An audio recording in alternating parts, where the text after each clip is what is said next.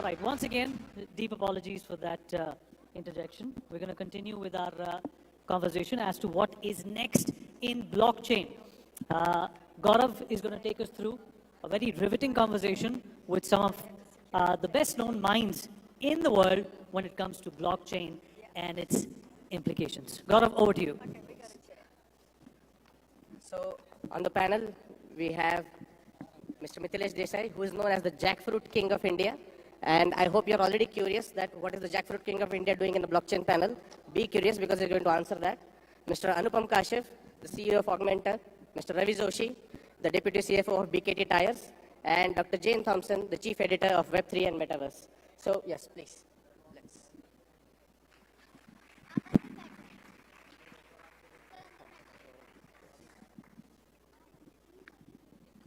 So, the beauty of, as I said, blockchain being a philosophy is that you get to see it live in action. It's not just theory now. It's not just white papers. It's not just investment pitches. You are going to hear something, a live story from Mithilesh Desai. Again, as I said, who's known as the Jackfruit King of India. The title itself, I think, is enough of an introduction. So, Mithilesh, can you please tell your story? Good morning, everyone. First of all, I am very thankful to make a farmer part of this NXT program. Thankful to the Kartikeya Sharma sir. Basically, I am from Lanja, Ratnagiri district of Maharashtra. We are well known as the Jackfruit King of India. We are basically farmers who are working in the rural places in a small village of Maharashtra. I'll tell a little bit about our story. That we are the first farmer who has collected, we work like a research station. There are about 128 varieties of jackfruit from all over the world. We have collected 86 from out of it. The jackfruit is the part of this panel. I'll tell you about it because jackfruit is the nutrition, jackfruit is the cattle feed, jackfruit is for the global hunger needs, jackfruit is for the carbon credits, and jackfruit is for the healthcare. As I told, I am basically a BTech agriculture engineer from Rahuri University. Today, for this panel, the blockchain is the main part, how it is helping to the farmers. So we have done, along with the Gaurav, only the Emertech innovations, we have done the first project of India of the carbon credits, that also on the jackfruit. Because jackfruit is such a crop, it is known as a zero maintenance tree. Its minimum life is about 80 years to maximum of 300 years. So this is such a fruit crop. It is well known as a superfood. It is well known as a global food. And it is a main prominently denoted crop in Global Food Hunger Index. So we are working in this crop since last 12 years in this. And for the blockchain and for the traceability, why it is important for the farmers, as Gaurav showed is in this first slide, that the farmers are actually getting very less amount of money. The traders are getting maximum amount of money through it. So for this, as a jackfruit, what we are doing to is, suppose there is the norms for exporting the plants, exporting the food products, and exporting all the goods as a farmer, which we are exporting all over the world. There is a term FSMA, the Food Security Modernization Act. If you have to supply it to the US, we'll have to supply when we'll get the traceability throughout of it. When the product or when the single thing which we have made, it has the traceability, we can export the plants, we can export the food products all over the world. That is the very importance of the blockchain in our supply chain. Also, what we are thinking that our dear Prime Minister has given us the note and told us that doubling the farmer's income. But what actually, how it will get double, that is the form for the farmers. If the traceability and blockchain comes along with it, then only the farmers' income will be doubled, and we are on the track. And through what is the next? Next is like this way, that food security, food hunger index, global traceability, that is the basic need which we'll need for the farmers in upcoming time. And for this, as a NXT panel, as a farmer, what is the next? That this is the Naya Bharat, this is the Naya Kisan, and this is the new India. Thank you so much. Thank you so much for that, Mithilesh. And he spoke about traceability right from the farmer level and also exports. And I think logically this would definitely flow to you, Raviji, where we are not, because traceability is not just limited to the farm and agriculture, it also flows directly into your factories. And with BKT Tires, it's a behemoth, it's a gigantic organization, as we all know, and along with it comes complex supply chains, complex regulations, and so many constantly changing dynamic landscape of the compliances that they have to follow.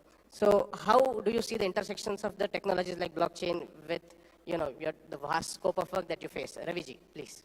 Yeah, thanks Gaurav and thanks everyone for the opportunity. So as Gaurav rightly mentioned that blockchain don't have boundaries.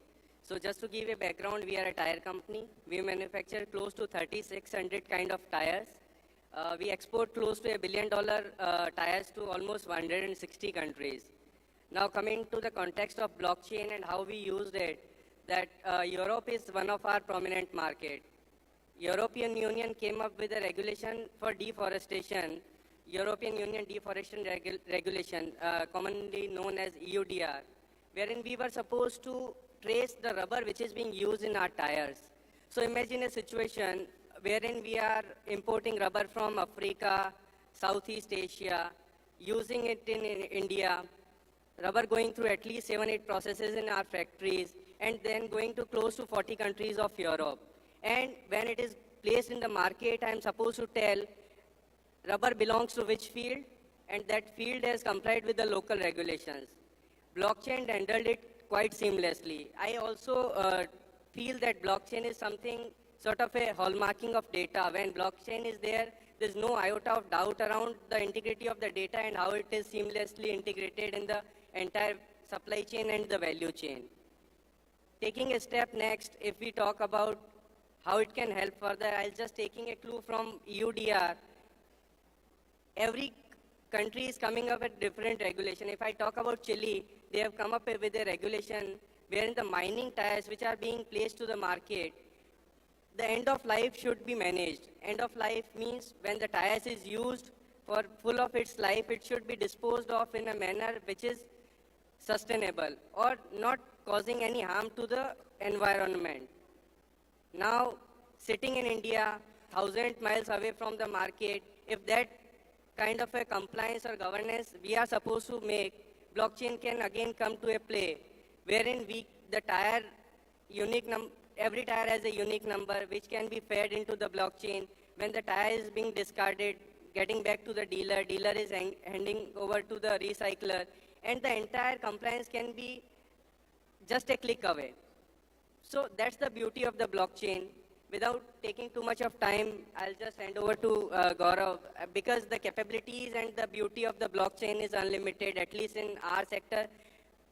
Complexity can make very simply managed through blockchain. Over to you, Gaurav. Thank you, Raviji. So, Anupamji, you've been an industry veteran. Can you give us a bird's eye view? You've been on the board of Cadbury, Cipla, and director of Coca-Cola India in your previous stints. Can you give us a brief bird's eye view of the technology?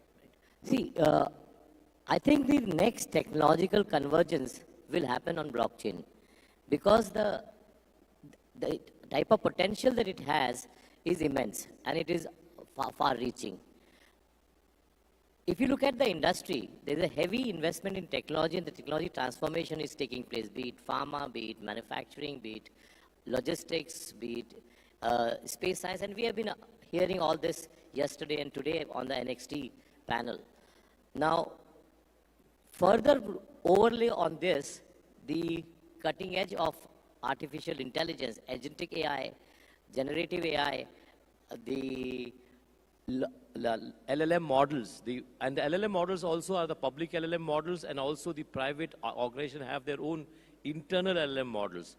Now, all of this, when you overlay, what it is leading to is the situation where organizations want, the businesses want, the federations, the governments want to know about things yesterday, or if not right away, on the fingertips. Now, if that is happening, which means that all of these agencies, organizations, governments are going to be exposing their data. I'm sorry for the shortage of time, so I'll have to, if you please conclude. Sure. Yeah, thank you. So there will be a lot of convergence in data, which basically means that there will be a lot of exposure of data that will take place. Once that happens, it will make the businesses, everything more vulnerable. And that is where a very important role the blockchain can play. And that's where I think where we should be headed. Yes. And finally, Jane, So the reason that India's first blockchain hackathon sponsored by the government happened in 2017 in Chhattisgarh, the main catalyst was Dr. Jane Thompson, closely associated with the country, all the way from Australia. Jane, please cover everything that we have missed, and it's up to you to hit it out of the park. India's been a huge inspiration for me about blockchain, and one of the things was in 2017, a young man from Chhattisgarh, which honestly I didn't even know where that was, got in touch with me on LinkedIn and he said, "Can you help me with blockchain? We've bought these mobile phones and we want to give them to the tribal families so that we can get their government benefits to them, and I want to learn how to do it." And so we chatted over LinkedIn for a while, and I went, I have to go to Chhattisgarh. I have to see the people with this ambition to connect those tribal families to the modern economy. And that was where my journey with India started. But at that time, blockchain is so much more, even than the supply chain, helping the poor farmers.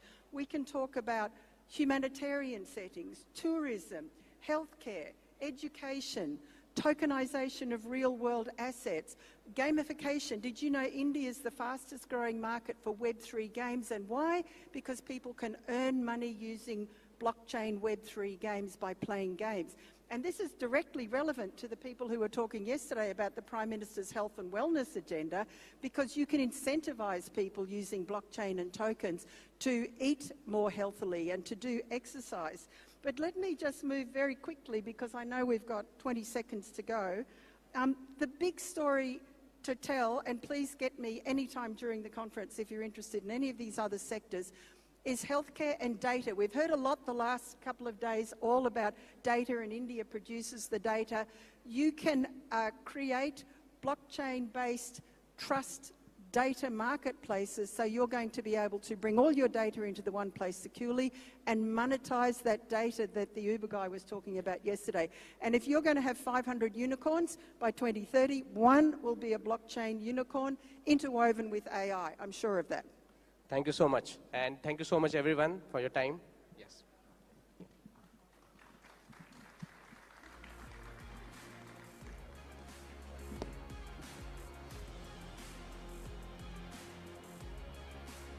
Thank you, Gaurav, once again for that wonderful session. All right, we are just a few moments away from that big appearance, and you know what that is. The Prime Minister is going to be here shortly, but before that, I would like to request everyone in the hall to remove any water bottles that you have on you and not to bring any water bottles inside. If they are seen, they will be taken out. Kindly, if you feel like drinking water, you can go outside and you can drink water. But no water bottles will be allowed inside.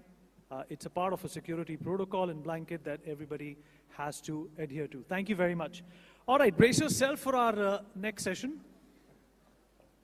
I will take the pleasure of introducing what's next in green energy. While green energy is something that all responsible nations have been working towards, it is the only solution that everyone feels will negate and mitigate the climate crisis at our hands. So without further ado, I take the pleasure of inviting Dr. Erik Solheim, former Norwegian minister, onto the stage to deliver a talk. So can I have you on stage, please? And a big round of applause, please.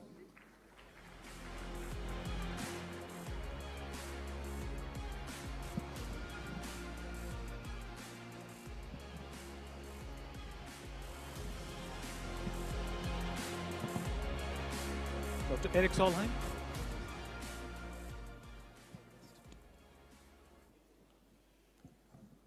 Namaskar, Delhi.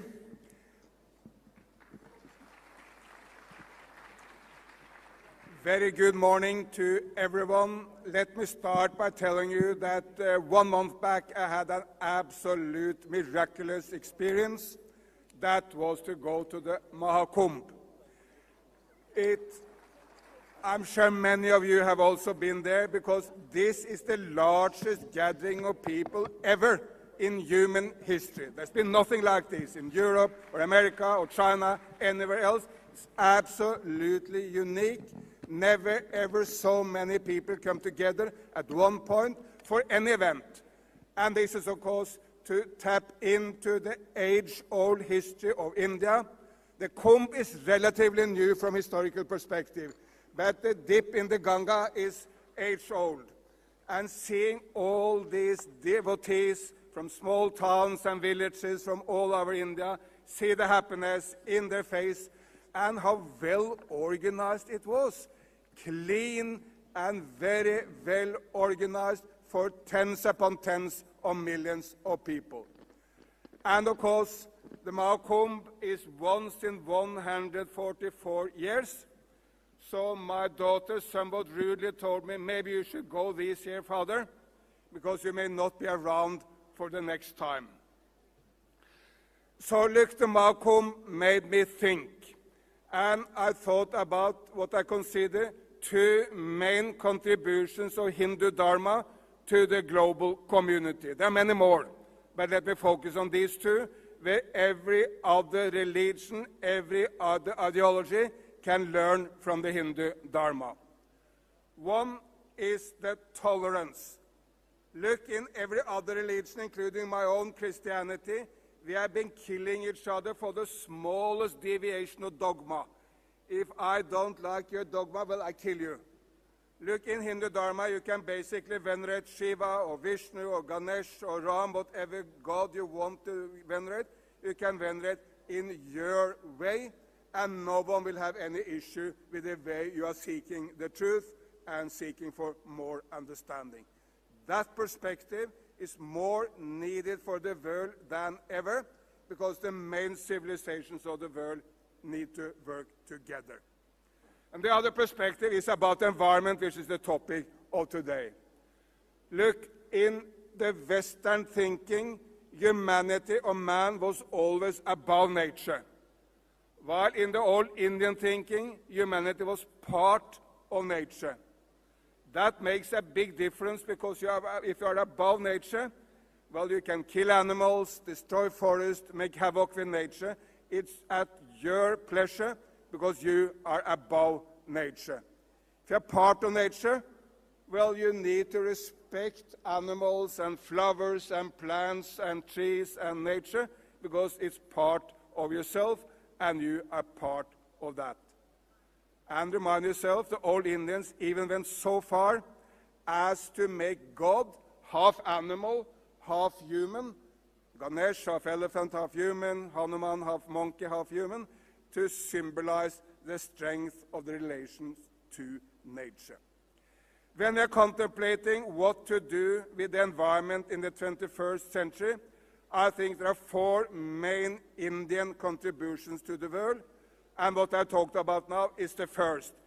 Please bring the philosophy of the Hindu Dharma to the world, of the philosophy of tolerance and the philosophy of humans being part of nature. The second gift to the world is leadership. And I'm a strong admirer of Prime Minister Modi, because he brings exactly that leadership the world needs. And the main reason that he understood the most fundamental issue, which is we need to combine economy and ecology. If these are separate, we will fail. If they are one, we will succeed. I listened to the Prime Minister on Monday this week in Bhopal, and I'm sure we will hear the same today. What did the Prime Minister say in Bhopal? He said, in the state of Madhya Pradesh, there are enormous opportunities. We're in Madhya Pradesh, that's why I spoke about Madhya Pradesh. There are enormous opportunities. We can bring everyone out of poverty. We can create a large Indian middle class. We can make India shine on the world scene. But we will do it by going green, by providing solar energy, providing pumped storage, by moving into electric vehicles, and all these green opportunities, which are good for Mother Earth, but good also for jobs and prosperity all the same. That is the perspective which will bring the world forward, this combination of ecology and economy, and seeing environment as a state-building tool, a way of providing prosperity to the Indian people, and Prime Minister Modi is front and center of that. Thirdly, India can bring the renewable energy revolution to the world. The state of Gujarat is the front leader state now in India. They have an ambition of 100 gigawatt of renewable energy by 2030. Well, that's a huge ambition. It will make the state of Gujarat the 6th largest contributor of renewable energy if it was a nation. Not a state, but a nation. It would be the 6th largest in the world, just Gujarat. And I've been to the Kavda Desert and seen the Adani Group's enormous efforts there to be the largest combined solar and wind facility in the world. And it's well on its way. There were hundreds of trucks working, so this is not a fantasy of the future. This is a reality on the ground already in the salty desert of Gujarat. But we cannot just do large-scale projects. We also do the smaller ones. Last week, I visited the UP, quite close to Varanasi, and there's a company there called Metafim, where they provide solar solutions for the small and medium-sized businesses, and they make money. The grind mill owner told me, look, previously I paid 40,000 rupees a month for diesel. Now I pay 15,000 rupees a month for my solar panels. And by the way, after 4 years, I will be the owner of the solar panels, and I will pay nothing. So you don't need to be an environmentalist to want to make that transformation. You just do it because it's good for the economy and good for your business, and then, of course, we will move fast. What Prime Minister Modi has understood is that we are at a turning point in human history. In the past, if we wanted to develop a nation, it could only happen by coal and by fossil fuels. That's why the Brits did it, the Europeans, the Americans, everyone. But now, switching from coal to solar is saving money. It's not a cost, it's a saving in the national budget, and it's a saving in the budget of your business, and that's why it will happen very, very fast. We also need batteries. Many Indian states, Gujarat, Andhra Pradesh, Maharashtra, many Indian states have huge plans for pumped storage using the water power as a battery for the solar and wind. And lastly, India can show the way protecting nature better. Look, the number of tigers is not doubled in India. That's no small accomplishment, because tiger is a difficult animal to conserve in a heavily populated nation.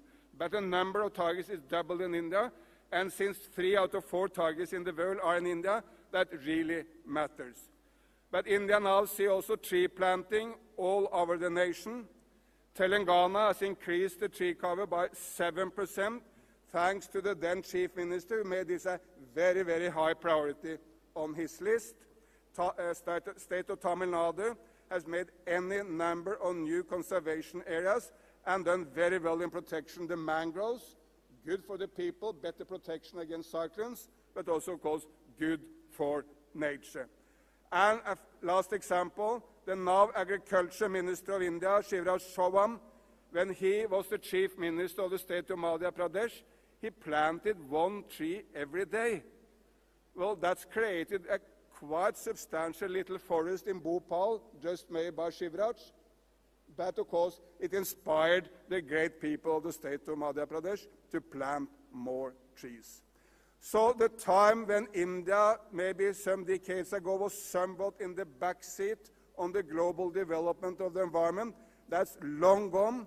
India has now moved to the front seat, and these are my 4 suggestions for India.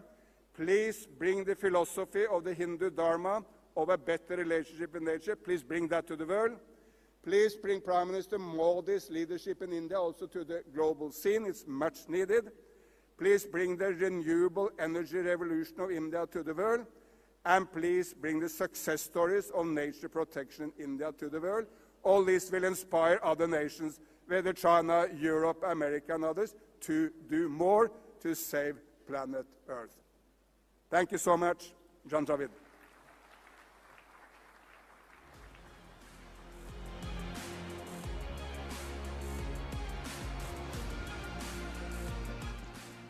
Dr. Solheim, that was illuminating as well as very engaging. Thank you for that knowledgeable session.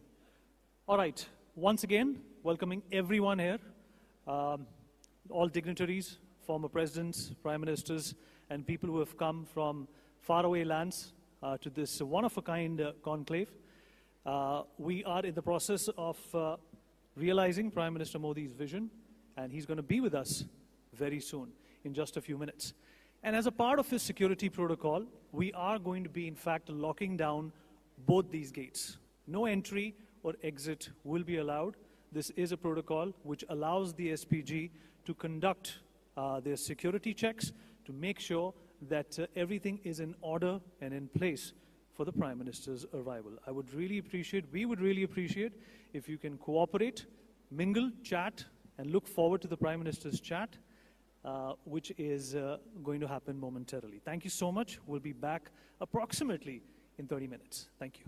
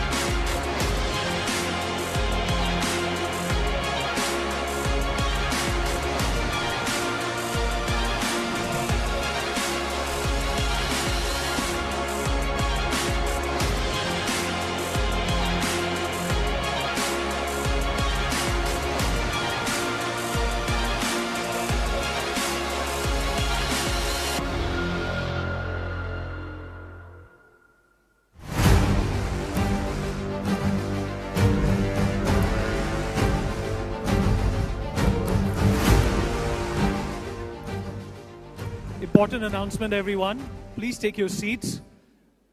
Please take your seats. The SPG is going to be doing a combing of this entire hall, and everybody needs to have a seat. If you are in this hall, you need to be seated. And if you can't find a seat, you're welcome to go to level 1, room number 6. Kindly take a seat. This is part of the security apparatus and protocol. We're requesting everyone to sit down. You need to have a seat. Everybody, please sit down. It's a humble request. Thank you so much.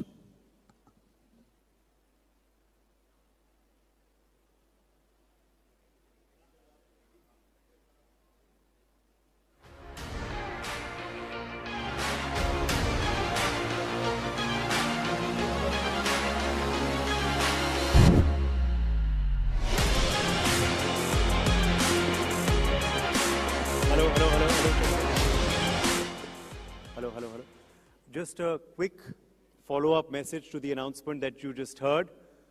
Those who are standing at the back, the students as well and the other guests, if you have not found a seat, you will have to just leave the hall for the next hour. You can go to the second floor. All the students who are standing, a request to you all, you can go to the second floor downstairs. The other guests also who are standing, you can go to the second floor, please, because you will not be allowed to stand once the next session begins. Also, a quick announcement: if these guests are still in the hall, then slowly you can begin to make your way to the right door over there, which is where, of course, the photo ops will be happening shortly with our Honorable Chief Guest, Honorable Tony Abbott, Honorable Ranil Wickramasinghe,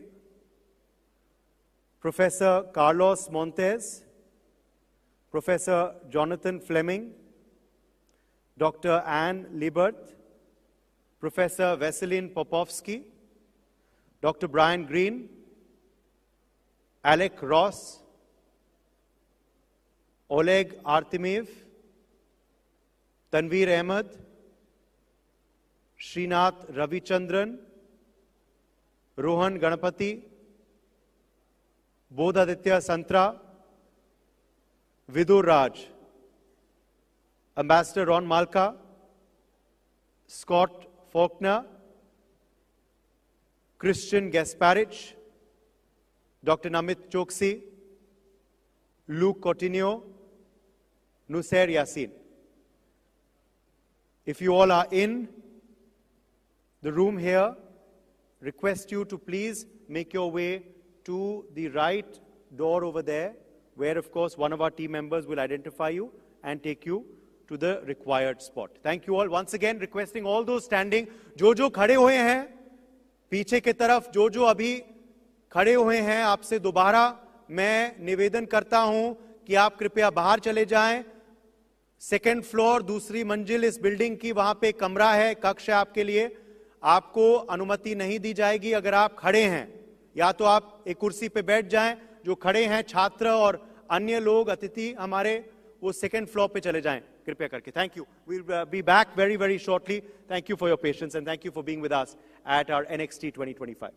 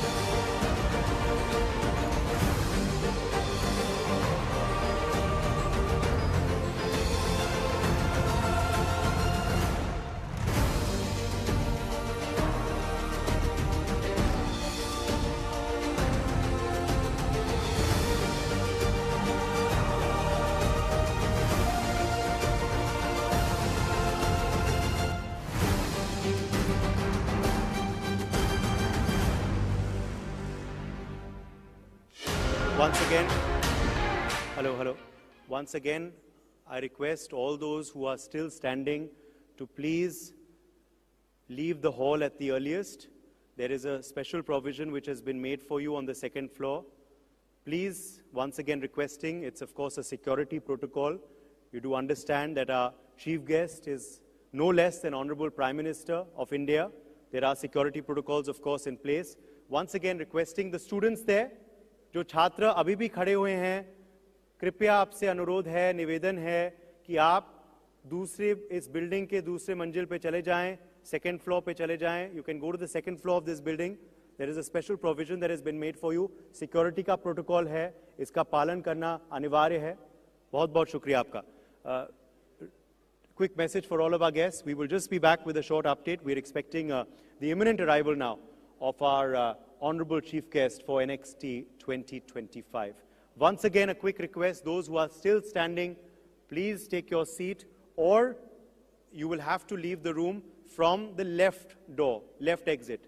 Thank you very much. Unfortunately, if you don't follow security protocol, they will enforce it. So it's better, of course, if you please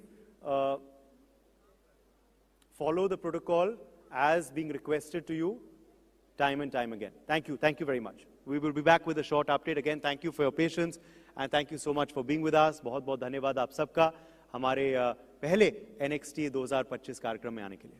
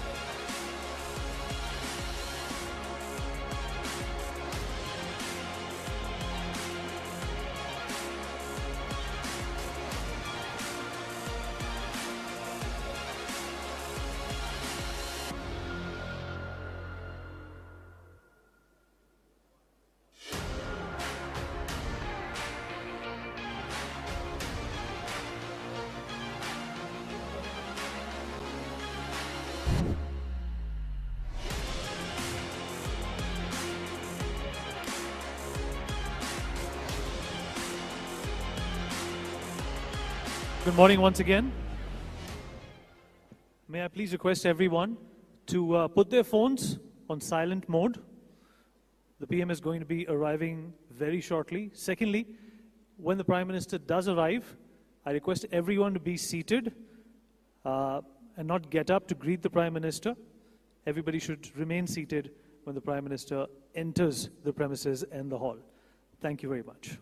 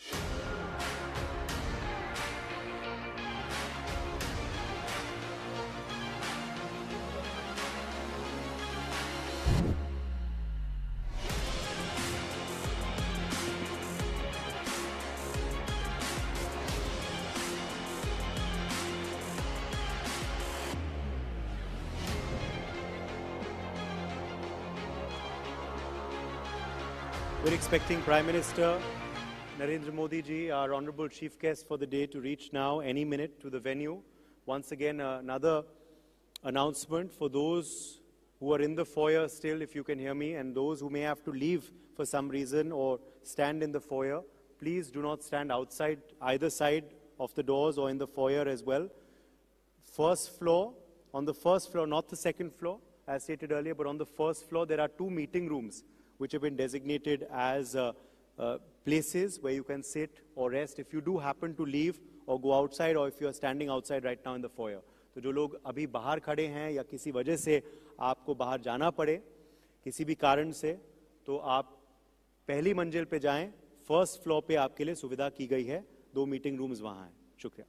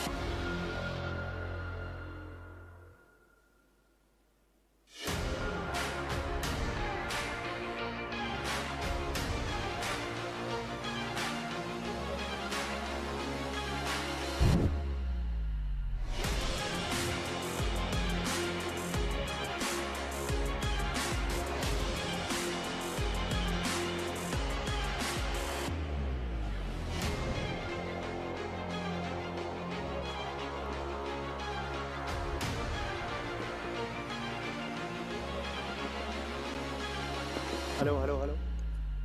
Ladies and gentlemen, good morning, and again a very warm welcome to NXT 2025, a unique, first of its kind event happening here in New Delhi, India. A global congregation of leaders from various sectors and fields, including, of course, futuristic ones like tech, AI, innovation, mobility. They've all gathered here in Bharat Mandapam to deliberate and look at potential opportunities for collaboration as we look to the future and we look towards India emerging as a player in the new world order. I want to quickly announce now and officially inform all of you that Prime Minister Narendra Modi ji has arrived at the venue. Our chief guest is now in our midst. Warm round of applause for him. हमारे मुख्य अतिथि भारत के प्रधानमंत्री नरेंद्र मोदी जी हमारे बीच पहुंच चुके हैं. कुछ ही क्षणों में वो इस मंच पे आएंगे. He will be with us very, very shortly. I also want to quickly tell you all and inform you all that some of you do have access to headsets on your tables. These headsets will allow translation to happen. So if there is a speech in Hindi, it will be automatically translated for you in English. अगर अंग्रेजी में भाषण है तो आपको सीधा इसका हिंदी प्रसारण सुनने का मौका मिलेगा वो headsets के जरिए. So you can make use of them, of course, once the day's proceedings begin very, very shortly. So as I said earlier, we're honored to have with us, privileged to have with us, our chief guest for today, Prime Minister Narendra Modi ji with us. He will be with us very, very shortly. I thank you once again for your patience and see you very, very soon with this official main event of Bharat Mandapam. I also would like to inform you all that we have a special presentation which you can see playing on your screens. We're going to play it on loop. This is, of course, giving you a bit of a background of who the main speakers are. As you all, some of you know, the event has already started yesterday. Today is our second big day, of course. The big inaugural is going to happen very, very shortly. But you're getting a sense of who the speakers are from global presence, of course. They are in our midst. We'll quickly play this out for you. And we once again thank you for your patience as we await the Prime Minister to join us in this august room.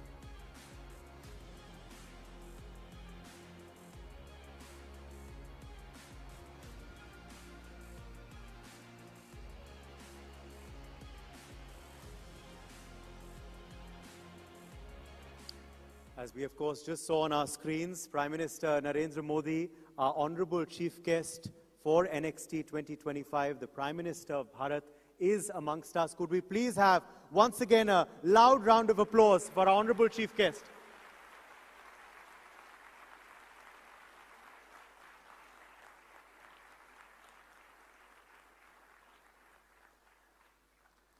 We're truly honored, humbled and privileged to have the Prime Minister in our midst with us. As you just saw on the big screens, he met with some of the global leaders, some of our dignitaries who've gathered here for this August occasion, and we will be joined very, very shortly by our chief guest in the room.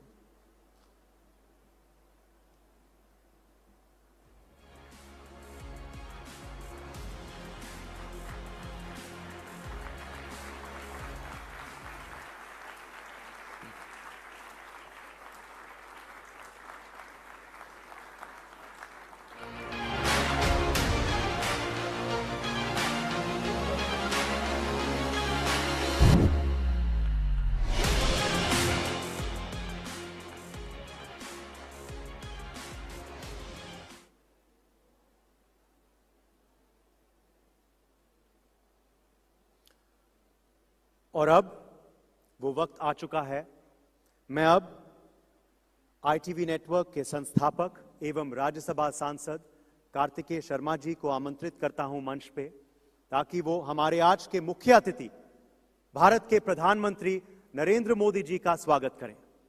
तालियों से कार्तिकेय जी का अभिनंदन किया जाए।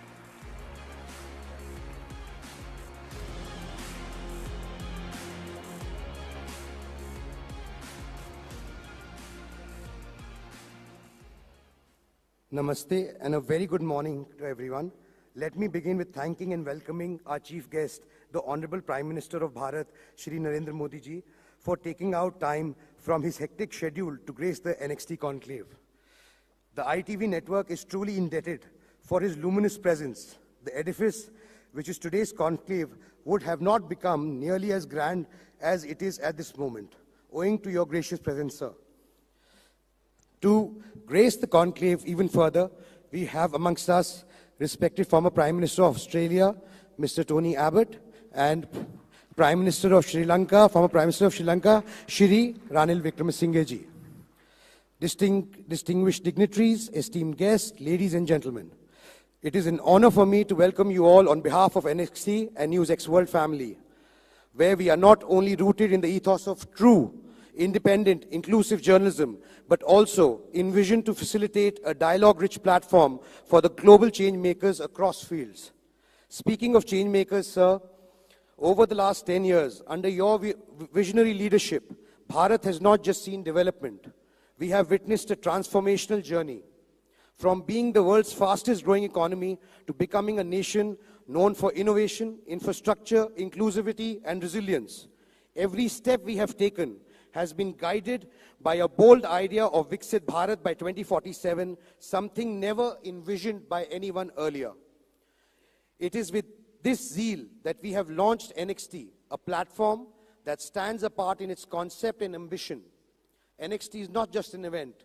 It is a bold step towards creating a global, collaborative ecosystem where thought leaders, thinkers, innovators, entrepreneurs, and policymakers from all across the world come together to shape the future. Inspired by the spirit of the World Fair, Next provides a stage to showcasing cutting-edge technologies, breakthrough innovations, and bold ideas that will define the next era of human progress. It is not merely a conclave or a conference. It is designed to catalyze action through collaborative initiatives and other projects. NXT ensures that the conversations held here lead to tangible impact on critical global challenges, from climate change and water security to AI governance, health innovations, space exploration, and quantum breakthroughs, which are necessary to be addressed for the global welfare. NXT also aims to foster a sense of shared purpose, truly embracing our Vedic philosophy of one world, one family, where the nations, organizations, and individuals work not in competition, but in collaboration for the common good of humanity. With a focus on inclusivity and innovation, NXT's vision aligns perfectly with your mission of Vishwamitra Bharat, where Bharat plays a leading role in solving global challenges and shaping the future of the world. Pradhan Mantri ji, a famous line from a movie, Star Wars, is etched in my mind. It said, to boldly go where no man has gone before. Under your leadership, when our Chandrayaan landed on the lunar South Pole, we proudly announced that Bharat is ready, and boldly so, to go where no one has gone before. Pradhan Mantri ji, you would be happy to know that over the course of our sessions, we have hosted renowned physicists, futurists, astronauts, and give our rising space prowess under your guidance. We are eagerly looking forward to hosting our own Gagannauts post these successful missions. Pradhan Mantri ji, on May 18, 2014, a Guardian article aptly described the beginning of the tenure of your arrival, the day when Britain finally left India. However, historically majorly, so our part of the world has always been viewed from a biased lens to our realities, interests, and challenges in a highly diverse country like ours. It is about time we take control of our narrative and tell our stories to the world.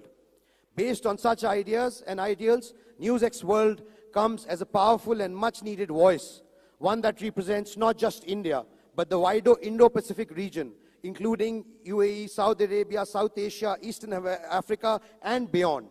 At a time when the global narrative is often shaped by a handful of platforms, NewsX World offers a fresh, balanced, and impartial alternative, ensuring that voices, aspirations, and priorities of this emerging region are heard loud and clear. With real-time coverage in 25 languages and a global network of experienced journalists, NewsX World delivers authentic stories, insightful perspectives, helping shape a more inclusive and accurate global conversation, one where India and the Indo-Pacific region take the rightful place. Pradhan Mantri ji, your presence today inspires not just the team behind these initiatives, but every Indian who dreams of seeing our nation's story told to the world stage with pride, confidence, and authenticity. Thank you once again for sparing time from your hectic schedule and blessing us as we embark on this journey together and beyond. Thank you very much. I would like to invite the Honorable Prime Minister of Bharat to come on the stage and launch the channel, please.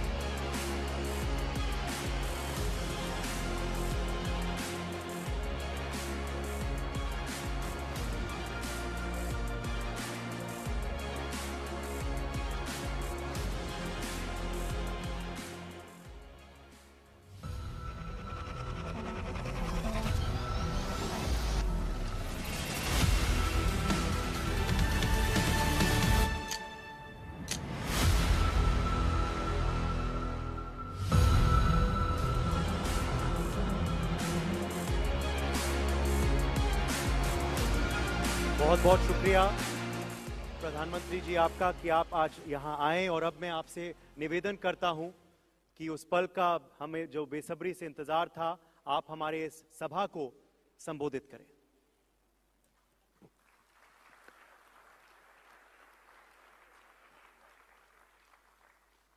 नमस्कार।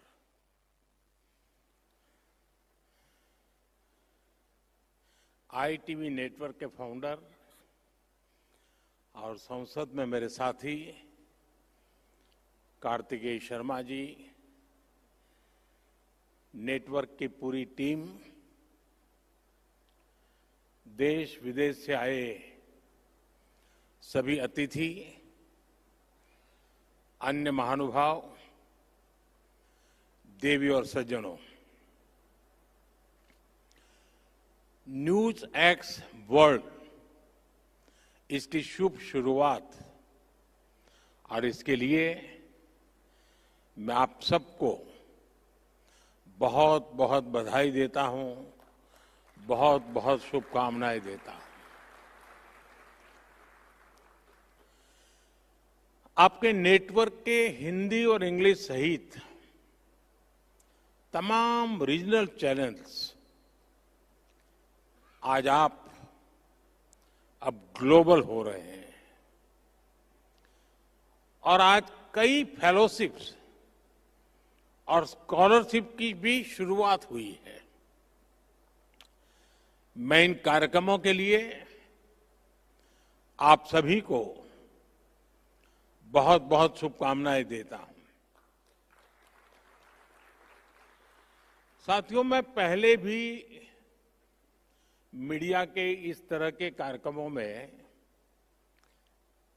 जाता रहा हूं, लेकिन आज मुझे लग रहा है कि आपने एक नया ट्रेंड सेट किया है।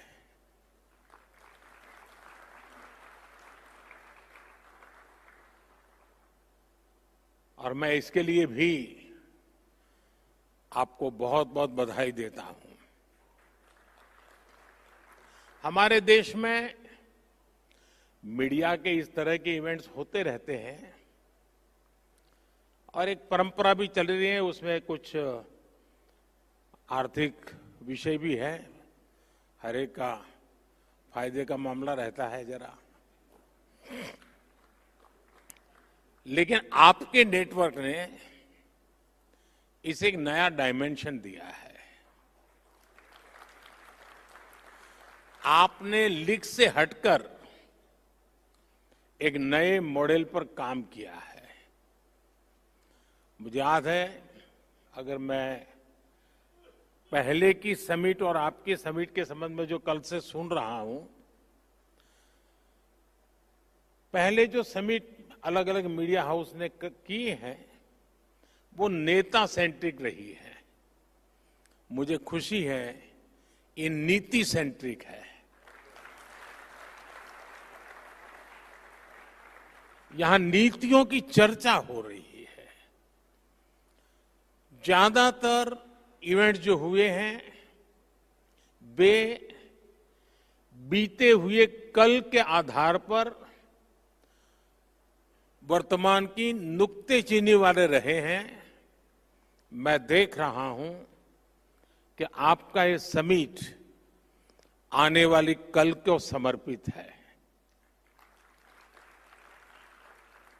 मैं देखता था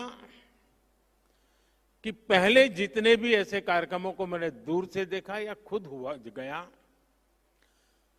वहां विवाद का महत्व ज्यादा था, यहां संवाद का महत्व ज्यादा है। और मुझे पक्का विश्वास है। और दूसरा, जितने भी मैं इवेंट्स में गया हूं, एक छोटे से कमरे में होते हैं और अपने अपने लोग होते हैं। यहां इतने विशाल समारोह को देखना, और वो भी एक मीडिया हाउस के समारोह को, और जीवन के सभी क्षेत्रों को स्पर्श किए हुए लोग यहां होना, ये अपने आप में बहुत बड़ी बात है।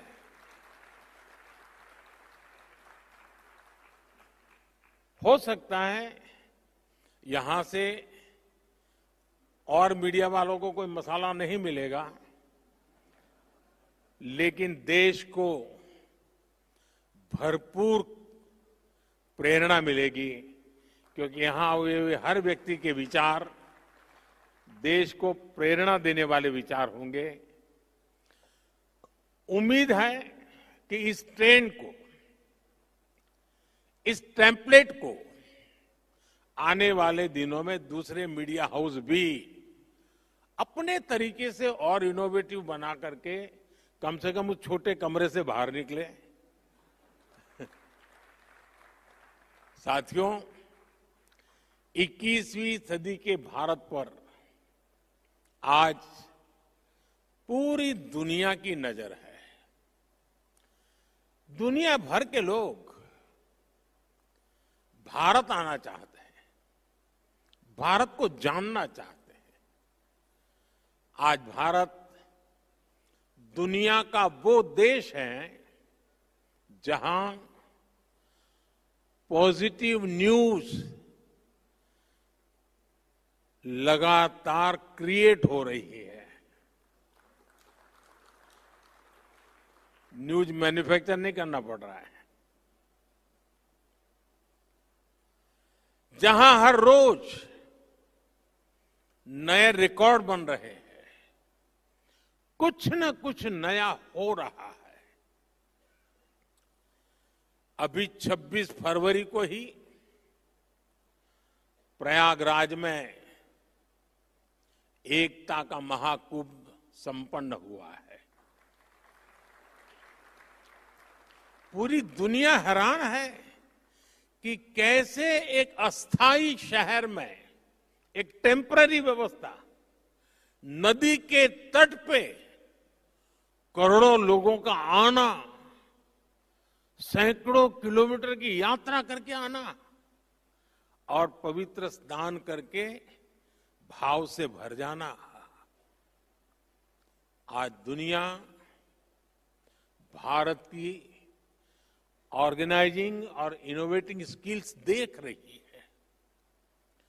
हम सेमीकंडक्टर से लेकर एयरक्राफ्ट कैरियर्स तक यहीं पर मैन्युफैक्चर कर रहे हैं। दुनिया भारत की इसी सफलता को विस्तार से जानना चाहती है। मैं समझता हूं कि न्यूज एक्स वर्ल्ड अपने आप में एक बहुत बड़ा अवसर है। साथियों, कुछ महीने पहले ही भारत ने दुनिया के सबसे बड़े चुनाव कराए हैं। 60 साल बाद ऐसा हुआ जब भारत में कोई सरकार लगातार तीसरी बार वापस लौटी। इस जन विश्वास का आधार पिछले 11 साल में भारत की अनेकों उपलब्धियां हैं। मुझे विश्वास है कि आपका नया चैनल भारत की रियल स्टोरीज दुनिया तक पहुंचाएगा। बिना कोई रंग दिए आपका ग्लोबल चैनल भारत की वैसी ही तस्वीर दिखाएगा जैसा वो है। हमें मेकअप की जरूरत नहीं है। साथियों, कई साल पहले मैंने vocal for local and local for global का विजन देश के सामने रखा था। आज हम इस विजन को सच्चाई में बदलते हुए देख रहे हैं। आज हमारे यहां आयुष प्रोडक्ट्स और योग लोकल से ग्लोबल हो गए हैं। दुनिया में कहीं पर भी जाइए, कोई न कोई तो योग को जानने वाला मिलेगा ही। मेरे मित्र टोनी यहां बैठे हैं, वो तो रोज के योगा प्रैक्टिशनर है। आज भारत के सुपरफूड हमारा मखाना लोकल से ग्लोबल हो रहा है। भारत के मिलेट्स, श्री अन्न भी लोकल से ग्लोबल हो रहे हैं। और मुझे पता चला है, कल मेरे दोस्त टोनी एवर्ट दिल्ली हाट में भारतीय मिलेट्स का फर्स्ट हैंड एक्सपीरियंस लिया है उन्होंने, और उनको मिलेट्स की डिशेज बहुत पसंद आई और ये सुनकर मुझे ज्यादा अच्छा लगा। साथियों, मिलेट्स ही नहीं, भारत की हल्दी भी लोकल से ग्लोबल हो गई है। भारत दुनिया की 60% से ज्यादा हल्दी की सप्लाई कर रहा है। भारत की कॉफी भी लोकल से ग्लोबल हो गई है। भारत दुनिया का 7वां सबसे बड़ा कॉफी एक्सपोर्टर बन गया है। आज भारत के मोबाइल, इलेक्ट्रॉनिक प्रोडक्ट्स, भारत में बनी दवाइयां अपनी ग्लोबल पहचान बना रही हैं। और इन सबके साथ ही एक और बात हुई है। भारत कई सारे ग्लोबल इनिशिएटिव्स को लीड कर रहा है। हाल ही में मुझे फ्रांस में एआई एक्शन समिट में जाने का मौका मिला। दुनिया को एआई फ्यूचर की तरफ ले जाने वाली इस समिट का भारत को होस्ट था। अब इसको होस्ट करने का जिम्मा भारत के पास है। भारत ने अपनी प्रेसिडेंसी में इतनी शानदार G20 समिट कराई। इस समिट के दौरान हमने India, middle east, Europe corridor के रूप में एक नया इकोनॉमिक रूट दुनिया को दिया। भारत ने ग्लोबल साउथ को भी एक बुलंद आवाज दी। हमने आइलैंड नेशंस को, उनके हितों को अपनी प्रायोरिटी से जोड़ा है। क्लाइमेट क्राइसिस से डील करने के लिए भारत ने मिशन लाइफ का विजन दुनिया को दिया है। इसी तरह international solar alliance, coalition for disaster resilient infrastructure, ऐसे अनेक इनिशिएटिव्स हैं जिनको भारत ग्लोबली लीड कर रहा है। और मुझे खुशी है कि आज जब भारत के अनेक ब्रांड ग्लोबल हो रहे हैं तो भारत का मीडिया भी ग्लोबल हो रहा है। इसी ग्लोबल अपॉर्चुनिटी को समझ रहा है। साथियों, दशकों तक दुनिया भारत को अपना बैक ऑफिस कहती थी, लेकिन आज Bharat new factory of the world बन रहा है। हम सिर्फ वर्कफोर्स नहीं, वर्ल्ड फोर्स बन रहे हैं। कभी हम जिन चीजों का इंपोर्ट करते थे, आज देश उनका इमर्जिंग एक्सपोर्ट हब बन रहा है। जो किसान कभी लोकल मार्केट तक ही सीमित था, आज उसकी फसल पूरी दुनिया के बाजारों तक पहुंच रही है। पुलवामा की स्नो पीस, महाराष्ट्र के पुरंदर फिग्स और कश्मीर के क्रिकेट बैट्स, इनकी डिमांड अब दुनिया में बढ़ रही है। हमारे डिफेंस प्रोडक्ट्स दुनिया को भारतीय इंजीनियरिंग और टेक्नोलॉजी की ताकत दिखा रहे हैं। इलेक्ट्रॉनिक्स से ऑटोमोबाइल सेक्टर तक दुनिया ने हमारी स्केल को, हमारे सामर्थ्य को देखा है। हम दुनिया को सिर्फ अपने प्रोडक्ट ही नहीं दे रहे, भारत ग्लोबल सप्लाई चेन में एक ट्रस्टेड और रिलायबल पार्टनर भी बन रहा है। साथियों, आज अगर हम बहुत सारे सेक्टर्स में लीडर बने हैं तो उसके पीछे बहुत सालों की सुविचारित मेहनत है। ये सिस्टमैटिक पॉलिसी डिसीजन से ही संभव हो पाया है। आप 10 साल की जर्नी देखिए, जहां कभी पुल अधूरे थे, सड़कें अटकी थी, आज वहां सपने नई रफ्तार से आगे बढ़ रहे हैं। अच्छी सड़कों से, शानदार एक्सप्रेसवे से ट्रेवल टाइम और कॉस्ट दोनों कम हुए हैं। इससे इंडस्ट्री को लॉजिस्टिक का टर्न अराउंड टाइम कम करने का अवसर मिला।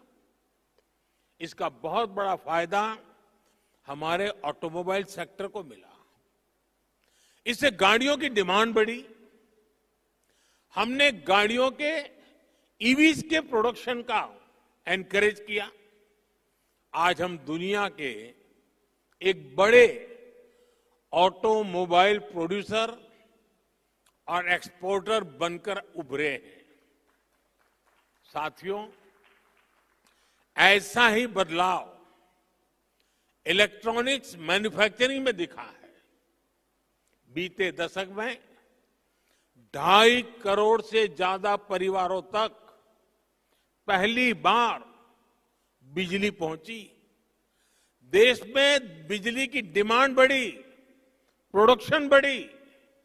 इससे इलेक्ट्रॉनिक इक्विपमेंट की डिमांड बढ़ी। हमने डेटा सस्ता किया तो मोबाइल फोन्स की डिमांड बढ़ी। ज्यादा से ज्यादा सर्विस मोबाइल फोन पर लेकर आए तो डिजिटल डिवाइसेज का कंजम्पशन और बढ़ा। इस डिमांड को अपॉर्चुनिटी में बदलकर हमने पीएलआई स्कीम्स जैसे प्रोग्राम शुरू किए। आज देखिए, भारत एक मेजर इलेक्ट्रॉनिक्स एक्सपोर्टर बन चुका है। साथियों, आज भारत बहुत बड़े टारगेट्स रख पा रहा है, उनको अचीव कर रहा है। तो इसके मूल में एक खास मंत्र है। ये मंत्र है मिनिमम गवर्नमेंट, मैक्सिमम गवर्नेंस। ये एफिशिएंट और इफेक्टिव गवर्नेंस का मंत्र है। यानी न सरकार का दखल, न सरकार का दबाव। मैं आपको एक दिलचस्प उदाहरण देता हूं। बीते एक दशक में हमने करीब 1,500 ऐसे कानूनों को खत्म किया है जो अपना महत्व खो चुके थे। 1,500 कानून खत्म करना बहुत बड़ी बात है। इनमें से बहुत सारे कानून अंग्रेजी शासन के दौरान बने थे। अब मैं कुछ आपको आश्चर्य होगा सुनकर के, एक कानून था ड्रामेटिक परफॉर्मेंस एक्ट। ये कानून अंग्रेजों ने 150 साल पहले बनाया था। तब अंग्रेज चाहते थे कि ड्रामा और थिएटर का उपयोग तब की सरकार के खिलाफ ना हो।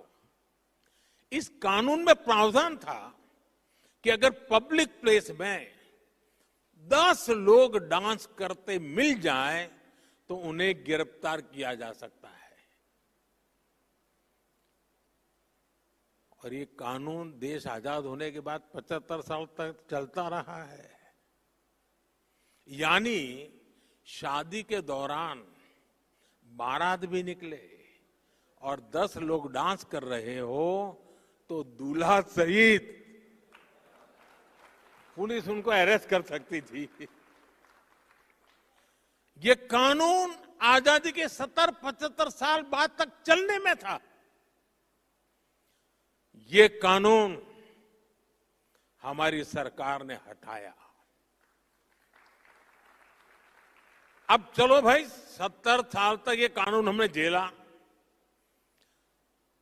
मुझे उस समय की सरकार, उन नेताओं से कुछ कहना नहीं है, यहां बैठे भी हैं। लेकिन मुझे ज्यादा तो ये लुटियन जमात पर आश्चर्य होता है, ये खान मार्केट गैंग पर आश्चर्य हो रहा है। ये लोग 75 साल तक ऐसे कानून पर चुप क्यों थे? ये जो आए दिन कोर्ट जाते रहते हैं, पीआईएल के ठेकेदार बने फिरते हैं, ये लोग क्यों चुप थे? तब उनको लिबर्टी ध्यान नहीं आती थी क्या? अगर आज कोई सोचे मोदी ऐसा कानून बनाता तो क्या होता?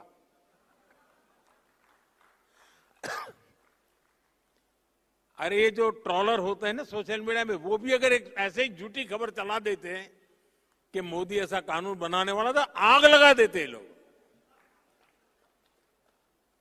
मोदी के बाल नोच लेते। साथियों, ये हमारी सरकार है जिसने गुलामी के कालखंड के इस कानून को खत्म किया। मैं एक और उदाहरण देता हूं, बैम्बू का। बैम्बू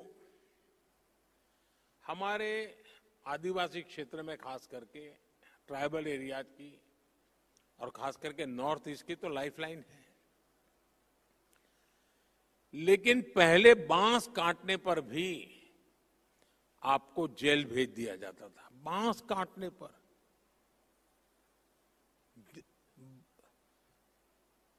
अब कानून क्यों बना?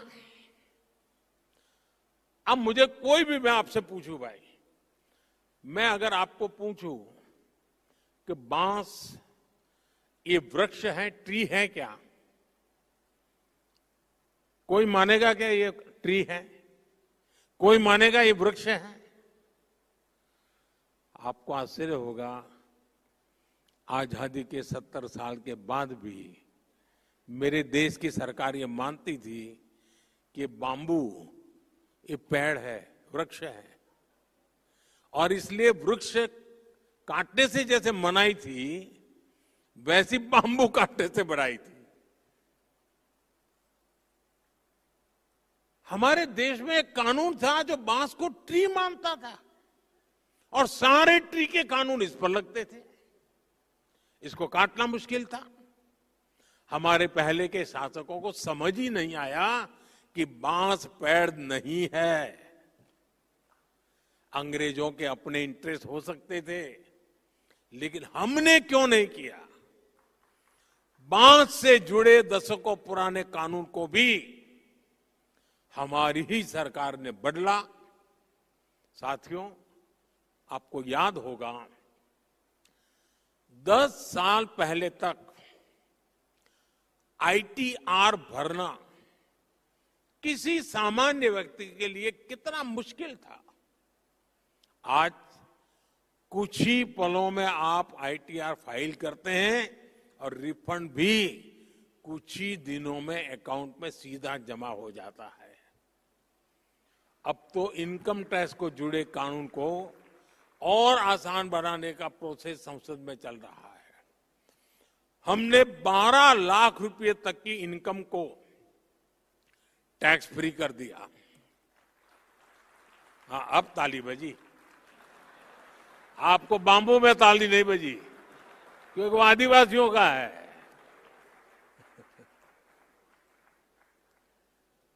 और इससे खास करके जो मीडिया कर्मी है, आप जैसे सैलरीड क्लास को बहुत ज्यादा फायदा होने वाला है।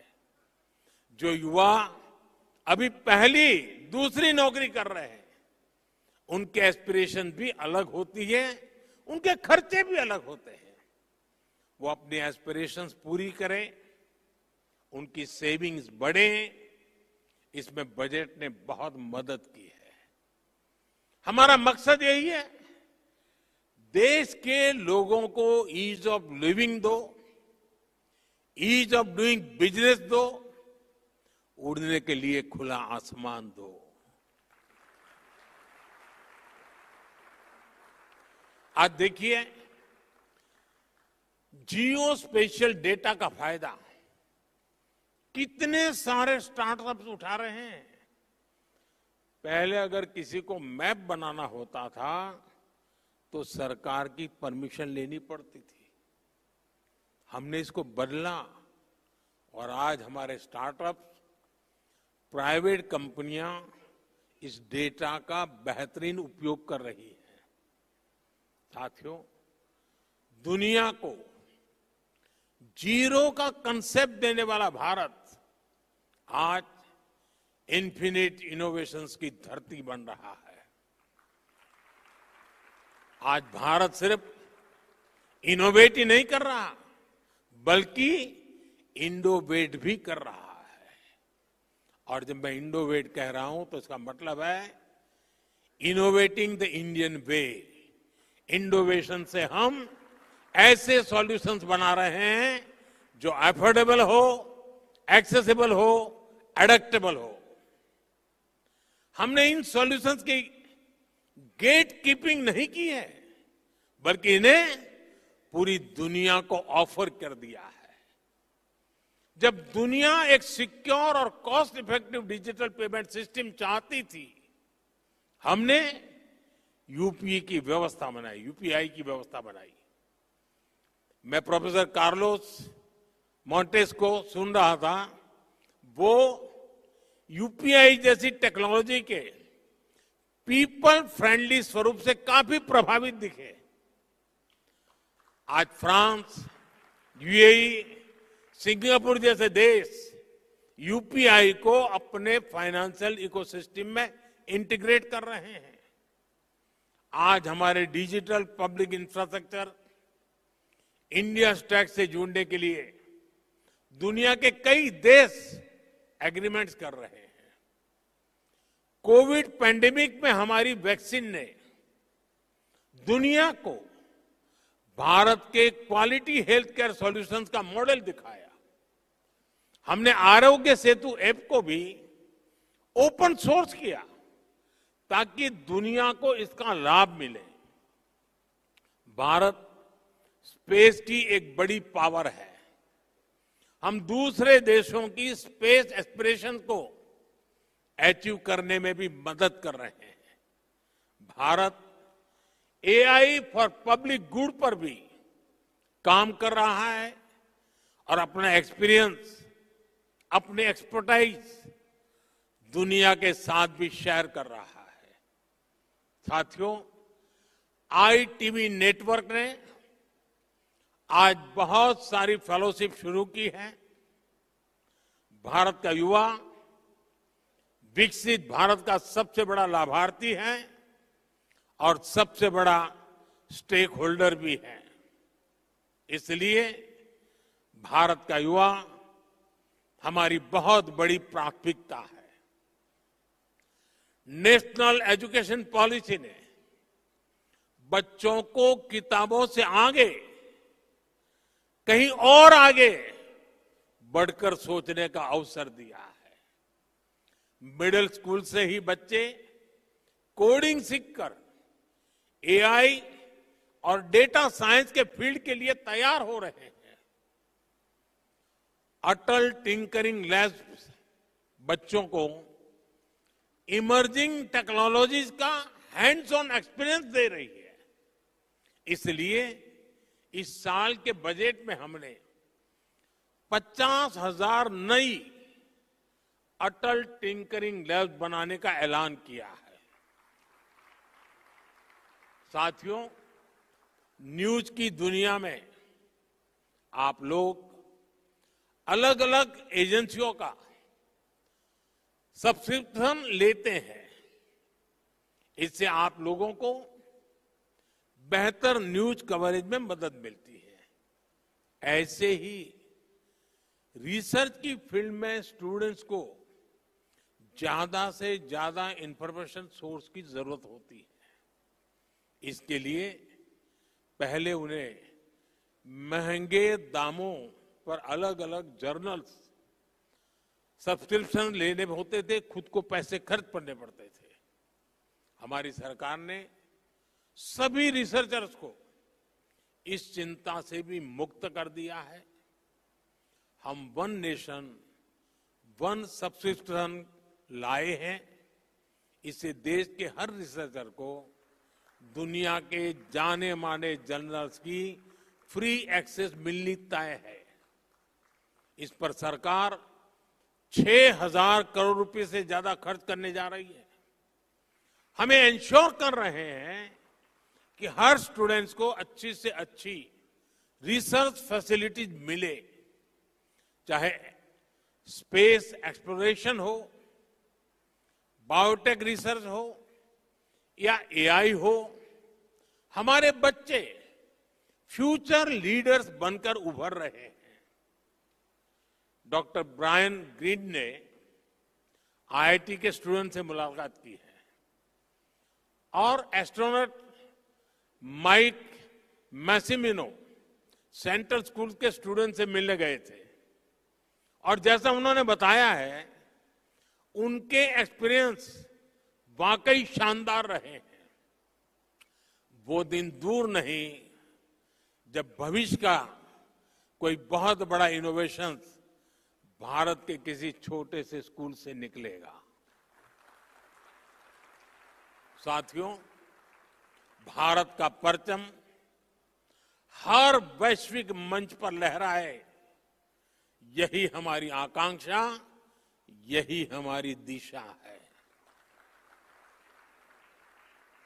साथियों, ये छोटा सोचने और छोटे कदम लेने का समय ही नहीं है। मुझे खुशी है कि एक मीडिया संस्थान के रूप में आपने भी इस भावना को समझा है। आप देखिए, 10 साल पहले तक आप सोचते थे कि कैसे देश के अलग अलग राज्यों तक पहुंचे, आपका मीडिया हाउस पहुंचे। आज आपने भी ग्लोबल होने का साहस जुटाया है। यही प्रेरणा, यही प्राण आज हर नागरिक का, हर एंटरप्रेन्योर का होना चाहिए। मेरा तो सपना है दुनिया के हर बाजार में,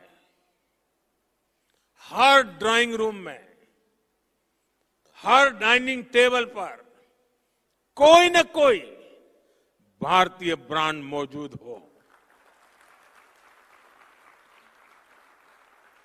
मेड इन इंडिया दुनिया का मंत्र बने।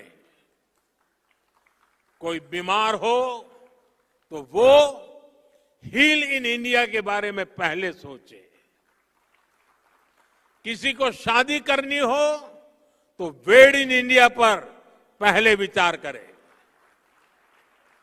किसी को घूमना फिरना हो तो लिस्ट में सबसे ऊपर भारत को रखे।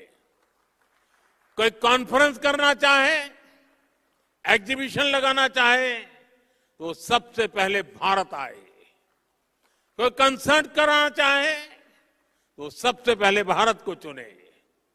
ये ताकत, ये पॉजिटिव एटीट्यूड हमें खुद में पैदा करना है। इसमें आपके नेटवर्क की, आपके चैनल की बड़ी भूमिका होगी। संभावनाएं अनंत है जब हमें अपने साहस और संकल्प से इन्हें हकीकत में बदलना है। साथियों, भारत अगले 25 वर्षों में विकसित भारत बनने का संकल्प लेकर आगे बढ़ रहा है। आप भी एक मीडिया हाउस के रूप में खुद को वर्ल्ड स्टेज पर लेकर आए, ऐसा संकल्प लेकर के आगे बढ़े। मैं मानता हूं कि आप इसमें जरूर सफल होंगे। आईटीवी नेटवर्क की पूरी टीम को मैं फिर एक बार ढेर सारी शुभकामनाएं देता हूं और देश और दुनिया से जो पार्टिसिपेंट्स आए हैं, मैं उनका भी अभिनंदन करता हूं। उनके विचारों ने जरूर एक सकारात्मक सोच को बल दिया है। मैं इसके लिए भी, क्योंकि भारत का गौरव बढ़ता है तो हर भारतीय को आनंद होता है, गर्व होता है और इसके लिए मैं उन सब का भी बहुत बहुत धन्यवाद करता हूं। नमस्कारम।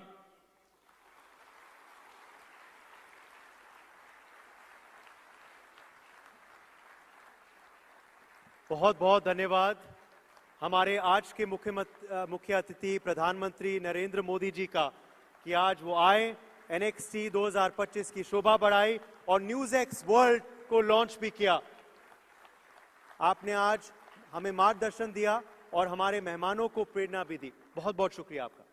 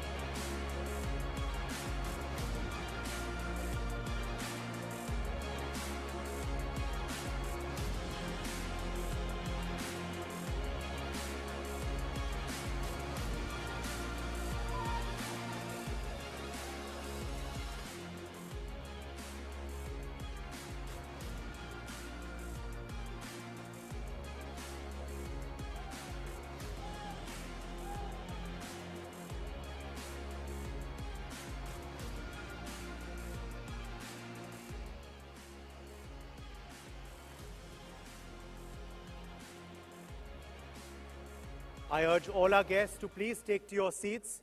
We are going to shortly move on to our next session, of course, as our NXT Conclave continues. We've, of course, got a lot of inspiration from the chief guest, Honorable Prime Minister Narendra Modi ji's address. And he has truly set the tone and tenor for not just India, but the world at large as well. And of course, our global leaders gathered. We will be swiftly moving on very, very shortly to our next sessions. I urge everyone to please settle down. There will be a few moments before the doors are opened. As our chief guest departs, security protocols, of course, are still in place, so I urge you to respect them. We will be shortly going ahead to our next session. Till then, let's quickly play out for you that AV on the next 2025 summit.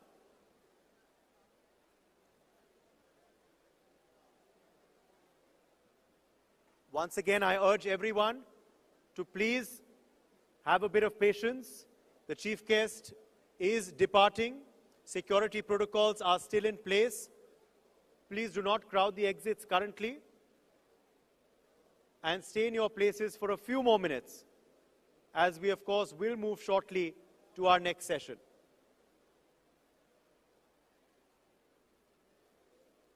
अभी भी सुरक्षा protocol जो है वो जारी है।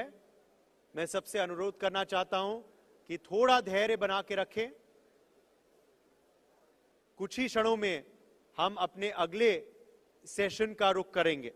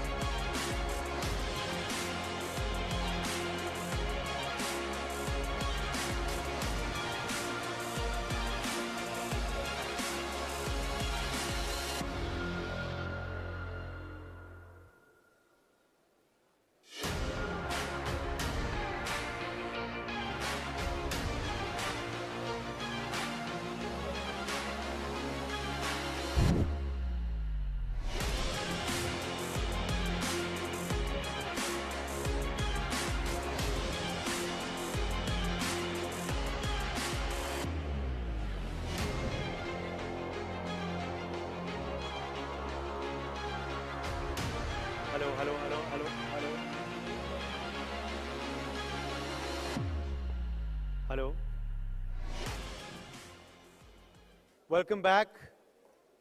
To those of you still with us, welcome back. To those of you just joining us, hello and welcome. We are now going to be continuing the NXT 2025 summit here happening in New Delhi. We've, of course, got a lot of inspiration from our chief guest, Prime Minister of India's session just now. But now I urge everyone in the audience to please settle down. Please settle down. We are going to be moving forward to our next session very, very shortly.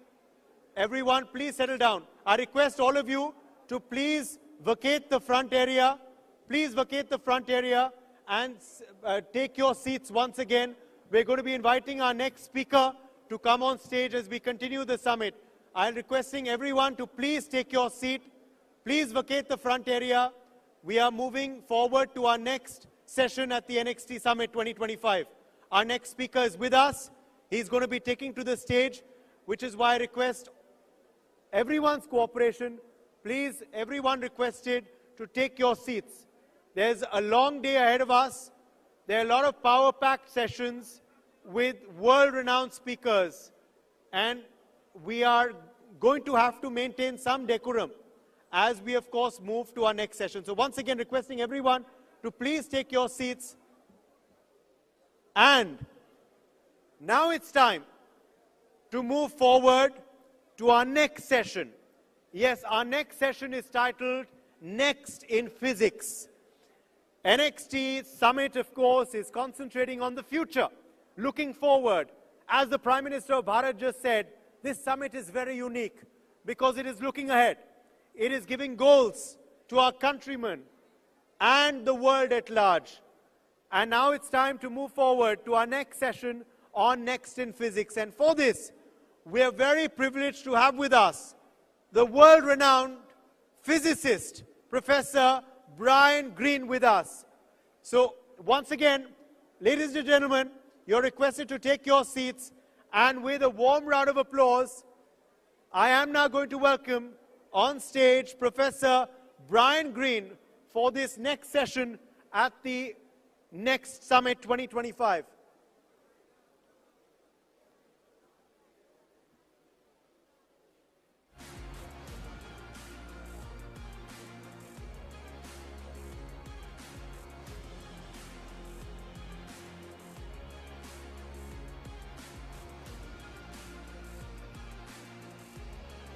All right, let's move on now.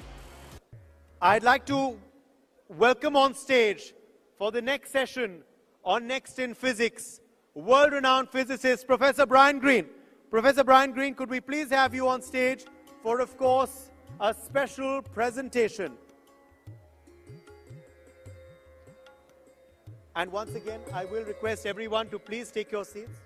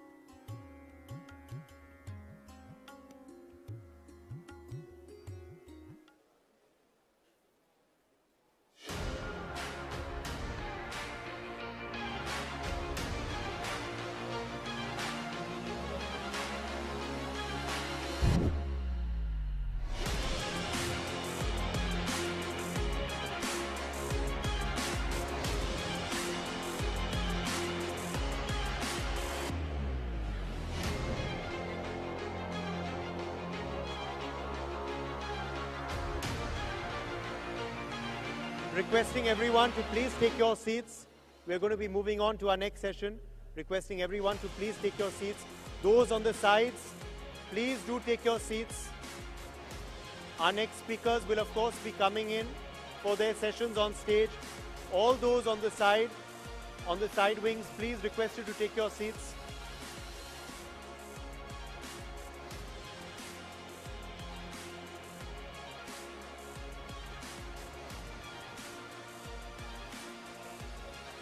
All those on the side wings, please requesting you to take your seat. We are moving forward very, very swiftly now to our next session.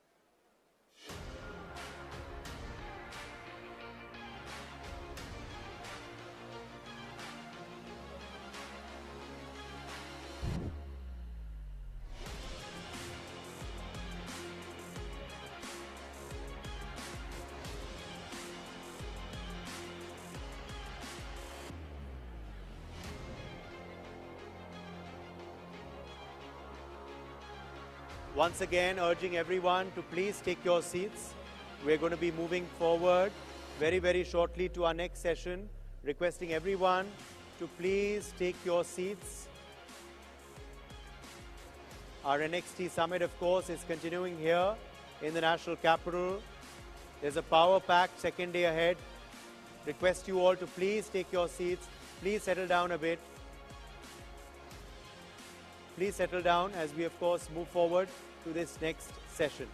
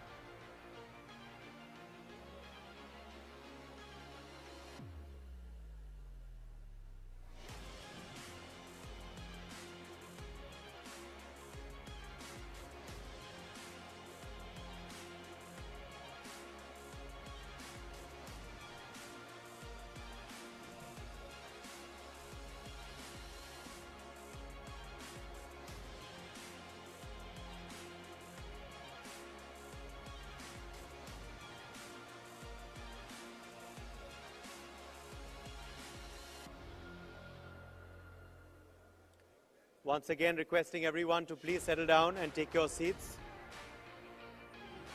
Ladies and gentlemen, we are going to be moving forward with our next session very, very shortly.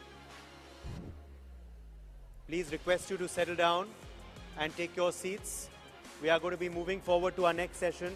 I request everyone to please go back to your seats now. We have to continue with our summit.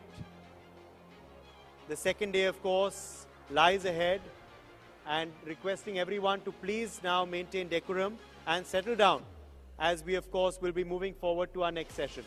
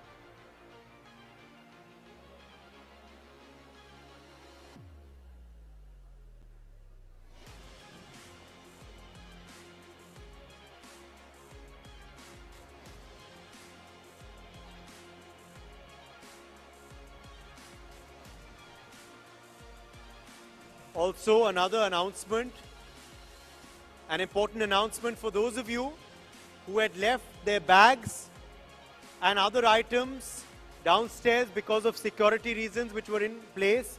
Remember, security protocol, of course, was in place this morning for the Prime Minister's visit. Those of you who've left your bags and other items downstairs, you can now collect them. So, for those of you, once again, who had left your bags downstairs, in the cloakroom or outside, you can now collect them. There were security protocols in place. Once again, जिन जिन ने अपना सामान छोड़ा था नीचे, अब आप अपना सामान ले सकते हैं. Please don't forget to collect your belongings. Quickly requesting everyone once again to please take your seats, maintain a bit of decorum. We're going to be moving on. Remember, we have a power-packed day ahead of us today as well at the NXT Summit in the national capital. Our global leaders congregation, of course, continuing here in New Delhi. We've got a lot of energy and inspiration from our chief guest address, but we're going to be continuing that with some more power-packed sessions as well through the day today. So for those to start, I'd request all of you to please take your seats once again. Please settle down. Thank you very much.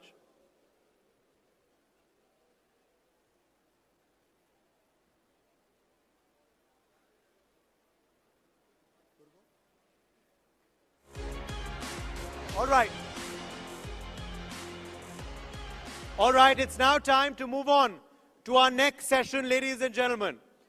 At NXT 2025, we are now moving forward to the Next in Physics. Yes, that is the next session, Next in Physics.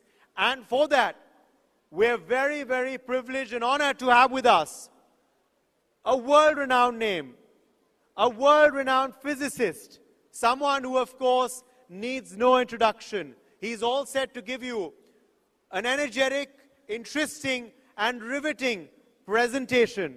For this next keynote, we're joined now by physicist Professor Brian Greene. Professor Greene, could we have you on stage? Let's have a loud round of applause for our next speaker.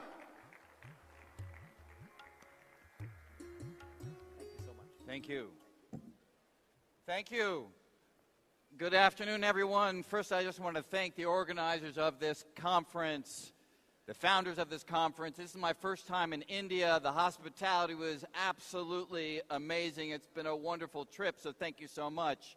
I'm going to be talking about the next things in physics, and the next things are already upon us. The next things have to do with the arena of quantum physics, quantum mechanics. And in order to push the frontiers of our understanding and the technological applications, it's vital that we all have at least a basic understanding of what the new ideas of quantum physics are all about. So toward that end, I'd like to give you a sense of what we have found in the last 100 years of quantum physics, and then a sense of where we might be going in the future. And to do that, let me contrast quantum physics with what we typically call classical physics. Classical physics, that's a physics that really came to us from Isaac Newton in the late 1700s, late 1600s, and so on, had been developed. It's the physics that we teach to students around the world today. And the beautiful thing about classical physics is that we all have classical physics in our bones, in our intuition, right? I mean, you take any ordinary object, and if I toss it like this, nobody is impressed. And the reason why you're not impressed, because all of us can do this. But this is an amazing achievement if you think about it, because the motion of this object and the motion of my hand to be in exactly the right position to catch this object, that's a very complicated process. But we all can do it. Animals can do it. My dog can do it. And the reason for that is we have brains that evolved over the course of thousands of generations in order that we could survive. And to survive, you need to understand how the physical universe works. And that's why we have this capacity to understand classical physics intuitively in our bones. But imagine that you consider a realm of reality that we have never directly experienced. Imagine diving into the structure of matter and going orders of magnitude smaller and smaller and smaller until you reach the scales of molecules and atoms. We are down to the scale of 10 to the minus 10 to 10 to the minus 15 meters, distant scales that none of us have ever directly experienced. So you might imagine that the physics that we understand in the everyday world simply does not apply in the microscopic world, and that's exactly what was discovered during the last 100 years. In the early years of the 20th century, a new physics emerged from the micro world, and that is quantum mechanics. And I just want to give you the key ideas of what quantum mechanics tells us. And to do that, let me contrast it a little bit more specifically with how the world behaves on everyday scales. So imagine you're watching two people play a little game of baseball, American cricket, if you will. And imagine that you have a pitcher who is able to throw the ball toward the batter and throw that ball in exactly the same way on every single toss. And imagine, too, that the batter has the capacity to swing that bat in exactly the same way on every try. Now, what we know is if you throw the ball the same way and the batter hits the ball the same way, then the ball will always land in the same location. Same conditions, same laws, yield same outcome. This is the critical part of science as we experience it. Regularity, a pattern, something that is repeatable. And indeed, we can encapsulate all that motion of a ball being thrown and a bat hitting that ball. We can encapsulate that in a basic mathematical equation that Isaac Newton first wrote down. That equation is simply F equals ma, an equation that we still teach to high school kids around the world. But the point is, It is repeatable. It is replicable. Same conditions, same outcomes. When we began to investigate the micro world, not the everyday world, we found that you could have the exact same conditions, the exact same situation, and yet you would get not the same result. If you had a microscopic version of that little baseball example, where we shrunk down the pitcher, shrunk from ordinary scales down to atomic scales, and we take the batter, and we shrink the batter down from ordinary scales to atomic scales, and they play exactly that same game of baseball, where the pitcher is throwing the ball toward the batter, and the batter is swinging in exactly the same way on every single iteration of the experiment, you do not find that the ball will land in the same location each time. Instead, you find that the ball will land in a whole variety of different locations.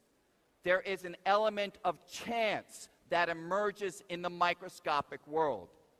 Now, at that point, you might say we need to give up. We can't understand the physical world if it isn't repeatable, replicable. If the same conditions don't yield the same outcome, maybe we should give up. And there were people who suggested that. But the amazing thing is, scientists kept at it, and they found that if you run an experiment over and over again, you get many different outcomes, but there is a pattern. There is a pattern to what you find. You find that the results can be described using the language of probability. In any given experiment down in the microscopic world, you can say, for instance, that the ball, 20% chance it will land here, 30% chance, 50% chance over here. So it is not completely random, it's just a different kind of pattern. In the everyday world, same conditions, same laws, same outcome. In the micro world, same conditions, same law, different outcomes, but the outcomes do have a pattern, a statistical pattern, a probabilistic pattern. And the wonderful thing is, we were able to write down equations to describe those probabilistic outcomes.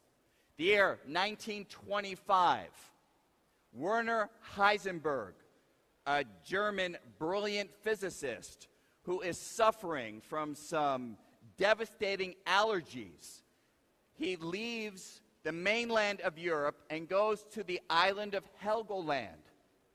And on the island of Helgoland, Werner Heisenberg, thinking about these very ideas, writes down a mathematical equation that he believes describes these probabilities. 1 year later, Erwin Schrödinger, who is suffering a devastating cough, he thinks he may have tuberculosis. He leaves Zurich and he goes to the town of Arosa in the Swiss Alps. And in the Swiss Alps, using the fresh, crisp mountain air as part of his inspiration, Erwin Schrödinger writes down an equation that he believes describes these probabilities. Amazingly, two separate individuals using two separate mathematical languages, they actually write down the same mathematical equation, an equation that we believe takes the place of Newton's equation. And using that equation, we can make predictions for the probabilistic outcomes of quantum experiments. And if the mathematics says that, say, a particle like an electron should be found 20% here, 30% here, and 50% here, if we run an experiment over and over and over again, indeed, 20% of the time we do find it here, 30% we do find it here, and 50% we do find it at this location. And that is why we believe these ideas. We believe that the universe has a fundamental element of chance, a fundamental evolution that is governed by probabilistic laws, a statistical description of how the universe actually works. Albert Einstein resisted this idea, famously saying that he did not believe in these probabilities. He did not believe, as he described it, that God plays dice. Niels Bohr, one of the other founders of quantum physics, got tired of hearing Einstein repeating that God does not play dice. Niels Bohr finally responded and said, Einstein, stop telling God what to do. What he meant by that is, physics is not in the business of making us feel good. Physics is not in the business of trying to align with our intuition. Physics is in the business of trying to understand the natural world. And if the experiments are showing you that the micro world does not behave like the macro world, then you have to take those experiments seriously. And if the human brain is able, through analysis, to work out the patterns in the micro world and encapsulate them with mathematical equations, as Heisenberg and Schrödinger did, you have to take these ideas seriously. Now, the wonderful thing is, it's not simply a matter of being able to confirm our understanding. People have been able to take these quantum ideas and apply them, yield technological breakthroughs that have transformed our world. For instance, the fact that you all have a cell phone, the fact that you all have a personal computer, the fact that you all have all manner of technology that makes use of the integrated circuit, none of that would exist were it not for quantum physics, because those tiny circuits involve manipulating the motion of little particles like electrons and making them go through tiny specific circuits to carry out specific processes. If we try to use the ideas of Isaac Newton and apply them to electrons, we would fail in being able to develop these kind of microscopic circuits. It is only by using the quantum mechanical laws that we are able to harness the motion of these electrons and in that way to create these microscopic circuits that have transformed the world.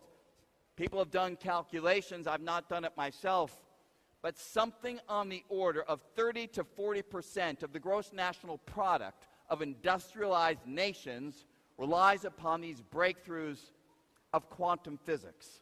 And so these ideas are not only transformative in our thinking, they are not only specific in their predictions for what happens in the micro world, they can be harnessed to do things that have transformed the world as we know it.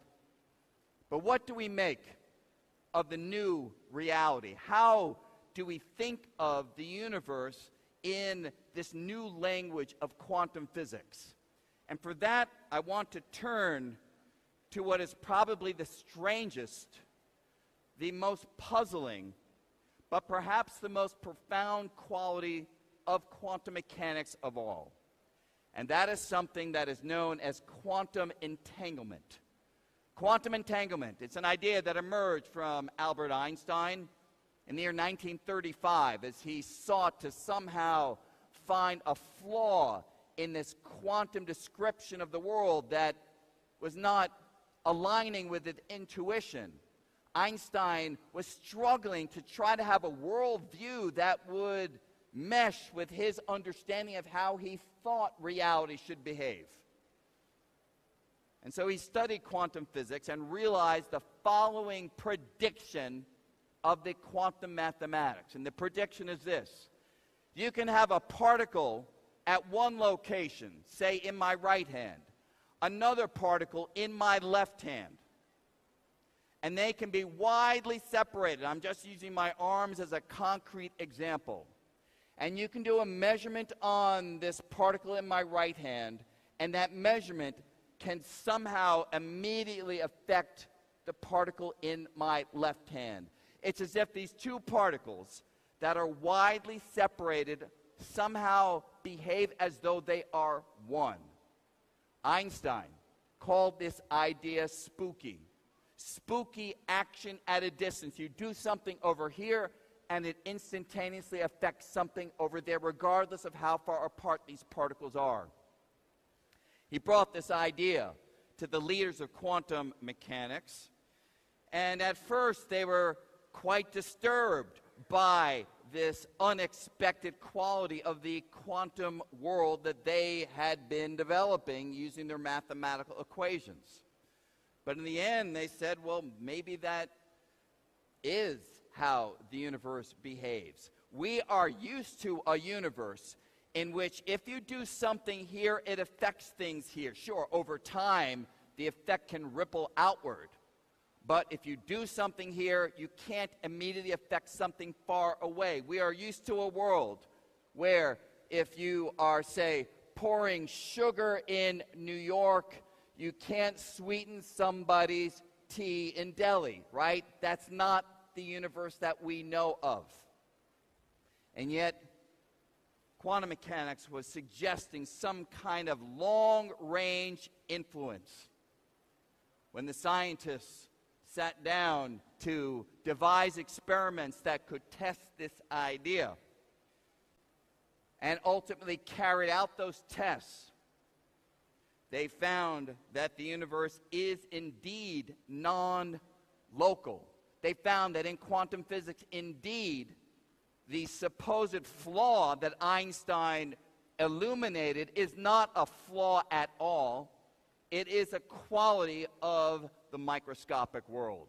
What you do over here can, in a very strange quantum mechanical way, be connected with something that happens far away.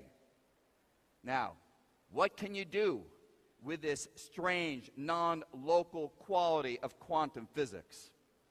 Well, scientists have now been able to leverage this non-local quality to undertake quantum teleportation. Quantum teleportation, what is that? Well, we all know the basic idea, the science fiction idea, the fanciful idea of taking an object at one location and making it rematerialize at another location. I underscore science fiction because most of us do not think that would be possible. And yet, using quantum entanglement, scientists have now been able to take a particle, a single particle, take that particle, have it interact with one member of an entangled pair, say in New York. Through that interaction, the particle can imprint its properties on a particle far away, say in Paris, and then in Paris there's a protocol that an experimenter can undertake to extract an exact version of the particle that was in New York. They can extract it in Paris. They can teleport the particle from one location to another. Anton Zeilinger, one of the great quantum physicists of our age, and also one of the great leaders in knowing how best to set up a physics laboratory, has a laboratory in the Canary Islands off the coast of Spain. Tenerife is one island, 90 miles away, La Palma. He regularly teleports particles from one island to another island. This is no longer science fiction. This is how the world behaves. Now, of course, the natural next question is, okay, so you can teleport one particle from one location to another. Can you teleport a macroscopic body, a large collection of particles like a person? There is, at the moment, no known way to extend the protocol for teleporting individual particles to large collections of particles. But this, of course, is the first step in that direction. And the only thing that I can say for sure is that if at some point we do have a possible way of teleporting a macroscopic collection of particles from one location to another, I can tell you for sure I will not be the first person that steps into that device. But this is the kind of science fiction sounding idea that is beginning to emerge from the insights into the microworld that have come from quantum physics. But in talking about the next things that these ideas could lead to, of course it is quantum computing. And this will be the last thing that I will make reference to. Quantum computing, what is it? How do you leverage these ideas to speed up computation? Well, to get to this idea, let me explain one big mystery within quantum mechanics that we still have not resolved. And part of that resolution will inform the way these ideas can be implemented in our technologies of the future. What is that problem? The problem is this. I mentioned that the new idea of quantum mechanics is that you can't predict the definite result of an experiment. You can only predict the probabilities of getting one or another answer still. The probabilities that a particle will be here, there, or over there. The question is, how do you think about that reality? This is a reality in some sense that hovers in a fuzzy mixture of many possibilities, and then when you observe that reality, you get one or the other outcome still. We never see a single particle in multiple locations. When we measure a particle, we always see it in one single location. So the question is, how does the universe evolve, transform from a reality which has this fuzzy mixture of many possibilities to a single definite outcome upon observation, upon measurement? That is the puzzle. One possible solution to that puzzle, which is useful for thinking about quantum computing, is this.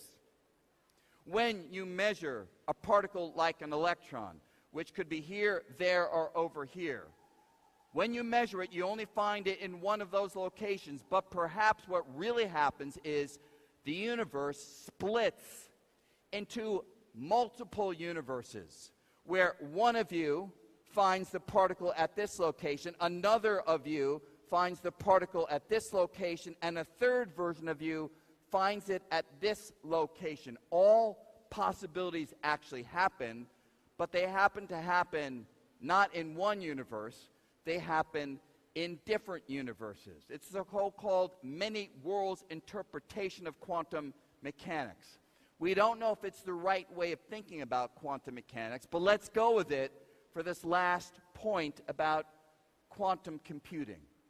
How does quantum computing speed up classical computing? Well, if quantum mechanics embraces many worlds, many universes, then you can take a given calculation and do part of it in this universe, part of it in this universe, and part of it in this universe.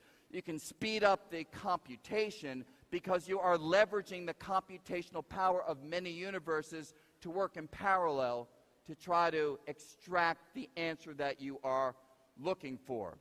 Now, obviously, the challenge in quantum computing, if you are imagining breaking up a calculation into something that takes place in different universes, sooner or later, you've got to put it all back together and extract one answer in the universe that you are inhabiting. This is what quantum algorithms do for us. There are only some problems where we have quantum algorithms capable of blending the results from these parallel computations to get the answer that we are looking for. One of the problems that we can do this for is factoring large numbers. Why does that matter? Factoring large numbers is the key to breaking the cryptographic schemes that protect everything that we do online, protecting your bank account, your passwords, everything that you care about everything that you do not want to be in the hands of somebody else is protected through these kinds of cryptographic schemes. Quantum computing has the capacity of breaking those cryptographic schemes. Now, that is potentially frightening. So what we need to do, of course, you need to have enough of these computational structures in the hands of so-called the good actors to keep one step ahead of these computational schemes that are being developed by the bad actors. And so it is vital as we go forward to be cognizant that science is a tool, right? Science is value neutral in terms of what it does, right? I mean, when we developed quantum mechanics in the 1930s, one of the applications in the 1940s was the atomic bomb, right? It's not that quantum mechanics inevitably led to the bomb. Quantum mechanics is not responsible for the bomb. It is human beings using these ideas that is responsible for the bomb and for using the bomb. And Albert Einstein famously said, there are only two things in the universe that might be infinite: space and human stupidity. And he said he wasn't sure about space, right? And so these tools need to be used in a manner that ultimately benefits all humankind. And so we've got powerful technology that is on the horizon, leveraging these ideas of quantum physics to undertake calculations that otherwise would be impossible to ever complete. And that power is something that we need to have great respect for, we need to understand it, and we need to ensure that we use it in ways that ultimately benefit us all. And this is merely one application of the ideas of quantum physics. I imagine if we have another next conference 25 or 50 years from now, and if I am fortunate enough to still be here and fortunate enough to still be relevant enough to be invited back, it is exciting to imagine what those applications of quantum physics might be. Thank you very much.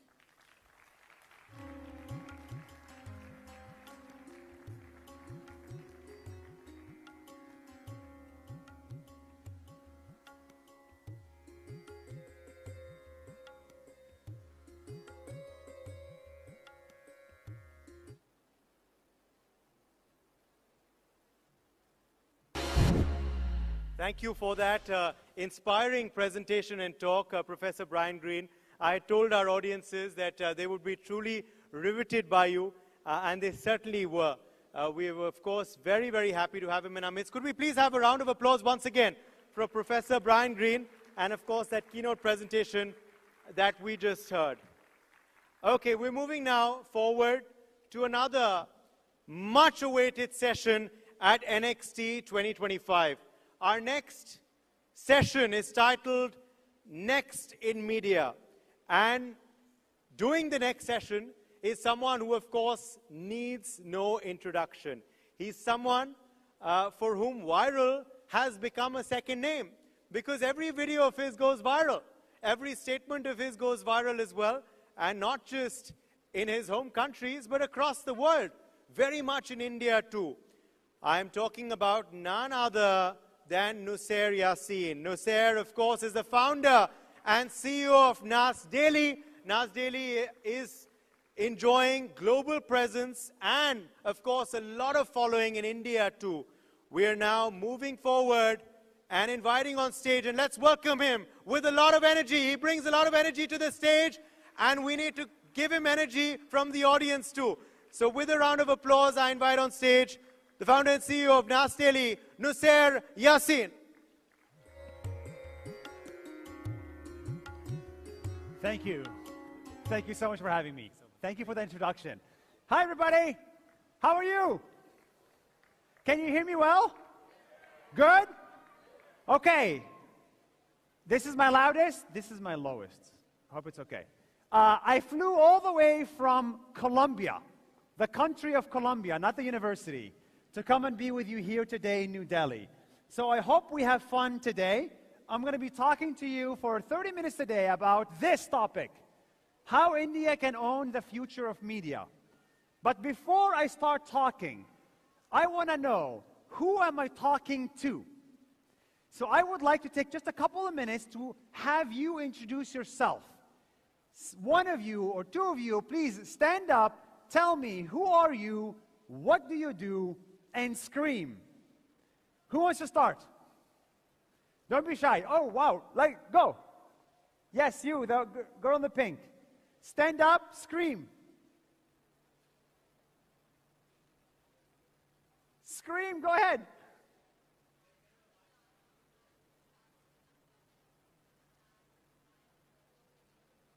You're a travel consultant. Very cool. Nice to meet you. Who wants to go next? Go ahead.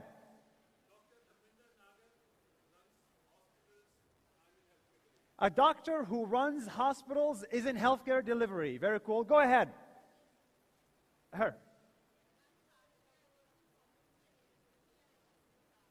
You work in corporate sustainability. What is that? It's a lot. Nice to meet you. Go ahead. Yes, you. Scream.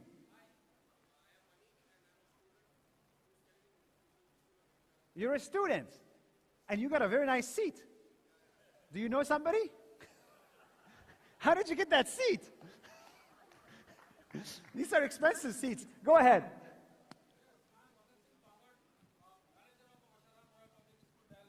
You're a manager of a school. Very cool. Nice to meet you. Thank you so manager of a school, hospitals, students, corporate sustainability. Go ahead. I'm Shivam. I'm a US-India creator and also a venture studio for Indian startups, and I'm from New York. Oh, cool. So you're a content creator and an investor. Yeah, kind of. And you're from New York? From New York. Very cool. Nice to meet you. Nice to meet you. And let's do last one. That guy.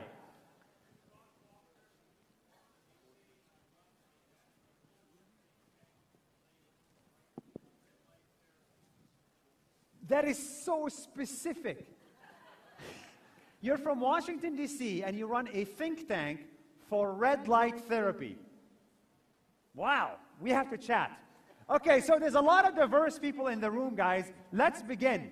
So, everybody here, whether you own a hospital or you do red light therapy or you're a student, everybody here needs media. Now, let me tell you about my time in media real quick. My name is, how do I do this? Next slide. How do I do next slide? Is this now?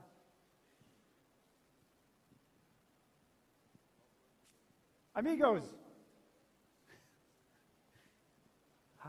Okay, there we go. Okay, cool. Previous slide. It works. My name is No Sire. It's like yes, sire, no, sire. Like no, sir, yes, sir, no, sire. It's a complicated name. I was born and raised in Israel. I'm 33 years old. At some point, I moved to the United States, just like you and you, to study at university. I got very lucky, graduated from Harvard, and studied economics. And after graduation, just like, a traditional Indian family, my family told me, become an engineer, then do what you love. And so I became an engineer. I became an engineer for 2 years. I worked at PayPal, but then I didn't love it. What did I love? Talking, media, people. And at some point, while I was an engineer, I asked myself, when are you going to die? Turns out there are two people that know when you're going to die. God and Google. And apparently Google says you'll die at 76 on average if you are male in America. So I was like, okay, so I can calculate the percentage of my life. I was 24, and 76 is life expectancy, so I was 32% done with life. And that's when I freaked out. And I said, I'm going to dedicate the remaining 2/3 of my life to doing something meaningful. Now I'm 42%, so it's been 10% of my life doing this. So what is something meaningful? Media. I decided to create one piece of media every day for 1,000 days. never missed a day, not even once. You'll see the word 1,000 very often in this talk, and you'll see why. After making 1,000 videos in 1,000 days, to my surprise, Nas Daily exploded. It became one of the biggest things on social media with over 70 million followers, 14 different languages, and 30 billion views. That's not 30 billion people, to be clear. And that became much bigger than I realized. And a lot of people, when I started, said, this is just a stupid TikTok channel, which is fair. It started as that. But then it became a little bit bigger than that. And in my opinion, the future of news and the future of media looks something like a social media page. I want to play you an example of a video that we made here in India last month. And it was about Mahakumbh Mela. Has anybody been to Mahakumbh? Okay, well, yeah. Actually, what about the rest? Guys, this is once in a century. So I'll play the video. It's 1 minute, very short. This is the largest gathering of humans in the world. 450 million humans in one place in India. This event happens once in a lifetime. Welcome to Mahakumbh Mela, the largest religious gathering in Hinduism. Hindus come from all parts of India to this sacred river, the Ganges. They hired thousands of security and cleaning staff and even built a temporary bridge for people to cross. These guys from Adani and with ISKCON Foundation, they built a massive kitchen to cook 100,000 meals and give away for free. The last time this event happened, we had no airplanes and no internet. The next time this happens, we will have flying cars and live on Mars. So, now, this looks like a silly Instagram video, but it's a little bit more than that because you learn about Mahakumbh in a different way. It's not a news article. There are two things you learn about. Number one, the national unity in India, right? 450 million people agreeing to do something together. Rich, poor, young, old, big, small. It's an incredible sight to see. And so you learn about this version of India. If you don't live in India, you don't know much about it. The second thing you learn from this video is the power of public and private sector partnerships.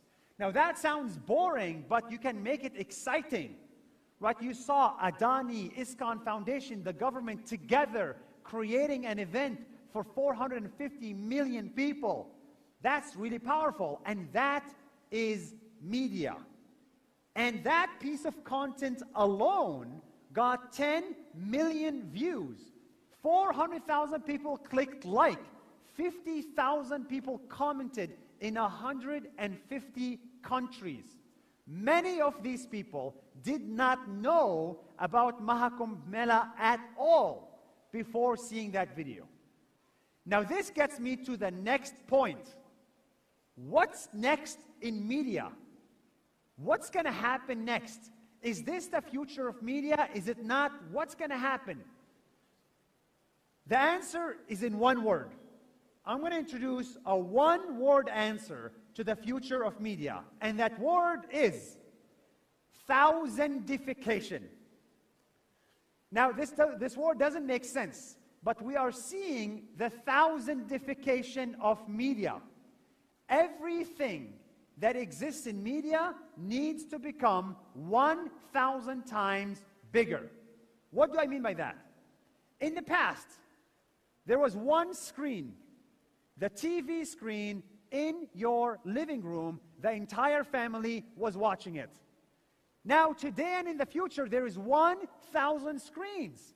There is a phone screen, there is iPad screen, there is Kindle, there is a laptop, there is TV screen, there is hotel TV screen. Inside this screen, there is a million other screens. There is Facebook screen, Instagram screen, YouTube screen, Snapchat screen, TikTok screen, WhatsApp screen. There's 1 million screens for media consumption today, and it's only gonna get bigger and bigger from there. And if there's 1,000 screens, there's also 1,000 presenters. In the past, if you wanted to say something, just hire a celebrity, have them say it, and call it a day. You cannot do that anymore. Instead of one news anchor, in the future, you need 1,000 news anchors to repeat the same message 1,000 times. Somebody like you, the content creator from New York, somebody like me, somebody like you need that 1,000-person army. NAS Daily is just one of 1,000. It is not the end-all, be-all. We need to find another 1,000 NAS Dailies to go to Mahakumbh Mela and make 1,000 other videos about the same thing. In 2025, this is the only way to get attention. And if you're trying to get attention by creating a PR press release, good luck. And so this is exciting, but it's also really, really hard. How do you make 1,000 videos? Do you understand the cost of 1,000 videos? If every video is $1,000 times 1,000, that's $1 million. Ain't nobody got $1 million. So what do? This is why I'm particularly excited in 2025. For the first time in human history, we can create 1,000 videos for the price of one. Instead of $1 million, you can now create 1,000 videos for like $10,000 or $1,000. And this is not an exaggeration, and this is not a buzzword. This is a real thing that my team is already doing today. I'm gonna play you a video, okay? I'm gonna play this video. Everything you're about to see in this video is not real. It does not exist in the world that we live on today. What if I told you that lack of sleep could damage your brain? It's actually the same damage as hitting your head against the wall. Sleep is like a reset Guys, button. this is not Without a it, real the brain video. overheats. The presenter, Memory fades, that's thinking AI. slows, Her and hand over time, it can movements, lead to some that's serious AI. brain damage. The So lips, here is that's how you AI. can have a better The sleep. screen Get 8 hours above, of sleep this is every AI night. too. Going It's not to just the bed and presenter. waking up at the The, same time the top trains your screen body is to AI. sleep better. Avoid The using screens at subtitles least 1 are hour AI. before bed. Swap your screen for The a edit book, is relaxing AI. music, or deep The breathing. idea And for finally, the keep your video room is dark. AI. Your brain The sleeps script, best in the cave words mode. themselves Great are sleep AI. means a sharper The brain, music better is mood, AI. and a healthier body. Prioritize sleep, and your mind and body will thank you. What? So it's almost there. It's like 90% there. This used to cost 15 hours to make. Now it's like, I don't know, 1 or 2 hours. Next year, it'll be 1 or 2 minutes. And it's not just news. Now think about this. We can create thousands of these in a minute. But it's not just news. Now you can create content that was just impossibly too expensive to create before. Let us imagine ourselves in the Titanic. My friend made this video. I didn't make it, but my friend made this, also entirely using AI.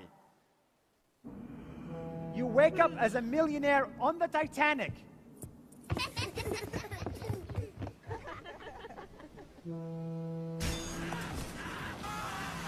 It gets a bit dark.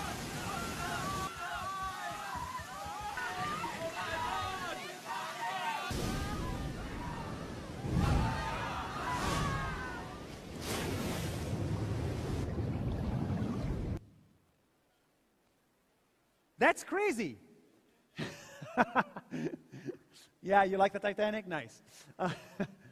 Now think about this. To create this, you need to hire 200 actors, you need an ocean, you need a model of Titanic. I mean, you need a million different things. This is at least a $100,000 video.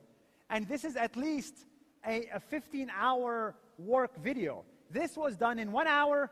This was done in 1 hour. That's the future.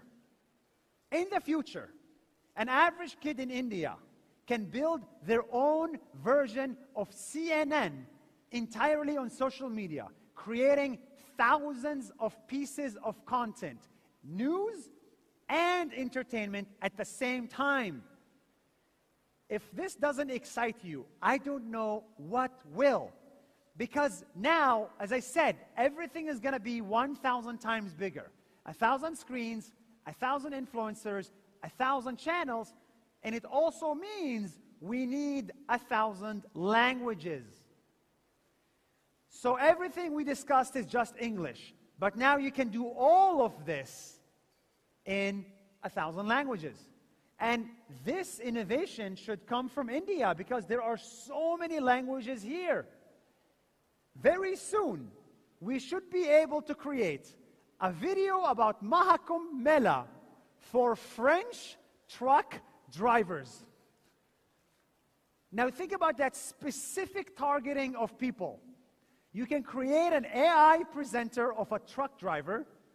You can have him present in French, and you can have him talk about Mahakumbh Mela on a French social media channel. This is highly targeted, highly specific, and this is what I mean by the future of media, because this is going to be soft power. A lot of people here are part of governments or corporations. Every government needs soft power. And the Honorable Prime Minister talked about it. You need to tell your story to the rest of the world. And the best way, and the fastest way, and the cheapest way to do it is through social media. And it's happening right now. Yet no one is doing it.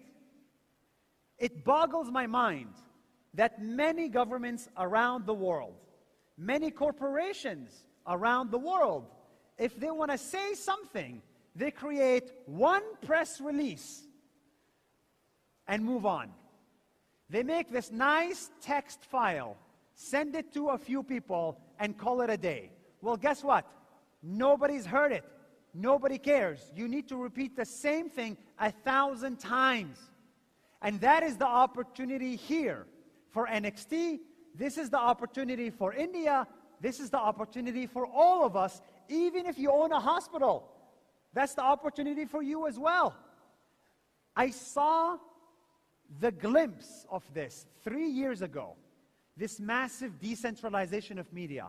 I saw it 3 years ago in the United Arab Emirates, a great friend of India, a great country. My company, can anybody guess actually the name of my company? It's 1,000. It's 1,000 media. It's all about 1,000. 1,000 days, 1,000 videos, 1,000 media. But anyway, we worked with the United Arab Emirates to create this. Emirates loves the world. 60 social media pages.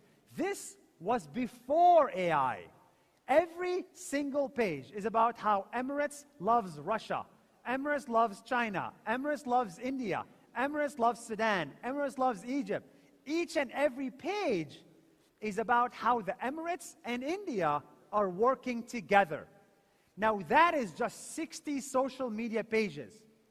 But now with AI, this can be 600 social media pages. And this project, in 2 to 3 years, has reached 1 billion people. It's crazy soft power, and that is the opportunity for India to lead the way.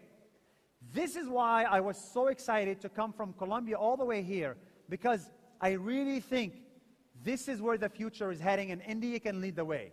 India has the brain power, you have the stories, you have the resources, you have the money to build the next version of media from India to the world. I really hope that in the next 10 years, next 12 years, we come back and at the Kumbh Mela, we see French truck drivers celebrating Kumbh Mela. Thank you guys. I hope you enjoyed. Good luck.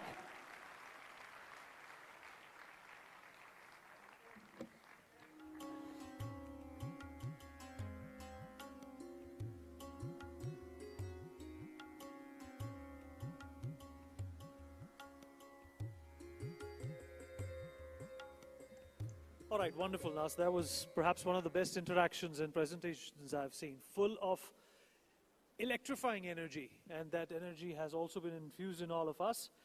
Well, we're going to move on to our next session, but right before we do that, we're going to make a note and thank our sponsors, without whom this event and its execution would not have been possible.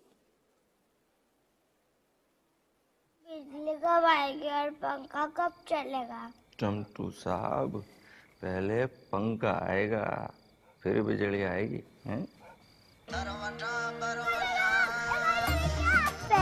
पंखा आएगा, फिर बिजली आएगी। ये पागल है क्या? तुझे पता है क्या?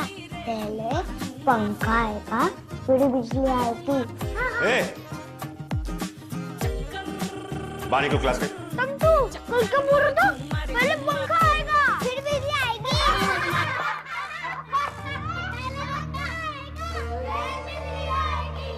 रूठी रूठी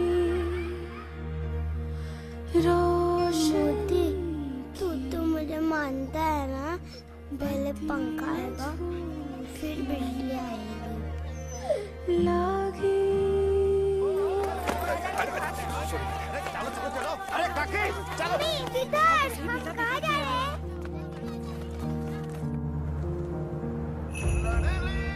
ये पंखा आएगा, फिर बिजली आएगी। पहले पंखा आएगा, बिजली आएगी। ऑन करो। हम सिर्फ वातावरण से बिजली नहीं बनाते हैं, जिंदगी में रोशनी जगाते हैं, खुशियां फैलाते हैं। अदानी, हम करके दिखाते हैं।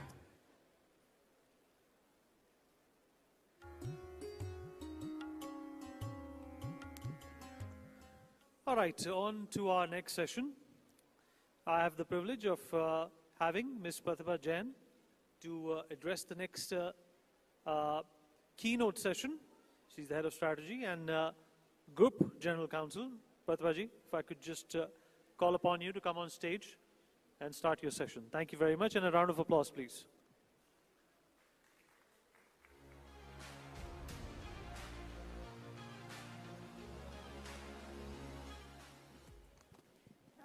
Okay, important disclaimer, guys. I am not AI generated, and I am speaking on this planet. I don't know what I'm doing in the other multiverse, but this is the only planet that I know that I exist on today.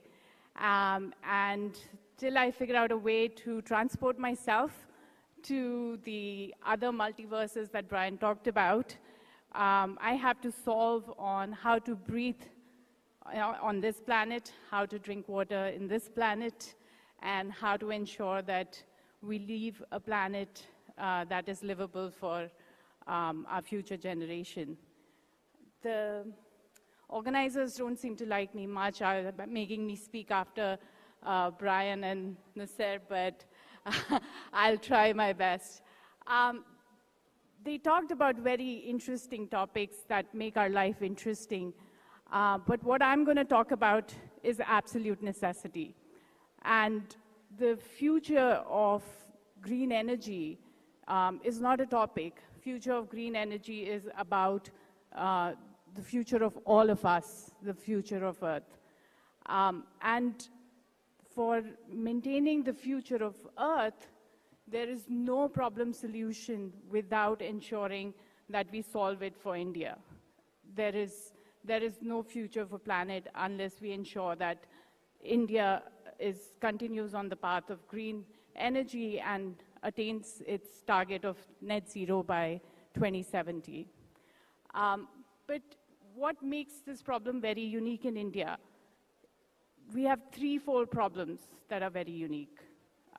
One, the population of India, 1.4 billion, out of which a significant population is very, very young, makes it very different from, and its needs and the solutions need to be very, very different from what the rest of the world is doing. Second, we in India look at frugal. We are very innovative, but we are also very frugal. if you know, the cost of sending Indians to the Indian program for the moon was cheaper than the movie Interstellar. And that's how India looks at any innovation. And the way for India to solve for these problems needs to be something that only an Indian solution can provide.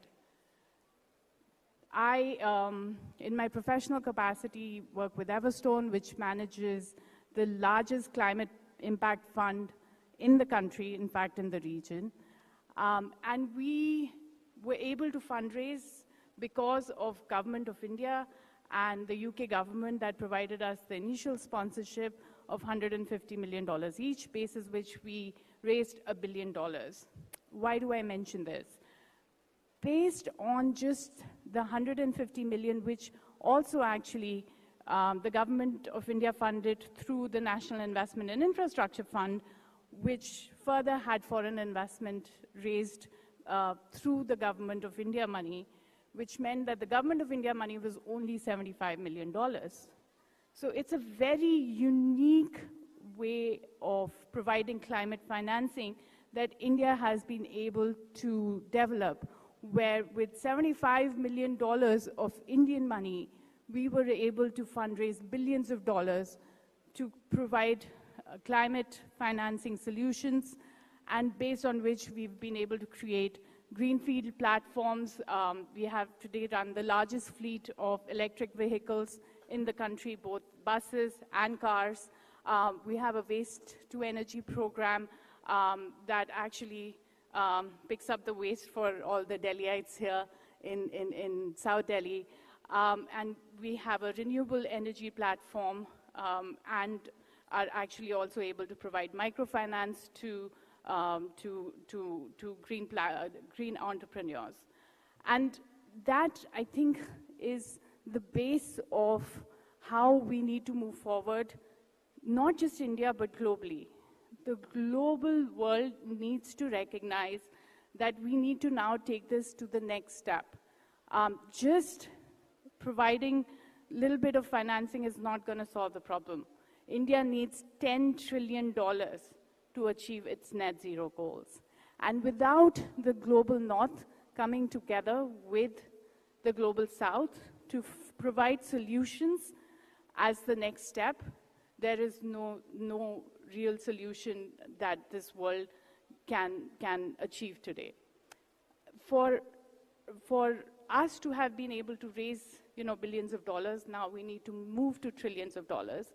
But just the financing is not enough. I don't know how many of you know about the TISA 3 project, but it was one of the biggest private projects in India, 1,200 megawatt capacity in the state of Sikkim, a border state.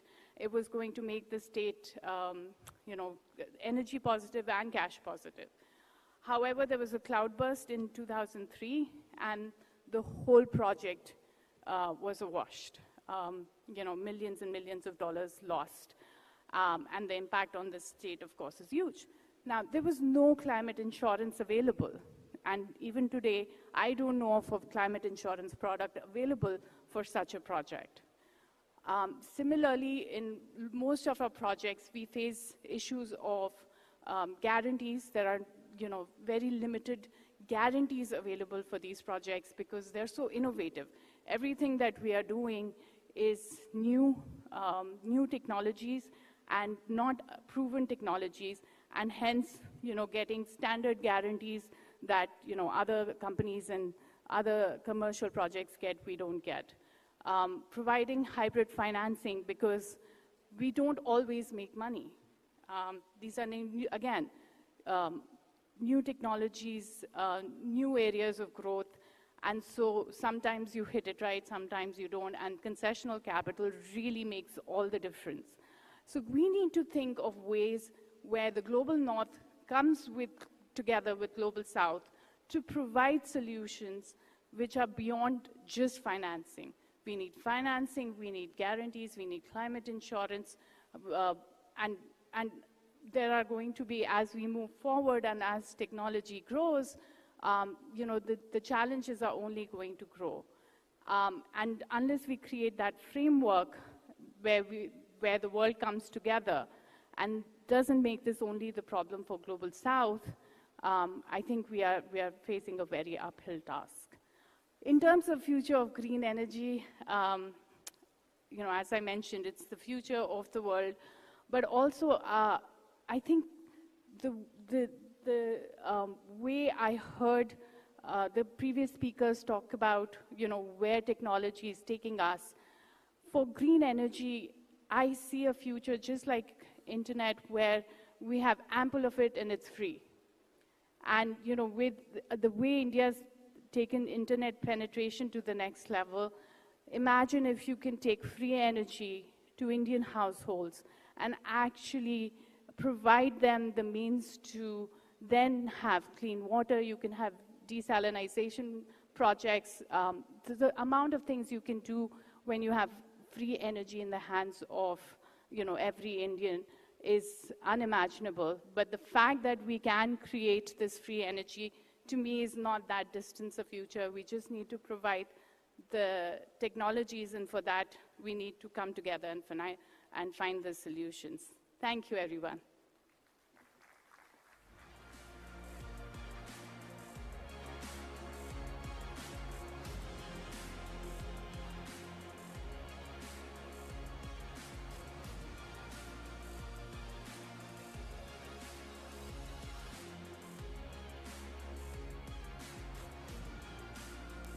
Thank you, ma'am, for that wonderful session.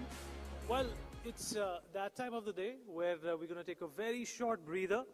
We're going to be breaking for lunch, and we're going to be congregating back into this August hall in about half an hour again. So request everyone to finish their lunch and come back. The fun is going to continue on the other side of food. Thank you.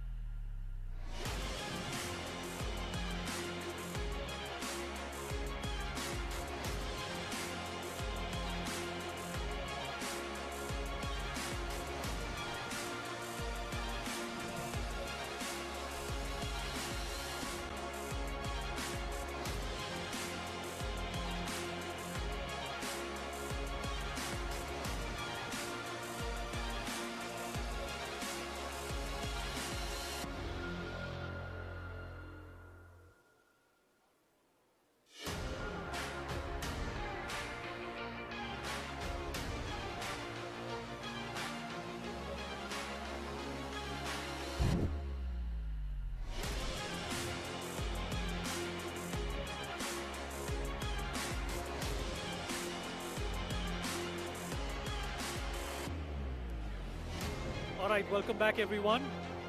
I hope everybody's had a hearty meal. We're going to resume the remainder of the day with some exceptional panels and sessions coming your way. Well, the subsequent conversation is going to focus on defense. It's been a big area for India. It's been a big area for the Prime Minister. It's been a big area where India has also grown. You know, going from a defense importer, India has become an exporter, and this paradigm shift has been the result of years of policy enhancement and policy realization as well. So we're going to figure out what's next in defense for India in our next conversation. May I please take the pleasure of inviting Mr. Ankit Mehta, co-founder of Idea Forge, onto the stage. Mr. J.D. Patil, advisor, Defense to CMD, Larsen & Toubro, also with us on the program. Dr. Fyodor Vidolovsky, Institute of World Economy and International Relations of Russian Academy of Science, also joins us on the program. Ms. Nishta Kapoor, Regional Director, India, SAARC, Africa, OneWeb, also with us. Big round of applause, please. Come on, we've all had lunch. We can show some more energy. And moderating this panel, may I please invite upon stage Lieutenant General Anil Kumar Bhatt. A big round of applause, please.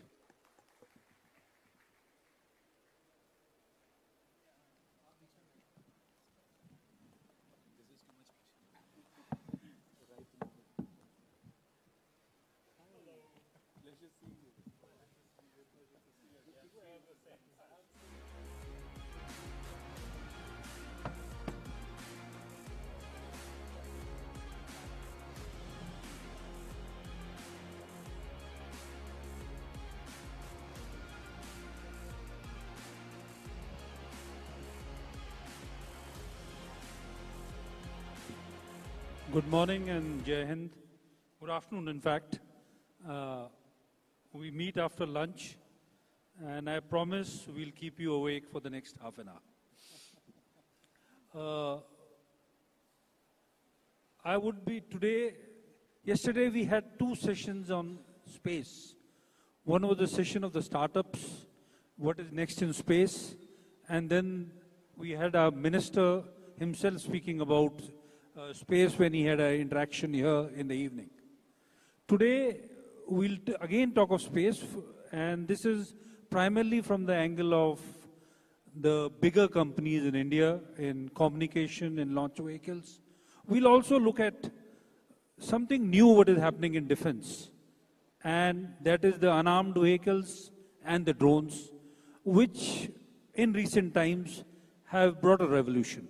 And in fact, my friend from Russia, who's been seeing the war intimately, and along with Ankit, who's here in India, we'll get an insight into how is this domain going to develop in the world and in India, specifically in the defense domain. But just to talk a little about, at the cost of repetition, about space in India. India's space forays or journey started in 1963 with a rocket which was given to us by the Americans, the payload which was given to us by the French, and I'm told at Thumba it was carried by a Russian helicopter.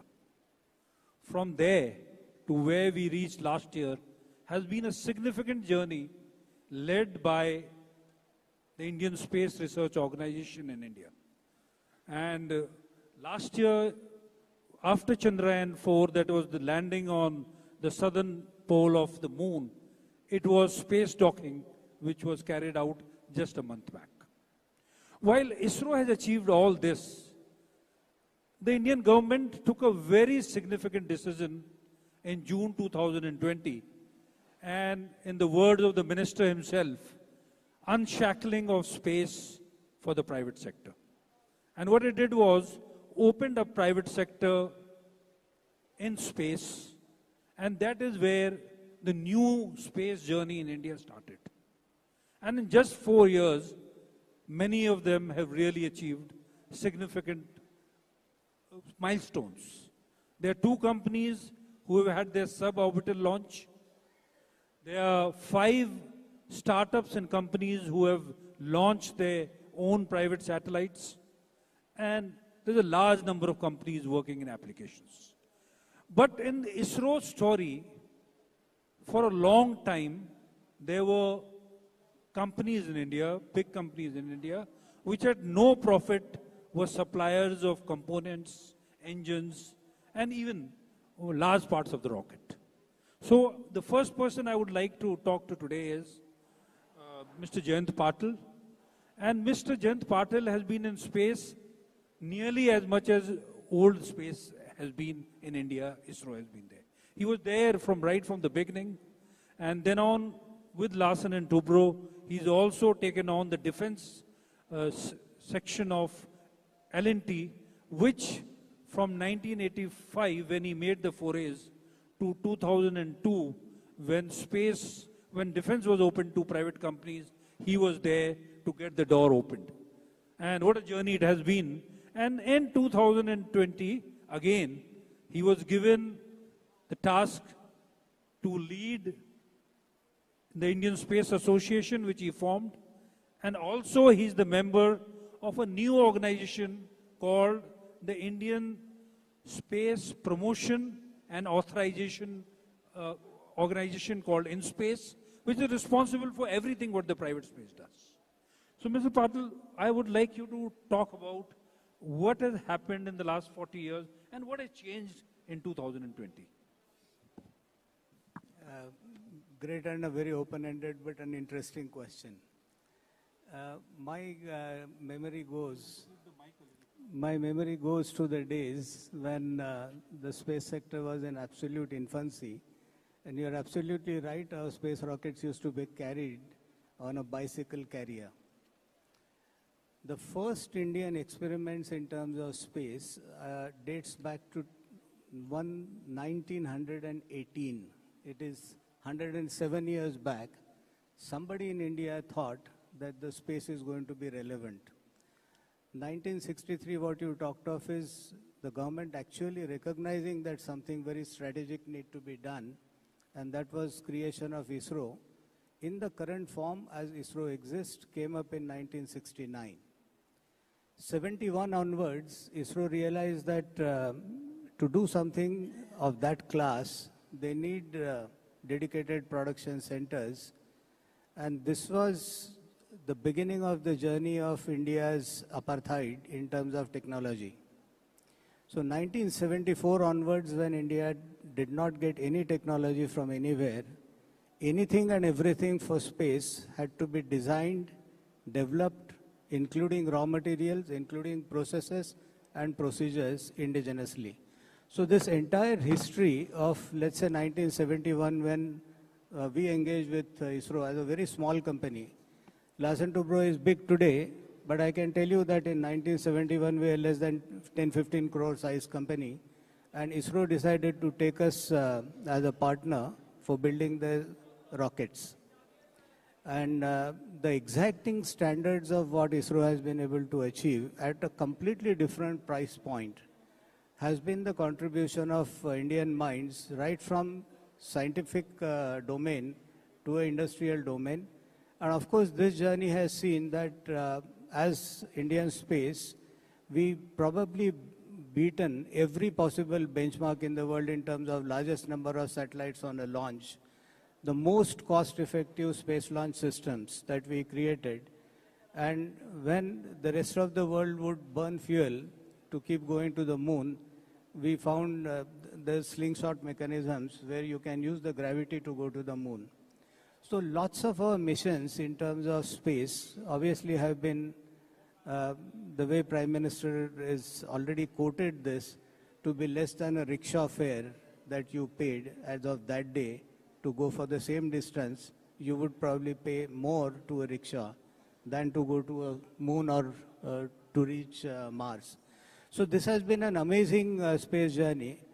But the flip side of it is our space program remained civil. And as a civil, it necessarily meant that you are going to be doing things for the mankind. you're going things for serving the people of not only this country, but the friendly nations around. And towards that, the commerce element of what we were doing as a part of space was extremely small. And this is something which, during the COVID period, and a lot of us believe that COVID gave some amazing opportunities because you couldn't meet people, you couldn't go out, you actually search within lots of solutions in terms of what India did, came in that era of thinking, and this thinking era made sure that the space was open. So the space sector opening as an idea to sort of 2002 defense, rest of the economy had opened in 91, 92. 10 years later came defense, another 20 years later came the space opening. And we know now as a part of the opening of the space sector, the amazing things that are happening. There was a time when ISRO used to do 2 launches a year. This is an era we see. There are 25, 30 launches happening every year. Number of missions are on the increase. The services end of it, leveraging what India does about the IT and the IT-enabled services in terms of using our software capabilities to be able to build completely different solutions to help the mankind. So in the space commerce, typically 75 to 80% has nothing to do with making a satellite or launching a satellite. It's all about services. And these services can mean surveillance, it can mean communication, it can mean various different levels of analytics to be able to create. And this is an era, multiple wars in last couple of years brought in, and that's where to some extent, what we call as the defense space started becoming an extremely important part and emerged as a separate era and a separate kind of domain. You realize that you can acquire, why launch a satellite if you can hack a satellite and take it over? And this is essentially where the hardware that you put into space now needed to be of a completely different kind, a completely trustable electronics, and this trustable electronics being built with an ability that it can never be hacked or cannot be taken over. And this is the direction in which we see now lots of our defense space challenges focus on. Defense space challenges, when they were put up to the Prime Minister and we readily agreed and said, this 75, we will open it to the industry to compete. But for this same 75 challenges, we know the challenges which are at component level, the challenges which actually sort of telescope into complete systems, and the systems completely sort of telescope into platforms, and then the platforms which are unhackable.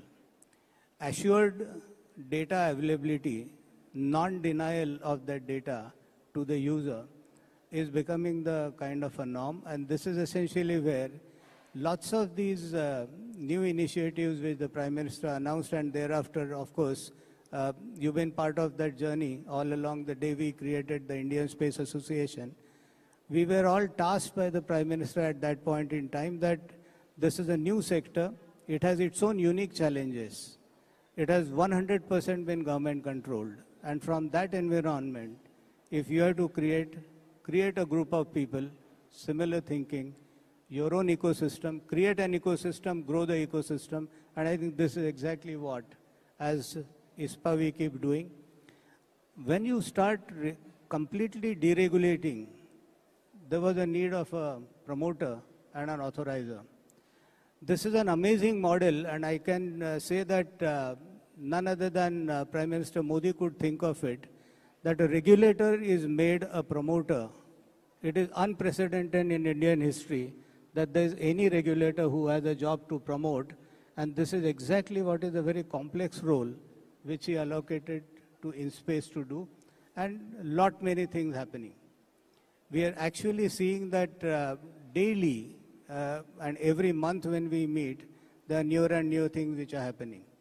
And it shows an enormous amount of promise. There's a decadal vision which has been put into place.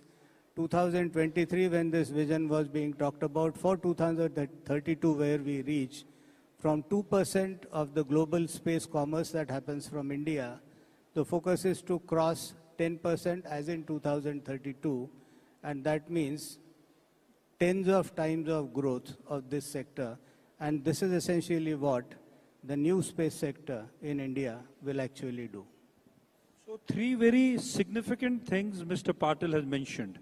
One, this new organization in India called InSpace, which is the promoter and regulator. Mostly, traditionally, promoters and regulators are separate. But here it was thought to try this experiment, and it is working very well. The second was the creation of 75 defense space challenges. And for this, we have to thank Mr. Patil, because when in MOD the case was put up, what would be space in Amrit Kal in 2047? That is what triggered these 75 defense challenges, which are basically the aspiration of the Indian Armed Forces for the future. And the government, what they have decided is, one, they've spelled out what do they want in the future. Two, they have given grants for that. And the grants vary from 1 crore to 10 crore to 25 crore, depending on which kind of project it is. And this has also worked very well and brought a lot of excitement amongst our startups. Well, I'll leave space here for the moment, and let us go to see what is happening in warfare in future. And to have that, the start point would be an expert from Russia. He's from a think tank, and of course, his area of domain is strategy and economy. But I would like to ask him a little about defense. What does he feel? What are the changes which are coming? And how does he see, what are the new defense developments any nation requires to do? Thank you very much, General. First of all, I'm very glad to be here, and I'm very grateful to organizers for inviting me and bringing to such panel. I think that the world economy and international system is entering into the new phase of arms race, which is developing in different spheres. In the sphere of technology, in the sphere of military economics, and is in the sphere of broader thinking. Because during decades, during the Cold War and aftermath, a lot of innovations have been coming from military sphere to civil sector, and it was spin-off. Now we see more and more spin-ons when civil innovations and civil systems are developing together with military systems, or taken to the military sphere by producers of weaponry systems. And I think that this trend is also combining with two features, combining in itself two features. On the one hand, military technology is becoming more and more complicated.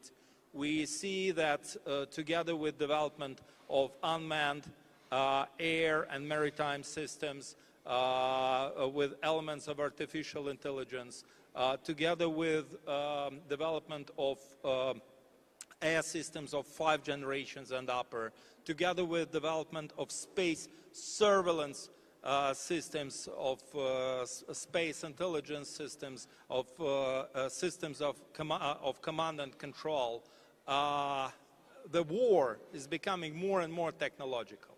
But at the same time, and Russian-Ukrainian conflict has proved it in many dimensions, the most effective technologies are the cheapest.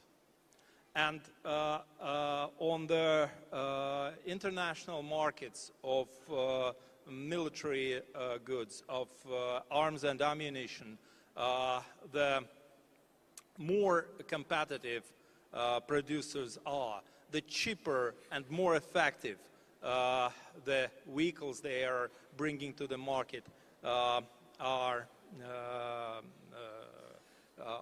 becoming. And on the one hand, we see that the United States, China, to a high extent Russia, India, some European producers are moving very fastly towards very, very complicated systems such as hypersonics,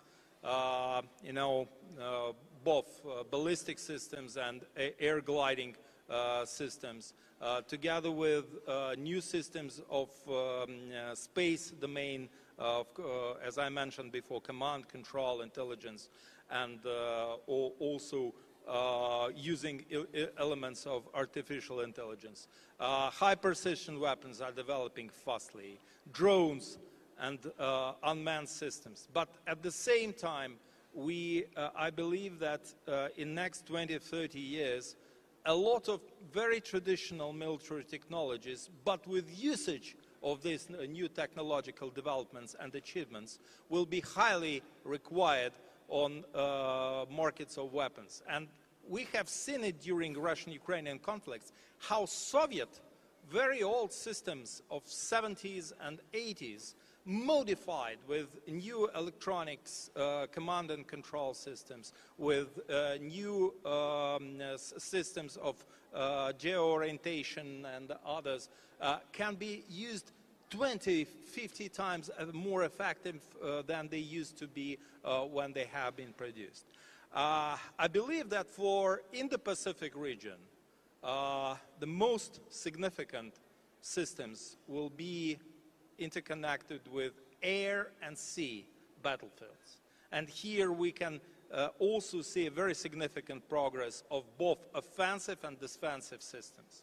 And I believe that those countries which will develop effective missile defense system for theater or for broader scale air defense systems, and at the same time will have effective and cheap air offensive capabilities together with maritime capabilities, will be the winners of this competition, hopefully not of the war. Thank you. I totally agree with your last statement. And of course, you have comprehensively talked of all the domains, but one word which has repeatedly come is technology and cheap. And here is one thing which has come with this technology and cheap. And that is where I will go to the next speaker, Ankit. Ankit, you started with UAVs or drones much before any wars were in the horizon, 2004. And maybe many people were not even interested in what you were producing, to today, where you literally, this new weapon system or the new device has become so potent for surveillance, for precision strikes, and one advantage it gives over traditional system is the cost. And it has developed in multi. I want you to start from zero when you started, and what did you anticipate it would be, and how and where it is, and what do you think Idea Forge will do. Before that, I would like to tell you, Ankit, an IITian from Bombay, leads one of the best drone companies in India, Idea Forge. And they've been into it from 2004 to 2008 and are the biggest suppliers to defense, to security agencies, and even for private use all over India. Over to you, Ankit. Thank you so much, sir. In terms of our origin, I think we built our... Yeah. So we built our first drone in 2004. It was more a fun activity. But in 2008, when attacks happened in Mumbai, and we saw that naval helicopters are trying to look at the 3rd and 4th floor of the Taj Hotel, we felt like our drones should have been doing that job instead of risking something so obvious, so close to the adversary. We should have had these drones which would not have even been seen or heard while still observing the target. So that's how our journey began, to wanting to build technology for our defense forces and for our civil forces who are engaged in such events. 2009, we launched our first drone for doing, a backpack operated drone that can be launched and can do this kind of activity. And 2010 is when we made our first sales in India to one of the special forces for one of our states. And over the years now, our technology is absorbed by pretty much all of the defense forces and the internal security forces, and also we do applications around civil side, around mapping, etc. So one of the very important things that we realized very early on is that India is a very complex geography, particularly if we have any conflict with our adversaries. Most of that conflict is going to happen in environment which is not very plains kind of environment. It is hilly environment, it is very high altitude environment. So we were very clear from day one that if India needs a solution, then India needs a solution that can be vertical takeoff and landing insofar as drones is concerned. So from very beginning, we have done that. In fact, when we were in the early stages of our development and the country was asking for technology that was hand-launched drones, which are typical fixed-wing drones that need some kind of airspace to take off and land from, we actually went against the grain and built the country's first VTOL fixed-wing hybrid, which would take off like a helicopter, transition into an aircraft and come back and land, being lighter than any of our competition, while also performing better than them. So I think technology and the challenges that our country throws to us are very, very unique. And if we build for that, we have confidence that we can use it anywhere in the world, because in no other place is that high an altitude available where operations need to be done. In no other country, maybe low temperatures are available, but this combination is not available. And very high temperatures and marine, all three we have to tackle simultaneously while we are planning to build a platform. So I think in India, building this technology has been a privilege. And now that we go outside the country and we demonstrate our technology, we can see that it is capable of weathering those conditions and is able to operate in that environment. I think if we look at the future, then what's going to happen now in this technology particularly is that learning from all the wars, resilience is going to be the most important vector when somebody wants to induct this technology. So while there is a desire to be cheaper, it will also have to come in the context of being effective.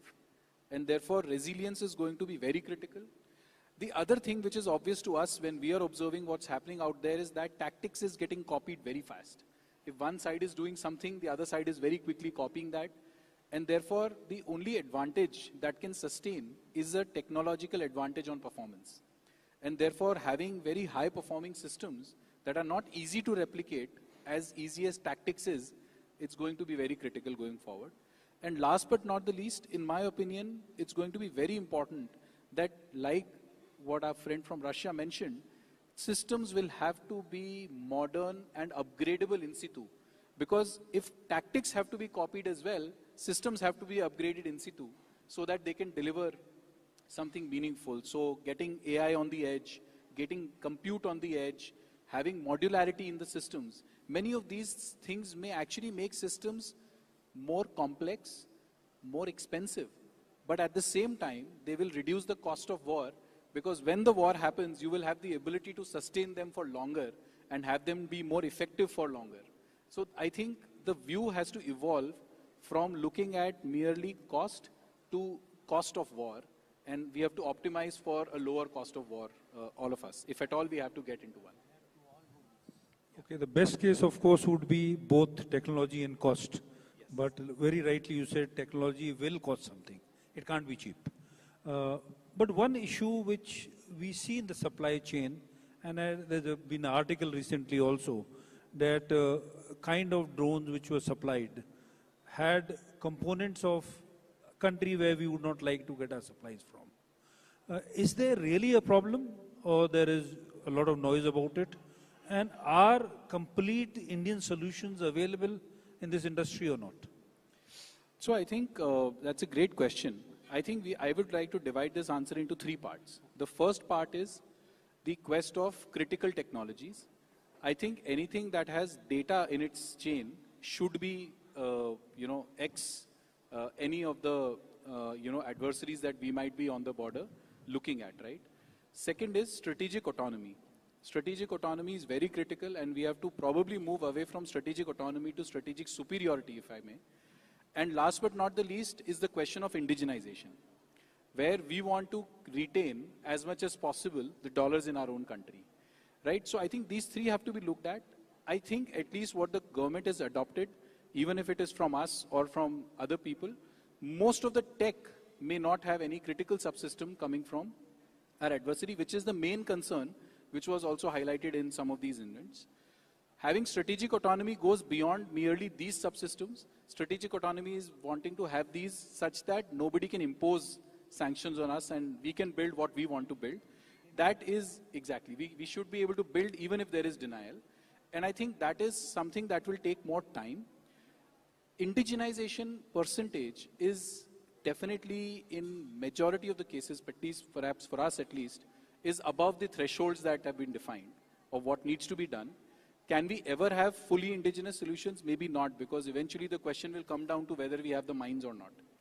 But as I think we have to have a very nuanced conversation in a global world where we have to just make sure that we are protected and we don't make obvious mistakes and we work towards making sure that rest of the supply chain and systems are at the right environment in the right place. Thank you, Ankit. Another thing we saw from the recent wars was the use of private space. And this was a very unique thing which happened during the Ukraine war, where when communication of one of Ukraine broke down, that was provided by a private company in America. All of us know the name of that company, Starlink, which could provide satellites and connections for the communication to go up. So this is a new dimension, and again, in ISR, the same thing happened, that it was private companies which were providing ISR, the latest and the best to both the sides, and a little bit more to one side maybe. Now, this new dimension of commercialization of space, and especially communication going from geosynchronous to the low Earth orbit, was a new dimension. Now, if India faces such a challenge, fortunately we have a company which is there in India and is ready to provide low Earth orbit services very soon. And Nishtha is the regional director of that. And Nishtha, over to you to tell us the story of Eutelsat OneWeb. Yeah. How have you come up? What are you doing at the moment? And in the future, what are you going to do with the Indian Defence Forces, if at all you are planning anything?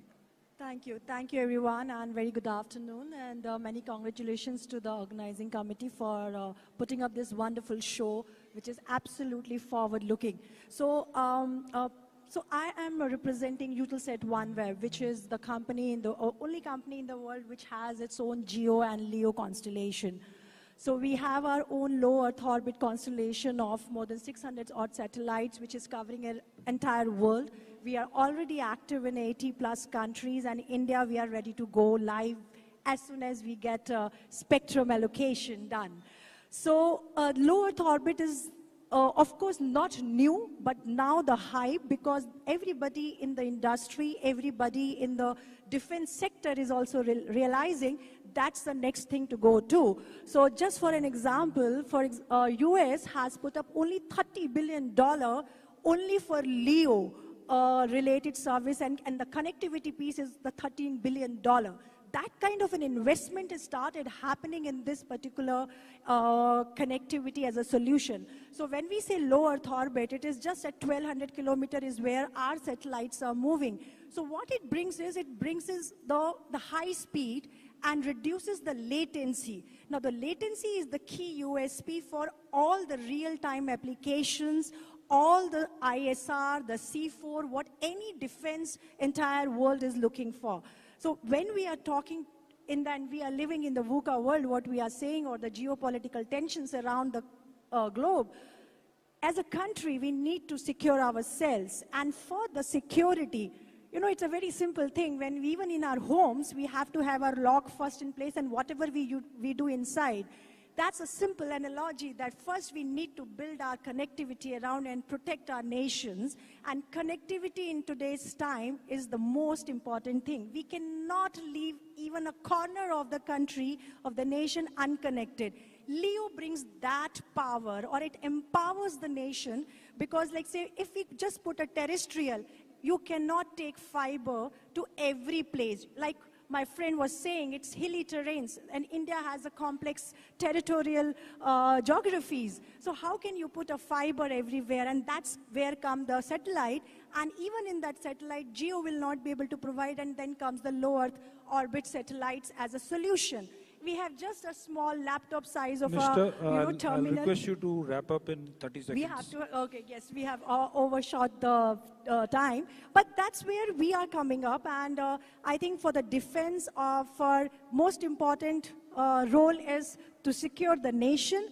And connectivity through LEO satellite is one of the very, very important, critical, and a key aspect in today's time. Thank you, Nishta. And before we finish, because the organizers have threatened me twice, any last word from any of the speakers? Just for a quick 30 seconds or 1 minute. I think India today is at a cusp at which the thinking is going to decide what we'll do. And that true confidence in positioning for that kind of a very important place becomes extremely important. And this is essentially what Ankit said about the migration from strategic autonomy to strategic superiority. We have to get into that mindset to be superior to whom we are dealing with, and I think that's the way forward. Thank you. Thanks a lot, and what is now left is to thank all the panelists. So nice of you to have given your views, and on behalf of NXT, I thank you all for this excellent session. Thank you. All right, thank you so much for that illuminating discussion. We were talking about what's next in defense. Then we move on to another tenet, another pillar of what democracies run on and what democracies are all about. We'll be discussing what is next in law. Can I please invite upon stage Justice Michael Wilson, former Judge, Supreme Court of Hawaii. Professor Dr. Vasilin Popovsky, Professor of International Peace Studies, Soka University, Japan. Ms. Natasha Chiswa, Lecturer, Jindal Global Law School. And moderating this session is Professor C. Raj Kumar, who is the Vice Chancellor of the OP Jindal Global University. A big round of applause for them, please.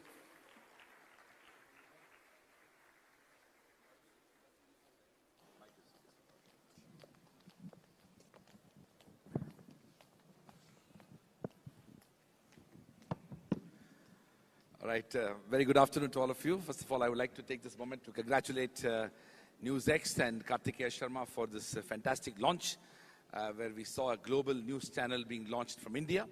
I echo the sentiments of the Honorable Prime Minister and all of us here that this is a very defining moment for Indian media to have gone global and to be able to link the issues that affect India and the world at large by providing thought leadership.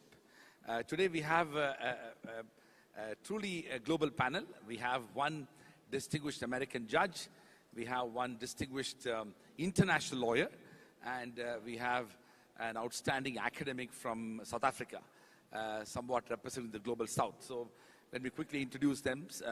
We have Professor Vasilin Popovsky, who is a professor at Jindal Global Law School, but also had a long career at the United Nations as an international lawyer.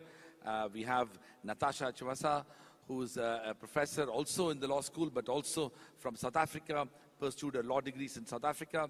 And then we have Justice Michael Wilson, who is right now teaching at Jindal Global Law School, but has had a very distinguished career as a judge of the Supreme Court of Hawaii. The theme of this particular panel is essentially the larger theme of what we have been discussing since yesterday, which is about what's next in the theme that we're discussing. And we are going to debate and discuss about what's next in law. Now, of course, the organizers have truncated this time for us. We barely have 20 minutes. But then, you know, to have lawyers speak for 20 minutes without charging is already a good deal. So we have unbillable hours by these law professors with us. So I'm going to start with Vasilin. Vasilin, we know that the world of law has dramatically changed, especially the last 2 decades. When we were at law school, the idea of domestic law and international law were almost 2 different worlds. People who learn domestic law, they are largely confined to national jurisdictions. And then there are people who practice something called international law, which is so far away from what's happening in the respective countries. Now, with today's issues that we are discussing, be it the technological advancements that has led to artificial intelligence and robotics and machine learning, or for that matter, climate change, which has impacted and continuously impacting the world at large, or what we heard from our physics professor, the evolution of quantum computing and space explorations and things that are no longer having jurisdictional barriers that lawyers are so much, let's say, used to. How do you see the very idea of next in law? In a way, my question to you is that how do we prepare ourselves to be ready for what's the next big thing in law? Thank you very much, Vice Chancellor. You mentioned 2 of the biggest challenges that the world, and not only the law, but every part of governance. This is the climate change and artificial intelligence. And both of them affect dramatically domestic law and international law, as I say. Let me just say that yesterday I checked, and there are more than 3,000 successful litigation of citizens and NGOs, Greenpeace, against government for governmental failure to meet the mitigation of CO2 emissions. You know, 25 years ago, this was absolutely unthinkable. Well, normally judges are conservative people. Well, we'll have an exception here, Michael, who is a very progressive judge. But normally judges try to operate within the certainty, consistency, repetitiveness, and something like what will happen in 15 to 20 years with how much the temperature will rise, what effect that will affect, is not something that impresses the judges. But in all 3,000 litigations, based on human rights applications filed by citizens, we have judges filing successful applications by citizens challenging governments for not meeting the standards of mitigation of CO2. Now, the other question is, what does it mean generally? Do governments follow that? And here comes the next point, which is that if the judiciary does the work, then the governments, we hope, will also follow up.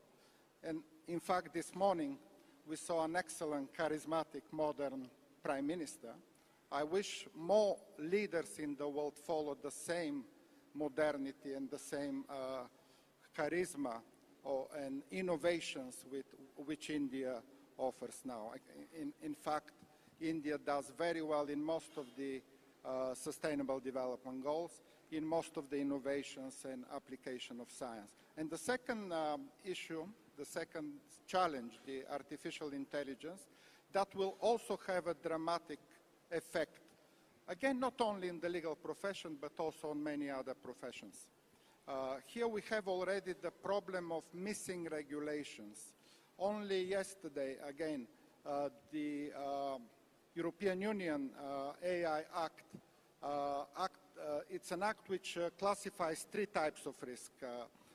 Unacceptable risk, things that needs to be totally prohibited. For example, such as social profiling, such as utilizing AI to establish vulnerabilities of some people. The second type of risk are the high risk. These are basically automatic cars, automatic airplanes, medical devices. Here we don't have a prohibition, but we can have some safeguards and some control and monitoring. And the minimal level of risks, as we saw earlier today, those deepfake videos where transparency and announcing that AI create that context will be enough to. So European Union adopted that act, but we see again inconsistency and not very clear what that will mean. Thank you. But there are efforts to regulate also DAI. Thank you very much, Vaseline, for that. And I think that's one of the difficult spaces in which law will constantly operate with regard to the changing policy dimensions and, let's say, internal pressures within countries. Natasha, one of the things that will be very curious for all of us, especially in Global South, is that most of international law is actually made by the developed countries. And we are pretty much coming late to the party. And that means the rules and regulations are already set. The companies and corporations which are out there in the West determine the framework, and we are asked to follow it. Now, how do we in Global South, especially, let's say, BRICS, for example, where South Africa, where you are from, also, how do we respond to it? And how can we assume a leadership role, especially when some of the important technological innovations have its origins in the kind of thought leadership, let's say, a country like India is providing? Thank you for the question. So first of all, looking that we're coming from the Global South, we need to strengthen and have robust, sound laws. When we have these laws, we also need to strengthen our domestic laws so that when we are having cooperation, irrespective of where they are coming from, our laws protect us from human rights violations. So for example, when you are looking at AI system, when you are looking at the rise of digital platform, labor platforms, the reason why we are facing so many violations is because sometimes our legal systems are weak. So it is up to us right now to strengthen enforcement mechanism, to expand our definitions, and also to ensure that there are strict penalties for failing to comply with our domestic laws. Therefore, I think with this, we will be able to proceed forward. Thank you, Natasha. I think that's a very important point you're making, especially because you simply cannot assume leadership role globally if we don't set our house in order. And that means to re-examine our legal and regulatory architecture and to see how we are aligned with some of these big issues that we're discussing. Mike, you've been a distinguished judge, spent a lifetime focusing on issues related to environment and climate change. My question to you is that, to what extent you are concerned about the changing role of judiciary in being asked to adjudicate matters that they are not historically trained to? Let me explain what I mean. Now, judiciary, not just in this country, but all over the world, even in the United States, judges are usually trained to understand when the law is very clear, the consequence is very clear, there is a clear recognition of a right or not, and you are better off to adjudicate. The moment when you enter into areas where the technology is evolving, the change is not immediately predictable, such as climate, how do you expect judges to adjudicate? And what are the principles and values that the judges ought to keep in mind when they are asked to adjudicate on matters relating to technology and climate? Thank you, Raj, for that very long question, and I'll try to give a very short answer. But aloha to everybody. I am from Hawaii, and aloha means namaste in Hindi, and we would be privileged to have anybody from India to Hawaii for the reasons that I'll give in answer to this question. The idea of judges having the capacity to be able to make the decisions necessary to deal with this issue, I'll put in this context. There are two things to keep in mind: irreversibility and the concept of sharing. So don't forget, the role of the judge is a problem solver by duty. So if you find if there's a violation of the law, you have to provide a remedy. What's the remedy to climate change? One of the most prominent lawyers in India just spoke to us and monetized it. Ms. Pratibha Jain said $10 trillion. So judges are going to have to be making decisions at that level and with that understanding of the economy, because as a thought experiment, can you imagine what it is that protects all of the economic enterprises and new ideas that we are talking about for the future, whether you're talking about robotics, whether you're talking about artificial intelligence, whether you're talking about a new space industry? It's the rule of law. That's what would make it possible for $10 trillion to be used to be able to protect the citizens of Hawaii, because after all, that's what Ms. Jane was talking about. $10 trillion. Those issues come before judges. And there are two things that judges have before them in this issue that make it clearly there's a consensus among judges internationally. This is the most important issue facing judges. Climate change. One of the concepts is irreversibility. Judges have to understand the science. You know, you can argue as a member of civil society or a politician or a professor about the reality of the science, but when you're a judge, you have to come to the truth about it. And from that point of view, judges have to become familiar with the science. And there is definitely a group of experts internationally that supply that. The second thing I'll conclude by focusing on is the idea of sharing. You know, there's an idea of justice. This is not a raw economic analysis of the men and women that are judges. They have to take into consideration fairness, social equity, pay attention to issues of the global south, for example, the disadvantaged. And that's the idea of sharing. Are we able to share now $10 trillion to India to be able to make it green? Are we able to share to, we have in the audience some extraordinary students from Jindal Global University called The Final Stand. They're making a final stand to say that the fair thing is to do something that is fundamental, transformational change for this sharing so that, for example, we share the resources to protect the lungs of young people who have to experience a very, very high AQI. That comes before the court. And then the court has to decide, what do we do to protect young people if it means to some extent we have to do what the Prime Minister that you referred to, Prime Minister Sondheim said. You have to be able to bring together ecology as well as the economy and do it in a fair way. And that could be a difficult thing in terms of achieving sharing of resources that ends up being decided by the courts. Thank you. Thank you so much.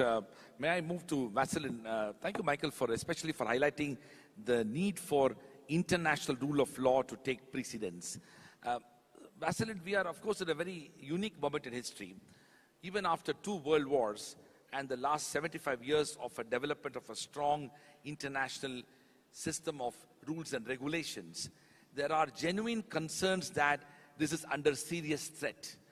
There have been cases more recently, but also somewhat historically, that there have been violations of the international rule of law.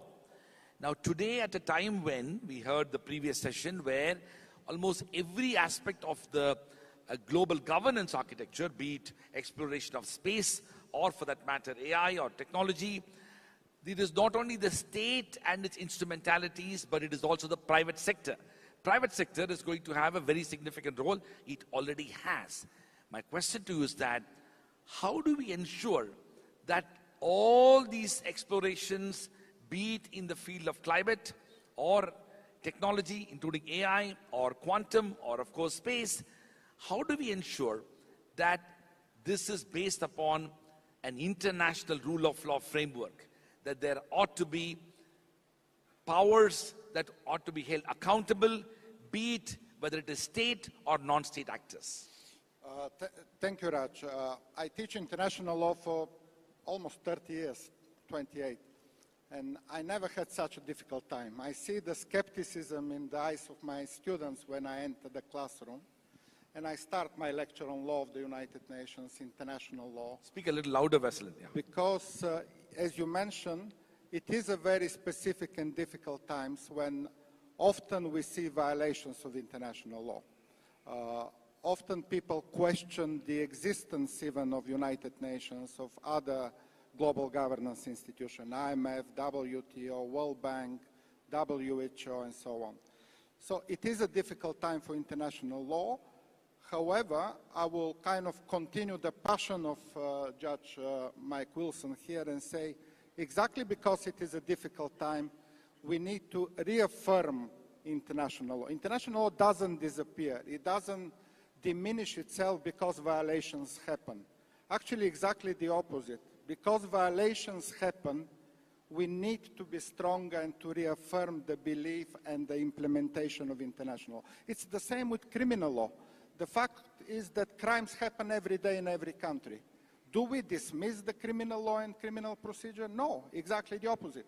We need the criminal law and the criminal procedure exactly to prevent and punish crimes. In the same way, in international law, the fact that some states will violate international law doesn't make the law disappear. We need to repeat and to fight for the, as you said, for the norms, for the rules, and for the international rule of law, because otherwise we go back to the rule of the jungle. In fact, I started on my publication that we live in the 21st century with all the challenges of the 21st century. Our institutions are 20th century, 8 years old, but some leaders, unfortunately, act like in the 19th century. They go back to imperial vision and imperial policies. So really it's a time for leadership. We saw one this morning. We hope there are many more like this.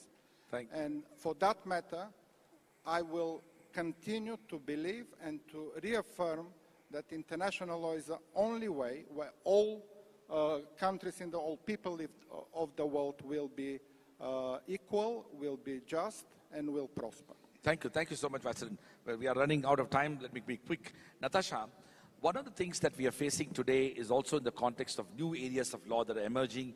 You yourself did a lot of work on international trade law and international commercial law. The question that I have for you is that, to what extent we need to be conscious of the rights and freedoms of individuals as we embrace this idea of technology? We saw that AI and robotics and drones and all of this are moving at a pace where we hardly have time to deliberate and discuss the impact of these things on our values, be it values of democracy, but be it values of privacy or even ethics. So my question to you is that, what is it that we as lawyers, law professors, even lawmakers, some of them are present here, should be conscious of the fact, especially speaking from the global south standpoint, that how these technologies, we end up becoming literally swept away by the technologies, and in that process adding more problems to an already complex evolving society? Thank you. So when we are looking at how the rapid advancement of technology, one thing we need to look at is ethical regulation. So we are having AI, we are having climate issues, but we need to ethically regulate AI. When we ethically regulate AI, this means that we are saying that we are not going to be accepting biased decision. We are not allowing discrimination to happen, because we are saying, even though AI is here to stay. So we are going to use AI, but we need to use it ethically, and also we need to regulate it so that we do not exacerbate the already vulnerable communities. On another issue, we need to balance national interest and economic sovereignty with international cooperation. Yeah. In as much as we are going to be developing, the national interests of our countries need to come first. And when they come first, we strengthen our laws, we strengthen enforcement mechanisms, and hopefully we will be able to catch up with the world. Thank you so much, Natasha, for those really thoughtful remarks. And you're absolutely right that constantly we are under challenge between sovereignty and international rules, and how we need to balance those things. Over to you, Michael. Michael, you of course very passionately argued about the need for protecting the environment, but also addressing the issues of climate. One of the big challenges that we're facing in the context of climate change law is that many a time the actors who have involved in literally damaging the global climate standards are literally in the West and have spent the last centuries doing that. And now we have the opportunity for the global South to pretty much trying to achieve, and we in India, the idea of a developed country. What is the kind of, let's say, balancing that you would recommend when it comes to use of law and regulation when we are addressing climate issues in India and BRICS countries, especially when they have aspirations to be able to achieve the developed status? What is the balancing act that we need to do? Thank you, Raj. And I'll try to address this idea of what's the fair balance if you're talking about the kind of development that should be allowed the global South in terms of using up a carbon footprint when you compare it to what the carbon footprint is of the global north. In other words, there should be a kind of compensation to the global south. From a judge's point of view, whenever you hear balancing, although it's a nice concept like sustainability, there is a reality to whether you balance. Judges aren't allowed to balance sometimes.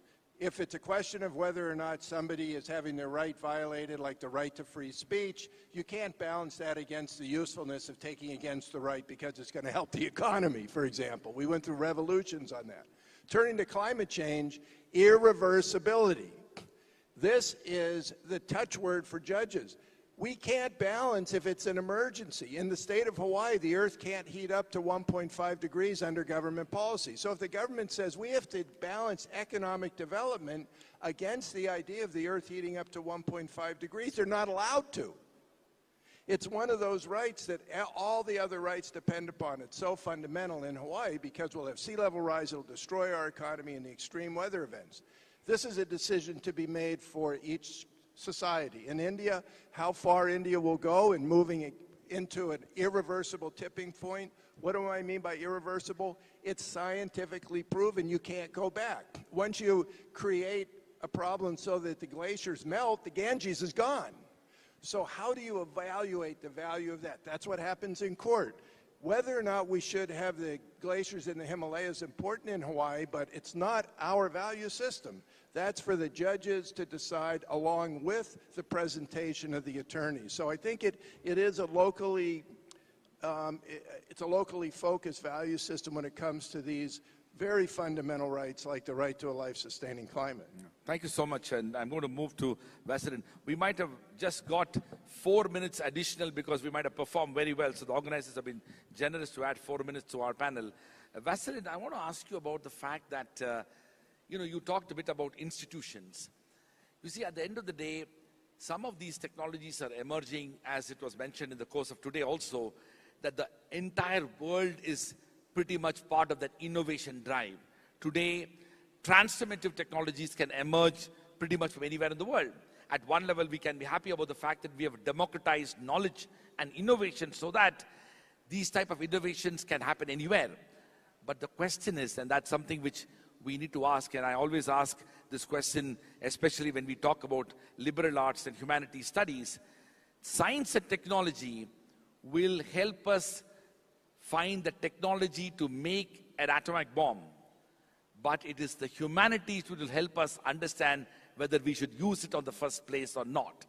To me, law is humanities. So my question to you is that, how do we ensure that the legal framework is strong enough to withstand the innovation that are emerging in the field of technology without stopping them, yet recognizing the significant consequences of these technology on humankind, and to ensure that we are able to adapt to these technologies in a measured manner? Excellent question. Rachan, you almost answered it exactly. We can look at, for example, can AI replace the judges? And if so, there won't be a dissenting opinion because every robot will judge exactly the same. And dissenting opinions often are those drivers for future developments of law. In fact, I wrote it recently, this is the wisdom of the future day. So I see this as a human supervision over the technology always that will make that synergy between the faster and stronger and mega data, but still with the human touch. So what we shouldn't worry about is to allow our students to use as much AI as they want, but to give a critical perspective on what the AI will answer to the questions we ask. So that creativity between humans and robots, I find as the best way to go ahead. And I see a lot of regulation already being proposed exactly in the same way. All right, thank you. I'm completely out of time. Thank you so much, Professor Vaseline Popovsky, Professor Natasha, Justice Michael Wilson. I do believe that the idea of next is so critical for every field, but especially for law, as law, I believe, is going to shape the future of several of these technologies that we discussed today, and the need for understanding and appreciating the impact of law and regulation is going to be a defining feature of the future. Thank you very much.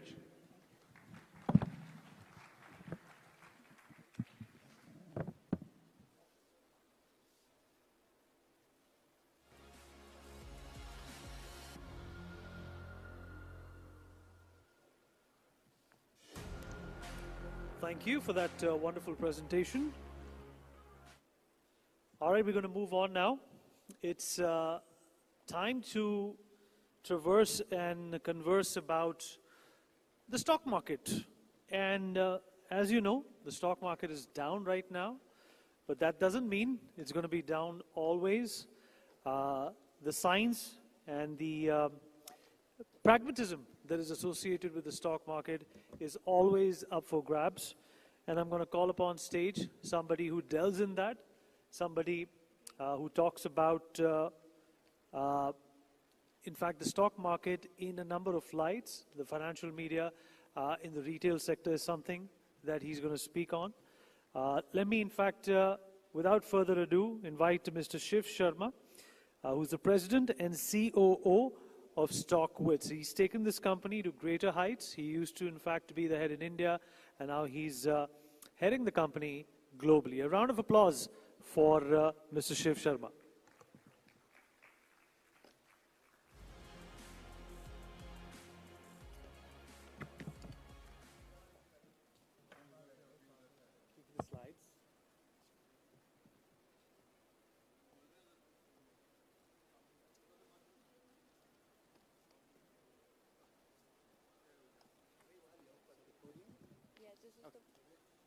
Podium or mic?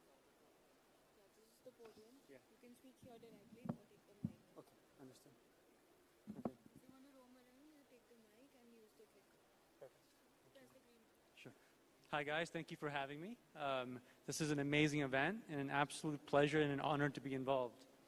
So I'm going to be here today discussing the future of financial media and then current retail investor trends we're seeing in the market. So right now, I'm here as part of StockTwits, which is actually the world's largest social network of active retail investors and traders. It was founded in 2008, but then as a part of Twitter. And so we invented the hashtag back in 2008. And so that was our first founding and our first step towards overall growth and awareness and kind of brand building. So right now we touch over 20 million active investors every day. We have users in 200 countries and 10 million overall users on the core platform. We also have a massive social media base in India, globally, and the like. And so we have a pretty clear touch and a clear vantage point on overall retail investing trends as well. So it's founded by a guy who's my mentor. His name is Howard Linden. He's the first investor in Robinhood, first investor in eToro and Alpaca, who's also speaking here today. And he's famous for kind of he was the first one to kind of discuss the overall democratization of investing trend. And so I run the business day to day. I'm the president and COO. But prior to StockTwits, I was an investor in both public and private markets for many years in the US. But before getting into India, it's best to start off with the US to understand what's happening in the US market and then understand how you can compare that, but then compare and contrast that with what's happening in India. So first in the US, you've seen this extremely long, sustained bull market, and it's been the names we all talk about. It's all the large tech stocks, right? And so these stocks have been up 600%, 700%.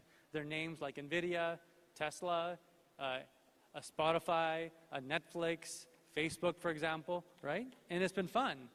And so it's been a good ride for many people. And as part of all of this, Robinhood is the kind of most popular brokerage firm in the US who's now, democratized access to equities and stocks and options and trading, right? And their kind of point has been to make investing fun. And that's a dangerous yet very interesting point, because now you've onboarded millions of investors who think investing is fun. And so that's the situation and the backdrop we're in a bull market. And so this is not a joke, by the way. This is so what's happening is that there's a new form of media that's emerged from this trend. And so this man here is a guy on the internet named as his name is Roaring Kitties on the internet. And he's the one who pioneered, but then he's the one who cultivated the huge movement in GameStop, which is a huge phenomenon in 2020 and 2021. And so now, because of all this, you see a man like him drinking beer and trading GameStop at the same time. And this is what's popular online, right? And so, but this is where we're going. And so, as part of this trend as well, you're seeing retail investors who now consume media and consume stock market news on platforms like Instagram, TikTok, where it's not banned, but then YouTube as well, right? To go back. And so, but then as part of the same trend, you're seeing crypto come in as well. And crypto is now here to stay. It's more popular than even equities for Gen Zs in America and then globally and in some parts of the world. And you're seeing folks who who just kind of relate to it better than stocks because it's easier to understand in some ways. It's actually not, but in some ways it's easier to relate to. It's easier to access in some regard, and it's kind of more fun because you can make more money and then lose more money at the same time. So it's only getting started from here. So Trump announced the day before his inauguration, but that he was going to launch a meme coin, and that meme coin hit $10 billion in market cap. $10 billion. But it's dropped since then, but 10 billion is a massive market cap, for a coin that really has no fundamental value. On top of that, you're seeing meme coins explode. So for example, if you see over here, this is the actual YouTube video cover where an influencer is talking about the next Pepe coin. And so Pepe coin was a very popular meme coin, and he's saying the coin that he found can go up 22,000 or 22 million %, which is insanity, right? And then it's not just crypto, by the way. It's also sports betting. So sports betting in the U.S. is now becoming very popular. Robinhood, who's the same equity and crypto broker I discussed in the previous slide, is now getting into sports betting also. And now the U.S. is legalizing sports betting, but state by state. And so about half of the U.S. now has sports betting allowed. So this trend of kind of, very aggressive investing, you could say, is only getting started. Now, if you go to India, you're seeing a kind of similar backdrop, right? So, but the same way the NASDAQ and S&P has done quite well, but the Indian markets have also done quite well. And so it's not just the indices, it's the blue chip names that we all know, but I'm sure you guys own many of these names as well in your portfolios. So Airtel, L&T, ICICI, Infosys, TCS have all done very well over the last 5 years. And it's not just the big names, it's also the new age tech stocks who are now also playing catch up because, they all went public back in the VC kind of boom a few years ago where the valuations were stretched, they were hyped by media, and now what's happened is that because their valuations are now come down a bit, they're now focused on profitability, their competition is now dying because there's less VC funding available, but they're all now doing very well in the stock market. And so if you see the returns over the past year, they've all outperformed the Nifty. Pretty materially, in fact. And so the obvious next step is that young, aspirational retail investors, but who want to ride the wave. It's a very natural phenomenon. It's happened in the US, it's going to happen forever. It's going to happen in every market, right? And the difference here is that India has gone from almost 2% retail adoption in about 2012 to 11% last year. And that's a completely massive shift. We all understand it's an early number. We're very early in the cycle. And I think it's good for India. I think it's good for society. And we all want it to happen. The issue is that the demographic of this audience is very young. And these folks, frankly, do not have knowledge of investing education at scale. It's a massive problem. And so, and like how you're seeing that manifest is the overall behavior from retail in India. So for example, here, you see the number of F&O investors in India has gone from effectively 0 in 2014 to almost 11 million in 2024. And so that means people basically who are buying speculative options which may go to 0. And of this, 91% of option traders in India who are retail investors face losses. And this is a report that was done by the SEBI in 2023. So this is a very powerful trend. We have to be aware of it. And it's gotten so bad that, frankly, at the peak, India accounted for 78% of global option volume.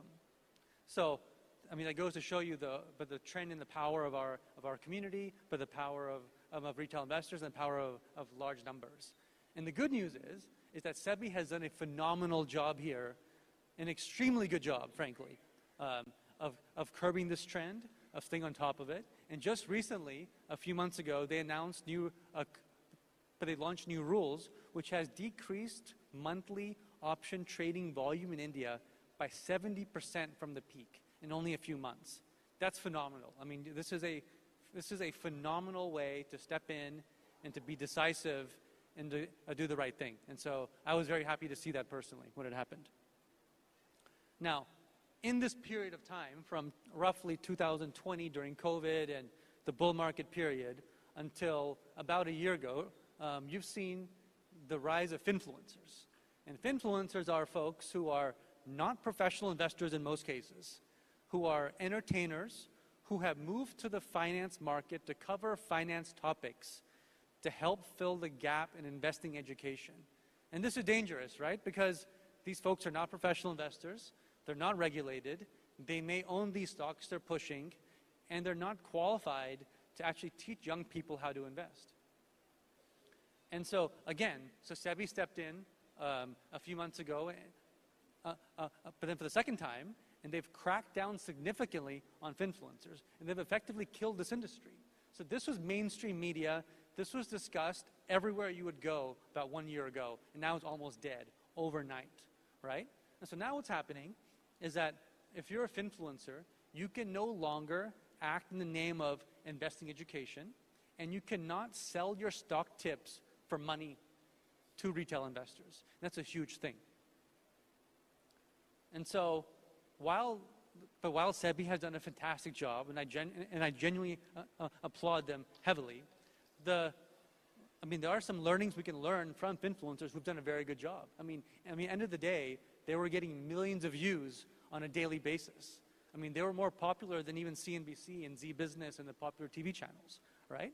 And so there's a few learnings we should learn from how we can take the information from that cycle and apply that to future cycles. And the first step to learn is that this bad behavior happens in every country, it happens in every market, and it remanifests itself in every bull market cycle. This is how the stock market has worked for years. Second, in India, this is a very dangerous trend given the lack of investing education. Third is that the way we teach investing education has to materially evolve. So it has to be in the form of more engaging content. It has to be more relatable to Gen Z. We cannot go and tell Gen Z how they want to learn investing, right? And fourth, investing is best learned by the apprenticeship model, right? And so what that means is that it's easy to go learn and go study why you should buy a blue chip stock or why NVIDIA, Paytm, Zomato is a buy or whatever it is. But if it's down 20%, you have to learn from market veterans of what to do and how to act. It's not just all analysis. There's a market element to it. There's a FOMO element to it. There's a psychology element to it. And but then even the best investors are always learning. But if you go speak to an investor who's in his 60s and this is his career, he will tell you along the way he's evolved his craft each year he's been an investor. And so, but then to introduce StockTwits India, I'm going to share now how we kind of evolved and how we built this business to then address the challenges we have today in India. So first off, my first step when I launched the India business was to build India's largest media brand who's only focused on targeting the next generation of retail investors. So we have millions of followers today,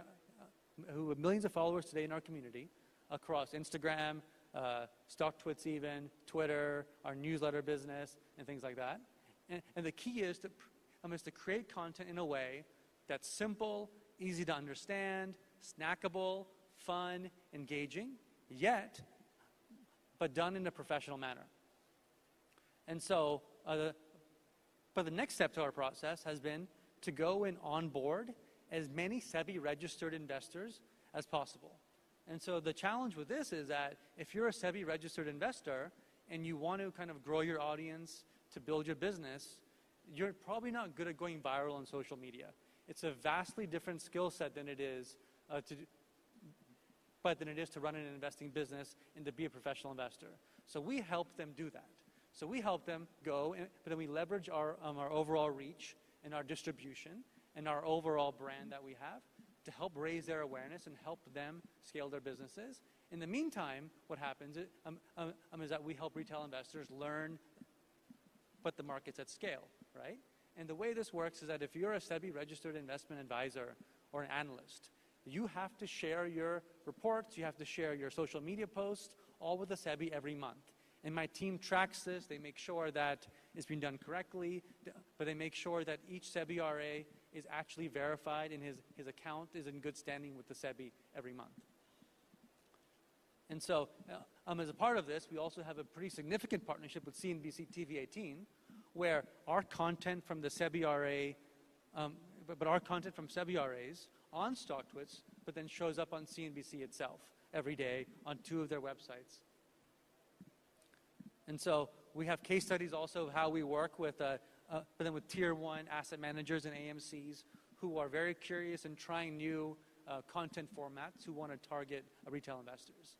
One more trend we're going to see in India very soon that we do not see today is happening in the US right now, but still in early stages, is that public companies who can, but the public companies who cannot oftentimes show up on CNBC and Z Business because they're too small, maybe they're mid-caps, maybe their story is not as well told, will start using social media more to amplify their own stories, their own corporate strategy, their results, and things like that. This would be a very powerful trend for India when it happens. And then closing thoughts, where do we go from here? I'll keep it very short and brief. Basically, access to the stock market is now commoditized. Anyone in India, anywhere in the world can go buy a stock or an option anytime they want for free on an app. Second is that retail investors are certainly using social media more and more every day for financial news. And that trend is not going to stop. Third is that most retail investors who've entered the market in the last 5+ years or so have only seen a bull market. And this is a very precarious place to be in because in bull markets, everyone knows to buy the dip. At some point, you'll see very nasty corrections and kind of, but you see periods of time where the stock market is not as good as it is right now. And so this is very dangerous for new investors who are trained to only buy dips. Fourth is that investing education has to change. I mentioned it before. I'll say it again. This is the need of the hour in India, right? And we have to create content and teach, but we have to teach young people the concept of investing earlier on in a way they're going to remember and actually care. And then lastly, I think this is probably the most important thing. We are very fortunate to have a SEBI who's been very active, very decisive, and super quick to react. In fact, the U.S. should learn from it as well, to be honest. And so I think that's only going to even get better as we see market cycles. I think SEBI will continue to evolve and be ahead of the curve and kind of make sure retail investors are protected at a pan-India scale. And so thank you for having me today. Appreciate your time.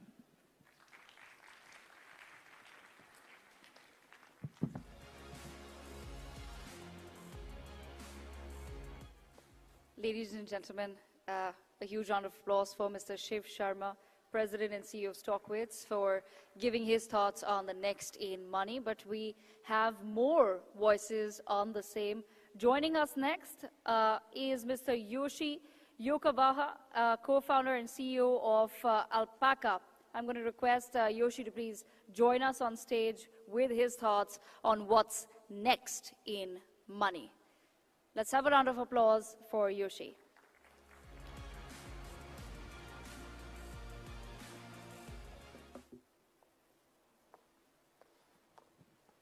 Hello. Hi, my name is Yoshi. I'm a co-founder, CEO of a company called Alpaca. It's literally alpaca as an animal, if you know what the alpaca is. Alpaca is a California-based brokerage platform, and then also US regulated, licensed, approved custody and self-clearing brokerage platform. So what we have built is that we created programmatic access to global options, fixed incomes, ETFs, stuff like that. On this platform, there are a bunch of banks, investment advisors, fintech apps. Those guys are building multiple innovative new financial services, wealth management applications, and trading apps. Today, we work with a couple hundred financial institutions across the world in 40 different countries. We are fortunate to work with so many different type of clients, of course, especially publicly listed financial institutions like banks, but also so many financial innovative companies like fintechs. These are just some of the example fintech companies who built their innovating application on top of our platform. So these are, for example, fintech apps from Turkey at the very top left. And then there's some of the investment advisor apps in UAE, and then bank application from Thailand. So there are many new applications getting built on top of our platform every day. So as Shiv explained about how the retail investing is happening in India, I wanted to share with you why Alpaca's building what we're building. So this really comes to how I experienced my life. We need to get involved in the global financial markets as quickly as possible, as soon as possible, as easy as possible. So I grew up in Japan. I was born and raised in Osaka. And then I grew up by the parents who barely spoke any English. And then we had nothing to do with investing or financial markets whatsoever. In high school, I was fortunate to be selected to be exchange student to go to the United States. And then after that, I started living back and forth between the United States and Japan. And the one frustration that I really felt, and I think some of you who has been living different countries back and forth in India may feel the same way, but there are so many financial services or applications you can't use if you are outside of America. And this has been really, really frustrating. And the biggest disappointment that I had was Robinhood. So Shiv was talking about it as well. But in 2013, Robinhood, which is the very first mobile-first trading application that went viral, launched in the United States. And at that time, I was living in Japan. So I did not have US residency, US address, US phone number. So even though I was high up in the waiting list, I couldn't install the app, or I couldn't sign up for this trading app. So it was really frustrating. I knew that this was going to be a really cool thing. And there are not like only Robinhoods. There are services like Acorns, Wealthfront, Betterment. There are multiple services like that, but you can only use them if you live in the US. And this is really not fair, in my opinion. And the most recent one that happened is this Kalshi. Kalshi became a super, super big in the US because it allowed the users to bet on and then trade probability of if Trump will win or Harris will win in the presidential elections. This became extremely popular. It became the biggest downloaded app on the US App Store, more than our favorite ChatGPT. But again, unless you have the US residency and US address, you are not able to use this. And Kalshi is not some weird app. This is US CFTC regulated financial services product. But still, you cannot use it unless you have a residency in the US. And this is really the reason why what we are doing at Alpaca. And our solution has been, how can we build a platform that allows people from global can access to the global financial markets and to the US without even living in the United States. In order to do that, we of course had to get multiple regulatory licenses and approvals, especially like US SEC, US FINRA, DTC, and we also got multiple different brokerage licenses in different countries, and then approvals to move the money around cross-border, international to the different countries. So we had to do all those very boring but very important jobs to get the licenses. And by doing that, we were able to include all those mid-office, back-office operations of the financial services institutions, such as opening the accounts, doing the KYC, which is know your customer, or anti-money laundering checks that you have to do if you're a financial services company, and then able to create the whole rails between the different countries, from the United States to Japan or to the India or different places. And then, of course, being able to settle, execute, custody trades, and then also being a custodian for the people's securities holding. And then finally, being able to say person A has how much money, how much securities, stuff like that, all of these things inside of the one platform. And then we also made it extremely programmable. And this is really, really important because we expect each of the entrepreneurs, developers, fintech companies, banks will develop applications on top of this. So it has to be extremely programmable, and it has to be easy to use developer-first products. If we think about evolution of financial services, back in 100 years ago, it used to be just face-to-face. You are actually literally handing off the stock certificate before this, by the salesperson to the person who's actually purchasing it. After the phone was invented, it became over the phone calls. What happened next is, of course, internet. You can purchase on the online brokerage, and you can click button, and you can buy without speaking with the representatives. And now, with the Robinhood's evolution and a lot of companies in India as well, like Zerodha, Grow, Upstocks, InMoney, they provide those capabilities on the mobile app. Then what's next? What we realize is that it has to be an interface for the programs. And obviously, this is fueling the velocity, super fast velocity of the evolution of the AI and the agents as well. So this is what we have built in terms of the interface. And the result, it's actually working. There are many founders, there are many even college student developers building multiple different applications in their local languages, local culture.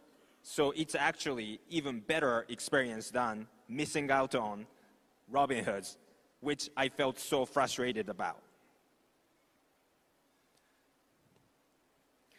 When coming to money, Japanese people are extremely conservative. Only 20%, actually it's more like 15% of the household income of the Japanese people goes to investing. Whereas 50% of that money goes to investing in the United States. And in Japan, more than 50% of the household income actually go to the savings in the bank, which only pays almost nothing. Our national public policy rate is only 0.5%, and it used to be 0% until very recently. So you can tell how illogical this thing is. And I think this is partly because Japanese stock market, Nikkei index, didn't really perform well last 30 years after the bubble bursted at the late 90s. And then also, I think it's also partly how Japanese people are not taking a part of the global economy because of the language, how most of the Japanese people don't speak English. In India, this is very different. Of course, more people speak English. And moreover, these are the companies that Indian people and the NRIs are being the leader of these public listed companies. That takes a big part of the global economy, which is in the high tech, medicines, financial services. India is already taking a big part of the global economy and the global financial markets. However, it's not yet easy for the people to be able to access the global markets from India. And this is, of course, there are multiple reasons. SEBI has been doing an amazing job to make sure to protect investors of the Indian citizens so that their assets will not be stolen, make sure that it gets protected.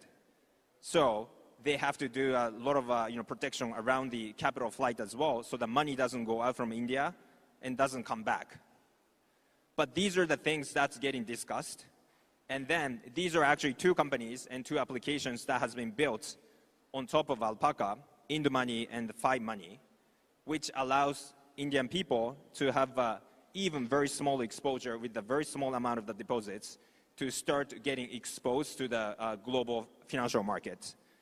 And from my experience, not having any relation to the investing or financial markets, and then have no experience to the outside of Japan, financial markets has been allowing me to be a part of the global economy expansion. In India, it's already so many leaders of the global economy companies are led by Indian people. So I think I'm super excited to see how Indian retails will continue to be more involved in the global financial markets, and then how it's going to have the more part in the global economy as well. Thank you.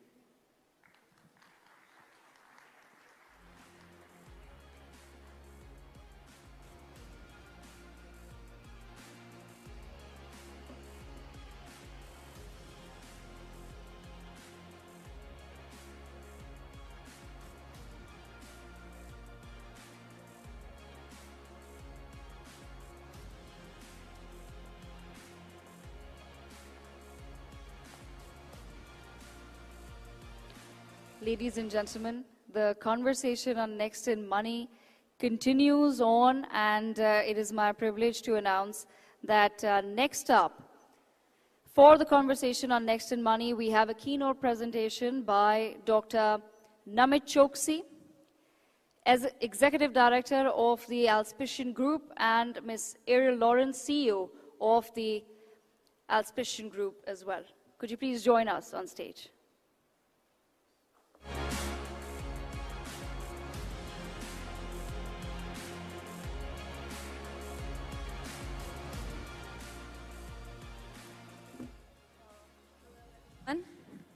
Oh, now we're on. Well, hello, hello. It's an honor to be here today at this incredible gathering of entrepreneurs, change makers, and thought leaders. Innovation, as we all know, is not specific to scientific breakthroughs, to medical discoveries. There is an incredible amount of value that is driven in the way that we do business every day. And so innovation in business models, how we scale, how we think about operations, and ultimately how we grow the economy that powers everything that we do. A little bit of technical difficulties, but everything that we do in our daily lives. So some of the most impactful innovations in the last 20, 30 years really actually come from reimagining how we build, grow, and sustain these businesses. So I want to talk to you today about an underutilized model of entrepreneurship, and that's search funds and entrepreneurship through acquisition. So this model is transforming the way that individuals become business owners. They allow them to acquire and lead successful companies without having to start from scratch. So what is a search fund? At its core, it's an investment vehicle through which an entrepreneur raises capital from investors to find, acquire, manage, and grow a single existing company. So to understand the search fund model, it's often helpful to compare it with private equity and venture capital. These are two well-established approaches to business investment. Venture capital focuses on early-stage, high-growth startups with unproven business models but significant upside potential. Investors take minority stakes, they spread risk across multiple startups, and they accept high failure rates in exchange for the possibility of outsized returns from a few breakout successes. Private equity, on the other hand, typically targets mature, larger companies, often acquiring controlling stakes through leveraged buyouts. PE firms focus on financial optimization, operational efficiencies, strategic exits, often through IPOs or sales to larger corporations or strategics. And search funds sit somewhere in between these two models.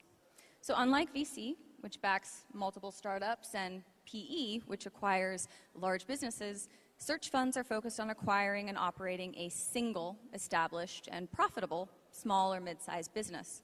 So the entrepreneur, often an emerging leader, strong operational experience, maybe an MBA, searches for the business, becomes a CEO, works to grow the company over the long term with aligned incentives.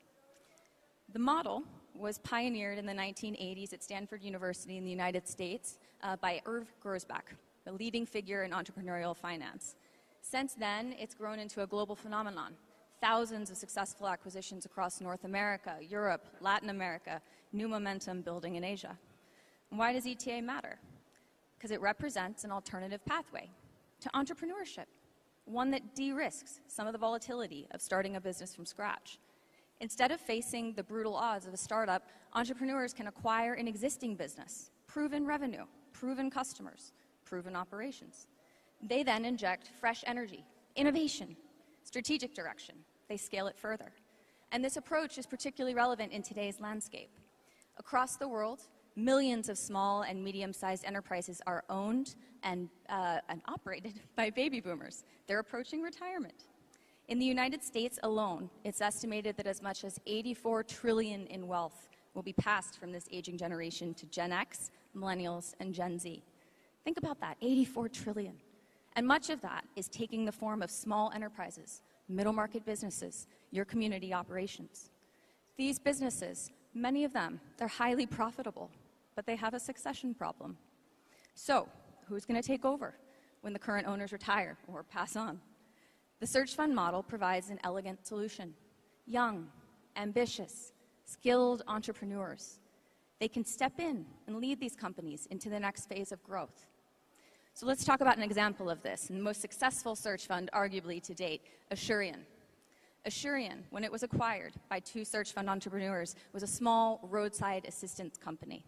But roadside assistance requires a mobile phone, and mobile phones, at the time, required insurance. So Kevin Tawil and Jim Ellis acquired a mobile insurer, and they transformed Asurion into a global insurance business serving millions of customers and grossing today $8.5 billion in revenue.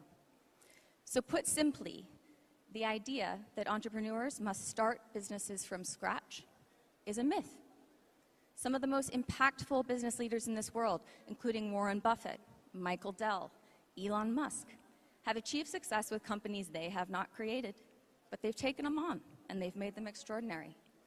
Search funds and entrepreneurship through acquisition offer similar paths, but they create lasting value. And this brings us to an exciting question. What is the potential for search funds and entrepreneurship through acquisition in India? And for that, I will turn to my esteemed colleague and dear friend, Dr. Namit Choksi.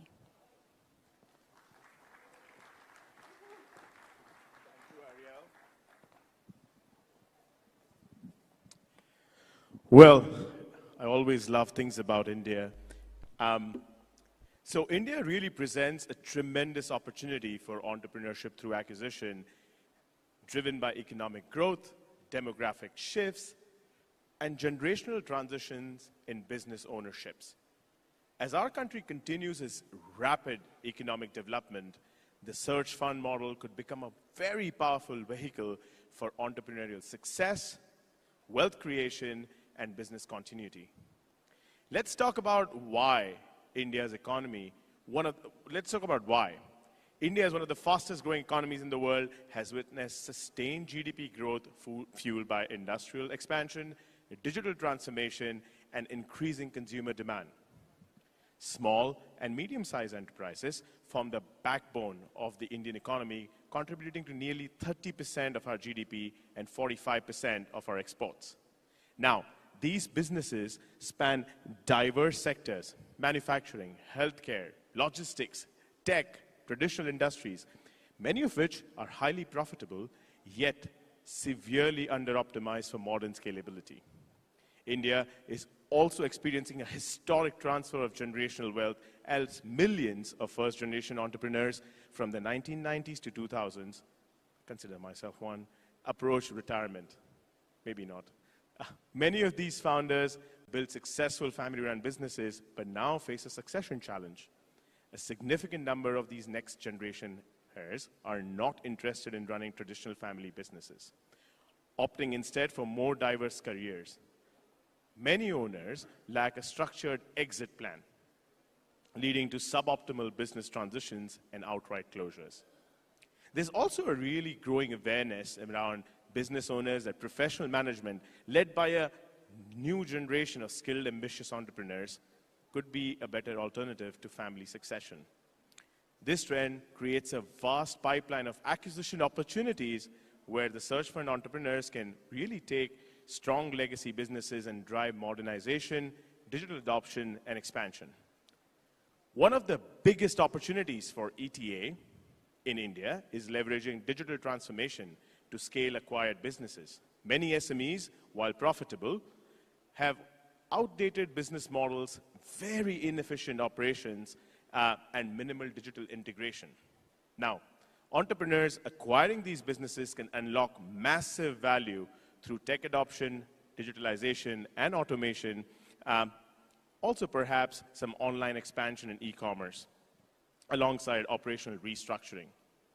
By applying these really modern business strategies to traditional enterprises, ETAs can create exponential value while preserving the legacy of well-established businesses.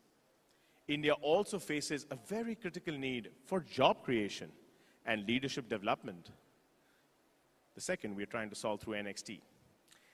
While startups and large corporates play a large role, SMEs really remain the crux and amongst the largest employers in the country.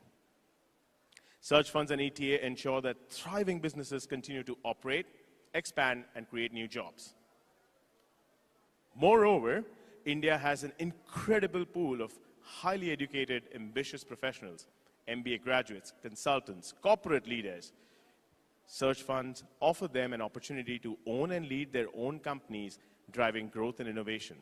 Now, instead of businesses hitting shutdown due to succession issues, ETA can really preserve existing jobs in acquired companies, creating new employment opportunities by driving business growth, and overall develop a new generation of entrepreneurial leaders who take ownership of these enterprises and drive long-term impact. ETA represents an untapped, high-potential path for Indian entrepreneurs, investors, and business owners, with a vast number of businesses looking for leadership transitions and a growing pool of skilled professionals eager to become business owners. We also have increasing investor interest. And with all of this, I think India is really poised to become a major hub for search funds and ETA in the coming decade. Finally, for aspiring entrepreneurs, ETA offers a unique opportunity. Instead of building from zero, you acquire and scale a thriving business. For investors, it presents a new asset class with strong and stable returns.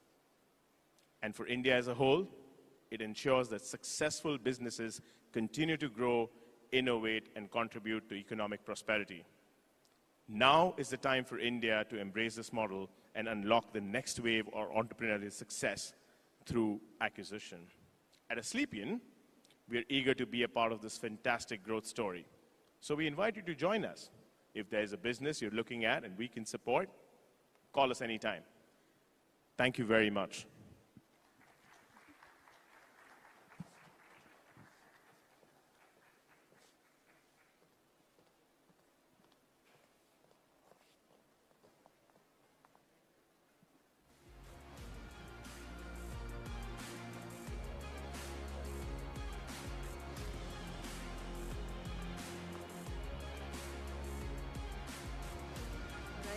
Thank you, Namit, and thank you, Ariel, for that wonderful session.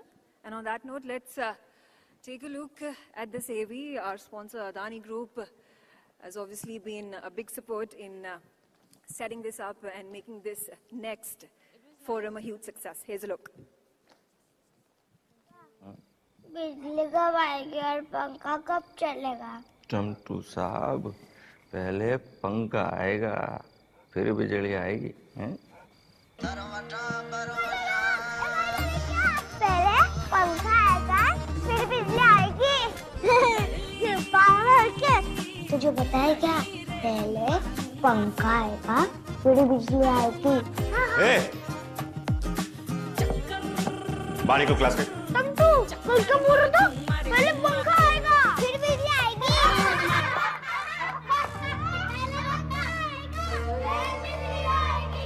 रूठी रूठी रोशनी तू तो मुझे मानता है ना पहले पंखा आएगा फिर बिजली आएगी लागी अरे काके चलो किधर हम कहाँ जा रहे हैं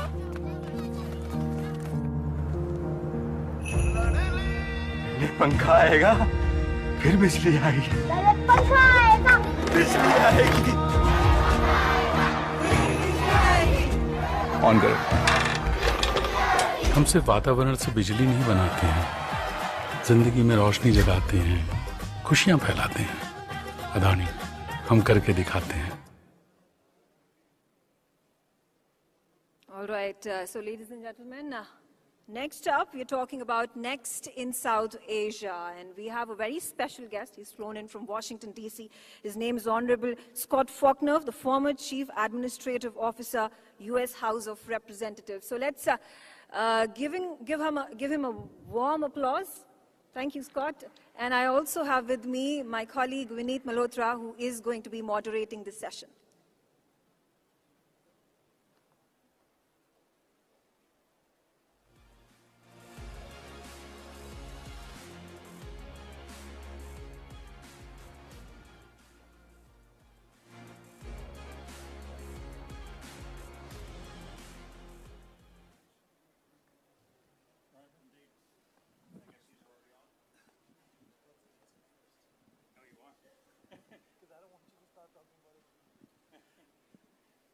Hi, good evening, everyone. Scott, thank you for coming for the next conclave. Just a bit of a background that me and Scott have gotten to know each other for the past couple of days. We hung out, went to the parliament, went to the Prime Minister's museum as well. And of course, we got talking about, what your expertise is and what we do over here in India and how your expertise is going to come handy in terms of basically reflecting on what the mood in South Asia is vis-a-vis, the change in administration in the United States. But first up, I want to address the elephant in the room. I had prepared a lot of questions, which was day before to ask you, but something happened yesterday, which has basically stolen the gaze of the world, and everybody is talking about it. Social media users are talking about it.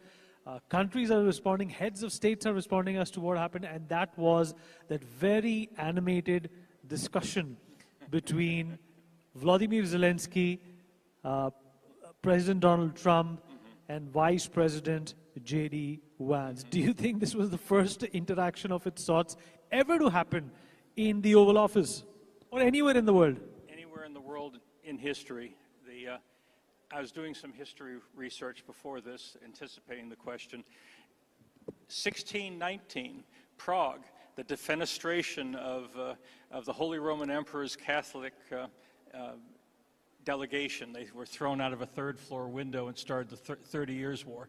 So that seems to be the last time there was this high-profile a meltdown for a diplomatic mission. So it's been quite a while, and that one wasn't on CNN. So it's just absolutely stunning. My phone started blowing up last night, and I have friends on both sides of the aisle, and you can imagine one side says it's Zelensky's fault, the other side says it's Trump's fault, and everyone's sort of throwing eggs and rotten tomatoes at each other. Do you think it was about time that somebody called out Zelensky for what's happening? Well, that's an interesting question, because what they're saying is that a deal was cut, and that this was supposed to have been sort of like a protocol meeting in preparation for the signing of the document dealing with mineral rights, and then they were going to go and do a press conference. And Zelensky decided to up the ante and sort of reopen the negotiations on the fly. Some of the people are saying that Zelensky was so used to working with Biden and his national security staff, which to this day is still probably the weakest and most incompetent in American history. And he wasn't ready to encounter the buzzsaw of Trump. And then to, as one person put it, with Trump and Vance there, it was bad cop, worse cop, instead of bad cop, good cop. And so Zelensky probably lost his cool when he shouldn't have. But both sides sort of upped the ante, and it's sad because the only person who, actually two people benefit from it. Russia, because they hope that they can retain all their ill-gotten gains of territory and maybe force Ukraine to never be in NATO. And then China that's sitting there saying, well, if this happens on Ukraine, maybe we ought to test literally our waters around Taiwan. So it was not one of the better moments for American history, world history, or for in the future of the Ukraine now is God knows what's going to happen. All right, getting back to the discussion and, the mold that we've been preparing for the last few days, you gave me a lot of interesting insights into what governments do and what governments emote and project in order to run efficiently. And you spoke about the 3 T's. Right. I found that extremely fascinating. It would be amazing if you could just share that philosophy and that idea with our audience as well, and of course the people watching on TV. Right. When you start to think of governance, we're not just talking about elections and who gets elected and who represents who. We're talking about the actual operations and mechanics of how a government operates, how it serves its citizenry. And you kind of hearken back to basically Rousseau in the 18th century about the social contract, that we all came here either by bus or car because we don't build our own cars. So we voluntarily hire a car or buy a car. So we have a transactional contract with that manufacturer. The same thing goes in government. None of us are going to sit there and build the roads that drive that car. We're willing to, through a toll or gas tax or something, delegate to government building the roads. We delegate to government the police and the signage on those roads. And so the social contract for government at every level, from national to federal to local, is that the citizens that it serves willingly delegate and willingly pay for certain basic services that we're not going to do ourselves. And so transaction is a very fundamental thing, because government needs to be able to make the value proposition that we can do certain things better than individuals because of collective action and economies of scale. Then we're into trust, the second T. We trust that government is going to do the right thing. Just like we all had a lunch break, we assumed that the food we ate was not going to kill us, give us food poisoning. So there's a certain trust level that comes with that social contract. And then finally, to establish that that trust is real and is actually justified, we have transparency. We want to know, public processes should be public, public documents should be public meetings should be public decisions should be public, and except, you put a little asterisk for we don't need to know the nuclear codes or some secret weapon being built or who the spies are. But overall, public things should be public. What's happened in America, and this goes back 30 plus years, both Republicans and Democrats are to blame, those 3 T's have been destroyed. And that's what led to this last year's election, where America's faith in government, in that social contract, has completely collapsed because government has been lying to them. And we're finding that over the years, we basically have a government filled with aging, egotistical, greedy, corrupt people who have been lining their pockets, and this is where the DOGE, Department of Government Efficiency, comes in, peeling back the curtain, peeling back the onion to see the waste, the fraud, and the abuse.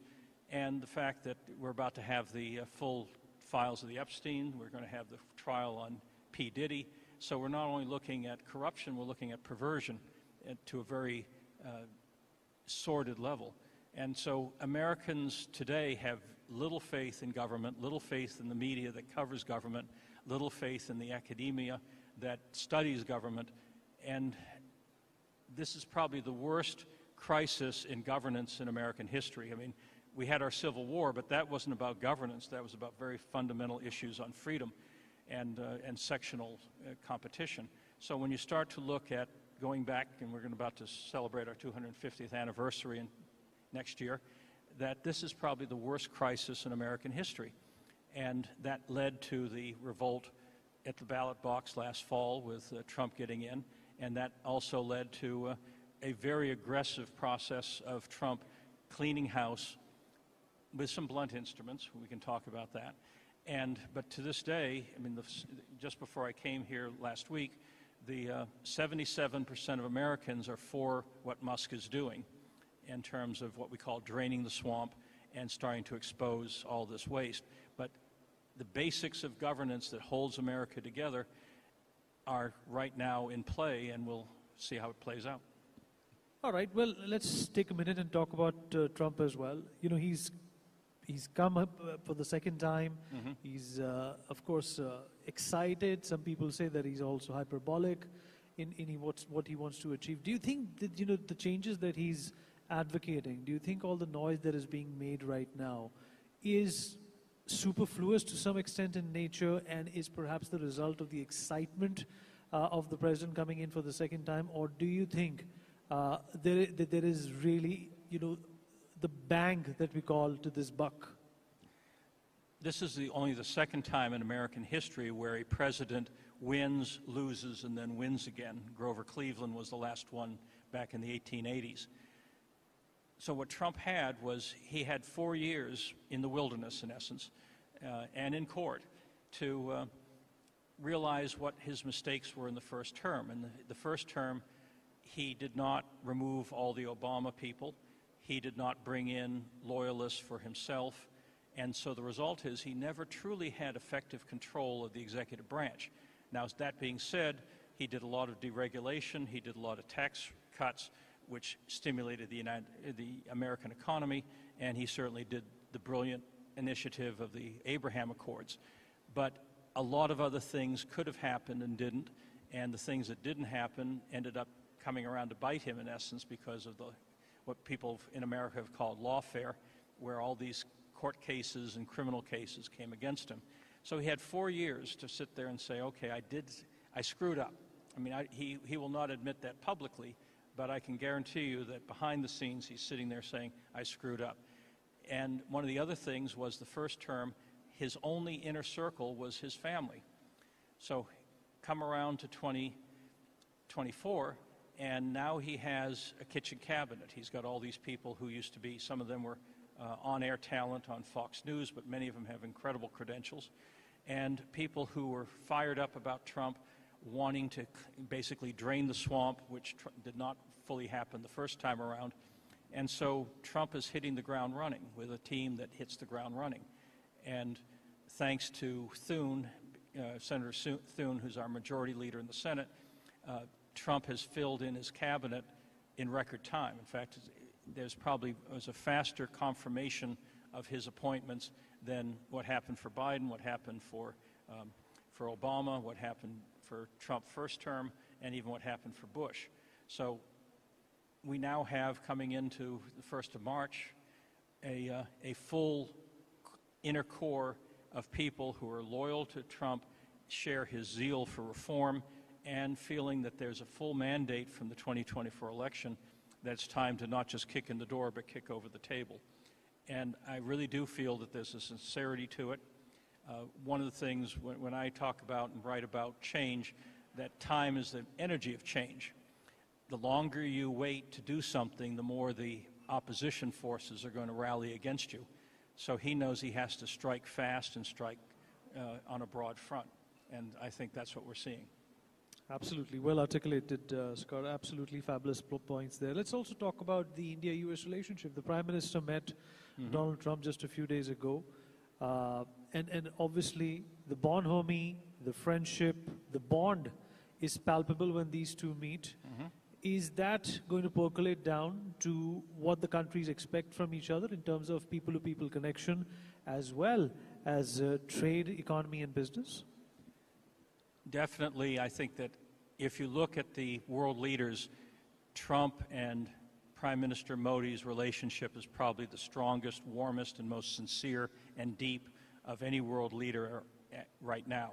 And that serves India well, it serves the United States well, and I know that there are issues dealing with immigration, there's issues dealing with tariffs and trade, but I think that because Trump's is such a personal relationship-driven leader, that the warmth between these two, legitimate warmth between these two, will sort these issues out fairly quickly. Again, Trump eager to make changes, and his team eager to make changes, use some blunt instruments, and so I know that there's especially issues regarding Indian immigration and visas for Indian citizens in the United States, and hopefully that'll get resolved shortly. I'm sure there's going to be phone calls that'll take care of that. Well, India has also expressed a bit of concern about, how Indian deportees were treated.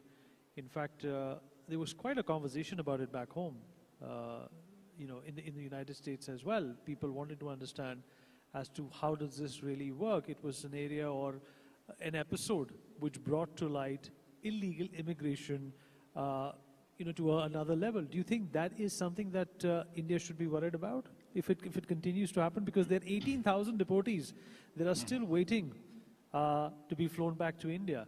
And if this treatment continues, then do you think is that going to be a problem? What I'm hoping is that Prime Minister Modi is basically through his personal channels and hopefully diplomatic channels is making these concerns, raise these concerns, because again, Indians who come to America to study and stay, I mean, almost all of my medical professionals that treat myself and my wife are from India. America would be very short on nurses and doctors and specialists if it wasn't for the Indian health professionals that have made America their home. And the same thing in our IT world. And so I think people realize that Indians, either as visitors, as students, or as immigrants, are a viable part of America's culture, America's economic, and certainly the health world and the IT world. So I think that if whatever has misfired, I think will get resolved quickly because it's in America's best interest.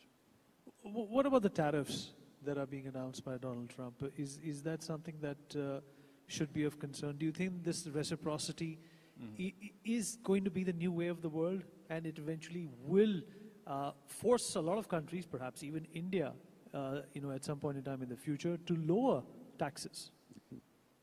A very good question. When you go back through American history, some of our most robust growth happened with very high tariffs.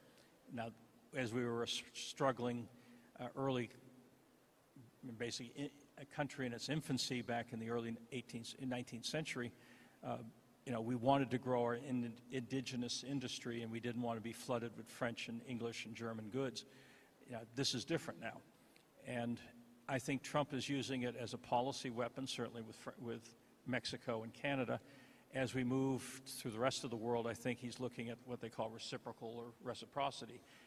I don't personally know if India has tariffs on American goods coming into India, but that might be the lever that Trump will use to say, if you're charging us 20%, we're going to charge you 20%, which might then lead to both sides charging no percent.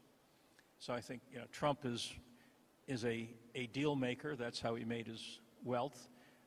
He's a person who tries to build relationships and negotiate, which is his best-selling book, Art of the Deal. And so I think that, again, hopefully because of the warm relationships, personal relationship, there'll be enough back channels to sort this out. But I think that it harms America and it harms India if we start building trade walls. Where do you see the India-United States relationship in the next 10 years? And, let me also throw in a caveat there. There seems to be a paradigm shift in the American policy towards Russia as well. Mm-hmm. India has always been allied with Russia. Mm-hmm. And if the Americans and the Soviets start to get along, it's a win-win situation for us. Mm-hmm.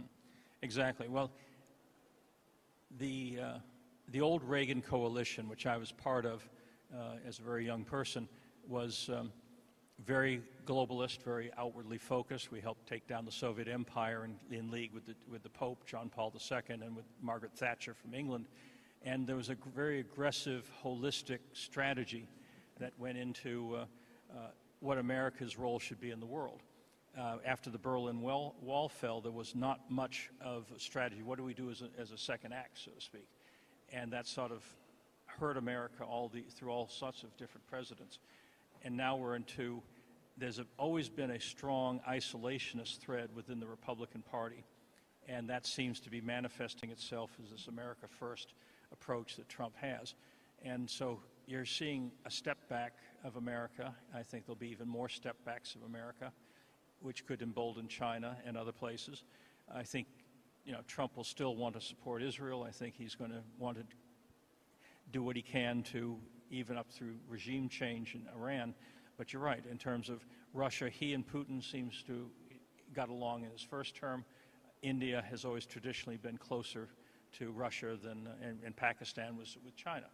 And so I think that may play a role. The other thing which I think comes through the next conference is that as America steps back, nature and politics abhor a vacuum. And so if America does step back, who takes that role? And if it's going to be Russia and China and radical Islam, that's a problem. If it's a democracy, free economy, open society like India, that's a good thing. So there's an opportunity here, as we've heard over the last 2 days, of India stepping forward, not only as the biggest population in the world, but as the most robust economy in the world, and having one of the most dynamic leaders in the world to step into this void. And so there's lots of opportunity for India to be a leader, and also to leverage the relationship with Trump to truly have the next decade be an amazing time for everybody. Scott, one last question.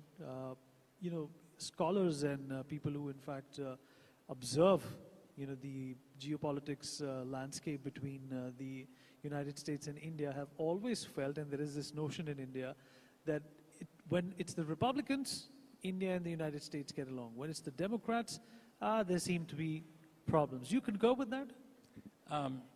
Possibly. I'm trying to think that when John F. Kennedy was president, we had John Kenneth Galbraith as ambassador, and I think there was a good relationship then. I think that the Democrats... Not if you remember what Henry Kissinger said about Indira Gandhi. What was that? Well, he said a lot of nasty stuff about her. If Henry Kissinger said a lot of nasty stuff about... Galbraith? Henry Kissinger said a lot of... Well, again, Kissinger... Again, you have to remember that I'm not a big fan of Kissinger, by the way, but when Kissinger was looking at how do we open, and he thought that America was a declining power in the early 70s, and he wanted to do triangulation. He said, okay, China and Russia are different agendas, different players, different approaches to communism. If we can bring China onto the chessboard, I mean, his whole... He wrote an amazing book called The Congress of Vienna about the Napoleonic era, that his role of how he negotiated was overcomplicate things, bring in many, many pieces, many, many issues, many, many players, and in that confusion, in that clustering of things, you start to thread a policy that hopefully works for the United States. So he wanted to bring China in. The only way into China was through Pakistan. And so he began a very open relationship with Pakistan to open the doors to China. And then later on, when we had the Afghan war, Pakistan was the way in for America to support the Mujahideen and the other. I was more of a Northern Alliance person back then. But the issue is that Pakistan was always sort of tilted to China and that certain part of the American population. Nowadays, we realize how bad Pakistan is, not only the horrible Mumbai attack in your country, but the fact that they harbored bin Laden right under the nose of their own military, which was probably they knew about it. And so I think that certainly on the Republican side, we recognize that India is our true friend, and and certainly going forward, it's the key partnership that's going to, I think, help not only this part of the world, but the world in general. Scott, thank you so much. It's been an illuminating conversation. You shed light on a number of facets that everybody here is going to relish and take home with. Thank you so much. It's an honor. Thank you very much. Mrs. Scott Faulkner, thank you for joining us at the inaugural NXT Conclave. With that, we move on to our next session called Next in Entrepreneurship. We have with us Mr. Abhit Kumar. I will request all the panelists to please make their way to the stage as I announce your names. Mr. Abhit Kumar, Social Hardware International Private Limited. Mr. Shiv Shankar PC of Daijo Private Limited. Mr. Abdul Aziz Khan of Phasmo Energy Systems Private Limited. And Ms. Prafulla Agarwal of Tokere Energy Solutions Private Limited. The session chair is Mr. Avinash Punekar, CEO of iCreate. The duration of the session is 25 minutes.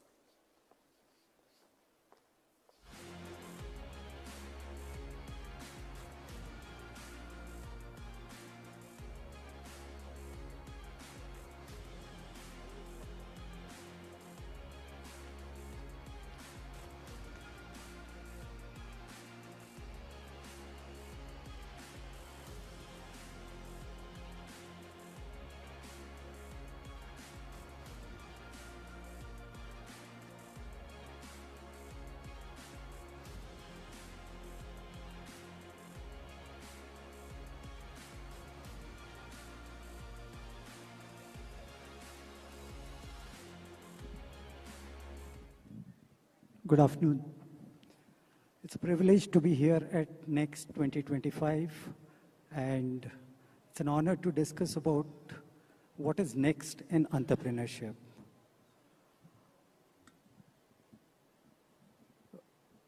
I am Avinash Punekar. I represent iCreate, the International Center for Entrepreneurship and Technology based in Ahmedabad, one of India's best technology business incubator. It's a standalone, sector-agnostic, hardware-focused incubator.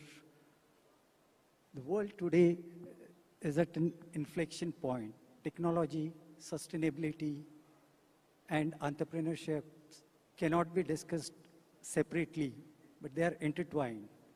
It's driving the economic opportunities and social reforms. We have today an excellent panel. We have Abhit Kumar, CEO of Social Hardware. Abhit is revolutionizing the robotics and telerobotics systems which work in hazardous environment, especially in defense, space, nuclear, and chemical environments. We have Abdul Aziz Khan, co-founder of Phasmo Energy, who is working in making energy intelligent. He builds like actually battery management systems, health management systems for battery solutions. We have Dr. Prafulla Agarwal, who's the founder of Tokere Energy Solutions. She's pushing the boundaries of blockchain-driven climate action tokens. It enhances the transparency, traceability of green energy and verification system. We have Mr. Shiv Shankar, who's the founder of Daijo, who's working on AI-driven micro-mobility solutions. I'm going to ask three simple questions to all of them because these four entrepreneurs come from different domains. So my first question to all of them is going to be in terms of what is the problem or the gap or the need that they identified in the market, and how did they go about in identifying the right kind of solution for those gaps? We can start with Shiv Shankar. Thank you, Avinash, and thank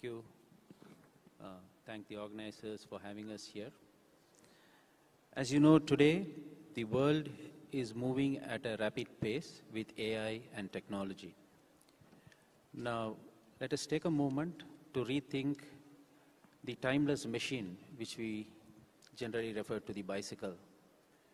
A touch of new design and technology into this marvelous piece of equipment can turn this into the most powerful micro-mobility solution.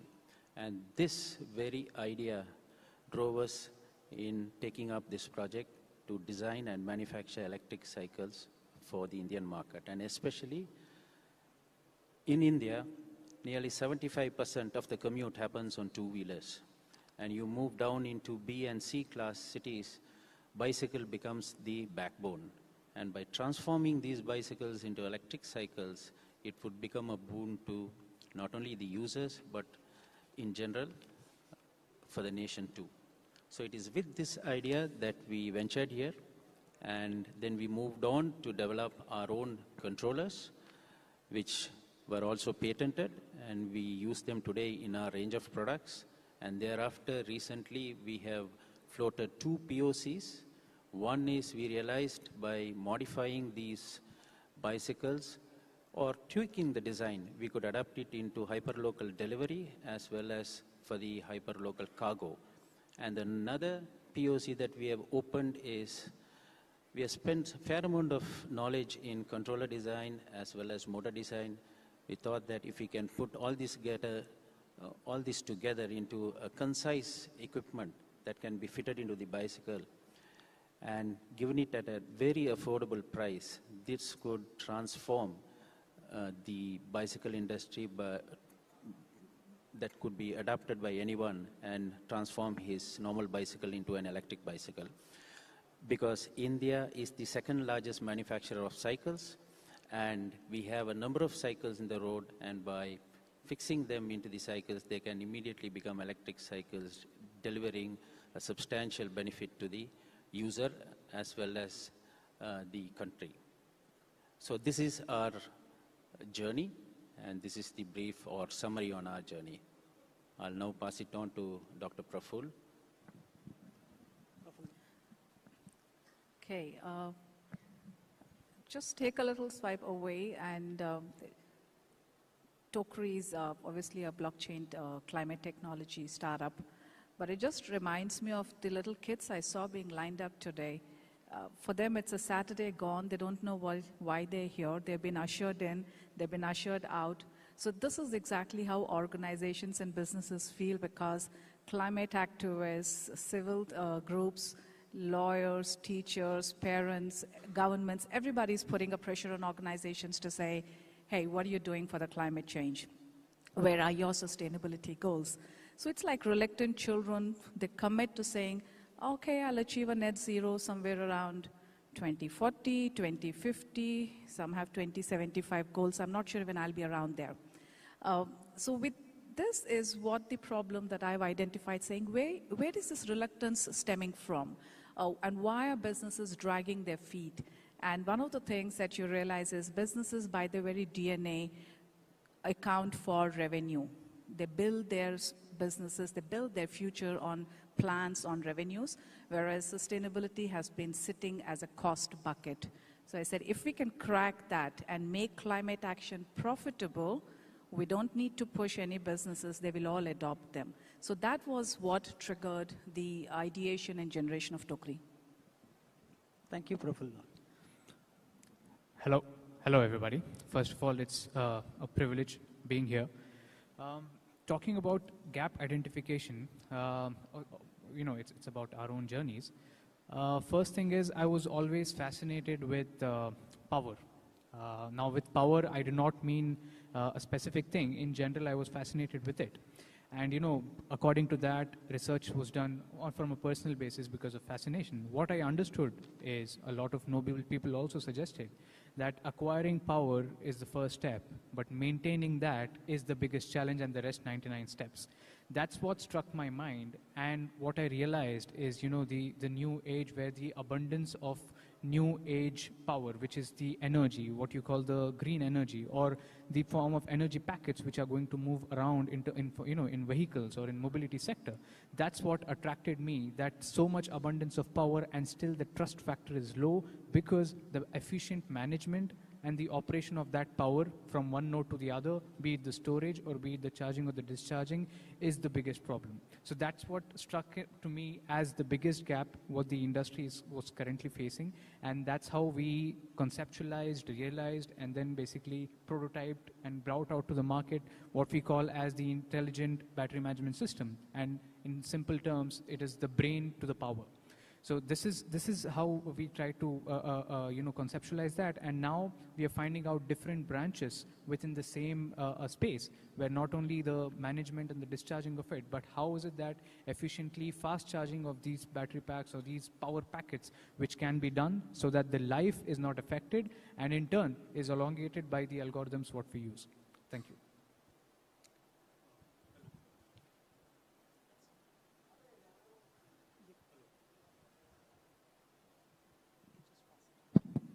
Yeah, hello everyone. For us, it was pretty simple actually. We intended to identify the industries where activities are conducted, and in those activities, humans' lives are at stake, and which can breed catastrophe as well as inefficiency. And out of when we were searching for the industries, the two pick for us was obviously defense, in which ordnance disposal happen, and then you have radiation and nuclear labs, where you have, even if a scientist is wearing a Class A radiation suit, they're still, like radiation is still being absorbed. And the same goes for ordnance disposal technicians as well. And the weight of the bomb disposal suit is around 35 kgs on an average. So for us, it was very simple and direct that we have to build a teleoperation system which can conduct operations remotely with an operator at a safe distance, and everything that happens is basically using biomimicry. So whatever the upper body movement is there of the human operator is mimicked by the bot, and the activity is conducted, and that is what our that's how we identified the gap and then created a solution. Thank you, Abid.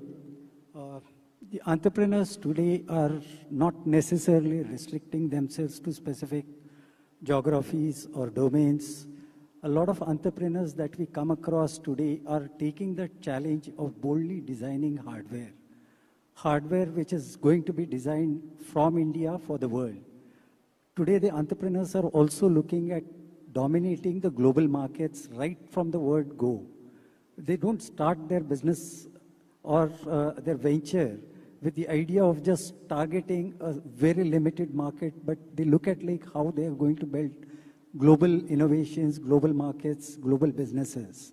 So how do you guys actually assess, or what do you predict would be the impact of your innovations in the market, both in India and across the world? How do you see that? So electric bicycles generally, we can just categorize it into 4 major impact areas. One is the environmental impact, that is a given.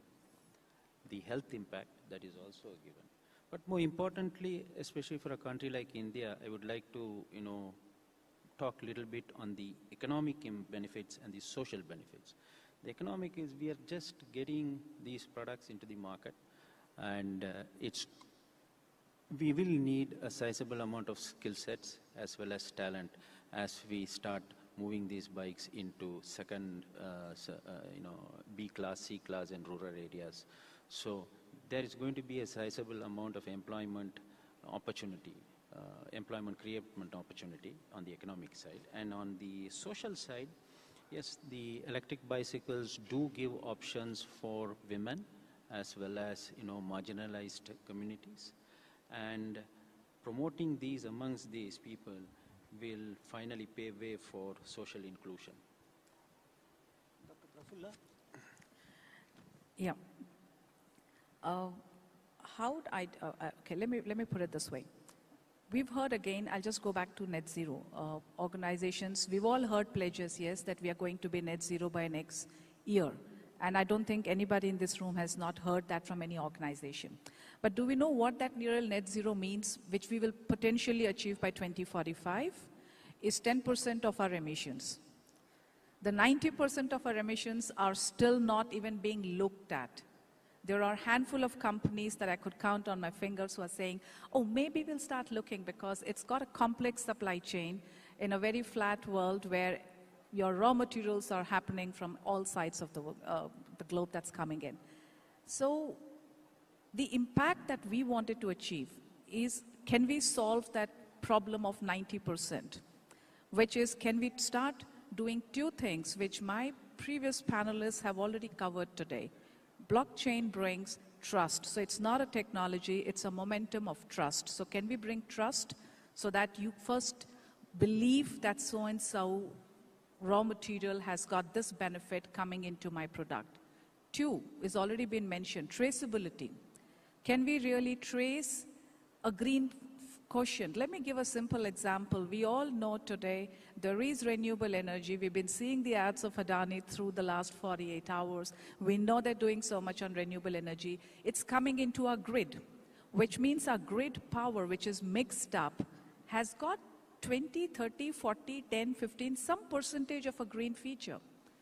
Now, why is this green feature not benefiting the exporters, the other organizations, the manufacturers who are today exporting into various countries and are penalized by various regulations?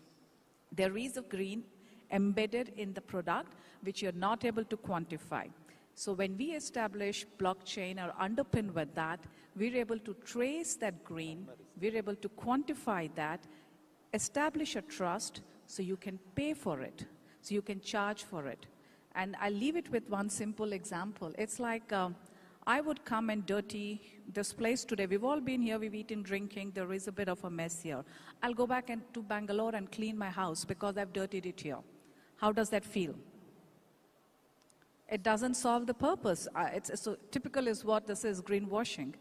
And even better, I would go and say, fine, I'm going to clean my home with maybe a high-end broom because I feel very good that the broom has been made by some person sitting out of Pune. And that's what we do. I mean, I'm going to dirty various countries in your manufacturing and I'll buy credits out of Africa or Vietnam or somewhere else. It doesn't matter. Clean where you're dirtying and impact on that 90%. That's exactly what Tokri is trying to solve. So we're saying remove greenwashing and green your supply chain so you genuinely hit net zero. Don't say I've managed 10% of my emissions, greenwashing from Africa for manufacturing happening in India or China and claim that will happen after 15 years. I don't think how many of us will be in this room then. Let's move on to Aziz. Yes, talking about impact of the product, if I have to define it in one word, is building confidence within a particular sector of technology which is deprived of that particular part. Because even today, whenever we speak about batteries and energy in bulk, which is humongous power, compressed in small sizes, that's when people are still lacking confidence when it comes to scaling it up at different levels, be it in terms of production or operation or planting it on road, especially in the mobility segment. So that's where the impact starts from at the grassroots level, and then we take it up to the fast charging segment also, where with the trust and with the confidence what we have built with heavy battery packs and heavy mobility applications, we bring in the fast charging also as a convenience factor specifically for users who are troubled by range anxiety and the security issues. So this is what I feel, starting from the grassroots level but taking it up to scale as well from my side. For us, impact is zero casualty.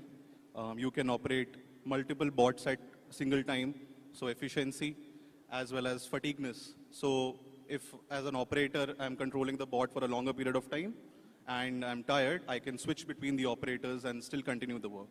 So those are the three impacts that we have. Entrepreneurship in India has gone through a massive evolution. Historically, India was one of the most innovative entrepreneurial country or a nation, which over the years, during the colonial era, we lost that mojo. We actually shied away from being like entrepreneurial and innovative. After independence, it was primarily the license Raj and family businesses and traditional businesses which sort of emerged. It's in the 90s, when the economic liberalization started, that's when the new age entrepreneurs started taking roots. And these entrepreneurships led by like the entrepreneurs like Narayan Murthy, Sunil Mittal, Shiv Nadar, these were the entrepreneurs who created the next generation new age technology businesses, telecom, banking, IT, software. So these businesses, when they emerge, in the last 10 years, what has happened is Government of India has made active intervention. The entire Startup India or Make in India movements which started, India has now become the third largest startup ecosystem with over 150,000 startups, 100 plus incubators, 100 plus unicorns. Interestingly, we have 1,000 plus incubators across the country, which are actually the places where all these new startups are getting hashed, they're getting created there. And it has been like a very interesting thing to watch how next generation of entrepreneurs are emerging. So if I were to ask these 4 entrepreneurs on what are the kind of regulatory challenges or risks that they face or they see, and what is it that they would want like the lawmakers, policymakers, and regulators to help out with. So if you can take a quick 30-second. So India is a country where we manufacture close to 11 million bicycles per year, and we expect electric cycles at least to take 10% of it. But today, currently, we are not even crossed 1%. That is because there are 4 factors as impediments. One is there isn't enough awareness. We don't have soft payment modes. We don't have insurance.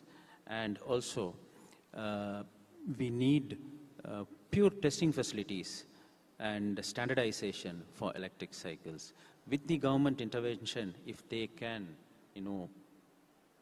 improve and then bring this into action, then we'll see a lot of improvement. Just 2 quick points. I think I'm not for regulations, but we need to establish the cost of environment that we're consuming when we trade our businesses, so that we get a real balance sheet. I think I would rest my case at that. Aziz? Talking about regulations, in our field, obviously, ARI has taken the lead and, adapted itself according to the new technologies coming into the market and has been very quick in releasing those statements. But still, when we talk about, like, suppose when we started exporting, that's when, we started facing those challenges. When we talk about the UK region, we talk about the Lloyd's register, we talk about those clauses, that's when a lot of exposure from the Indian institutions is something which is lacking. But ultimately, what we feel is it's something which is a must, which everybody needs to follow, and co-creation is the only solution ahead of us, which is going to solve a lot of solutions. Thank you. For me, it's, I think, industrial license, primarily the ecosystem around robotics is something that needs to be looked at. That's where we faced issue when we were applying for the industrial license. So I think that's majorly that I think I have to say about. Thank you all. This has been absolutely amazing listening to the stories of these 4 entrepreneurs who represent the next generation entrepreneurs that we are seeing in India. Thank you all for being here, and thank you for the organizers for giving this opportunity. Thank you. Thank you so much.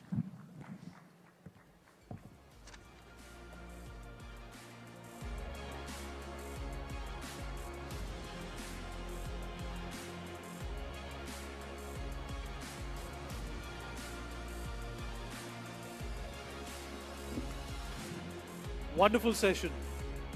Can we have a round of applause, please, once again? Okay, so what is next now?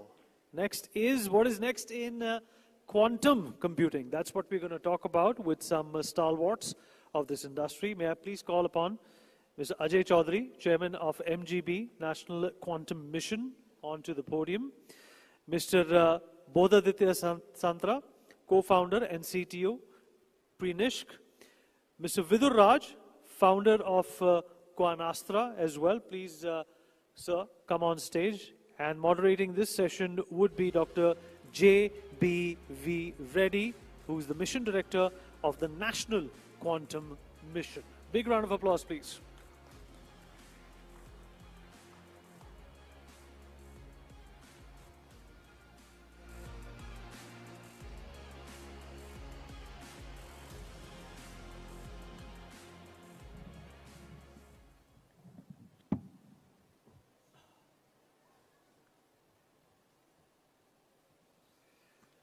Good evening, everyone.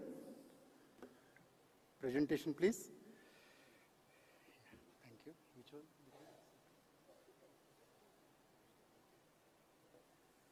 Yeah, I would like to give a glance about the National Quantum Mission before putting up the questions to the panelists. Yeah, quantum technology is one of the 9 missions of the national importance. This being driven by the Prime Minister's Science, Technology, Innovation Advisory Council. This mission intends to leverage cutting-edge scientific research. This mission is implemented by Department of Science and Technology, along with the other key ministries under the guidance of Mission Governing Board chaired by Dr. Ajay Chaudhary sir. Yeah, quantum technologies have critical application potential in several sectors. For example, in communication sector, we can improve data security. In health sector, it can enable less invasive, more accurate diagnostics and considerably increase speed of drug discovery. And for instance, forensic sector, it can enhance the security, increase the speed of big data analysis, and support financial forecasting. Yeah, NQM has 4 verticals: computing, communication, sensing and metrology, materials, and devices. These are some of the key technology domains. NQM has specific deliverables to deliver in each vertical. For instance, under computing, to develop quantum computers with 1000 qubits, under quantum communication, develop secure quantum communication, satellite-based and fiber-based networks. We have a structured future roadmap, which will be implemented in 3 phases. In phase 1, prototype development; phase 2, product development and deployment; and business development and economic growth. Department of Science and Technology established 4 thematic hubs, and these T-hubs will coordinate with technical groups and drive the innovation. These T-hubs are Section 8 companies. These T-hubs are responsible for technology development, capacity building, supporting startups, industry partnership, and international collaborations. I would like to give a glance about these 4 thematic hubs. Computing hub established at IISc Bangalore, coordinating with 4 TGs, technical groups. And communication hub established at IIT Madras in association with CDOT, coordinating with 5 technical groups. Sensing and metrology hub established at IIT Bombay and coordinating with 2 technical groups. And materials and devices hub established at IIT Delhi, coordinating with 3 technical groups. This was launched on 30th September 2024. And these T-hubs brought in about 150 researchers from 43 institutes across India. DST is very keen to facilitate growth of startup ecosystem and make them active part of the technology delivery. T-hubs are facilitating the national facilities and open to the startups, and also T-hubs are providing business and technical mentorship and equity support. NQM developed specific guidelines for onboarding the startups, since quantum technology is a nascent area and huge investment is required. In first phase, we supported 8 startups and launched on 26 November 2024. DST is very actively engaging industry stakeholders to enable technology translation. Through T-hubs, national facilities will be access to the industry stakeholders and co-development of technologies and eventually develop revenue sharing model. As a part of the NQM, DST initiated quantum awareness program among students, researchers, industry, and policymakers. DST intends to build capacity and contribute to policy development. As a part of this initiative, NQM, in collaboration with AICTE, developed a curriculum on quantum technologies for BTech minor, and efforts are underway.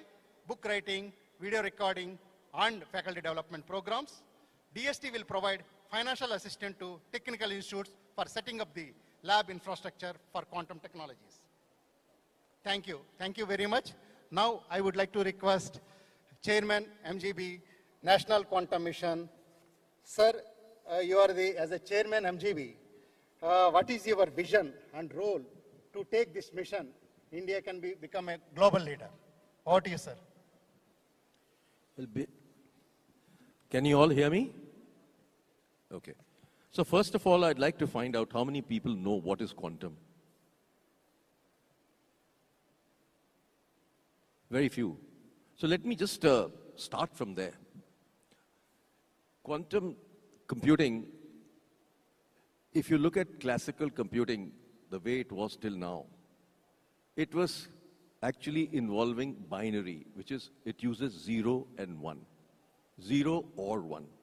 That's what binary is.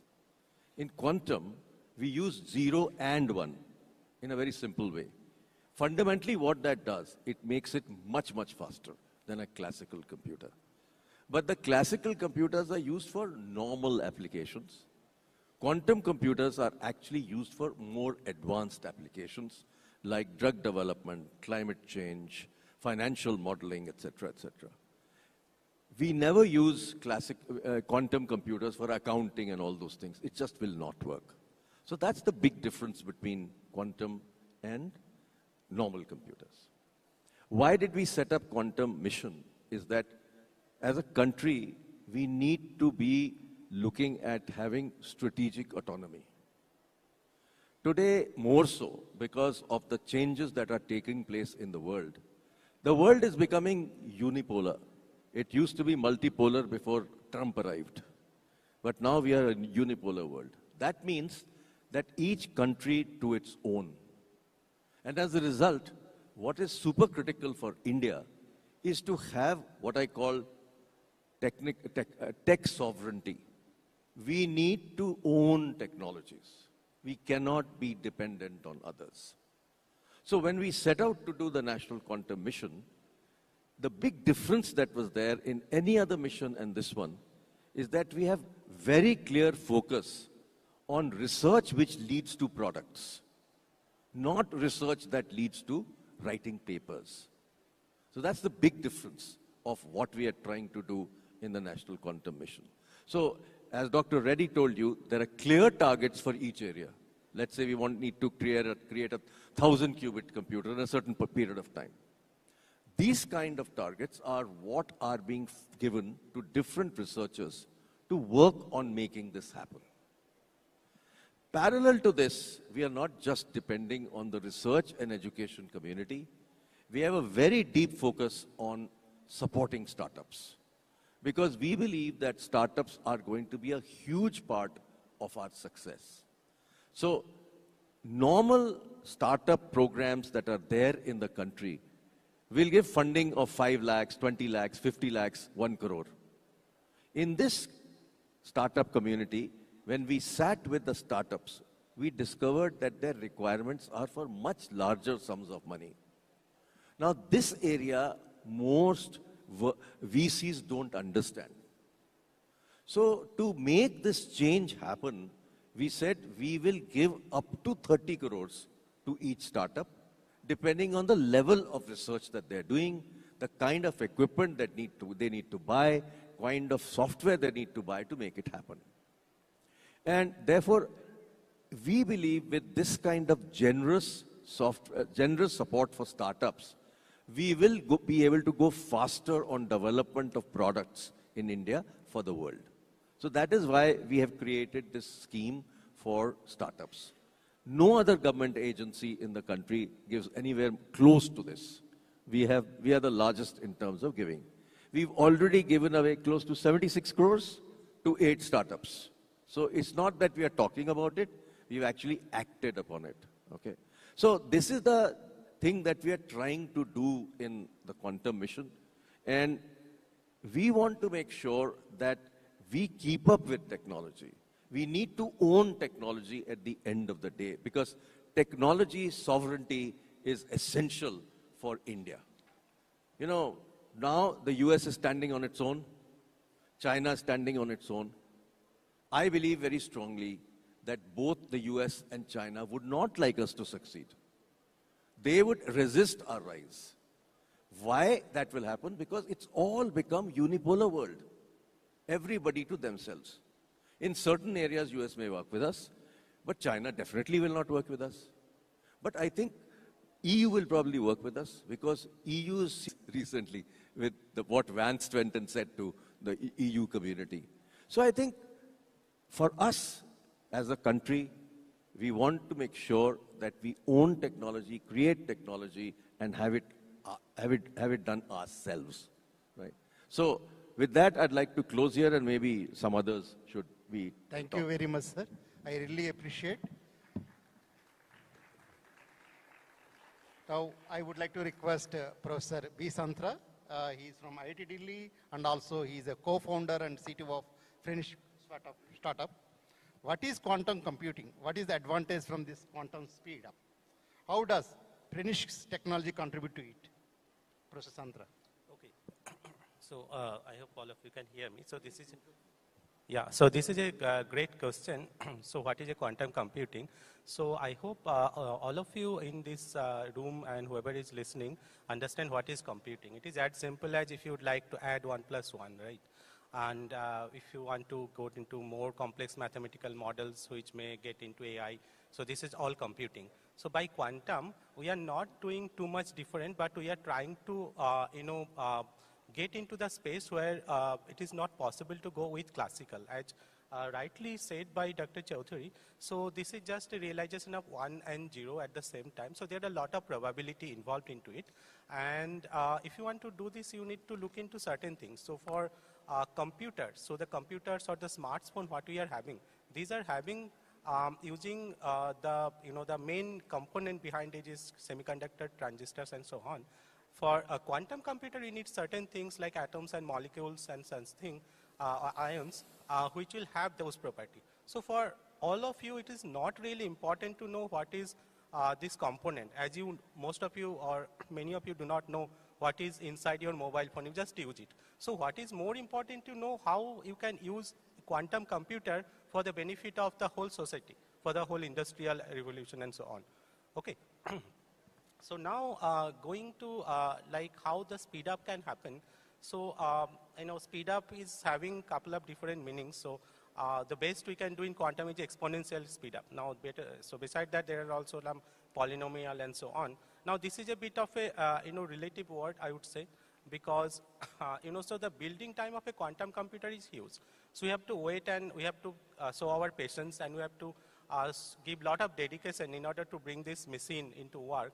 But as soon as it is there, it will solve certain class of problems. It's not that it will solve all class of problems.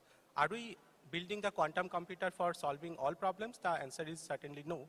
Because if you can solve certain things with a computer with a, let's say, 2 GB RAM, will you spend that, will you spend enough to buy a computer which is having, let's say, 64 GB RAM? I think the answer is no, right? In a similar manner, you will not spend the amount of what is need for making a quantum computer, but there are certain very complicated problems which are in the drug design, for example. As we have been just passing out of this COVID period, we know what is the importance of having a targeted drug design in a very fastest time scale. These are some kind of problems. There is a huge supply chain related problems, optimization problem, how these flight routes will be designed and so on. This has direct impact in global warming and climate change and so on, because if you can optimize those routes, you can minimize the carbon emission and so on. So quantum computing has a huge potential in that, and I think there are 3 things here which I would like to mention. One is realize. I think in India, the government and many of us has realized this is a potential thing which we should have now.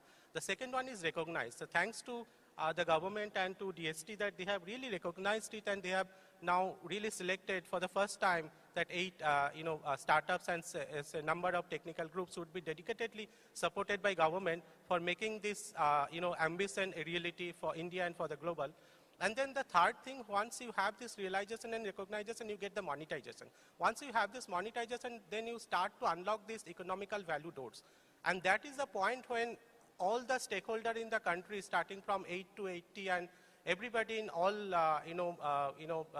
kind of profession start getting benefit of it. Because if we start getting good revenue, it will be reflecting in all part of the country. So then the final question, like you say, how Prenisk is contributing to this ambitious goal. So Prenisk is a company who is dedicated to making high precision diode lasers, which are at the heart of controlling atoms, ions, nitrogen vacancy in diamonds, and entangled photon pairs for quantum communication and so on.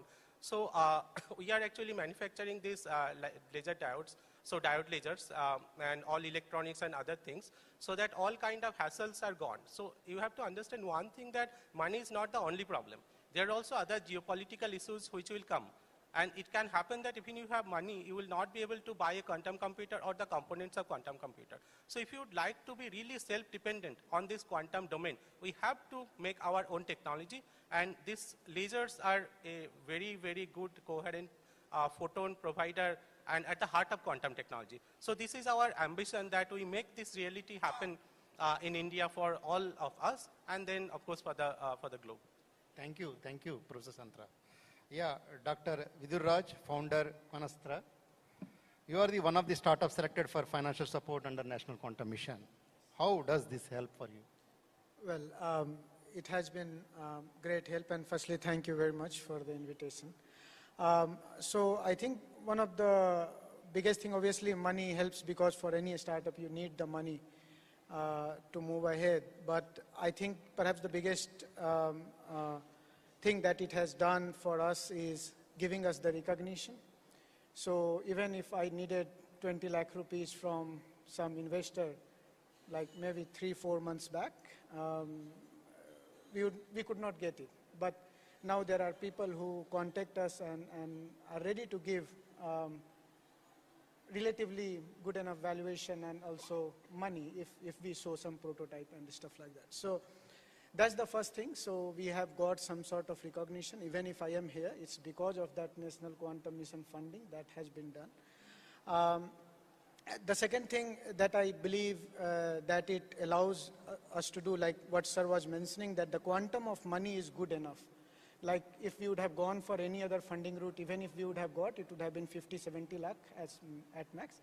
This is good enough quantum of money, not enough how much we asked, but still good enough that we can make our product, build the prototype. If not all 3 prototype that we promised, at least 2 or 3 will be done almost to 100% level. So the quantum of money was second best thing that happened out of this National Quantum Mission fund that we got. And finally, I think the support of the ecosystem itself, because I don't come from, I have been out of India for about 11 years or so, so I was not part of this ecosystem. So this, at least for me, what it has done is that it has also allowed me to become part of this ecosystem. Now, if I go to IIT or IISc, I don't feel like an outsider. I can still be part of that ecosystem. So that's 3 things that it has done for us, for Quanastra, and obviously visibility as well. So that's... Yeah, thank you very much. Sir, coming back to you, sir, you are a visionary, full support, and your guidance, the quantum mission is going on. Effective collaboration across academia, industry, and government is very crucial, sir, in this quantum mission also. How can the wider community get involved and contribute to this mission? How we can ensure, sir? Well, actually, I think we've already done the first step, which is getting everybody together, which was a challenge to start with. But this is something that we have to go much deeper. So we will have to create probably a list of corporates that we want to work with. We need to create a list of top scientists that we want to work with. We need to create a list of all the work that is going on in software companies. If we can get this done to start with, and we start with a list of about 100 people that can actually start to collaborate in the first phase, that itself will, to my mind, set the example for the rest of it to happen. Let's not try and do 2,000 people at one shot. It won't happen. So I think one of the biggest challenges in the country is that the industry, academia link is very poor. It doesn't really happen. So I think we need to initiate it and do it in a smallish group to start with, make sure it starts to work, and if we see results, then we take it much further. Thank you very much, sir. Due to time constraint, I'm not taking further questions. At this moment, I would like to thank all panelists and for their valuable insights, and organizers for successful of this session, and participants for their enthusiasm. Thank you. Thank you so much. Thank you.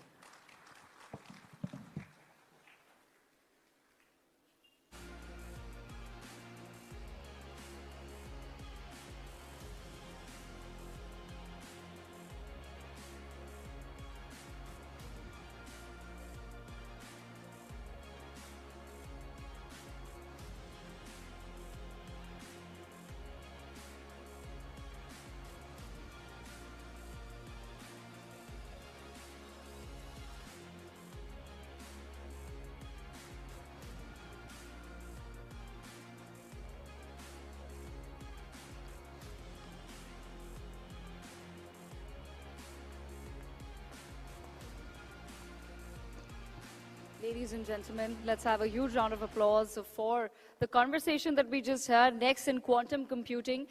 This is perhaps the first time on a global stage we've had a conversation about a concept like quantum computing in India. So this is a big moment for all of us who are sitting here and who are watching us virtually, and I hope we can together appreciate what we've managed to put out at the inaugural NXT Conclave.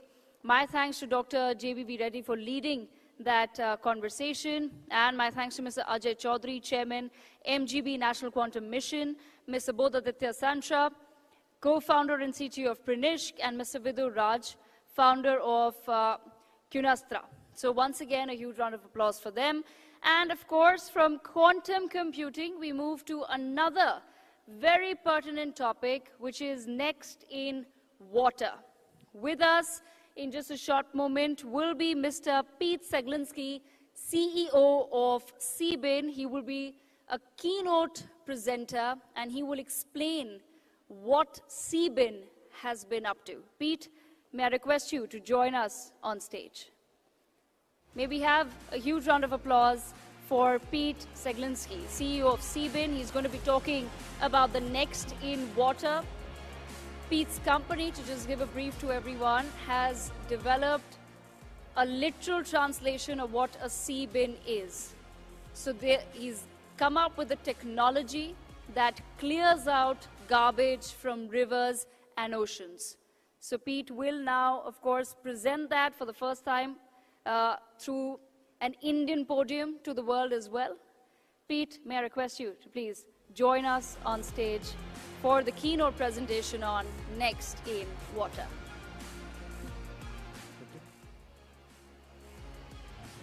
Thank you. Okay. Thank you, everybody, for having me. My apologies, my voice is not as sexy as normal. I lost my voice on the plane, but I'll do my best. It's the husky voice. So, CBIN, we're here to discuss microplastics, plastic pollution, problems, solutions, the future of water. But the problem of microplastics and plastic pollution is not just a visual or environmental problem. The problem of plastic pollution is that it is inside all of us. So microplastics in our brains, in our hearts, in breast milk, placenta, human testicles. It's plastic pollution, the microplastics in our arteries. There's two problems. One is a chemical. So chemicals are leaking from plastics directly into our bodies. But the second problem, which is the scariest, is that microplastics in our bloodstream and in our arteries are tiny. So the inflammation caused by microplastics is causing stress, it's causing cancer, it's causing a lot of health problems, for lack of a better word. So, this is a little bit, a bit more of a morbid start to the talk. It does get better. So, here we go. So, CBin started from the very lateral thought of if we have rubbish bins in the water, if we have rubbish bins on land, why not put them in the water? So we operate in Sydney, Australia. We have a fleet of rubbish bins that we put in the water. They filter 481 million litres of water per year, capturing microplastics, bottles, all sorts of stuff. We created a lab. We employ scientists to analyse the data of what we do. This is Talia, one of the marine scientists. This is a close-up of the microplastics, the stuff that is in our bloodstream, the stuff that's in our food, stuff that's in our water. Microfibers, we're capturing plastics down to 1 millimetre or less by filtering the water. So this is the before shot of one of the sea bins that is in the water. You can't really see it. This is 29 minutes later. You can see the effect of what the sea bin has done. This is the debris that it's captured. I put this debris on my front lawn and I went through it. It took me a couple of months. And this was the plastics that was included in the debris. And so this was impressive, but for us, sea bin technology is not a solution for high volumes. So we're capturing 20 kilos, 40 kilos microplastics. We cannot deploy this technology in a river or a lake or anywhere with high volume of plastic pollution. So the way that we do this is we deploy 24 units across Sydney Harbour, which are serviced daily. We've created employment with full-time employment with environmental technicians. We filtered 9.3 billion litres of seawater every year for microplastics and plastic pollution. Everything that we do, we capture the data on. How many microplastics, how many plastic straws, how many bottles. And we do that in our lab in Darling Harbour, which is in central Sydney. Every year, we publish summarised impact reports because we believe in sharing our data. When we first started CBin, we realised that there was silos of data where there wasn't much sharing. We use social media to amplify the impact of what we have, of what we're doing. And this is helping because currently this is a voluntary private market. And so we need to create the buzz on social media for marketing, ESG, CSR campaigns for companies that have this as a mandate. The last one we do is we work for systemic change. So not so much cleaning up, not so much the data, but utilising the data to support policy, create legislation, enforce, monitor, this type of thing, which is the real solution to plastic pollution. The next things for us is computer vision, so using labelling, machine learning, going into AI to optimise a data system that we've created just to take away the manual data entry, the analysing, increasing accuracy, removing error, this type of thing, and making it more accessible for our clients and the public. The next thing for us as well is to focus on our data program. So we haven't really told anyone. It's quite clear that CBin uses technology and hardware to clean up, but the data system, we believe, is the one that has the most power. This is the power that can make the change that we all want to see. So systemic change using the super data, and then environmental consulting. For us, we have a lot of learnings of what we do. We've operated in Los Angeles. We scaled into 53 countries between 2018 and 2020. And then we found that it wasn't a very sustainable model. We needed to build profitability into what we do. And the profitability of repairing nature is the biggest challenge that we've ever faced as a company, and it's the biggest challenge that any other startup in the world is facing, because generally fixing nature is related to charities, not-for-profits, and something that should be done for free. So the biggest challenge that we have is creating profitability and a commercial business model to fix nature. So from all of this, the biggest learnings that we have is that data is king. We have a lot of criticism of how come you guys aren't just cleaning up? Why are you worrying about data? This is not real things. But decision makers will not make a decision without data if they're using taxpayers' funds. Academics, research, science, all of this is related on data. And we found that if we want to work with the government, local, state or federal, then we need to prove what we're doing with hard data.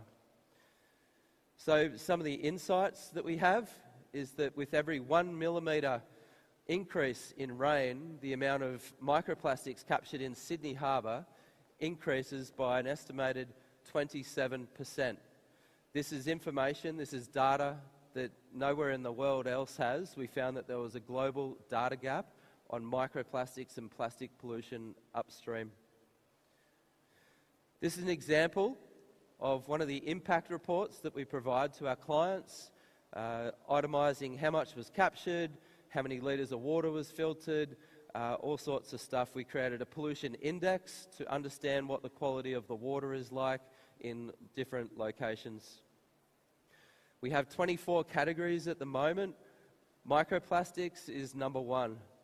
Microplastics, I believe, is going to be one of the biggest threats that we have to humankind, which will possibly surpass climate, because microplastics, again, is in all of us. This is a health problem. We also do brand audits, so we know who what the most common brands are. So Cadbury, Coca-Colas, Mars bars, Pepsi's, Unilever, this type of thing. Right now, we're in a linear economy, which means we have a product and it goes to waste, which is not ideal. It also represents opportunity. So at the moment, the world is working towards a circular economy. So we're working on raw materials at getting better. Eco-design, we're working on the production to make things better, more efficient. Distribution, consumption, that's the easy one. Disposal, this comes into a bit more of a grey area. Recycling, there is not enough recycling because we have a problem. Disposal, recycling, and in the middle, what we found is a problem where in Australia, 130,000 tonnes of waste leaks into the water every year, into the environment. So we started with a simple goal of only cleaning up. We thought that was going to be the solution, but then we started to get a little bit smarter. The impact that we've had in Sydney from 2020 is that more than 30 billion litres of water have been filtered for microplastics and marine litter. We've removed more than 22 million plastic items. We removed more than 11 million microplastics from the harbour, and 50% of the data collected has been microplastics. It's actually 55% now.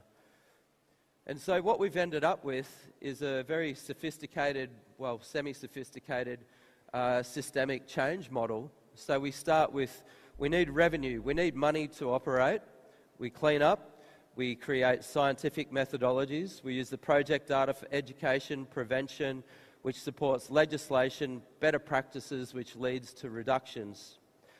And we support government policies like plastic bans.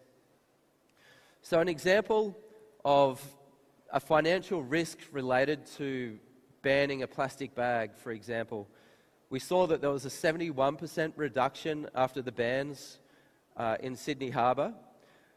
And then we saw the article about Coles, which is a supermarket selling plastic bags. So it's 15 cents for every shopping bag. There's 230 million plastic bags sold every year. They're 15 cents each. So the supermarkets are missing $34.5 million every year because their products end up in the environment.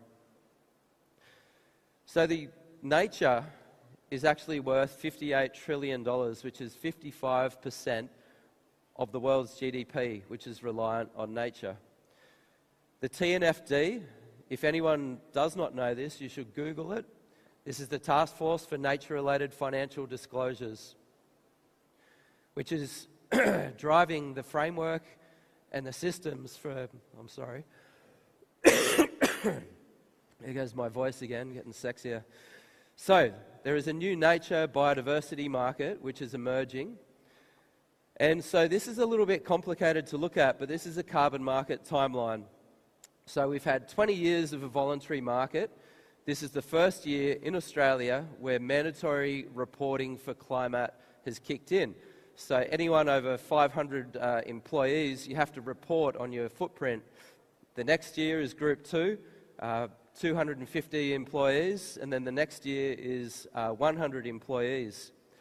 And so this means that there is investment being put into solutions to help fix this. And so the TCFD have built this, and now the TNFD are building the nature biodiversity market. And so this is a possible timeline. And so we're going to see in 2030, well, we think we're going to see in 2030 or 2031, mandatory reporting for nature will kick in for 500 or more employees, Group 2, Group 3, and so on.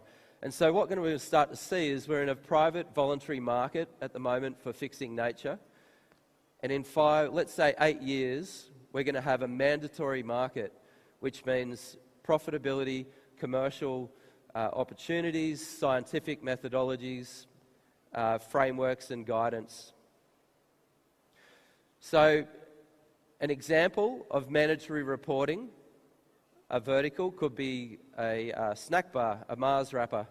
So let's say 10 million items are produced every year. Where are we? 2 million items are recycled every year. That means 8 million items are mismanaged, which means it's leaked into the environment. And something like this will be accountable for mandatory. I was asked to comment on the Yamuna River issue, but I do not have the academic, the research, the knowledge, the skills. I don't have enough information to provide an educated opinion. But what I do know is that the Yamuna River, I don't know if I'm pronouncing that right, is one of 1,000 rivers where plastic waste is a huge problem. And it's because the rivers are not treated as assets. Plastic waste is not treated as a valuable resource. There is there's inadequate waste management, lack of recycling, recycling technologies, not enough financial initiative to collect the waste, or cultural and religious aspects. And this is a common problem for 1,000 different locations. And so as a suggested approach, not for here, but as a blanket approach, is that one, extended producer responsibility is going to play a key role in fixing nature. If you produce something that creates waste, you should be able to manage it and bring it back, become circular. A pay-to-play strategy. Reductions, this is prevention. You need to turn off the tap to the bath before you start cleaning up. You still need removal, the cleanup, but you need to do all of this at the same time. And so the things that are really missing are extended producer responsibilities and doing everything all at once. You cannot choose to do cleanup, and you cannot just do reductions. You need to do both at the same time in parallel. Example of this, we'll choose soft plastics. So the government introduces an extended producer responsibility legislation. You create a public-private partnership, a PPP. This has been mentioned quite a few times today. I think this is the way of the future. The producer invests in recycling facilities if none are available. The producer, not the government. These are the people that are producing products that create the waste, that create the problem. The producer finally financially incentivises the waste pickers. You need to bring the waste back to the facilities before you can recycle it. Shared economic benefits and health benefits. So this is just an example that we created that we think can be the foundations, the start of an opportunity. There is devil in the detail. There is no detail in this. This is the moonshot. Social and environmental benefits. I forgot to click the button. Sorry. So, if you start looking around on LinkedIn, start looking around on the news, you'll start to see a lot of amazing progress on nature capital. So 58 trillion, that was the value on nature. BlackRock moving on natural capital, playing the long term, playing the long game. Plastic taxes, 435 million euros per year on single-use plastics alone in Germany is kicking off. I think it's this year. The rights of nature, this is absolutely amazing. Need to research that. Debt swaps for climate or nature. These are funding and financial mechanisms that can really fix the problem of plastic pollution. And then finally, investing in natural capital for eradicating extreme poverty, boosting shared prosperity.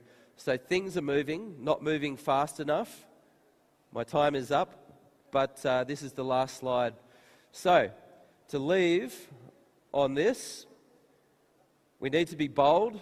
We need to make big, harsh decisions. Some people might not like the decisions, but you need to play the long game. You cannot think of a short-term future. You need to think of the long game, because fortune favours the brave. So thank you.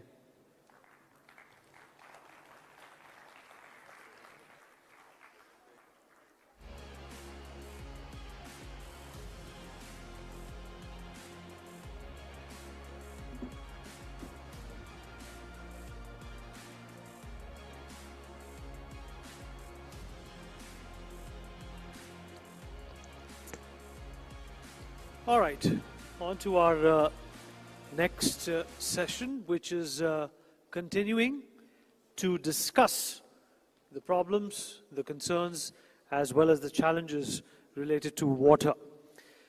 I'm going to take this opportunity to invite on stage Mr.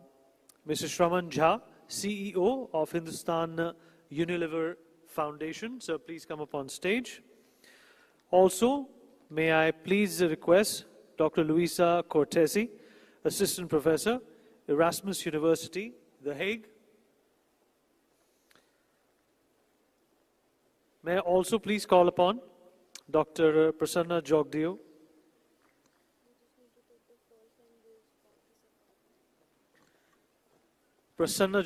co-founder of Lemnion Green Solutions. And this session is going to be conducted by Dr. Subramanya Kusnur, who is the founder, chairman, and CEO of Aquacraft Group. So please come up on stage, and can I request the remainder of the guests also to come up on stage? We won't be able to announce your name again once you're up here. Dr. Kusnur will be presenting, and after that he will take over this discussion. Please, can I please have you on stage, everyone? Dr. Kusnur, please. And your guest as well, please, on stage.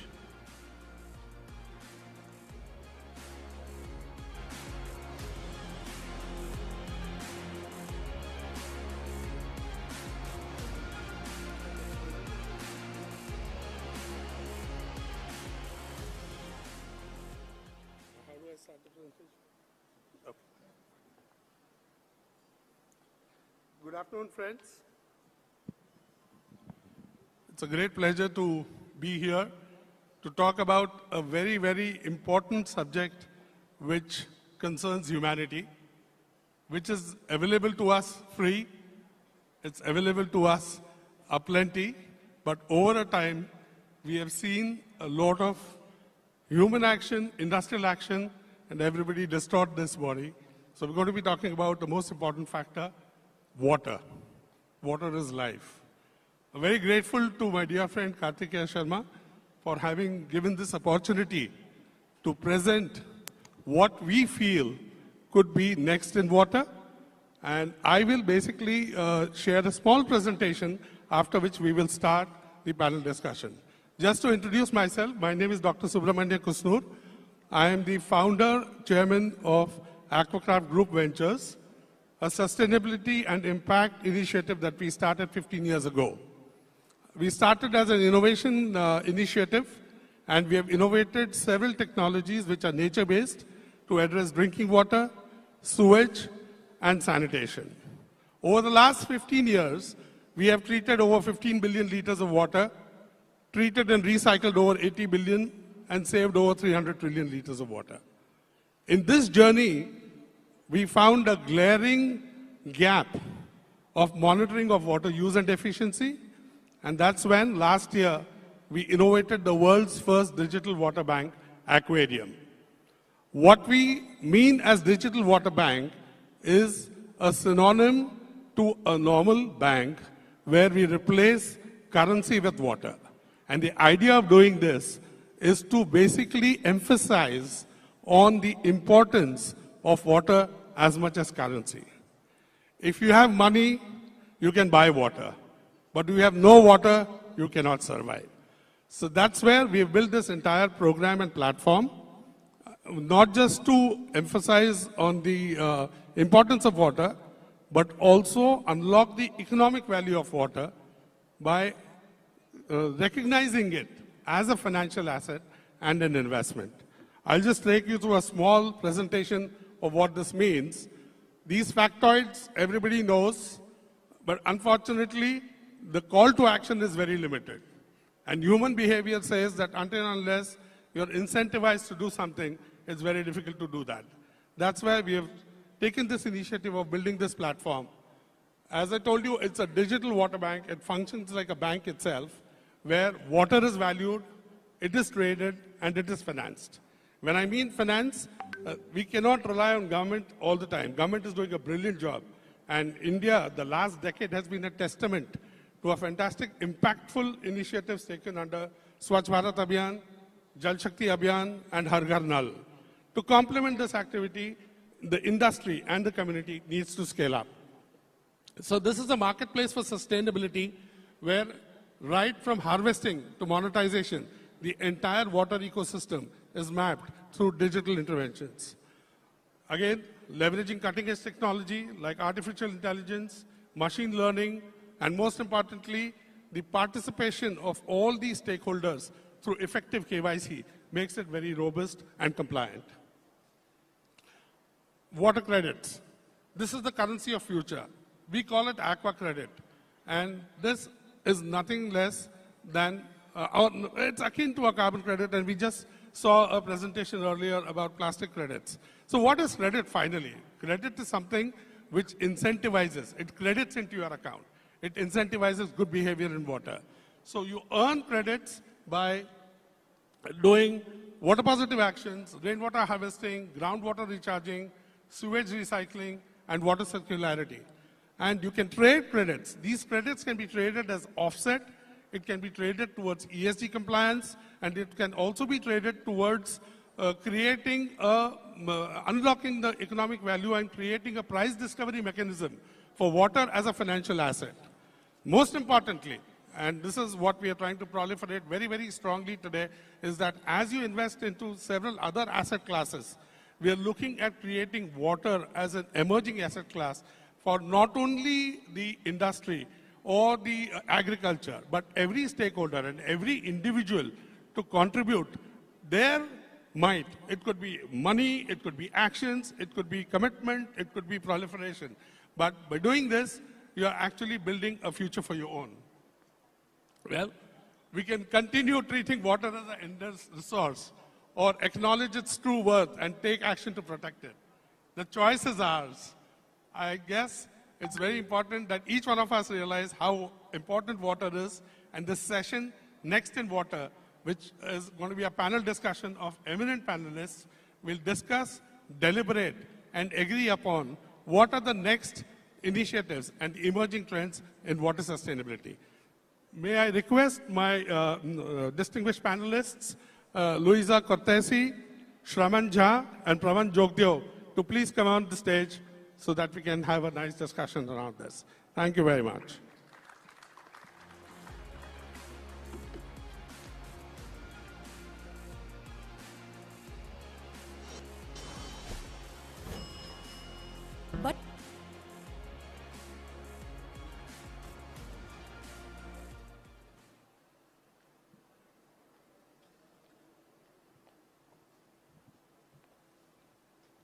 Can we have the video, the next video?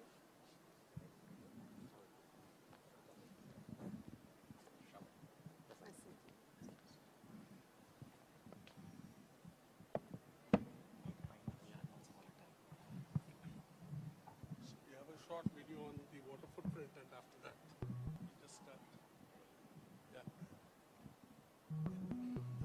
Yeah. Every choice matters.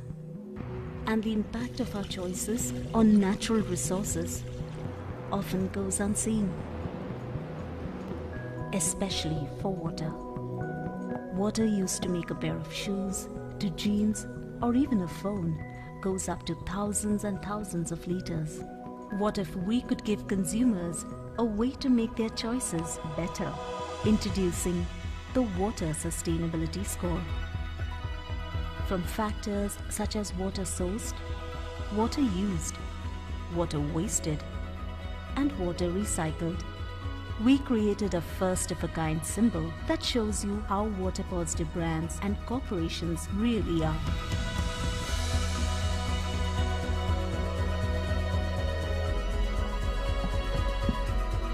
A global standard to show sustainable use for water. One symbol for humanity, one symbol for the world.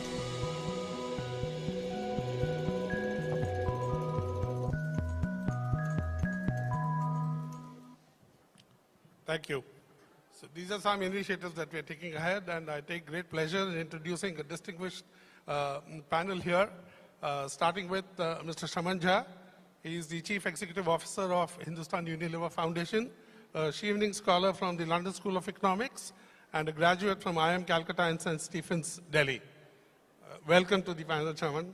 Thank you so much. And we have Louisa Cortese, who is a distinguished academician. She has 2 PhDs from Yale, and she's a visiting faculty at Cornell and Erasmus, Netherlands. And she's worked at several UN organizations as a water sustainability and water expert. And most importantly, a very, very interesting experience in India, in floods, especially in rural Bihar, and water quality and water disinfection. Welcome to the panel, Louisa. And Prasanna Jogdev, he is the manager for the International Water Association for the Southeast Asia region, an entrepreneur, a strong proponent of nature-based solutions, with a doctorate from the NTU Singapore, and comes with a fantastic experience on either sides of doing interventions on the ground and now trying to drive water sustainability through the International Water Association. Welcome all of you all. And this is such a distinguished panel. I'm very happy to have the opportunity to moderate this. And I'll first start with Shraman, a very, very passionate water sustainability or water steward, as I would call. I work for one of the largest organizations. I quickly would like to ask you your experience in, you've seen a plethora of initiatives, you've implemented a lot of them, you've seen others. What do you think are the key focus areas right now as emerging trends in water sustainability? Thank you so much. I've been a late convert to the issue of water. In fact, I was rather blind to it till not very long ago. And that's when I joined this assignment and started focusing on it. It really hit me hard that if somebody like me who was otherwise engaged with a lot of environment causes knew so little, how much the wider world would be knowing it. With specific reference to India, though it's common in all parts of the world, the concern is not about water in totality. At the end of the day, it's a water cycle. The absolute quantity of water remains constant. It has to be the right kind of water, the right kind of place for the right kind of use. I think something which has changed very dramatically, and particularly for South Asia, is the entire issue around groundwater, bhujal, as it would be in Hindi. And maybe in the early days you extracted only so much out of it because it was not easy to extract. But with the advent of technology, power, electricity, so it's almost like a free resource and you pump it out. Till someday the realization hits like it's your credit card bill. You can buy what you want, but today or tomorrow it'll hit you. And you can pump it out much faster than you can recharge it. I think that's one very critical dimension. And I think the other dimension I'd like to draw attention on very quickly is, of late, last 4 or 5 years, lots of conversation around climate change. And it's almost as if that's a separate subject and not connected with water. But the fact that there are two sides, I think gets captured beautifully in all the Indian languages, including Hindi, where climate change straight away translates to Jal, Vayu, Parivartan. So water is embedded in that hot topic of the day. So I think these are probably two very connected themes which I think need to be top of mind when we talk of water sustainability at present. I'll come back to you with a related question, but I will now move on to Lucia. Having been a distinguished academician, what do you think is the role that academics can play in terms of contributing towards the emerging trends of water sustainability? Thank you for asking this question. It's interesting because several years ago, I've been in India for 25 years, it felt sometimes that India was scared of academicians, that was scared sort of receiving criticism. And I think your question instead is a symptom of the fact that now India has the strength to engage academicians at a different level. So, but let me be a little clear here, not to make any mistake. You know, a lot of the people, of the eminent speaker on this stage, have been proposing their ideas. Sometimes their product, they're selling their product in a way, right? If we are talking about the future of humanity and the future of water, this isn't window shopping. So it's a serious topic, which means that water and the country and the natural resources in the country are not up for grabs. Now, what's interesting about academia is that we have nothing to sell. At least in the Netherlands, where I am a permanent faculty, we are prohibited from private earnings. So we cannot sell anything. That doesn't mean we cannot give. And it doesn't mean that we cannot, it only means that we cannot take. So we can give our competence. We cannot become rich ourselves, but we can enrich. And I suggest that there is a lot of wealth there. Of course, they're not all pearls, yeah? You have to figure out where there is competence. And one way, I think, to figure it out is to think about who can tell you stuff that are uncomfortable, that you don't want to hear, but they're going to push you in new right direction. So let me give you some practical advice here. India is a country with many great doctors, many great engineers, fabulous architects. Somehow I feel that there are some categories of expertise that are not as spread out as they should. An example are historians and ecologists. See, the market has no memory. Technology has no memory. Market has no memory means the cash in the pocket is over, yeah? Technology too, we're full of wastelands of technology.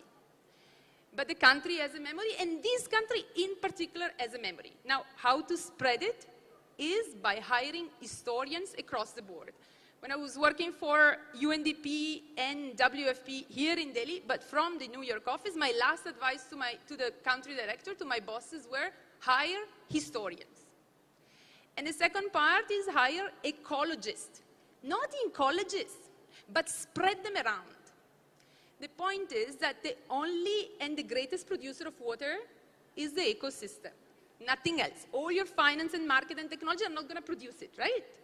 Not saying that they aren't great and they're useless, but I'm saying that the ecology is the greatest science in terms of understanding complexity. And I'm neither an ecologist nor an historian, to be clear. Yes, I'm not selling my competence here either. And I think this is key Because exactly as we all know that we need doctors, we are very vulnerable and we rely on doctors. Well, I believe that the doctors of the future are ecologists. So here is some practical suggestion as well. Thank you. Nice to get a completely different narrative of what should be done and beyond all the IITians and the architects and the civil engineers we have. We'll take this very seriously to try and see if we can get more historians and ecologists. But I think there's a point in there, so because what is happening right now is a completely unstructured market of a lot of good things happening all over the place. There is no aggregating of a particular platform which aggregates all the good behavior, the evidences that work. And so probably a fresh perspective to this. Thank you, Louisa, for that. I'll come back to you with some more questions. Coming to Prasanna, you have an interesting background of having tried to do something on the ground in rural areas, especially around water bodies. And most importantly, in your current role in the International Water Association, what do you think how do you correlate the experience on the ground that you have, and now that you are at an international body, how you can actually identify the challenges and probably the solutions, or a discussion platform to arrive at these kind of solutions? Thank you so much. First of all, thank you for inviting me here. And I'm really glad to be here because the theme of this session and this conclave in general is very coherent with both my roles.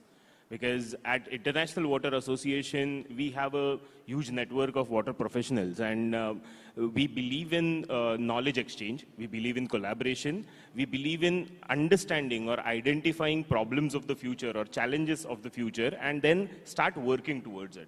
So that is one aspect. And second aspect, as my role as a co-founder before joining IWA, I was working on rejuvenation of water bodies. And that's where, when I was working on these water bodies, I realized what is the importance of it and the kind of ecological functions they play, and the way we are degrading them.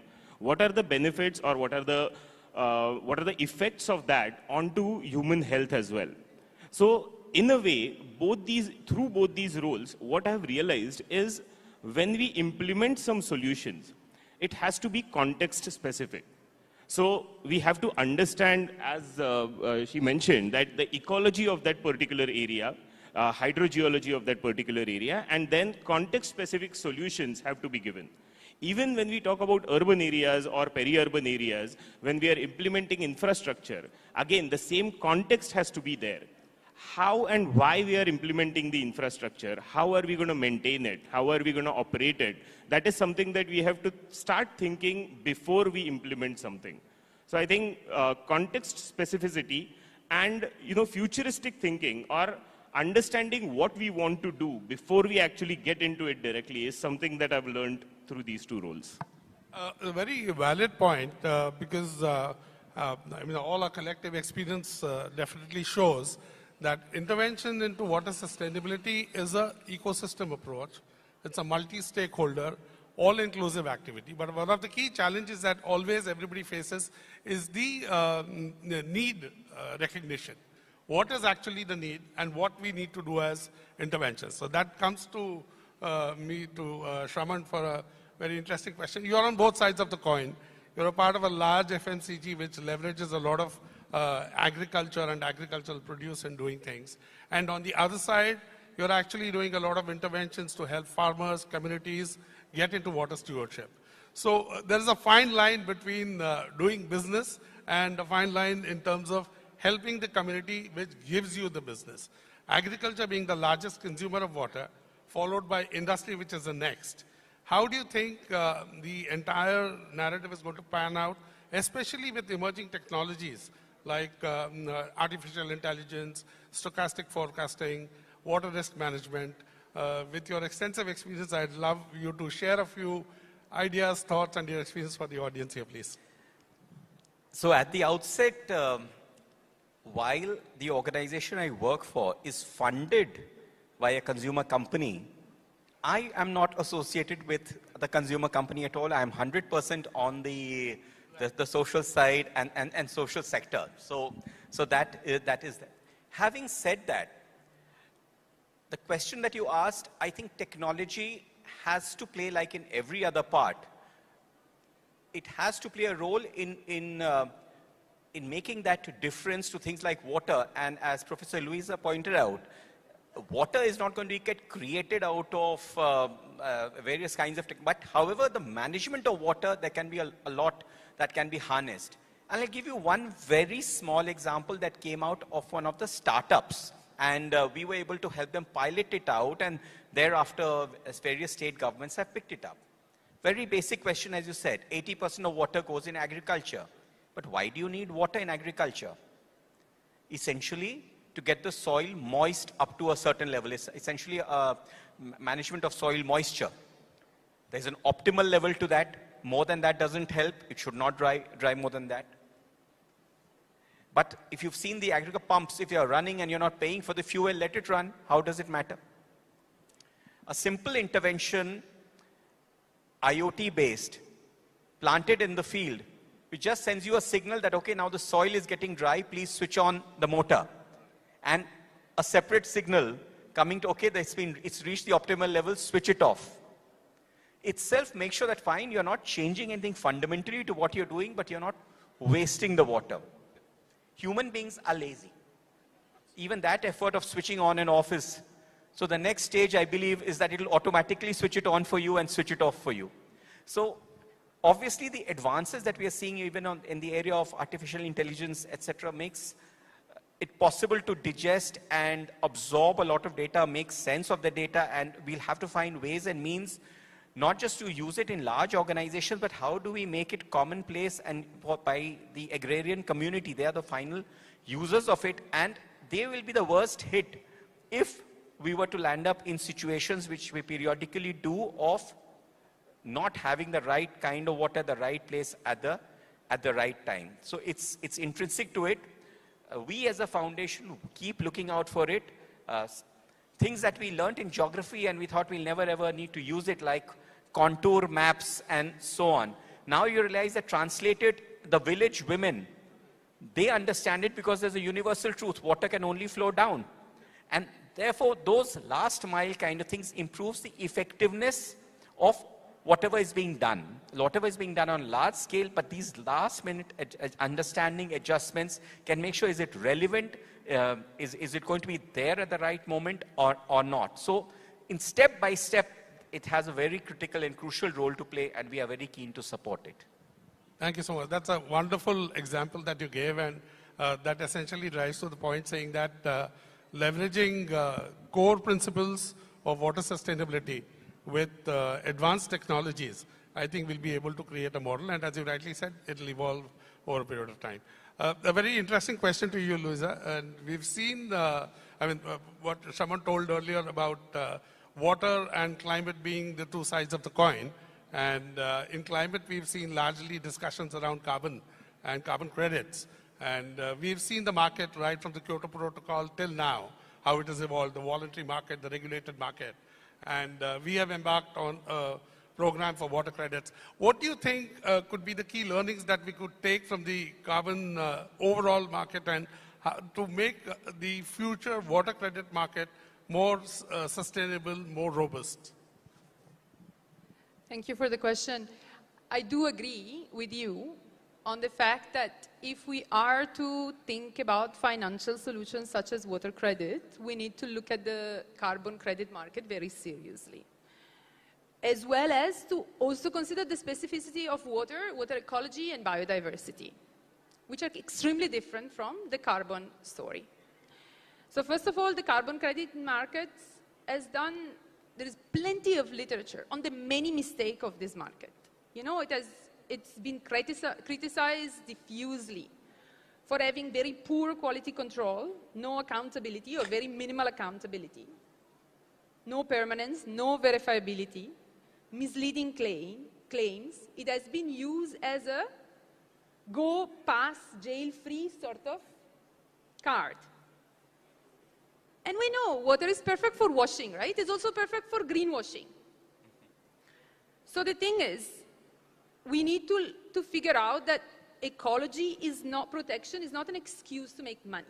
And unless we start from there, we are not going to be able to do that. The risk of the water credit is that we're introducing one more competing priority over finite resource. And the fact that water is a finite resource, but it's not only a zero-sum game. It's worse, in a sense, it's much more difficult than that, because it operates at the micro scale as well as the micro scale at the same time. So what you're saying, for example, Shravan, before, and you did mention some of this, but I feel that somehow you're missing out on the ecological importance of that. I mean, forgive me for, kind of making it into more of a discussion. This idea of using water to extremely punctually, it was using the technology to extremely punctually provide water to agriculture, is missing out on biodiversity completely. And ask village people, how do they like to live in an environment which doesn't consider biodiversity? See, the truth is that if in a village there are 1,000 frogs of 5 species or there are 1,000 frogs of 20 species, it makes a huge difference because different species of frogs will eat different pests and therefore will contribute differently to getting rid of mosquitoes and for us to have a comfortable life, for which your understanding of water is done for the purpose of that plant and for the cash crop and the money that you're getting out of it, but not necessarily to contribute to biodiversity and ecology, therefore to our health and our wealth. So I think these are the kind of learning that we can get from the carbon credit markets as well as from a more holistic, a bigger frame of the story that we can offer. We are actually running out of time. Last question to Prasanna, and quickly one question to all the panelists of what do you think could be next 2 steps that we should do for Next in Water. Prasanna, one quick question on the startup incubators, how to rationalize that very quickly, and then the answers from each one of the panelists, and we'll close the panel.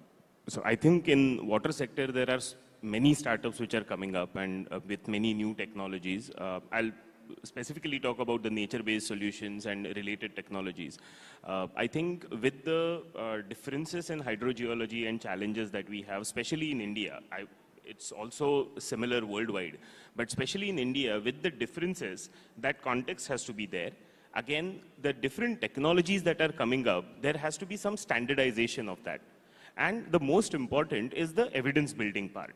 Because that evidence building, so for example, NBS, the term was coined in 2009. Since then, there has been a lot of research. But then why there is no implementation or why there is less implementation? So that's where, IWA, we are also working on this evidence building when it comes to nature-based solutions. We are working with the Nature Conservancy. And this is where we want to create a database of case studies where we critically analyze them and then we put it to the global stage that, okay, this is the evidence that we have built and now it is safe or it will be convincing enough for any implementer to actually implement it. So that standardization and evidence has to be there. Great. So one question to each one of you all. What will be the next in water sustainability? First, raising the consciousness, raising the debate, raising the kind of questions that have just got raised, because there's no perfect solution. Everything has things. But first, let's talk a lot more about water than we have talked about. Building on this, Ms. Smriti Irani ji yesterday was raising a very pointed critique of AI and technology. And so from there, we can call what Prasanna was saying as there is no silver bullet here. So let's be very clear. The other thing is in terms of sustainability, we cannot believe that we just build nature and that's easy. You can't remove a 1,000-old-year people plant and just put a sampling there. Yes, they all count as one plant, but the enormous difference will make it such that the substitution doesn't make any sense. So the point is use your bold and wise policies to build the future, so that next time we are here, we are still talking about what's next in water and not what's next after water. Thank you. So I think when it comes to what is next in water, we need to look at the approach that we have been using. So I think most of the calamities or most of the challenges, we are looking at it in a very reactive way, but not in a proactive way. So the proactive way would be, going upstream, be it in natural systems, be it in artificial systems. So when we are talking about STPs, look at what the source is. Look at what kind of wastewater is coming in. What are the concentrations? For natural systems, look at what is the catchment area. How much water is coming in? What is the quality of water? So start thinking proactively so that we have that sustainability that can be achieved. So the key points coming out from Shravan: advocacy, discussion, debate, and deliberation. Louisa talked about policy, strengthening, and doing one thing at a time. And Prasanna talked about doing customized approach, more of a preventive action than corrective action. And my point is treat water as a currency. Thank you very much. Thank you. Thank you, Shravan. Thank you, Louisa. Thank you, Prasanna.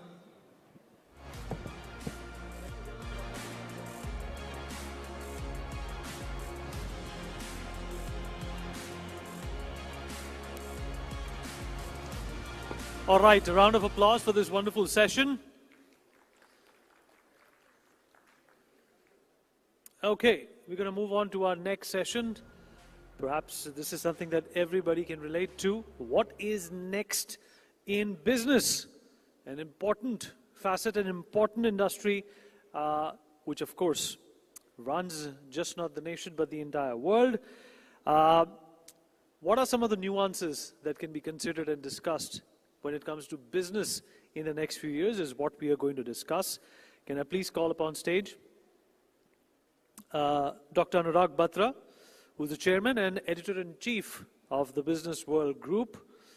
Also, can I please request Mr. Varun Chaudhary, MD, CG Corp Global, Mr. Sabas Joseph, co-founder of the Wizcraft Group. Can I please request you to come on stage? Moderating this session is going to be Megha Sharma. Round of applause, please.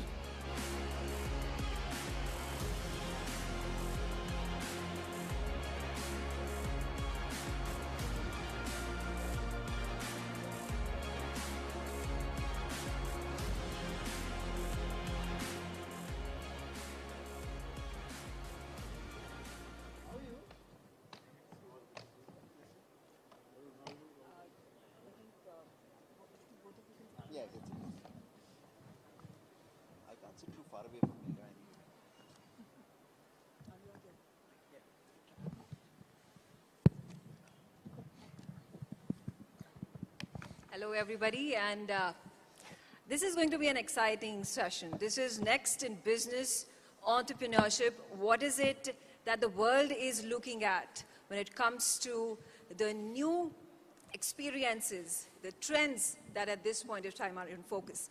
And it's important to note over here that there are 3 disruptors in their respective markets, in their respective industries that have brought about this massive change, pioneering the very basis on which their industries have then followed them. They have led the path in the truest form. Let me quickly introduce you to all of them. On the next forum with me is Mr. Varun Chaudhary. He's the Managing Director of Chaudhary Group Corp Global and CG Corp Hospitality Holdings. I also have with me Mr. Sabas, and Mr. Sabas Joseph is the co-founder and director of Wizcraft Group. On the right-hand side is Dr. Anurag Batra, chairman and editor-in-chief of Business World, his BW Business World. So what is it that these gentlemen have done that have disrupted the market? Let's take a look at Varun Chaudhary. Varun, you started off young and you got into the industry head on. And the one key feature that brought about this transformation in the company and put it in the global map was the YY noodles. And that was the brainchild of you, right? And here Sabas is, this particular event at this point in time is on the strong shoulders of Sabas's Wizcraft Group. He is well known for his huge events that have been massive successes, whether it is IFA, whether we talk about Filmfare, we talk about Femina. So those are brands that he has built from the scratch and are now renowned across the globe. Dr. Batra over here has been a pioneer, a disruptor when it comes to the journalism industry. And he has brought about into focus personalities from all spheres of life, whether it is business, innovators, educators, and he has put light on all the focuses that have to be brought in terms of disrupting the market, in terms of growing the market and being a market leader. So let's start off, Varun, with you. You know, this industry that you come from, legacy of 150 years, your grandfather, your father, your brother, they are all stalwarts in their own right. And you were telling me the story just a few moments ago that, you know, you were 20 years old, you finished, you were in class 12, and then you headed to Dubai, and it was a holiday, and how you know, seized the opportunity, and it became your first real estate venture. If you could tell us about that. Well, can you hear me? Okay. First of all, I want to thank Kartiki ji, who's sitting there, for giving me the opportunity to actually be a part of this great event. I wish you all the best. Sitting here with my very dear friend, Sabas. I've known him for years. Legend in his industry, also Anurag. Mega, good memory. Brief conversation, but you picked up the right chord.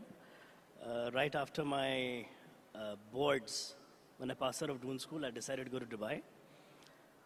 That 3-day holiday trip converted into a business trip where I realized that if there's anywhere in the world that I want to live, it's actually Dubai.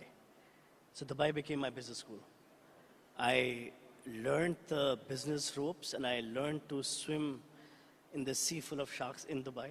So experience actually taught me the rules of the business. I went to America after that for 2 years, but I was so hungry to come back and work. I decided to come back to Dubai. I used to work from 9 to 6, and 6 to 10 at night I used to go to my college. That's how I finished my education as well. I took over the YY business in 17, 18. That's when I moved to India. And I saw the opportunity which India actually gave us. You know, for me, it was India on one side, rest of the world on the other side. And the opportunity I saw in India, we've actually, you know, we're number 2 in India now. We're market leaders in East and Northeast. We've got about 13 plants already in India. And from India, we've already grown out to 50 different countries. So we are in Kazakhstan, Serbia, Bangladesh, now in Egypt. It's actually the whole thesis of being at the right time, at the right place. And I feel that the India story has just begun. And I'm happy to be a part of this wave. I'm happy to ride this wave, and I'm hoping to do much more than we've also just started to do. So that's the little bit of the YY story, and also just to add 2 bits to it. YY is actually a brand which is built by the college and the boarding school kids. You know, it's a brand which is been built typically on word of mouth, and that's how the word of mouth spread globally.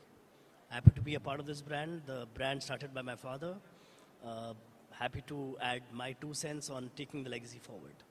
Thank you. Absolutely. A round of applause for Varun. And Sabas, your story is very interesting as well. From a journalist to the owner of the biggest event management company. Tell us about how did you create the brands? What was the idea behind it? And how were you able to disrupt the market in such a massive way? First, good evening, everybody. And you've been really an awesome audience to be here, despite the exciting things in the city. And I hope that together we can add some excitement to your lives today. Thank you, Karthik, and thank you, NewsX team. I think you've really disrupted the space of conferences today. And I think the best acknowledgement came from the Honorable Prime Minister to all of you for what you put together. And thank you and congratulations. I was a journalist a few decades ago. And it seems like an ancient story because I started very, very young. But having said that, went out to interview two of my friends, who weren't my friends at that point, just to do a story, which I didn't really want to do. They were opening a nightclub in Mumbai, and their friends wanted me to promote it. I went there with great reluctance, but ended up building a friendship and a bond. The three of us went on to start Wizcraft in 1988, more for fun, to be able to create something that would give us happiness, while each of us continued our regular work. So in our moonlighting, we ended up discovering an industry. So we weren't really disruptors, but probably the creators or the harbingers or the first movers of what became an industry. So when we started in 1988, there was no event management company in India. And it took years for us to explain to everybody what event management was all about. Of course, it took over our lives. And event management came into really what it was when we did things like the Michael Jackson show, when Mr. Bachchan did Miss World. And for the years that we worked with the Times of India group and developed the Filmfare and Femina Awards. That was the staple diet. Till one day in 2000, we decided to create the IFA Awards and say, with this, we're going to take India to the world, Indian cinema to the world. So I think your disruption idea is a story that really makes things happen, changes the way people think, and changes the way the rivers itself flow. So today, 25 years later, in a week from now, we will be celebrating the 25 years of IFA. And the IFA Awards in the last 25 years have traveled across 14 countries. Jaipur would be the 19th city, unique city, and it would be for the first time really that a full-fledged IFA weekend and IFA Awards would be happening in India, 3.5 hours away from this city. So it's really something that we're very happy about, to be celebrating IFA in India and telling the world India is ready for you. Come visit and be part of the India story. Absolutely, that's a fantastic success story, and more power to you, more power to Wizcraft. I also have with me Dr. Batra. Let's understand from you, Dr. Batra, how did the story of BW Business World start? See, Megha, first of all, congratulations to Mr. Kartikeya Sharma and the iTV group for putting this together. I did have a conversation with Mr. Sharma more than 10 years back, more like 11, where he discussed this idea. And look at the way it has fanned out. I saw online what the Prime Minister said. So clearly, as my friend Sabas says, that the scale at which this has been done, executed, is really fantastic, and I'm sure it'll only grow bigger and bigger. Now, I just want to say, first of all, I feel I have a long way to go. I am a lot of work in progress, and I say it with absolute honesty and humility. I just want to say three things. I have a lot of work to do in BW Business World. I read this book about 6 weeks back, and it's called Fluke by Dr. Brian Klass, K-L-A-S-S. And it says basically we give too much credit to ourselves for our success. We should take all the blame for our failures. But success happens because of random things.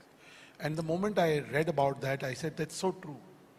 And so, first of all, I believe I am a lot of work in progress. There's a lot to do. Second, I believe everything happens because God has a plan, serendipity, coincidence, chance, whatever you want to say. Because there are a lot of things that we work on, they don't happen. Some things we put very little effort and it happens. So there is something in the universe. And I really believe that. And you know, my friend, Mr. Sharma knows that I do believe there are stalwarts in the domain. Mr. Ravi is there, Mr. Shankar Sharma is there, Mr. Ashish Chauhan is there, Mr. Cherian is there. I really have a long way to go. But I do want to say that there are 3 rules for business that I think. One is, there is a late mover advantage in everything. We used to talk about a first mover advantage. I think in any business, if you start late, you don't have to spend the money that the pioneer has spent. at least in failures, because you're making the market. I mean, Sabas is truly a pioneer, building IFA and the experiential domain. IFA is an IP that is possibly the biggest IP India has in every aspect. And hopefully this year, for the first time, Sabas will invite me to IFA, so I'm sure I will show up this year. And my family has already made demands on passes, so I'm glad I met you, so I will talk to you off stage. Second, so first thing I'm saying is serendipity rules. Second thing I'm saying is clearly you have to look at things differently. Even if you're a late mover, you're not the first mover, there's a first mover advantage. Second, you have to learn from other industries. A lot of what is happening in other domains is relevant. For example, I keep thinking, before Business World, I was lucky enough to do exchange for media, right? And you know, I keep talking to Naval, who's my partner, that Naval, we knew all brands, but we couldn't build an e-commerce business because we never thought about it. We did content much ahead of everyone, but we didn't think of a podcasting platform. So clearly, if we had observed other industries, we would have. So first is, being late in any business can be good, because it saves you the cost. Second is, you learn from other businesses. Third, you're always a work in progress. Fourth, no business is unimpacted by technology. We're talking of AI. Media business is truly impacted by technology. Today, there are technology companies which do content. X is an example, Meta is another. In our business, the way content is being created will change. You know that there are AI anchors, there are bots. I heard Ravi sir talking about future of money, so I won't give away. But he was talking to someone and talking about bots. Last thing I want to say, the more the digital grows, the value of human touch, face-to-face. I mean, we could have done this on Zoom or on television. But the fact is, we are doing it Bharat Mandapam. The Prime Minister came, we all are there. The value of human touch will grow. So the more digital grows, the value of human touch grows. And last point, the world will belong to super specialists. And I want to give you an example from content. We are starting in Exchange for Media a new marketing tech website, a community, we don't call it a website. And we are not even linking it like Next is part of iTV group, but it's Next. Something like that we are starting. And I sent a mail to my two colleagues who are heading it, the business colleague and I sent him the newsletter of a friend's son. His name is Devansh. And he has an AI newsletter which is subscribed by 100,000. So you can subscribe it, his paid newsletter or his free newsletter. I mean, he has 100,000 paid subscribers. Satya Nadella is a subscriber. Now, is he a media company or not? So the definition of every business is changing. What is an edutech business? An edutech business is content and subscribers paying for it. So we all have to redefine. Mr. Shankar Sharma is there, Mr. Shiv Sharma is there, and the business of stock investing. I know the stock market is down. I mean, isn't StockTwits a media company? So the way you define your business will need to change. You have to define it narrowly, and you also have to compete with broader players. That's what I'd say. Okay, I'm going to quickly come to you, Varun. And you know, you've spoken about your success story and the disruptor that you have been in the market. What's the future? Well, like I said, the future of the FMCG industry, for sure, the consumer sector is very, very bright. And like I said, you know, I'm banking on the bright future at the macro level of the country. We've got the Prime Minister, who's such a visionary person. You know, I think in the last 5 days, I've already had the opportunity to meet him twice. And whenever you meet someone like him, your sense of confidence gets renewed.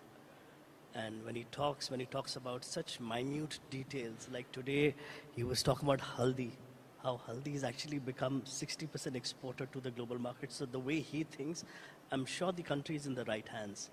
And looking at YY, like I said, you know, we have plans of going listing.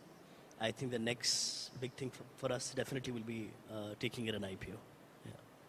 So Bas, now, again, a very important question. You've been in the market. You have set the bar.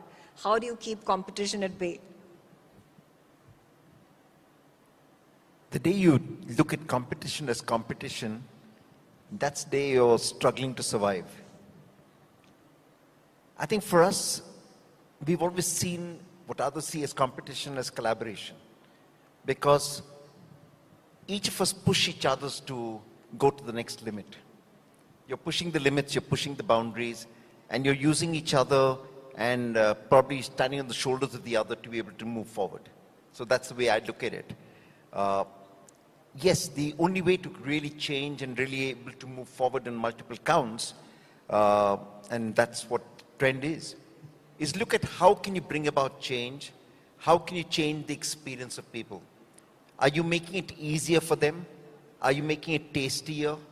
Are you making it, are you enhancing it in entertainment or information or whatever? What is the value that you're adding to people's lives? I think the only businesses that will do well and the only businesses that will survive and prosper are the ones that add value to the consumer and change the experience that they've seen before. And I hope that we can keep doing that and keep powering forward. Okay, all right. On that note, I'm out of time. I thank all of you for joining me for this special communication, special talk on the next forum. Round of applause, ladies and gentlemen, for all these three stalwarts in their respective industries, in the business world. They have made a mark and are leading the charge. Thank you.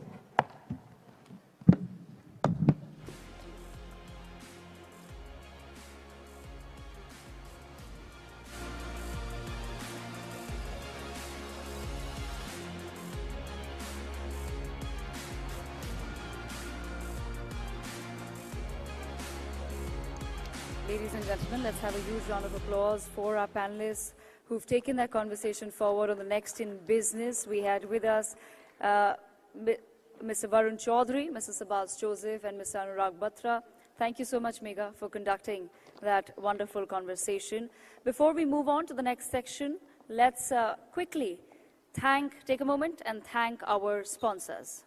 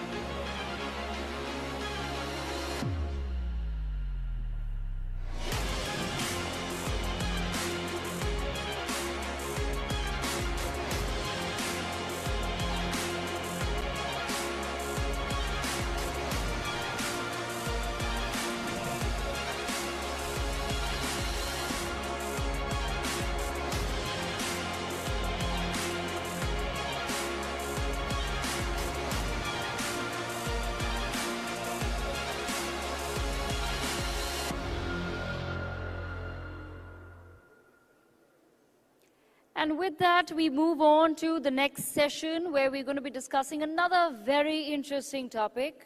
We will be looking into the next in money. Joining us is Mr. Shankar Sharma, founder of GQuant Investec. We also have with us Mr. Sergey Milin, CEO of Regal Assets Group Holding Limited. We have with us Mr. Ashish Kumar Chauhan, MD and CEO of the National Stock Exchange of India, and Mr. S. Ravi, former chairman of the Bombay Stock Exchange. May I request all the panelists to join us on stage. Steering this conversation on the Next in Money is Mr. Dilip Cherian. Let's have a huge round of applause for our next session. May I also take a moment to inform the audience that we are very grateful as this session has been powered by the National Stock Exchange.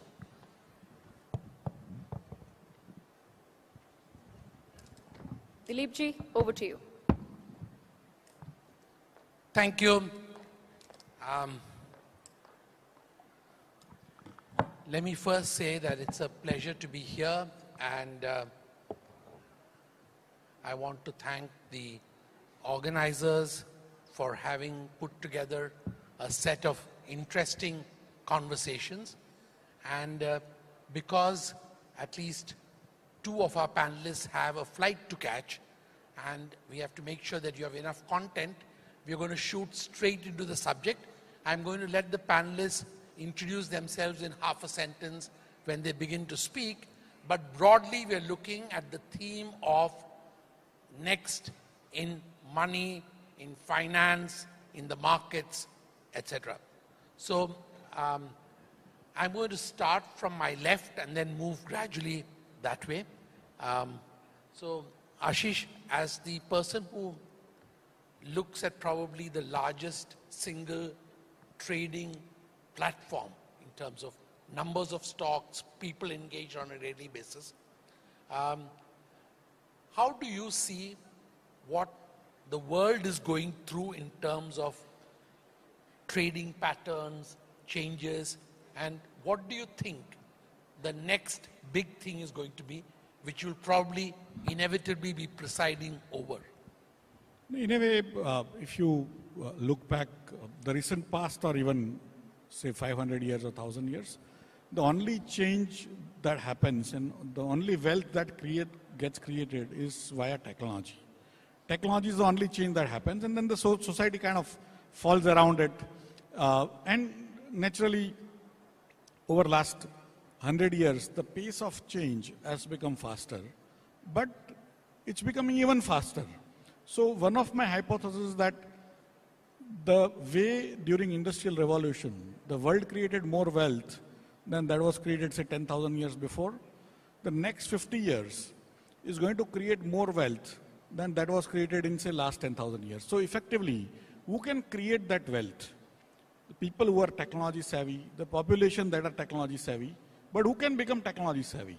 People who are young. Because old people, it's very difficult for them to actually adapt to newer technology.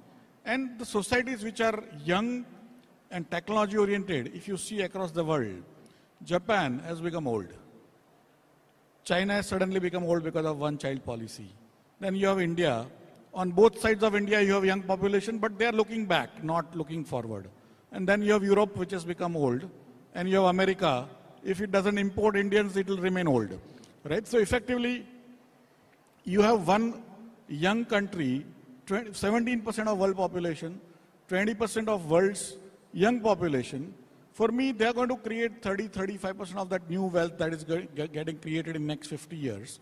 And this is going to be on the back of every new cycle of newer technologies today, which we cannot think of. Today, what we call AI might be considered a very run-of-the-mill after 5 years.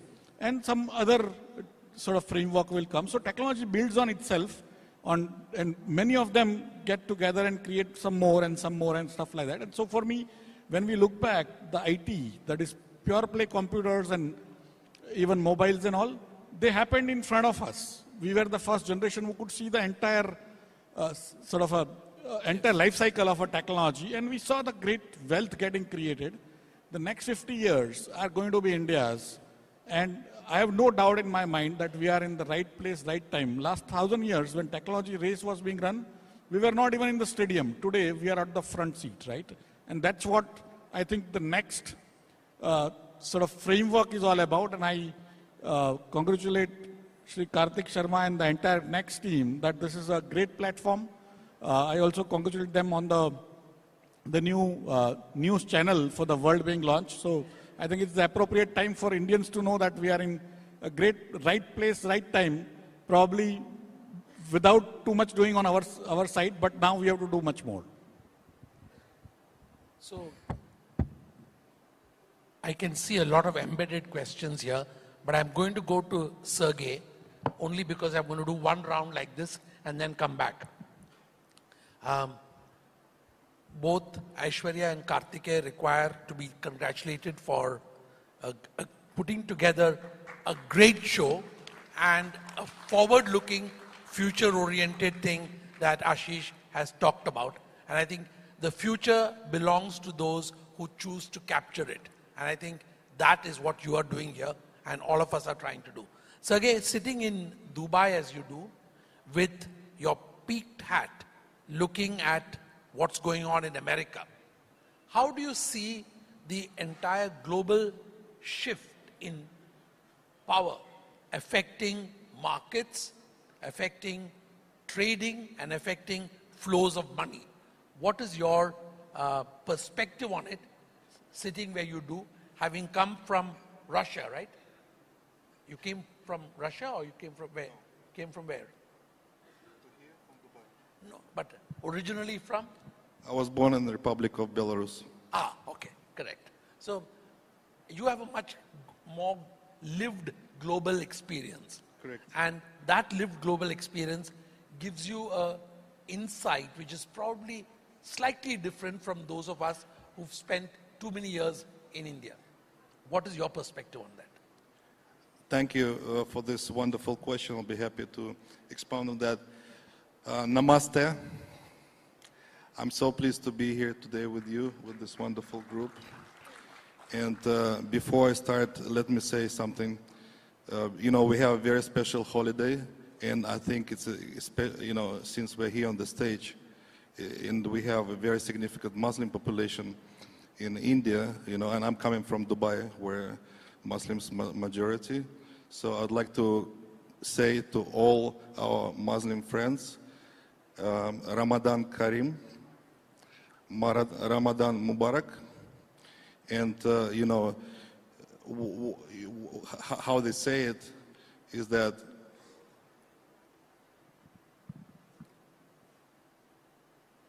you have to respect all the religions, and we have to, you know, pray for our brothers whenever they need, and we wish them a blessed and wonderful, joyful holiday season, because this is their biggest months. Yes. Thank you for your support in Dubai, because, you know, I've been blessed with friendships with many locals in Dubai, and also I've been blessed with my friendship with Mr. Bhatia from Dubai. He is actually the reason I'm here, because once I met him, he started telling me about India, how beautiful this country is, and how many opportunities, how much business is growing. So he caught my attention, because, you know, I came from New York to Dubai. You know, I was a Trump supporter, a huge one from day one, and unfortunately I got caught into all these controversies, and, you know, they opened a lot of cases on me, and, you know, it took me 7 years of everyday fight to clear my name in front of US government and all these wonderful agencies we have.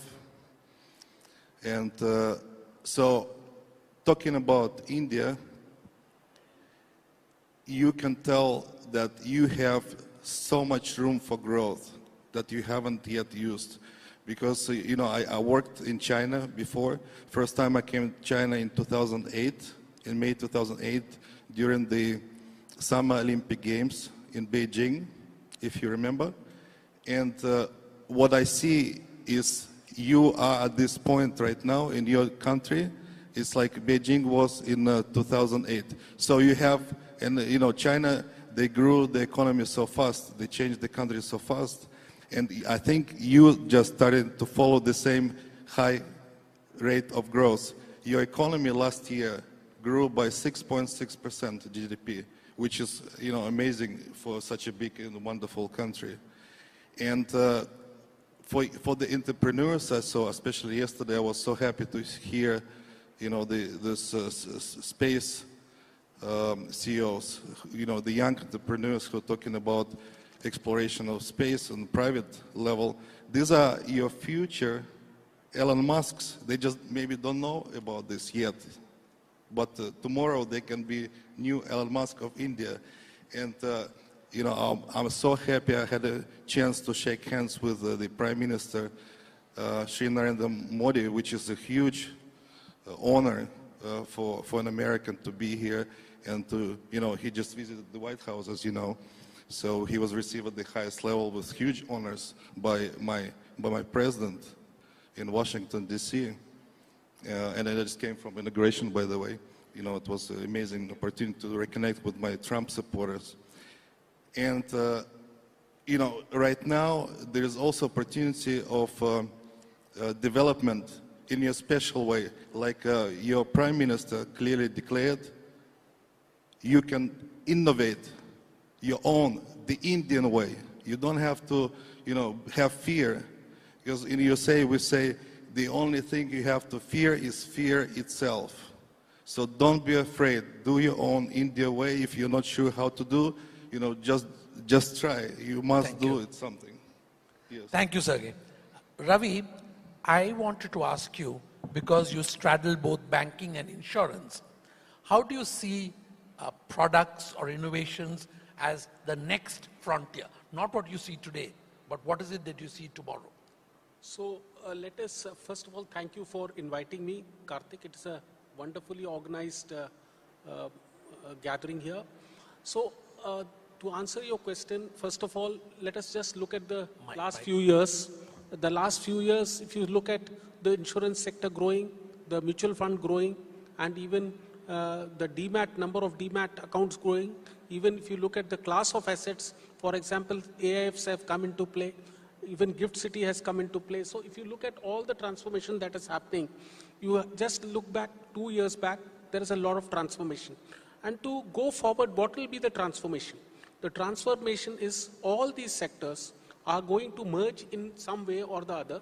You'll see consolidation of banks. The larger banks are safer. You see a lot of cooperative banks were down under.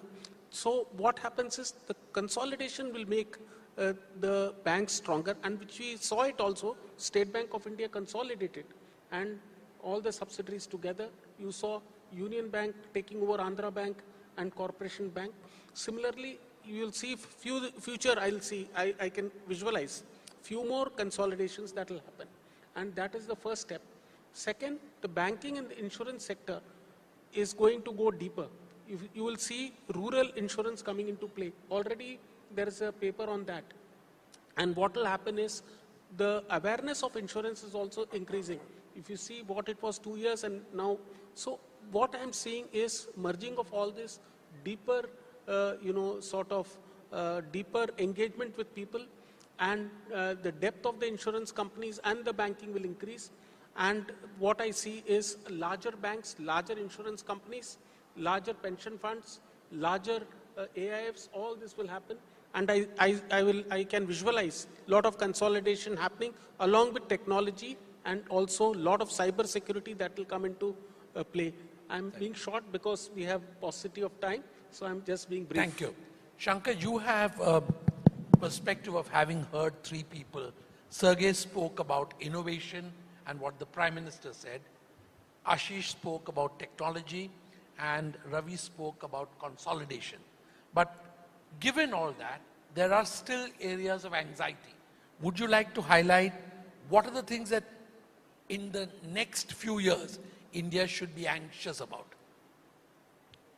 Well, thanks, Dilip. Real pleasure to connect with you after so many years. And thank you, Karthikeya. I can't spot you in the crowd if you're still there, but when we spoke a month ago, I didn't take even more than 1 second to say absolutely it will be my pleasure and honor to be here. You're an old friend, and obviously, we have history going back. It's been a fantastic event from the looks of it. I could not see the Prime Minister's segment because I landed a little late. But nevertheless, real pleasure. Hopefully, this will snowball into something really, really big in the years to come. To answer your question, Dilip, I think India has a lot of things to be anxious about. And it's one basic fact that India is a unique emerging market, which has grown from a very low income country into not a middle income, somewhat middle income-ish country. On the back of services, there is no parallel to this in the developing world, not one country. Whether you take Latin American countries, you take Asian countries, all of them have become middle or higher income than middle only on the back of manufacturing. India has taken the route which is more developed market route to growth than a developing market route to growth, which is services. But that has, while it has given us amazing growth for 30 years or so since the IT boom started, that is exactly where the problem now lies because of the advent of AI. Because in a country where IT services have driven our employment, and not only employment, but because of that employment, they have driven consumption. So the data is there, I don't know offhand, but they have driven car sales, two-wheeler sales, shoe sales, apparel sales because of the employment generated by IT services. That's a labor-intensive industry, and AI simply does not like labor. It hits at the core of labor, where it can replace literally floors and floors of people with just a handful of licenses. So for $200 a month, now you can hire somebody which is, or an agent, which is equal to a PhD or a person with an IQ of 120. For India, that is a very dangerous situation emerging. And we need to do something about it. The Prime Minister is a visionary. I'm sure he will have ideas and thoughts, but that needs to be executed fast. So that, to my mind, is the single biggest challenge in front of our country, how to deal and rather be on the right side of the AI revolution rather than be an opponent to it. Got it. Thank you. Since we have exactly 3 minutes and 29 seconds left, like a rapid fire, I'm going to ask one quick question, and I'd like a quick answer, just a one-word kind of answer. Ashish, if I were to ask you the future of crypto, is it yes or is it no? In a way, crypto and stock markets trade similarly, slightly different, but they look similar. Crypto, I mean, the stock market, in any company you invest, there is a promise of profit. Yes. That profit share will come to you. In crypto, the promise is that you have to find the next fool to buy it at higher price. So that is where you can figure out, it is possible that it might have a better future to find the next fool at a higher price. But you are up to your sort of imagination. Sergey, for you the question is, having seen the number of countries you have seen, aside from India, where would you place your bets on if you were a betting man at a roulette table? I'm not a gambler, but yeah. So, but I really want to finish about opportunities in India because this is, I think, the very relevant. So you'd very still important. put it on India, is what you say? Okay, so India fully deserves the hosting of the Olympic Games because your country is the biggest country right now that never hosted neither summer nor winter Olympic Games. Yes. And you deserve these games badly. So we hope you will get it in summer 2036, or if it, for any reason, if there is something, you must get at least the Winter Olympic Games and in 2038, and I hope they will take place, guess where? Jammu and Kashmir and Gulmar.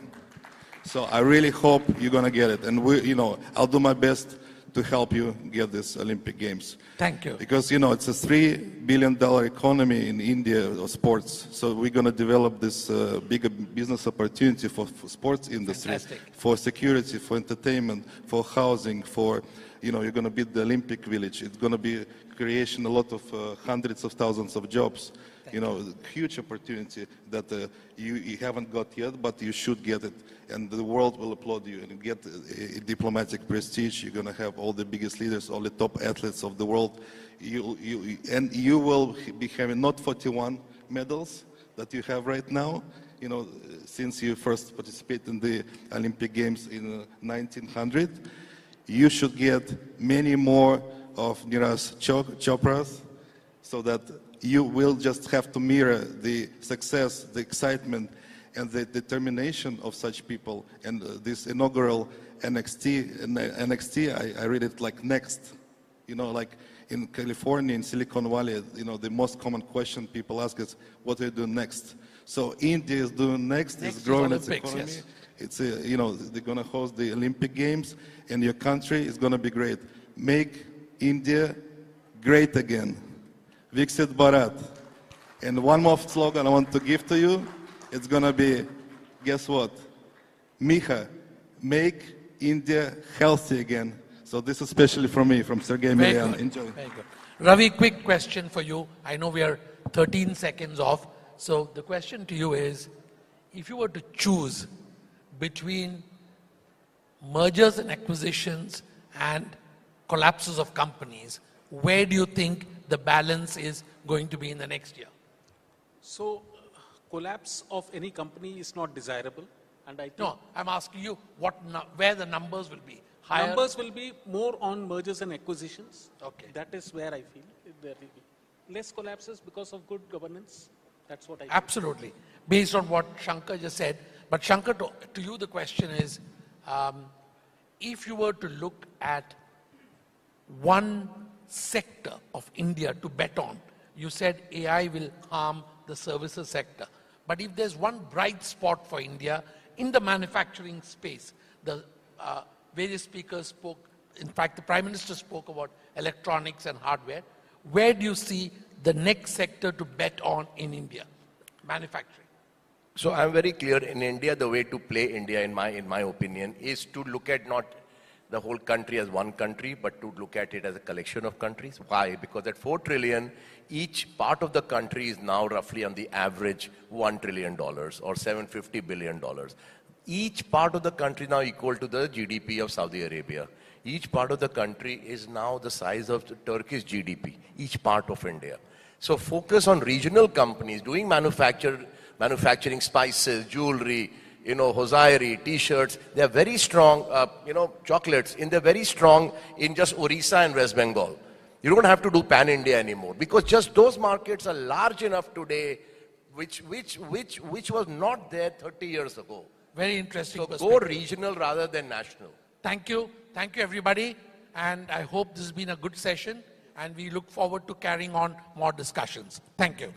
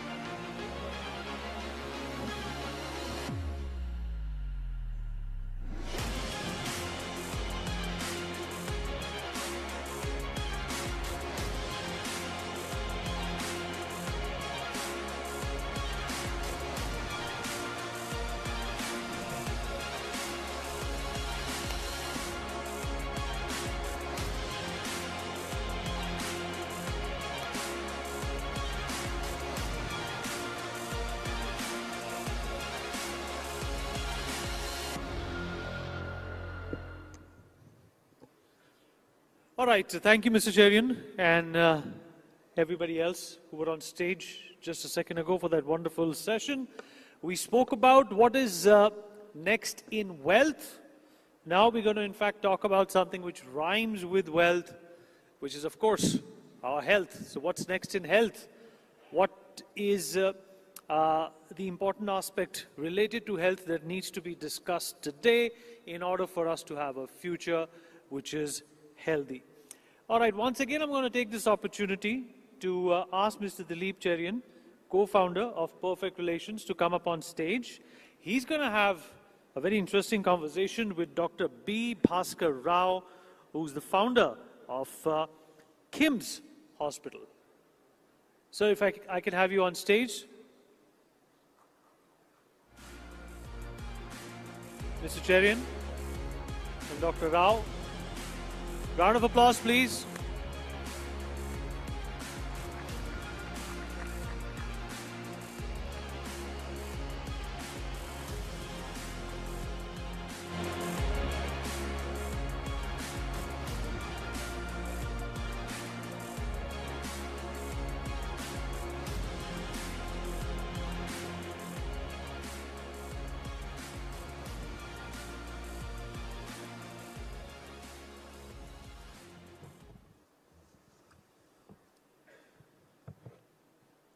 Thank you.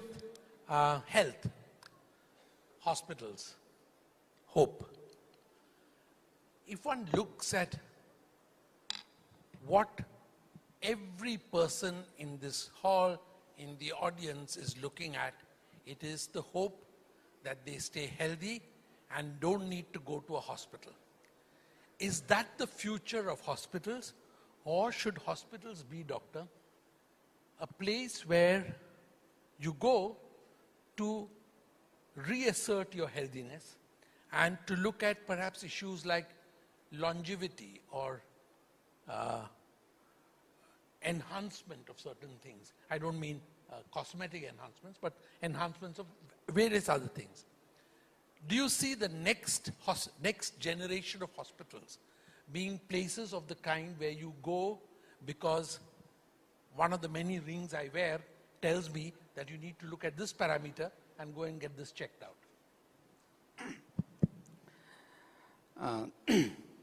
Thanks for inviting me this and associate, and I congratulate Mr. Kartikeya Sharma as organizing this type of event. A very good question, and first of all, let me see what is health. Many people think ill health is good health, which is not so.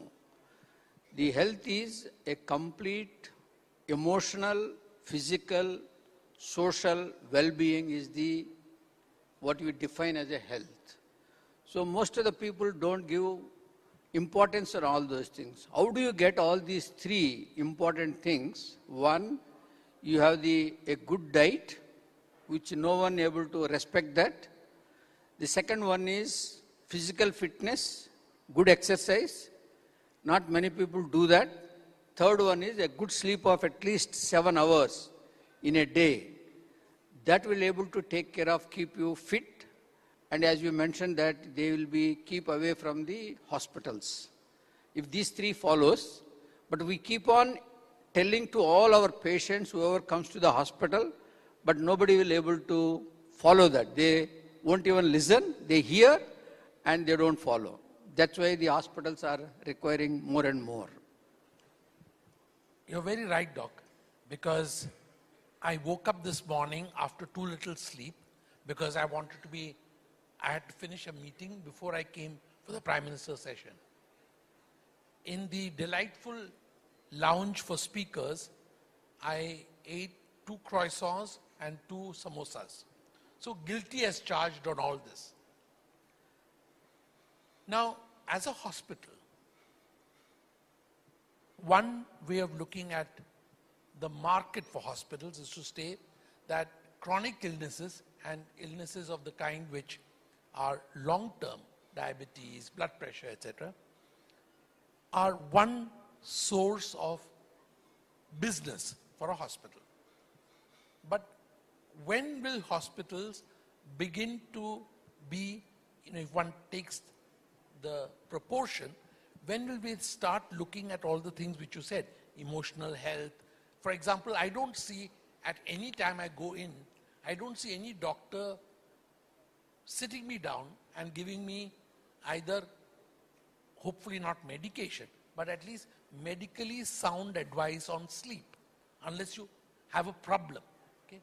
So, is intervention something that happens, Dr. Rao, too late, or is that one of the weaknesses, or is it built into the structure of hospitals? So usually the health, when we come to the hospitals, we need to take care of 3 important aspects. One is the preventive health, the other one is the curative health, third one is the rehabilitation. And later on we are getting, when the aging is coming, the palliative care and the end-of-life care and also the geriatric care.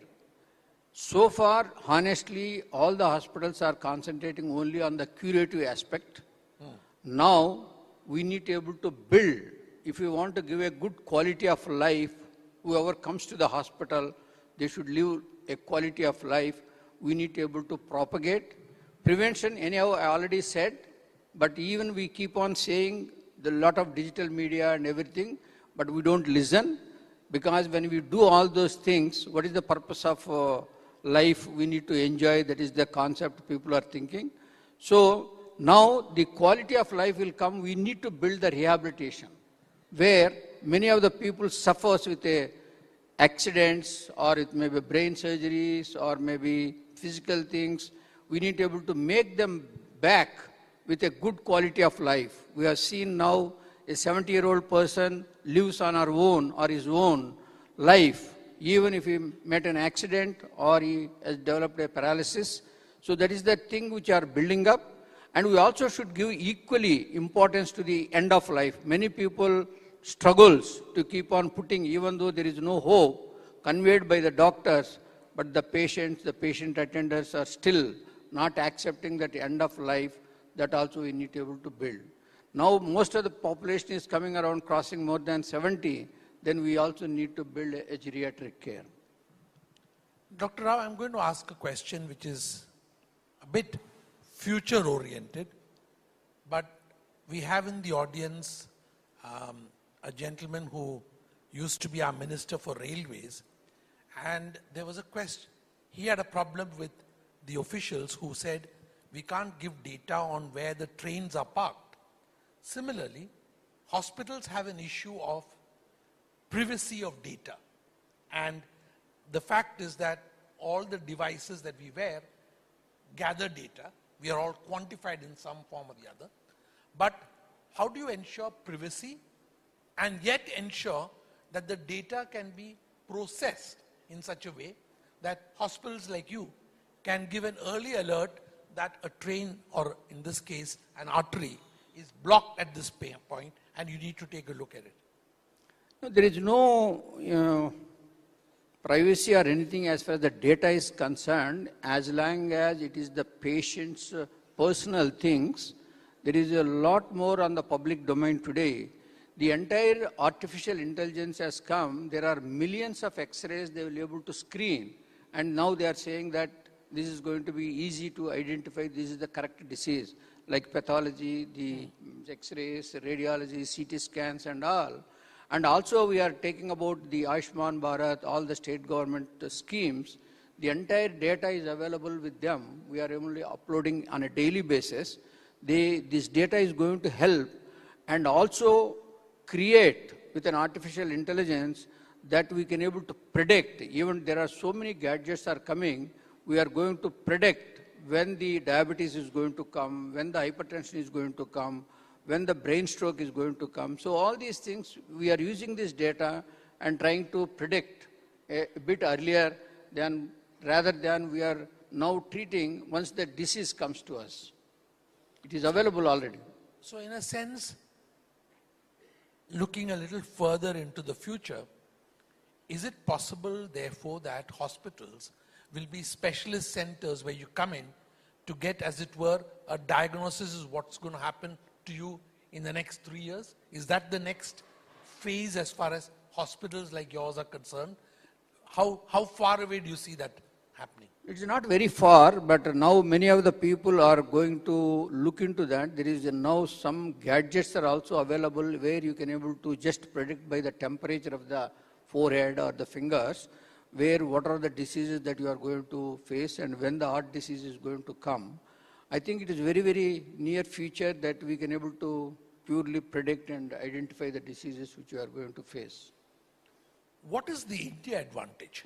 Does India have, because of the large number of people who are old and the very large number of people who are young, do you think India could be a kind of powerhouse in understanding and providing the base level of technology where these things can be then built upon? Is this an advantage? Yes. In India, because the population, both young and middle and the elderly people are there, equal number, and we have a lot more clinical trials and other things, research is going on.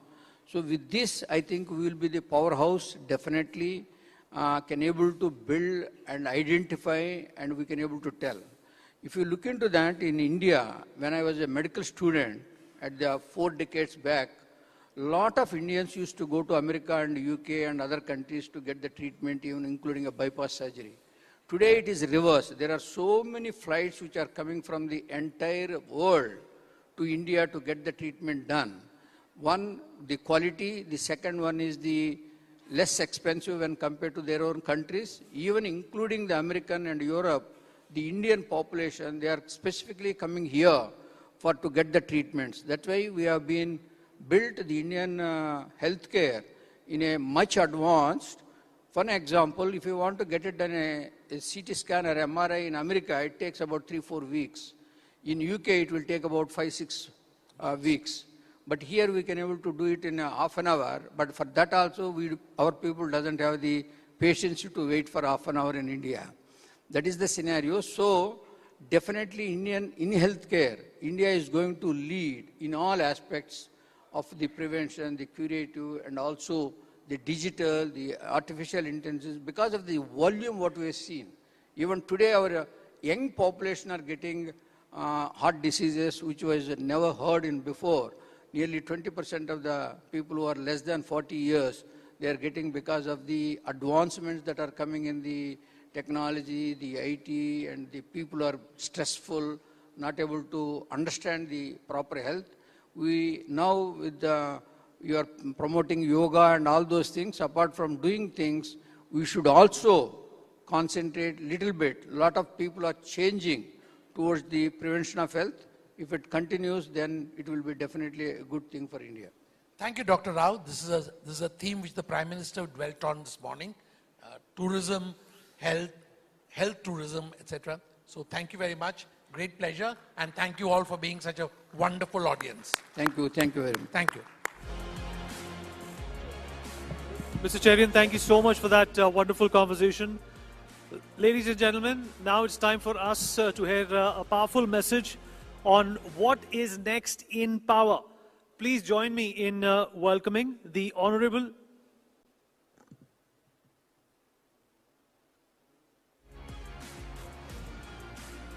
I beg your pardon. Please join me in welcoming the Honorable Union Minister for Housing and Urban Affairs of Bharat, Shri Manohar Lal. A big round of applause, please.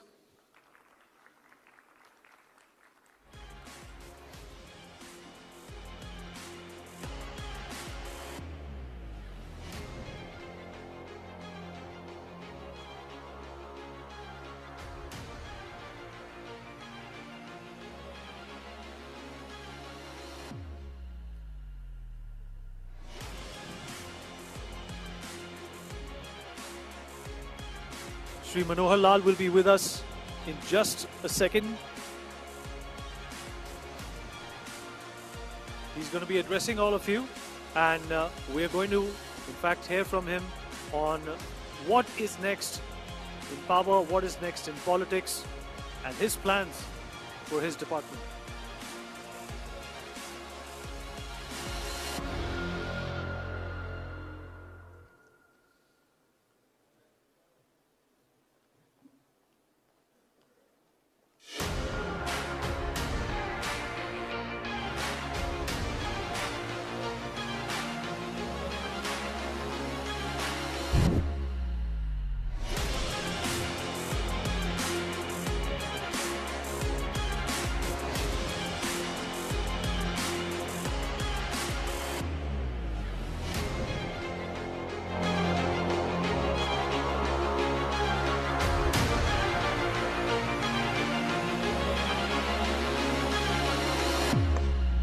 All right, I would also like to take this opportunity to thank our sponsor, NTPC.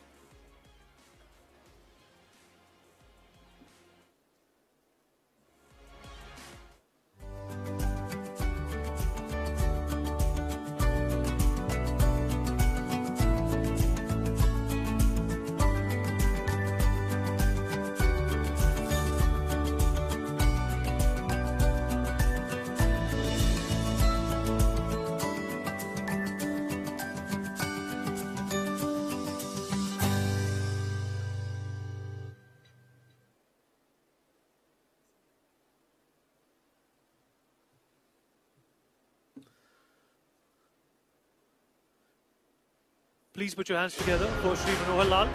He's taken out the time to address and be here. You'll be hearing from him in just a minute.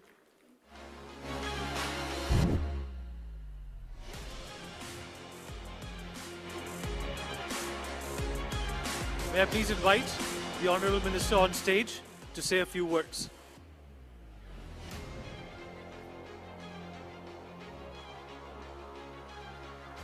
So a very warm welcome to you here. Thank you so much for taking out the time and attending the next conclave We have all been very eagerly anticipating your arrival. Keep the applause rolling, everyone, please. Thank you.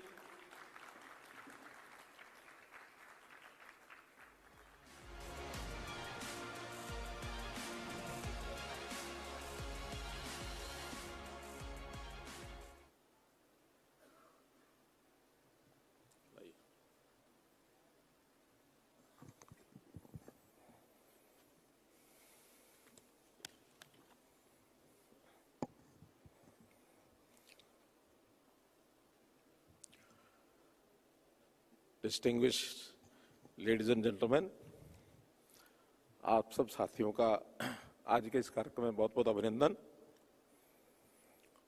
मित्रों, जैसा आज इस युग से हम निकल रहे हैं तो हर ओर इतिहास की भी लंबी चर्चा है और नेक्स्ट जनरेशन की लंबी चर्चा है। इतिहास हम कोई 100 साल का याद करता है, कोई 50 साल याद करता है, कोई 1947 से शुरू करता है। आज की चर्चा के संदर्भ में नेक्स्ट वर्षों की भी चर्चा होने लगी है। जैसा 2047 तक जब देश को 100 वर्ष हो जाएंगे आज़ादी के, तो हमारा संकल्प है कि हम इस देश को विकसित भारत बनाएंगे। और विकसित भारत की एक कल्पना अपने देश के प्रधानमंत्री श्री नरेंद्र मोदी जी की कि आखिर दुनिया के साथ हम compete करके ऐसे स्थान पर क्यों ना पहुंचे कि भारतवर्ष अपना बेस्ट जो है वो दुनिया को दे सके। 2047 के बाद भी कुछ लोग चर्चा अगले 50 वर्ष की, अगले 100 वर्ष की, how the next world would be, how the next India would be. और वो जब सब करना है तो हमको पता है कि उसके लिए किसी देश की अर्थव्यवस्था मजबूत होगी तभी वो विकसित बनेगा। और अर्थव्यवस्था के लिए उद्योग आवश्यक है, उद्योगों के लिए पावर आवश्यक है, यानी एनर्जी। इसके बारे में आज हर किसी व्यक्ति की चिंता है, न केवल उद्योगों के लिए बल्कि व्यक्ति की मूलभूत आवश्यकताओं के लिए भी एनर्जी की बहुत बड़ी आवश्यकता ये पड़ने वाली है। तो उसमें हम जब नेक्स्ट की बात करते हैं तो एनर्जी नेक्स्ट, ये भी हमारा ध्येय है कि आज के आगे हम कितना बढ़ेंगे इसकी कल्पना योजना ये की जा सकती है। मित्रों, इस प्रतिष्ठित सभा को संबोधित करते हुए मुझे बहुत खुशी हो रही है कि हम भारत के एनर्जी ट्रांजिशन में जिस मोड़ पर आज आए हैं उसकी चर्चा आज हम करेंगे। हमको भारत के भविष्य को आकार देने के लिए आज जो विकल्प हमारे सामने हैं एनर्जी के, उसमें से कुछ चुनना होगा। मित्रों, वर्ल्ड बैंक ने पुष्टि की है कि अगले 2 वर्षों में हमारी जो जीडीपी है वो लगातार 6.7% तक ये आगे चलेगी। तेजी से बढ़ती हुई हमारी अर्थव्यवस्था दुनिया को भी हैरान करने वाली है कि भारतवर्ष इस तेजी से आगे बढ़ रहा है। मित्रों, इस वृद्धि को बनाए रखने के लिए मजबूत और डाइवर्सिफाइड पावर मिक्स, इसका हमको उपयोग करना होगा। भारत का ऊर्जा क्षेत्र एक ऐतिहासिक परिवर्तन, एक हिस्टोरिकल चेंज इस दौर से गुजर रहा है।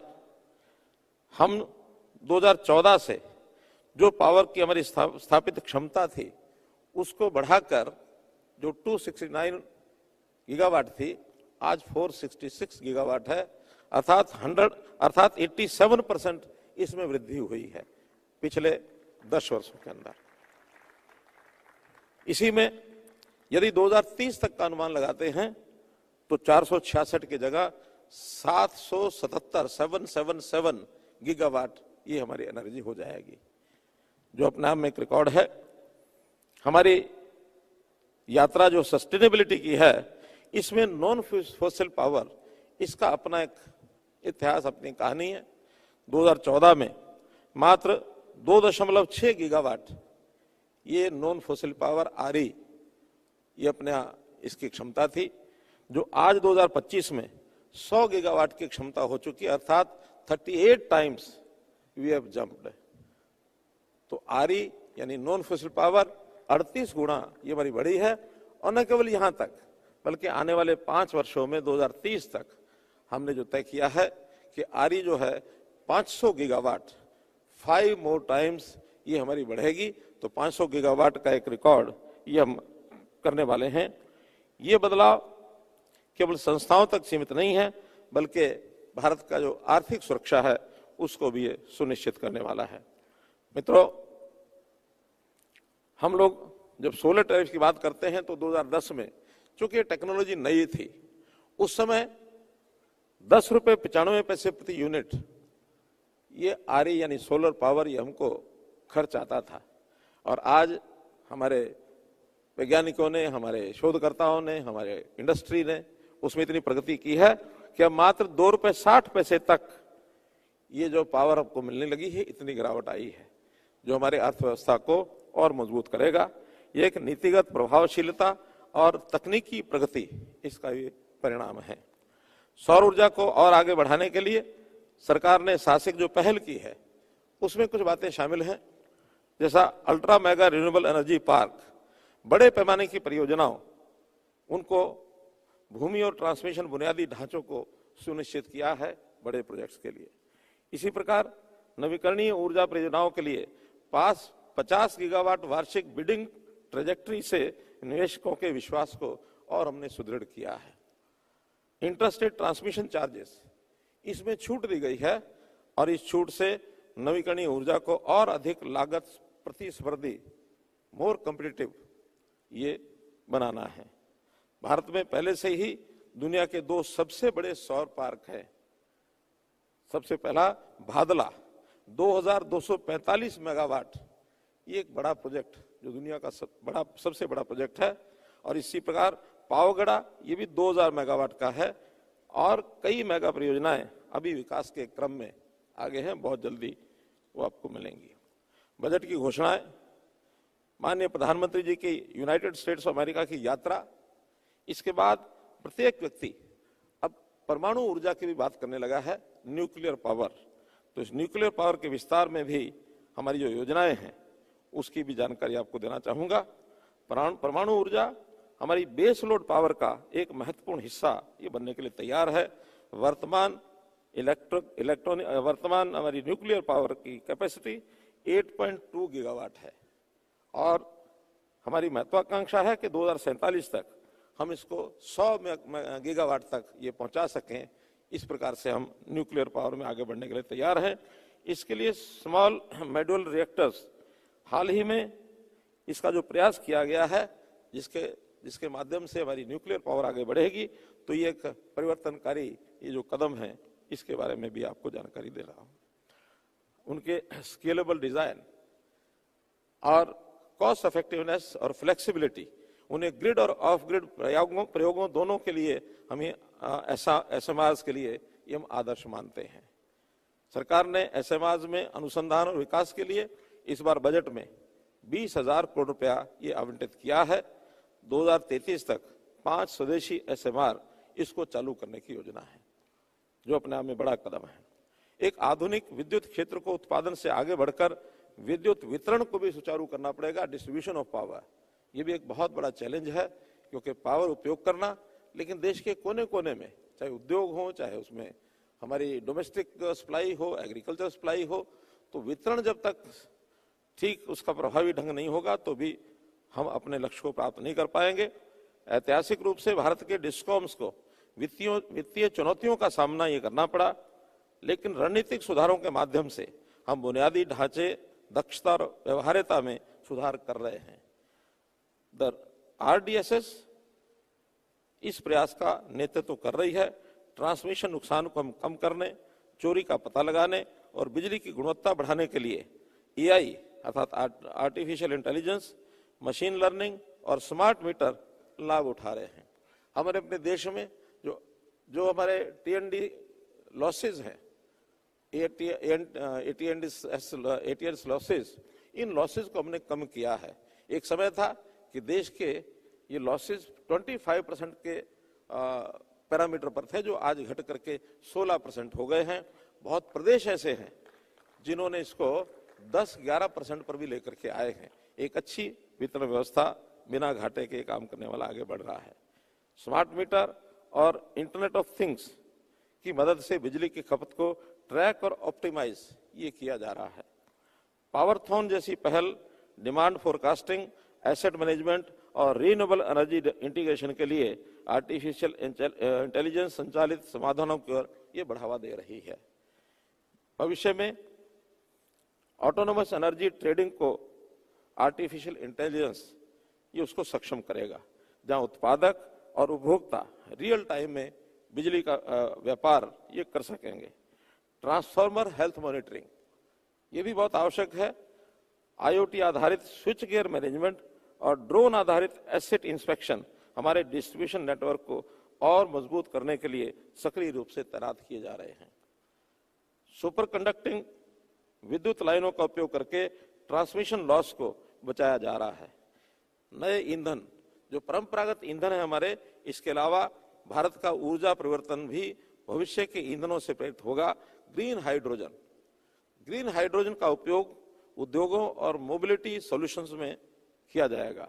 सिंथेटिक फ्यूल और बायोफ्यूल भविष्य में पेट्रोलियम आधारित उत्पादों की जगह ये ले सकेंगे। इसी प्रकार एक प्रयोग रूफटॉप सोलर एनर्जी जो भारतीय परिवारों को सशक्त बनाएगा। फरवरी 2024 में प्रधानमंत्री जी ने शुरू की PM सूर्य घर मुफ्त बिजली योजना। इस योजना को घरेलू उद्योग खपत में क्रांतिकारी बदलाव लाने की दिशा में गिना जाता है। 75,000 करोड़ रुपए के आवंटित किए जाने के साथ ये पहल परिवारों को सोलर रूफटॉप स्थापित करने के लिए पर्याप्त सब्सिडी प्रदान करती है, जिससे उन्हें भुगतान या कम लागत वाली बिजली उत्पन्न करने में मदद मिलती है। पहले से ही 9 लाख से अधिक परिवारों में सोलर रूफटॉप को ये अपनाया है, जिसमें लगभग आधे को नेट मीटरिंग व्यवस्था के तहत शून्य बिजली बिल इसके साथ जोड़ा गया है। इस योजना का उद्देश्य ऊर्जा को अपनाने में और तेजी लाना है और करोड़ों भारतीयों के लिए ऊर्जा स्वतंत्रता को वास्तविकता उनके लिए ये सिद्ध होगी, ऐसा मानना है। इलेक्ट्रिक व्हीकल EV क्रांति, जैसे जैसे भारत इलेक्ट्रिकल मोबिलिटी की ओर बढ़ रहा है, बिजली क्षेत्र बढ़ती मांग को पूरा करने के लिए तैयार है। 2031-32 तक इलेक्ट्रिक वाहन ये 63,000 बिलियन यूनिट बिजली की मांग को बढ़ाएगा, जो कि हमारी कैपेसिटी एडिशन के माध्यम से आसानी से उसको हम पूरा कर सकेंगे। सरकार ने इस दिशा में कुछ सक्रिय कदम उठाए हैं, जैसे स्टैंडर्डाइजेशन एंड एक्सेसिबिलिटी सुनिश्चित करने के लिए EV चार्जिंग इंफ्रास्ट्रक्चर गाइडलाइंस 2024 ये हमने जारी की है। बढ़ते हुए EV इकोसिस्टम का समर्थन करने के लिए 2030 तक 1 लाख चार्जिंग स्टेशंस इसका लक्ष्य हमने रखा है। ये लक्ष्य हम पूरा करेंगे 2030 तक। क्लीन टेक मैन्युफैक्चरिंग को प्रोत्साहित करना तथा EV बैटरी को और घटकों के घरेलू उत्पादन को मजबूत करना है। मित्रों, आगे की राह ये हमारी बड़ी महत्वाकांक्षी राह है। भारत इसके लिए तैयार है। हमारी ऊर्जा नीतियां एक आत्मनिर्भर और टिकाऊ भविष्य को आकार दे रही हैं। हम केवल क्षमता का विस्तार नहीं कर रहे, केवल हम कैपेसिटी बढ़ा रहे, ऐसा नहीं है, बल्कि हम ऊर्जा का उत्पादन, वितरण और उपयोग कैसे किया जाता है, इसमें भी बहुत बड़ा बदलाव हम कर रहे हैं। उद्योग, शिक्षाविदों और नीति निर्माताओं के बीच निरंतर सहयोग के साथ भारत नवीकरणीय ऊर्जा, परमाणु नवाचार और स्वच्छ तकनीकी के एक वैश्विक नेता के रूप में उभरेगा। आइए हम सब साथ मिलकर भारत के भविष्य को और मजबूत करें, इस क्षेत्र में अपना योगदान दें। आपका बहुत बहुत धन्यवाद, बहुत बहुत आभार।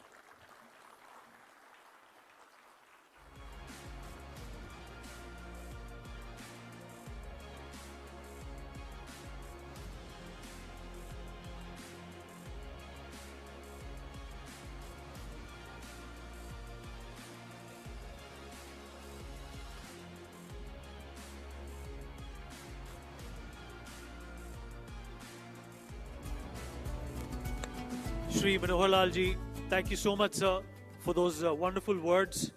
And thank you so much for apprising us with all the progress and innovation that you are working upon.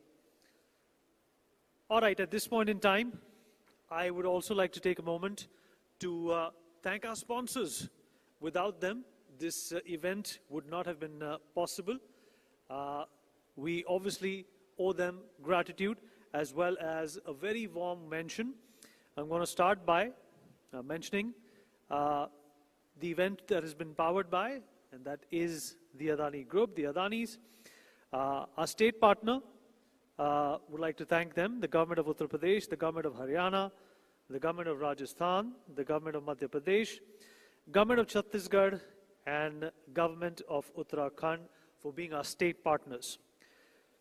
We would also like to thank NTPC as our session partner, Power Grid as our session partners as well, Mahashadi Hatti Private Limited, which is MDH Masalas, also would like to thank them as our session partners. Another session partner that we would like to thank is Paytm. Our urban living partners also deserve gratitude and thanks. And on that note, I would like to thank the National Building Construction Corporation, which is the NBCC, Housing and Urban Development Corporation, which is the HUDCO, M3M, the Bhutani Group, the Signature Global Group, the Green Circle, and Swastik Greens as our urban living partners. Our tourism partner also has to be thanked, Tourism Finance Corporation India Limited, TFCIL. Our exchange partner, National Stock Exchange, the NSE. We'd also like to thank our institutional partners, and that is the Indian Space Association, the American Jewish Committee, the Sunday Guardian Foundation, and last but not the least, NewsX. We would also like to thank our hospitality partner, Hyatt Regency Gurgaon.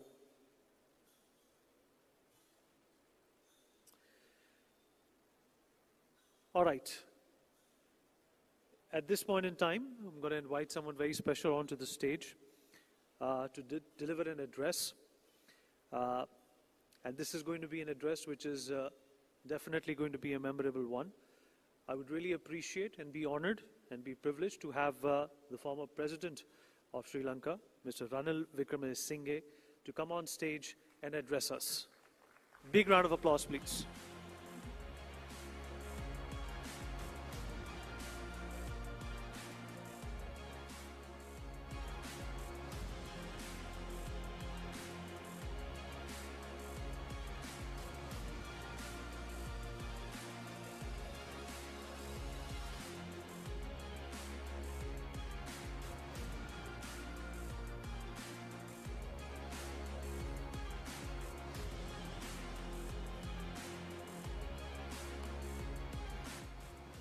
Ayubowan, Namaskar, Honorable Minister, distinguished guests and friends.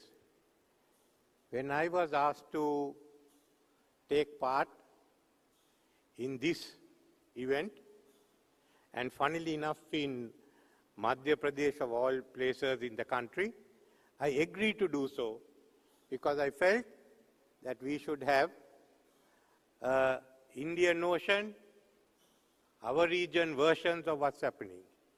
Asia is too subjugated to the Western news medias and now maybe to the Middle Eastern, that we haven't got one which deals with the issues of the world.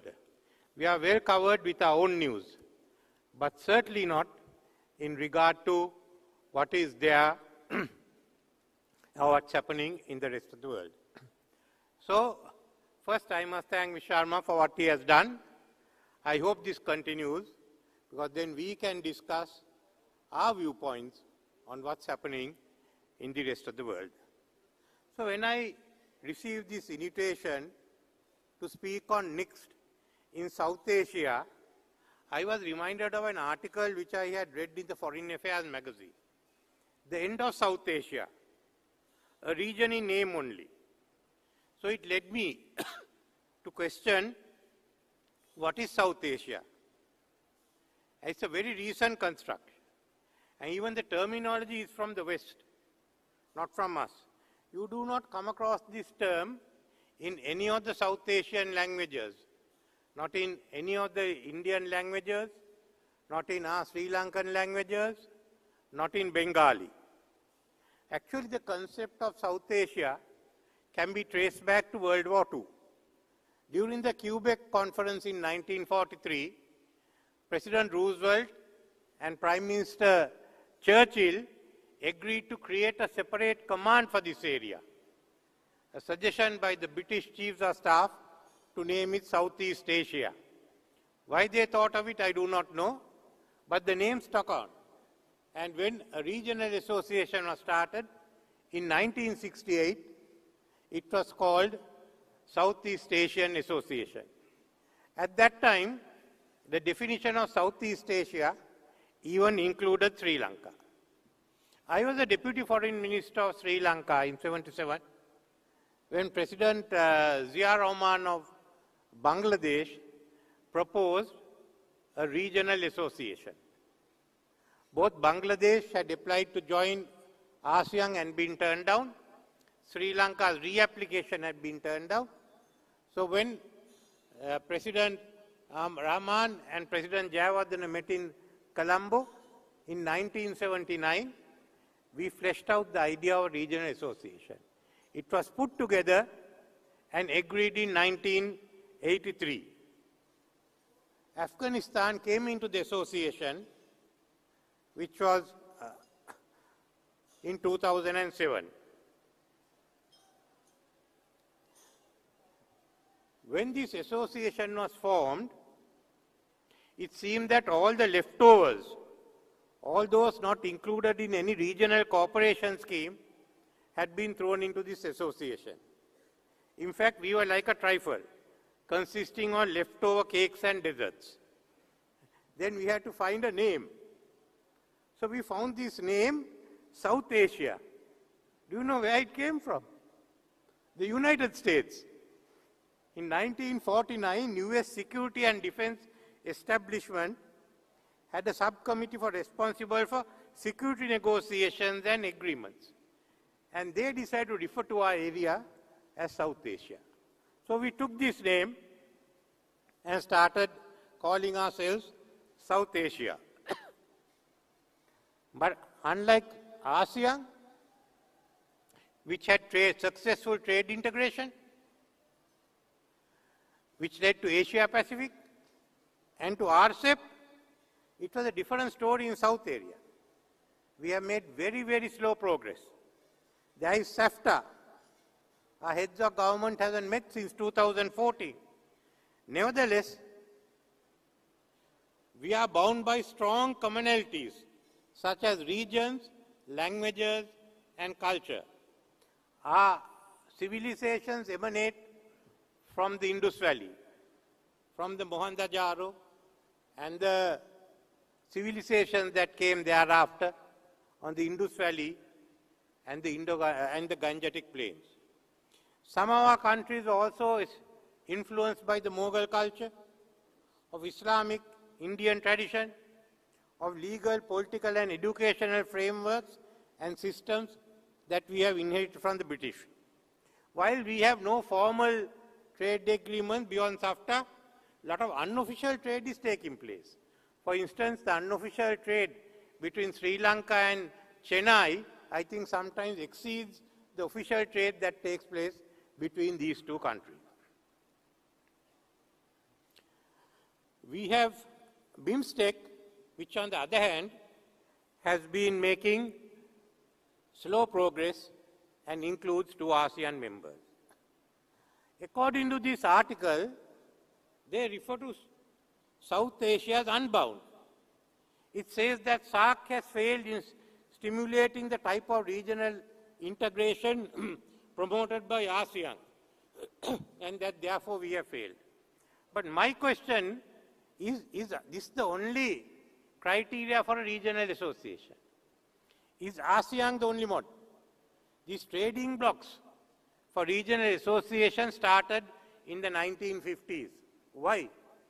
4 European countries that had lost its empire and a Germany that had been cut into half decided to get together to start a common market. They had nowhere else to go for economic strength. But is this the only thing that we have? On the other hand, we have the Arab League, which keeps meeting regularly and it has 7 observer states, including India, Greece, Venezuela, and Brazil. The Arab League meets. They have meetings. Our histories do not refer to any continents. For millennia, we thought of ourselves in an Indian Ocean-centric world. That's the only world that we live. China referred to its Middle Kingdom. We didn't call ourselves Asia or anything. But we had relations with others, we had wars with others, we had pacts with others, we had trade with others. Each region or sub-region is created for a specific political reason, and in these instances by powers outside the region.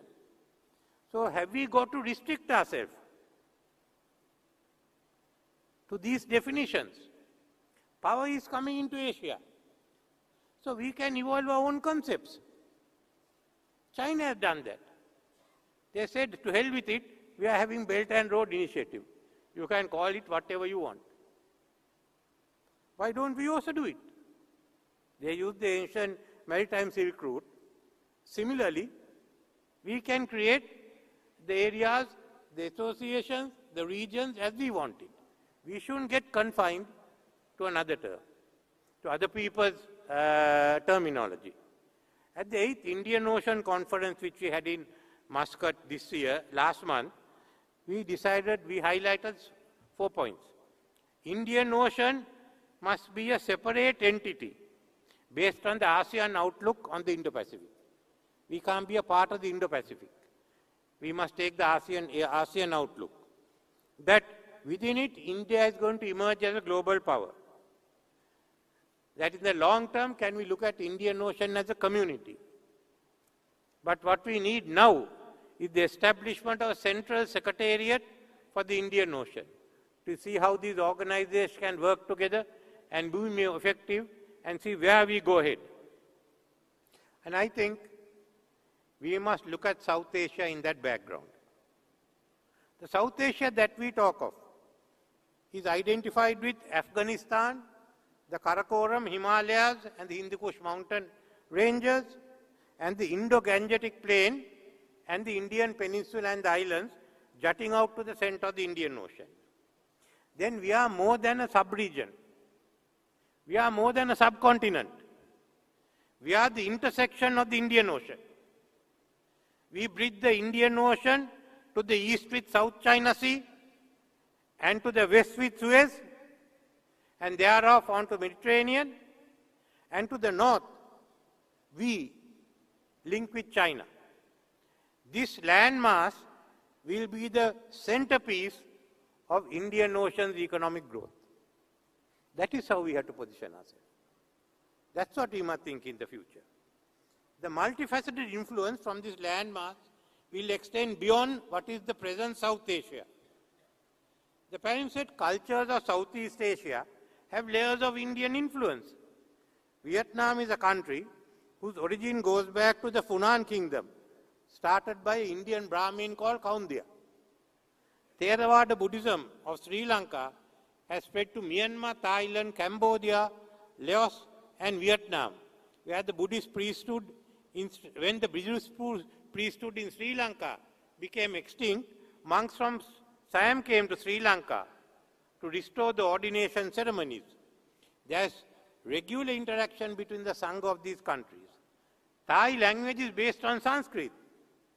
The ploughing ceremony that they have and we have is common to India. Do you know that they use the Brahmins in the water ceremony during the coronation? Brahmins have to come and pour water in Thailand. So you can see how much this our culture has gone in.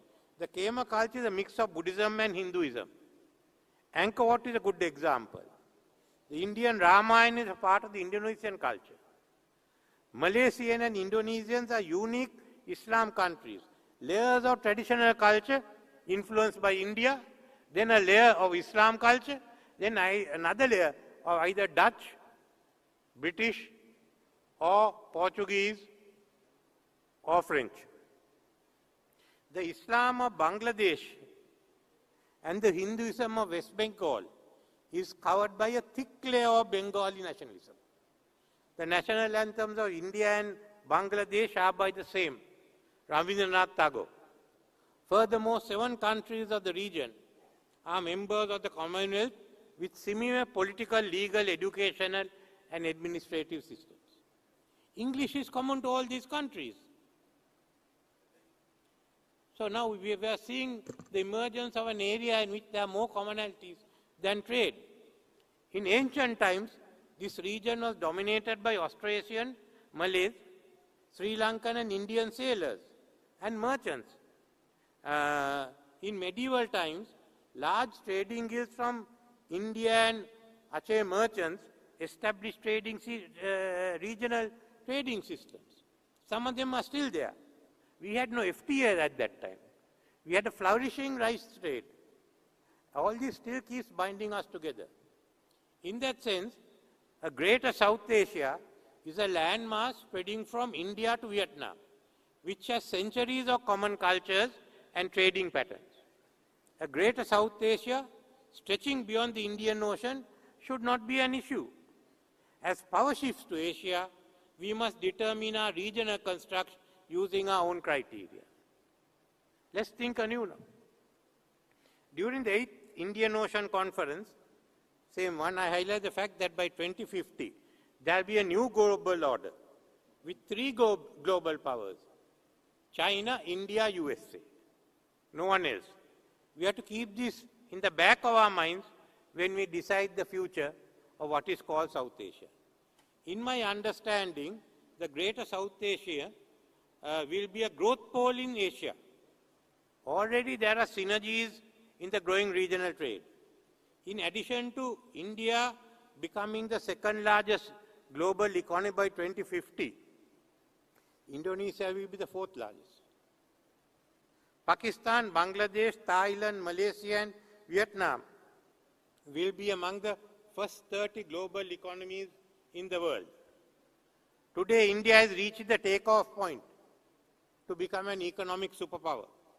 Therefore, the next 2 decades will witness an explosion of economic growth. I've been coming to India since 1968. It's now that you have the feeling. Creating an Indian-centric economic region, not only in the greater South Asian region, but also in the Indian Ocean region. The India GDP today is $3.5 trillion. In 2050, it will be 30 trillion US dollars, a 9-fold increase in a little over 25 years. This fast growth will require new supply chains, manufacturing cluster developments in the greater South Asian region. It is likely that supply chains will not be confined to India. It will also include the ASEAN economies. Further, it will also provide opportunities for Nepal, Bangladesh and Sri Lanka to become suppliers of intermediate goods under different comprehensive economic partnership programs with India. A large number of new manufacturing and service clusters may originate from these areas. India is promoting a large number of economic corridors. For example, India and Sri Lanka, if we have this proposed comprehensive economic agreement, partnership agreement, we'll have an economic corridor with South India. By 2050, South India will have a $6 trillion US economy. It's possible for Sri Lanka by mid-century to have a $1 trillion economy, which will not be possible otherwise without the rise of the Indian economy. On the ASEAN side already, Malaysia and Singapore have agreed to create a joint special economic zone in Johor to rival Shenzhen.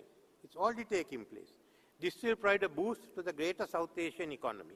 A further boost will be the 4-fold increase in the GDPs of Indonesia, Bangladesh and Thailand by 2050.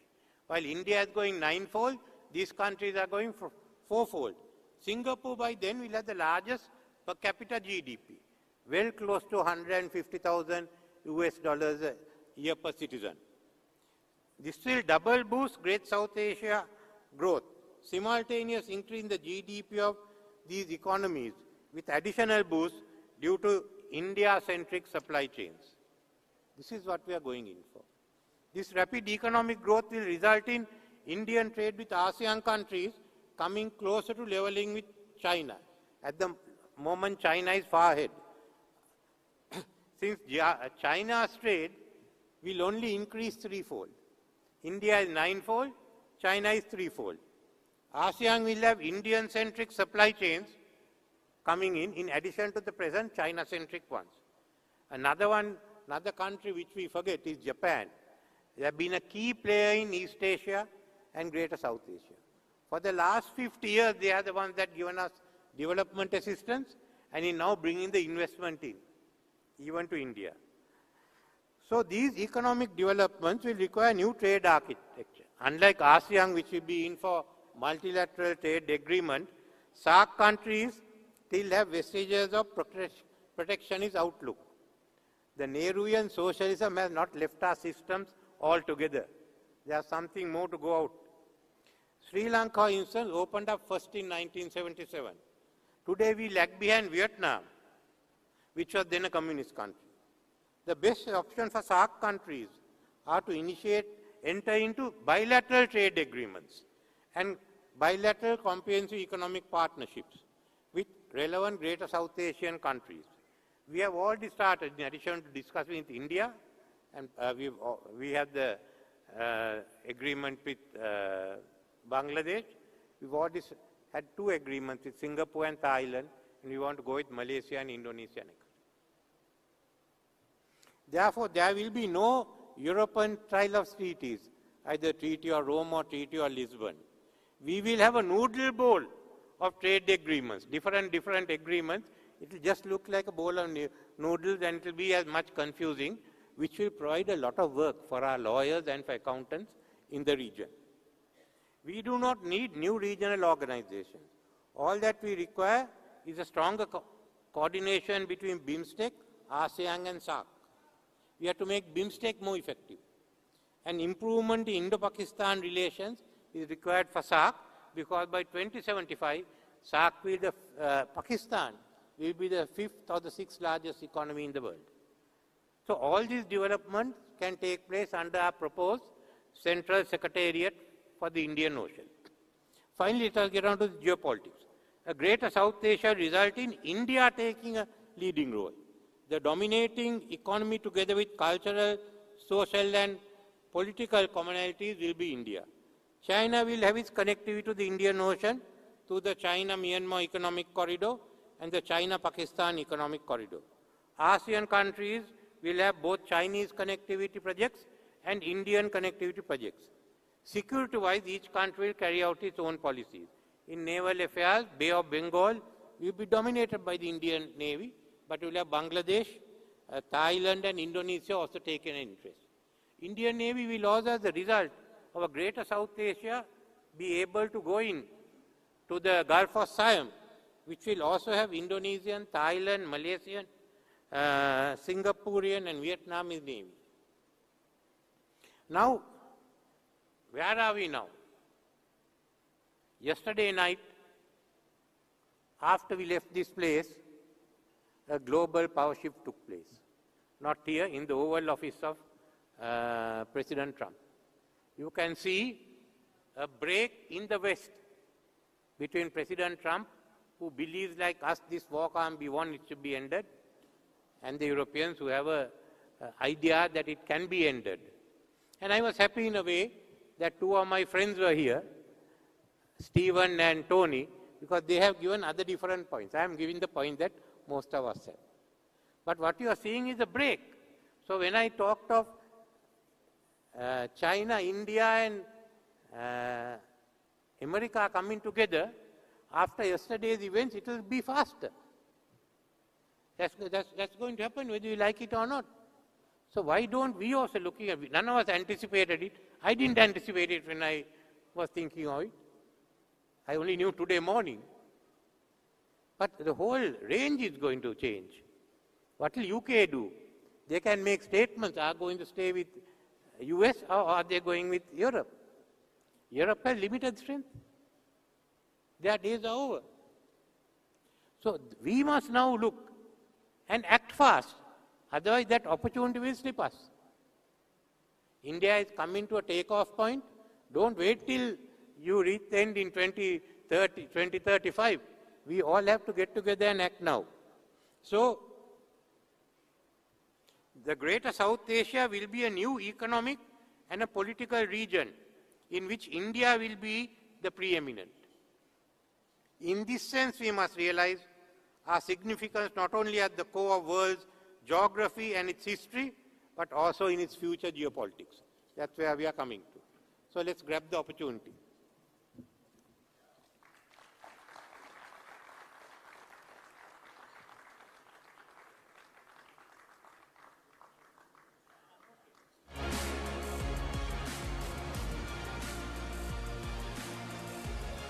So really appreciate the point of views that you've shared with us, especially the highlight that you provided towards the geopolitical shift after Trump's meeting with Zelensky yesterday is definitely an eye-opener. Now I'm going to call upon my colleague, Megha Sharma, to have a very small 10-minute question and answer round with the President. Big round of applause, please.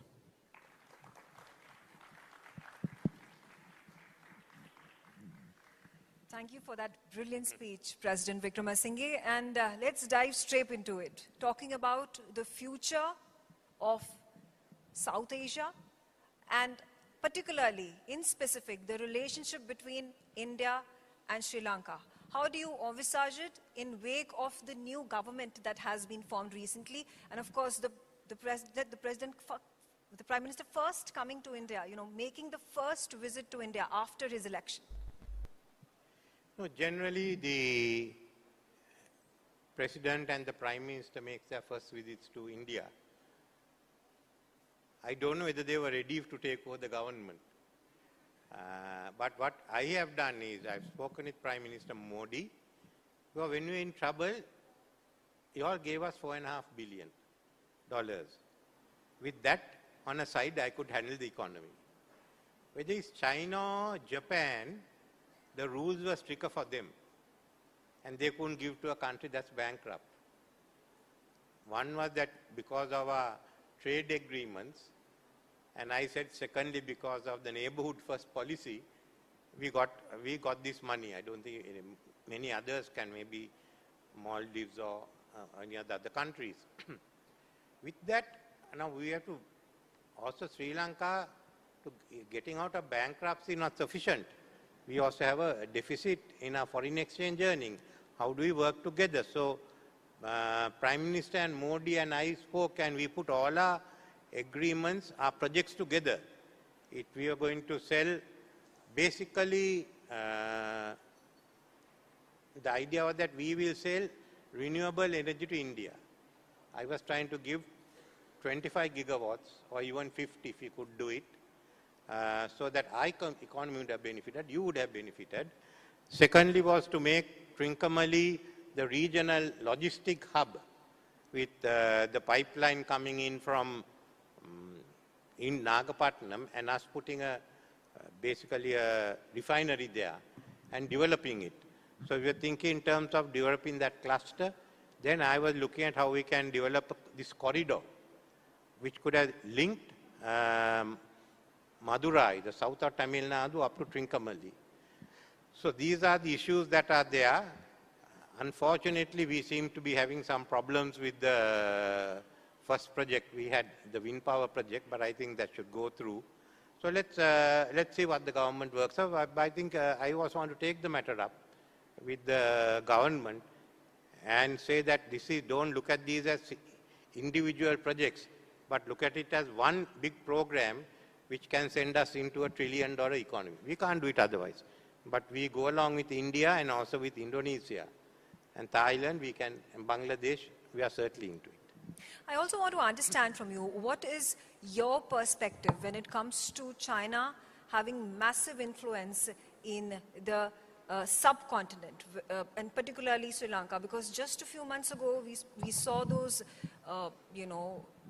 ships that had been sent by the Chinese on the ports of Sri Lanka, so-called research vessels that had caused concern for India. And then we talk about the 99-year-old Hambantota lease, when we talk about the Colombo port that is at this point of time being built by the Chinese. Are these real concerns that the Sri Lankan regime is looking to delve deeper into? And as far as the survey ships were there, it was being done by China and some others.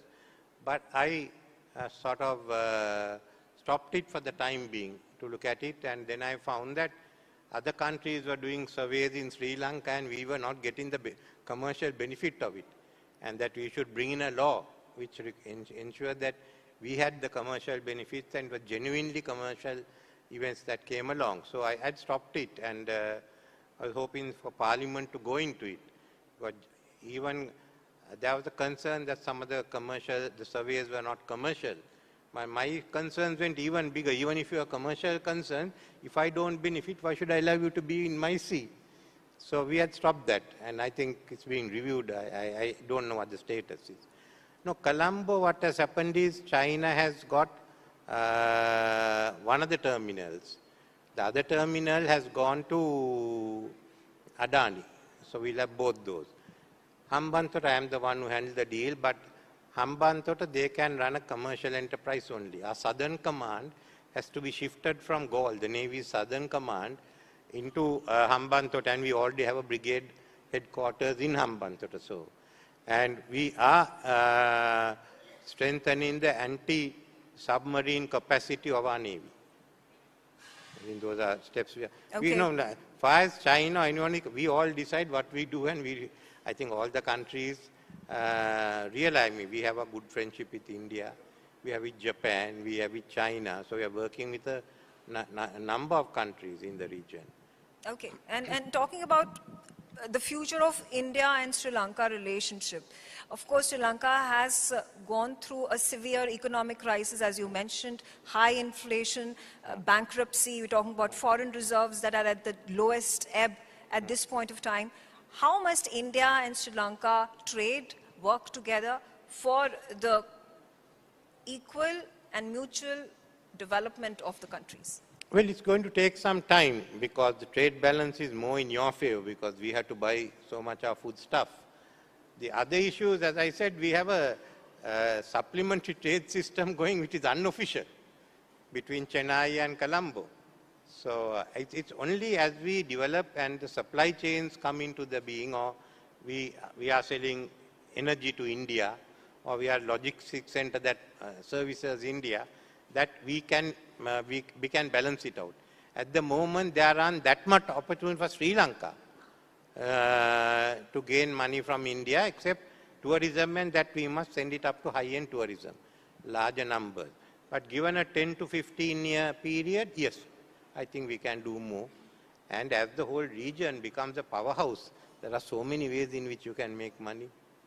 There's also, a prickly point when it comes to the India-Sri Lanka diplomatic relations, and this has been a concern raised by the Indian government time and again about the issue of the Tamil minorities. Do you see any sort of a resolution coming in the coming years? Come in. Basically, the Tamils we have two sets. The Tamils in North are really not from Tamil Nadu. I mean, they have more similarities with us. They became Tamil Hindus, we are Buddhist and Sinhalese. We have a second are the people who have come from India. We have given them citizenship. And the Nuwara district, which was a Sinhala majority electorate district, has now become a Tamil majority. And they are there. I have only one member in parliament, and he's Tamil from the hill country. The other ones, we have sorted some out. They're still the commission on truth and reconciliation. But I don't think those are getting in the way of our relations with India. That's not been a major issue at all. And I hope that this government will be able to have done a lot of the preliminary work. I hope the government can step it up. But no, we are getting it on.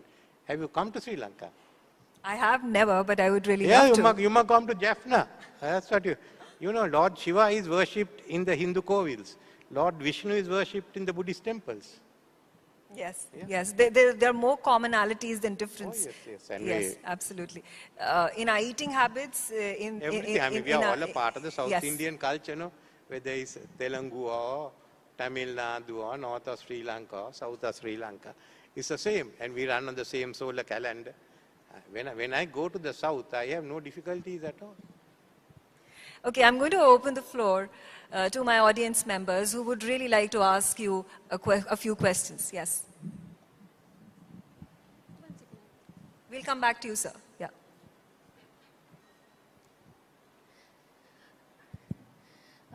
Thank you, President. That was an excellent speech also, and I enjoyed it. But just an impression about your, we heard about your business conversations with Prime Minister Modi, but you were there for his speech. You also had an interaction with him. So what were your takeaways from today? Today, his one was how India will grow, and that's a good speech. I think my speech only is a supplement to it. I said, if you have an India that's growing, then why don't we look at a larger region? Why are we confining ourselves to South India, which the Americans decided during World War II? Our influences go all the way to Vietnam. So it can be larger South Asia. They will deal with China and Japan. But that means that we should give up our links to them and treat them separately. The cultural links are with us. So if you take Sri Lanka through Myanmar, Thailand, Laos, Cambodia, South Vietnam, I mean the links are big. You have it. You go anywhere, you bump into the Ramayana, and either Rama or Sita or Ravan is somewhere there, hiding behind one of the corners. And Vietnam was founded by a Brahmin who married, I don't know if you know the story of pirate princess. Why are we keeping them out? Yeah. Excellency, this is Nangsha Mitra. I'm a journalist and a foreign affairs scholar. I have a capsule question, it's a pair-up question. The first one, do you gain a lot the more India and China fights? Pardon? Do you gain a lot whenever the India and China fights because you can negotiate the both? And number two, your former foreign minister Ali Sabri recently in exports mentioned about why this is the era of multipolarity given the development of yesternight in Washington DC. Do you think Sri Lanka is in a position to go to the New Development Bank instead of IMF? Do you call this your recovery is basically the blessings for IMF? I don't think New Development Bank is anywhere close to the IMF. Both the ADB and the Asian Infrastructure Development Bank would be close to it. Now you wanted to know about China and India fighting. Is that what we asked? He said, is Sri Lanka benefiting every single time there is a tiff between India and China? Look, India knows how to play the game. No? You are with the Quad, you are with the BRICS. So how can we go and intervene in a fight? You all are playing your game, we are playing our game, right? We all know that. Are there more questions from the audience?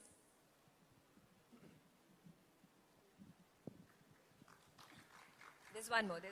Thank you, Mr. President, for this wonderful speech. Myself, Rahul Kumar, I want to ask a question regarding a bridge that is proposed to be built between India and Sri Lanka. So what are the prospects that the bridge can be built, and what are the impediments? Impediments are that some people in Sri Lanka think that this will get more Indian influence or Indians will come over the bridge. Yes, the whole idea that Indians should come over the bridge. We don't build a bridge. I mean, India is not going to take us over. We can't come and take India over. So I think we have to debate it more in Sri Lanka. But just imagine, you get South India gets Trincomalee as its harbour. And even we can put a new harbour in Colombo. You all can build it instead of Chinese there. So there's no issues. It is just getting over the, I think, I want to have open a discussion in Sri Lanka into all these areas. All of Madurai, Sri Lanka have been common areas. Your first Pallava kingdom, the army was led by a Sri Lankan prince who later on became a king in Anuradhapura. first Tamil kingdom. We have nothing to get frightened about. Okay, on that note, I thank you, President Wickramasinghe, for joining me, and it's a pleasure to speak to you. We are honored to have you on the next forum. A huge round of applause for President Ranil Wickramasinghe. You know, there are two types of religions in the world.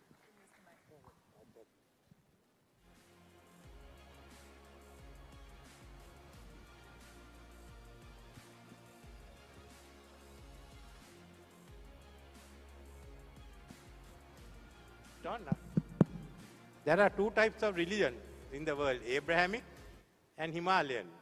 Amongst the Abrahamic, there are conflicts. Himalayans somehow use their brain.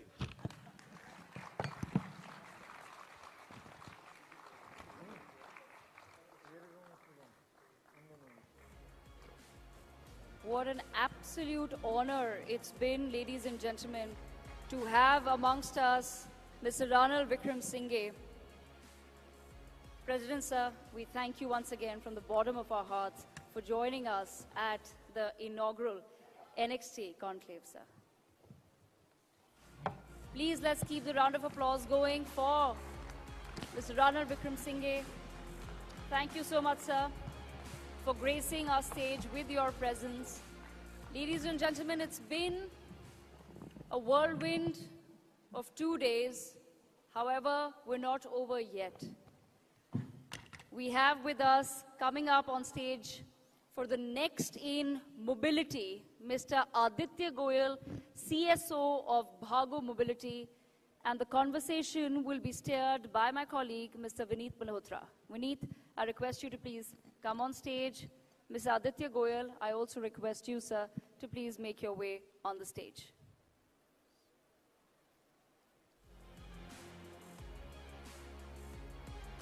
Until then, we also take a moment to thank our sponsors.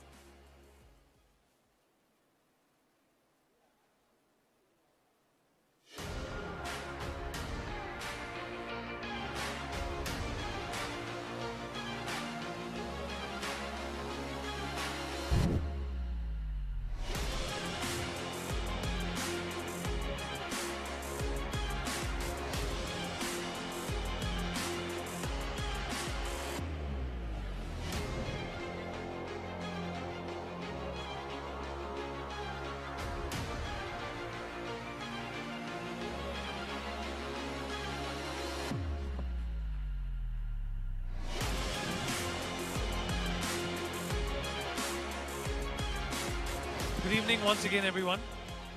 A very riveting session before us, and we're going to try and match up to it. Aditya, thank you so much for being here. Hey, thanks, man. First thing I must compliment you on is, of course, your fitness. No, yeah, it's just bhago, right? So keep at it.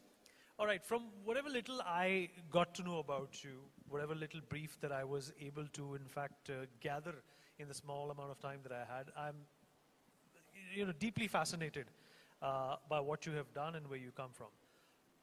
You come from legacy business. Perhaps, things could have gone in a different trajectory, but you chose this initiative because you felt a very strong connection with it. Would you elaborate? Where did this, Bhago mobility concept come from? What was the inspiration? What kida was it that got into you that you had to start this? First of all, thank you ITV for a fantastic conclave, very stimulating conversations over the last 2 days.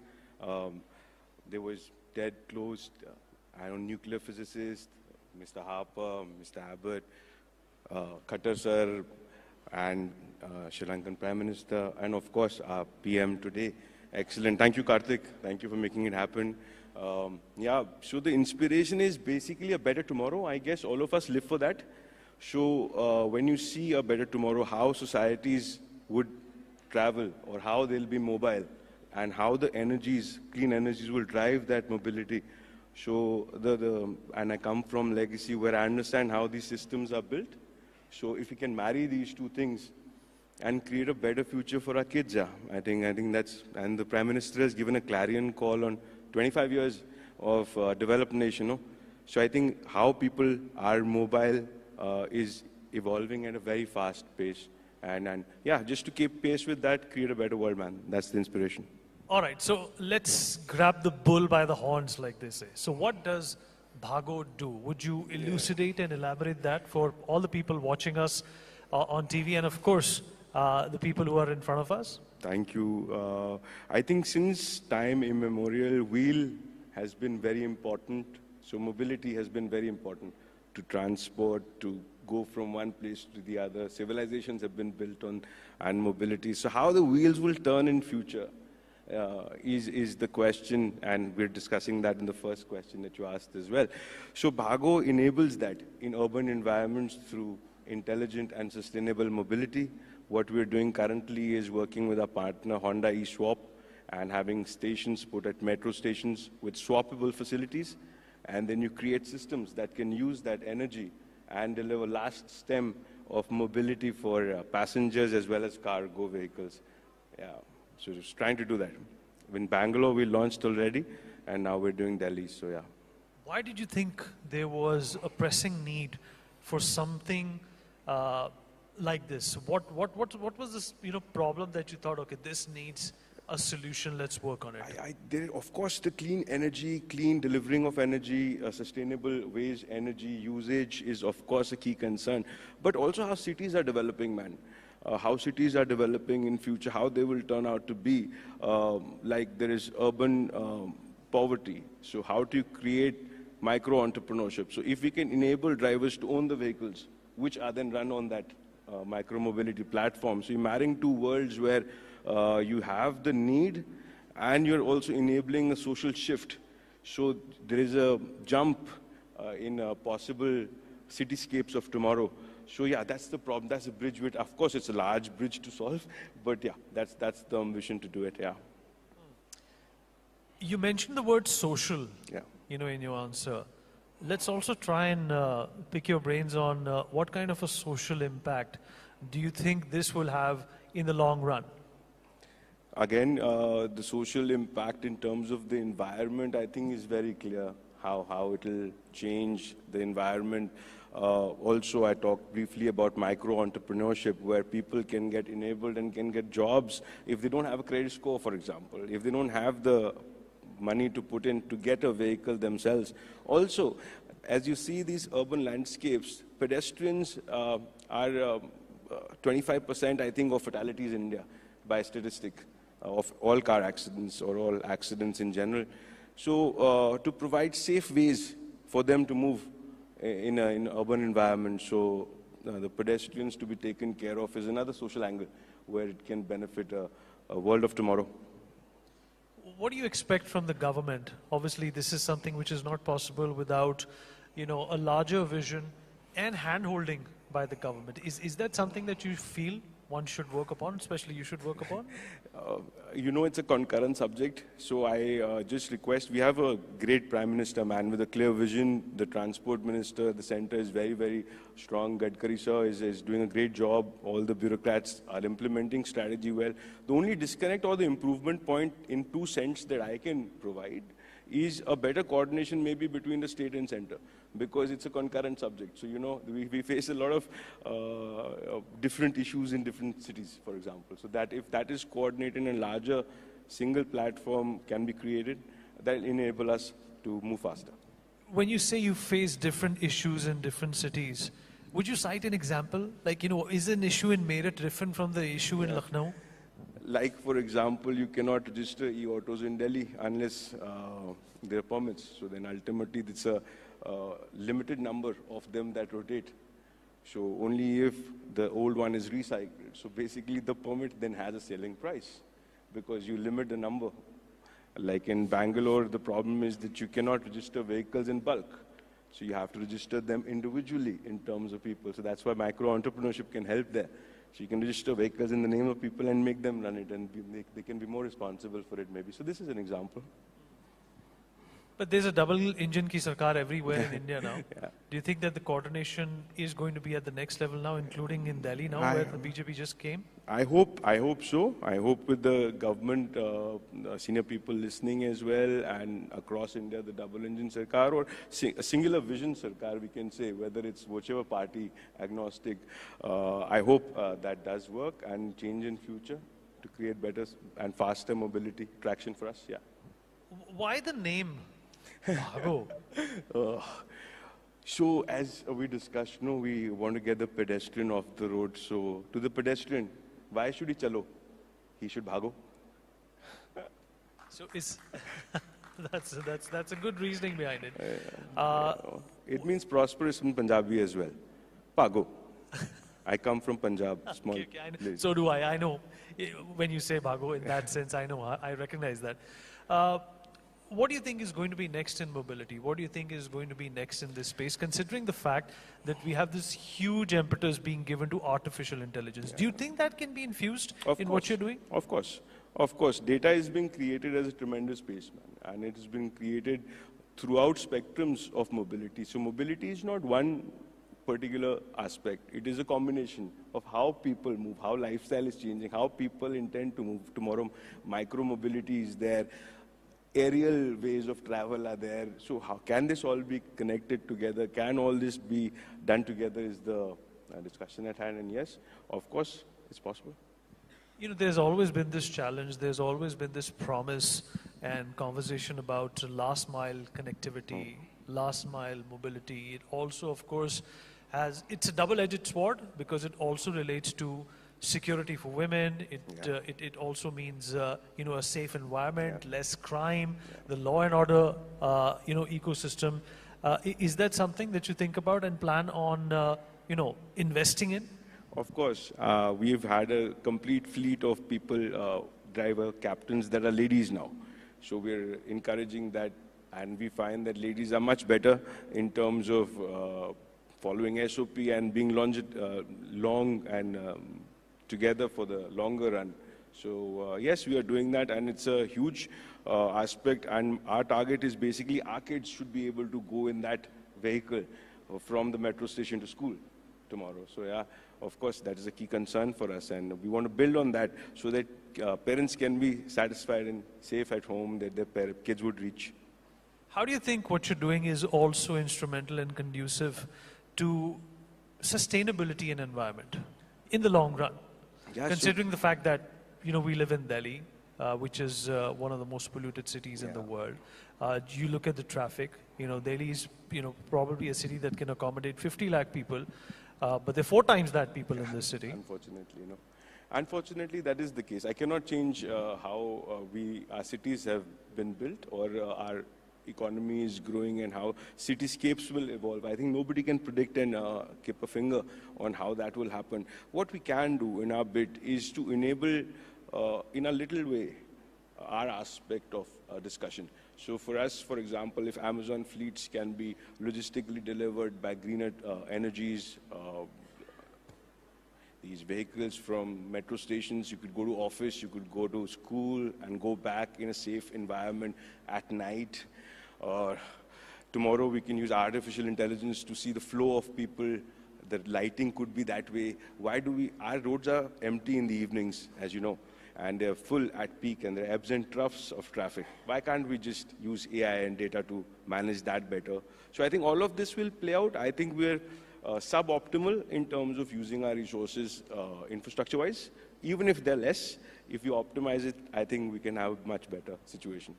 Do you think that artificial intelligence and technology ought to be used in terms of the kind of crisis we have seen in terms of traffic sense and civic sense?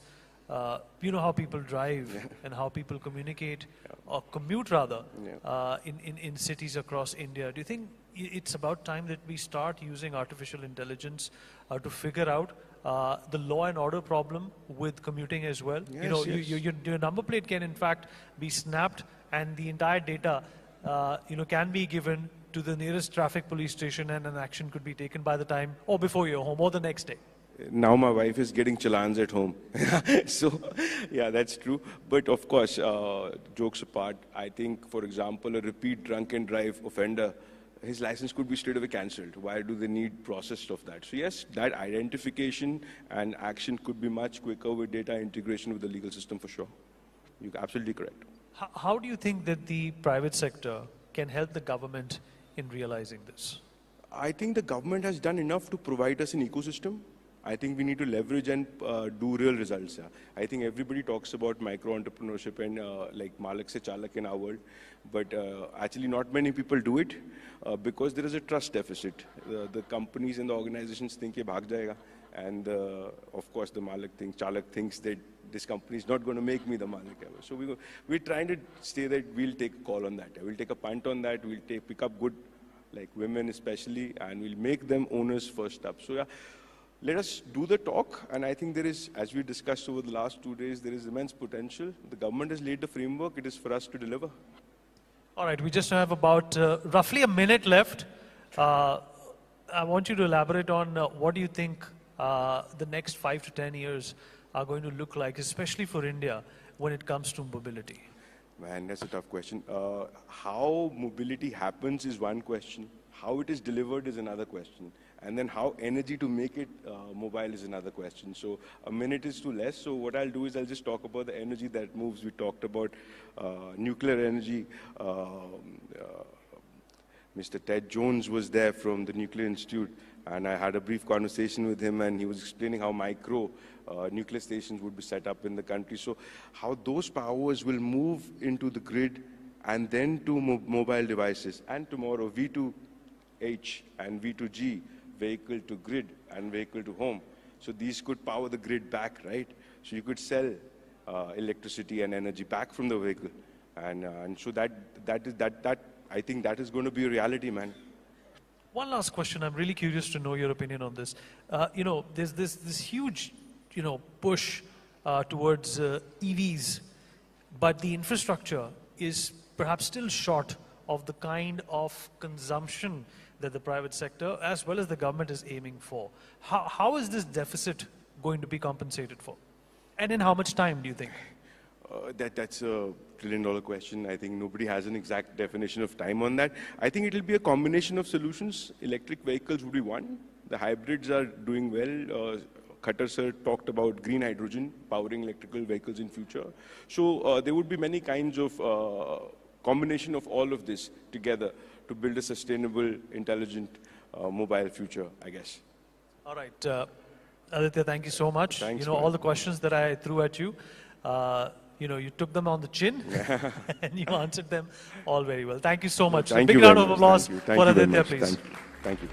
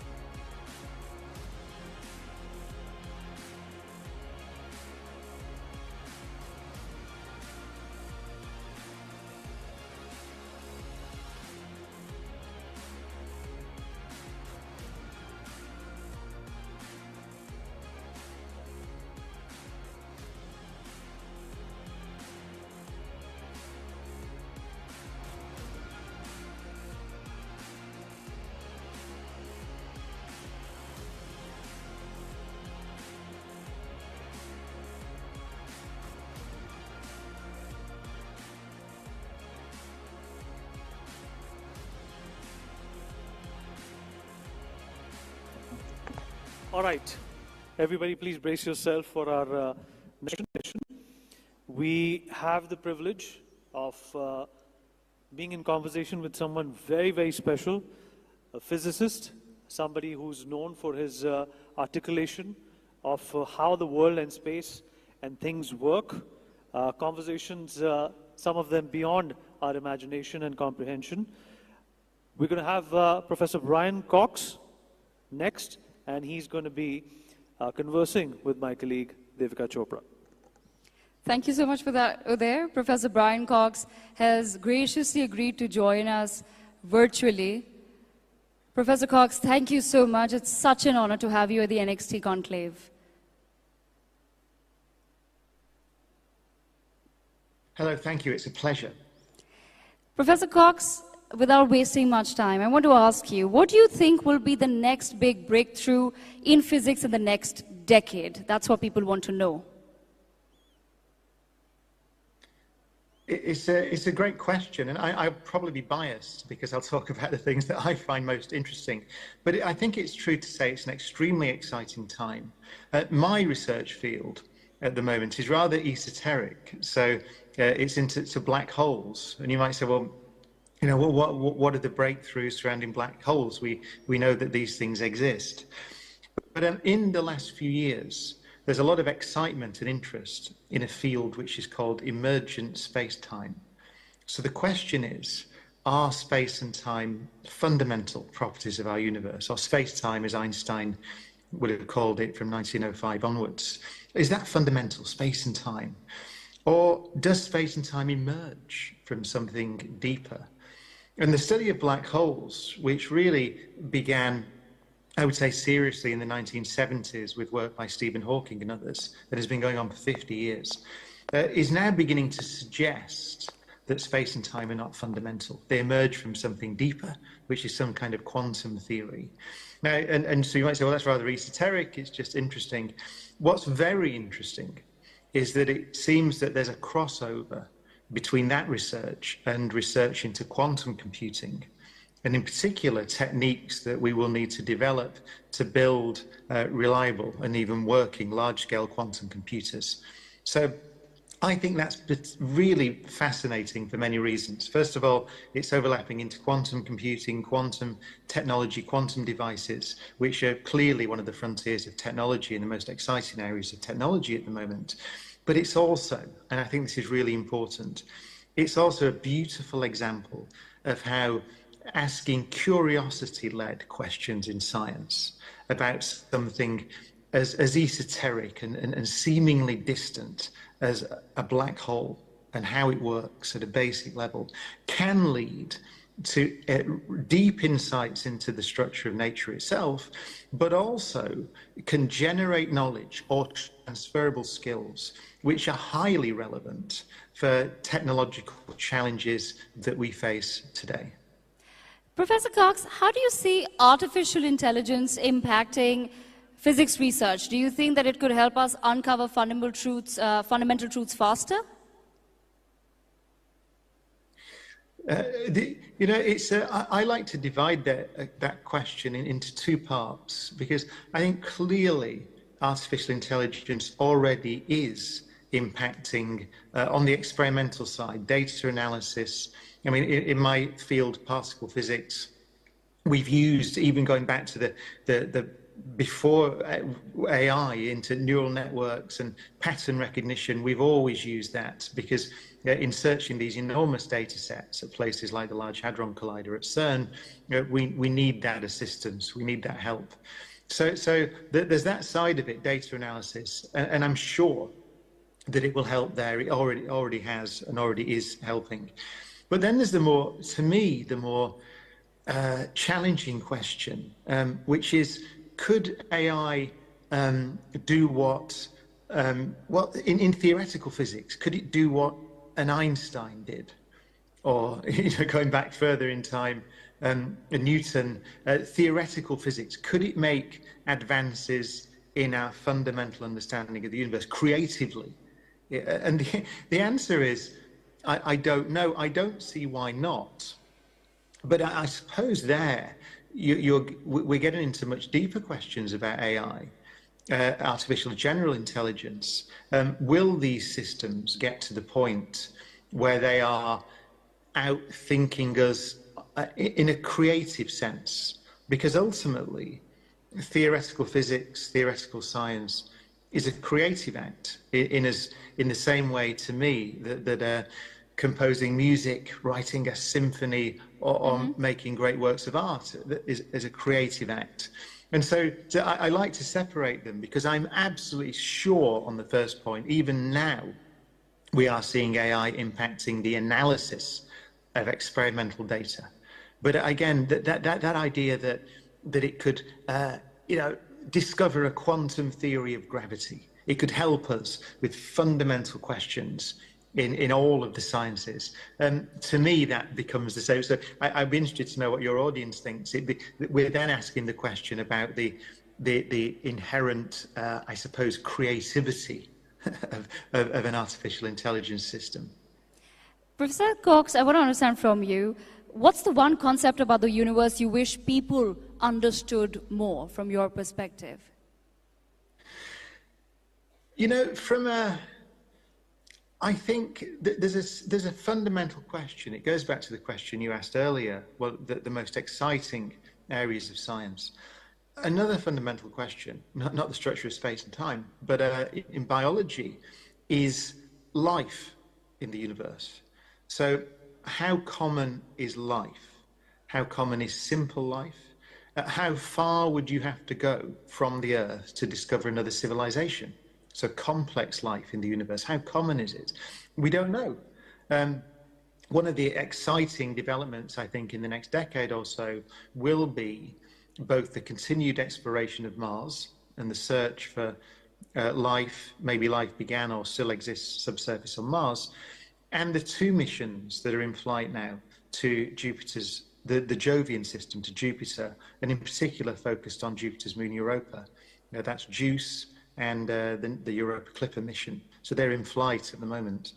We're asking the question, are we alone in the solar system? We don't know the answer. The answer may well be no. There's life on Europa, there's life on Mars, or elsewhere in the solar system. So that's number one. But then complex life, we don't know. We've looked a bit, we've listened with radio telescopes, we've heard nothing. In the history of astronomy, we've had no hint of any other civilization in the Milky Way galaxy, sometimes referred to as the Fermi paradox.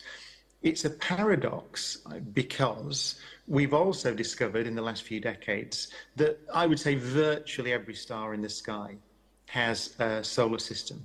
So there will be trillions of planets in the Milky Way galaxy. The Milky Way galaxy has existed for the age of the universe, 13 billion years or so. So it is an interesting question.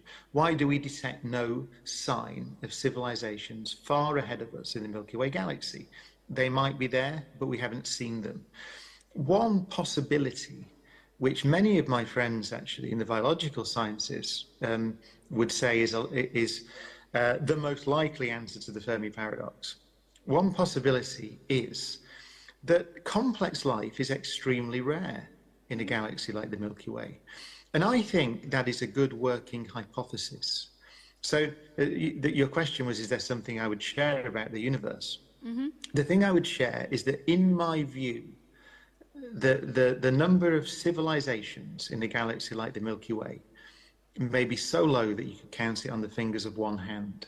It may even be, on average, per galaxy, less than one. It could be that we are the only intelligent civilization currently present in the Milky Way galaxy.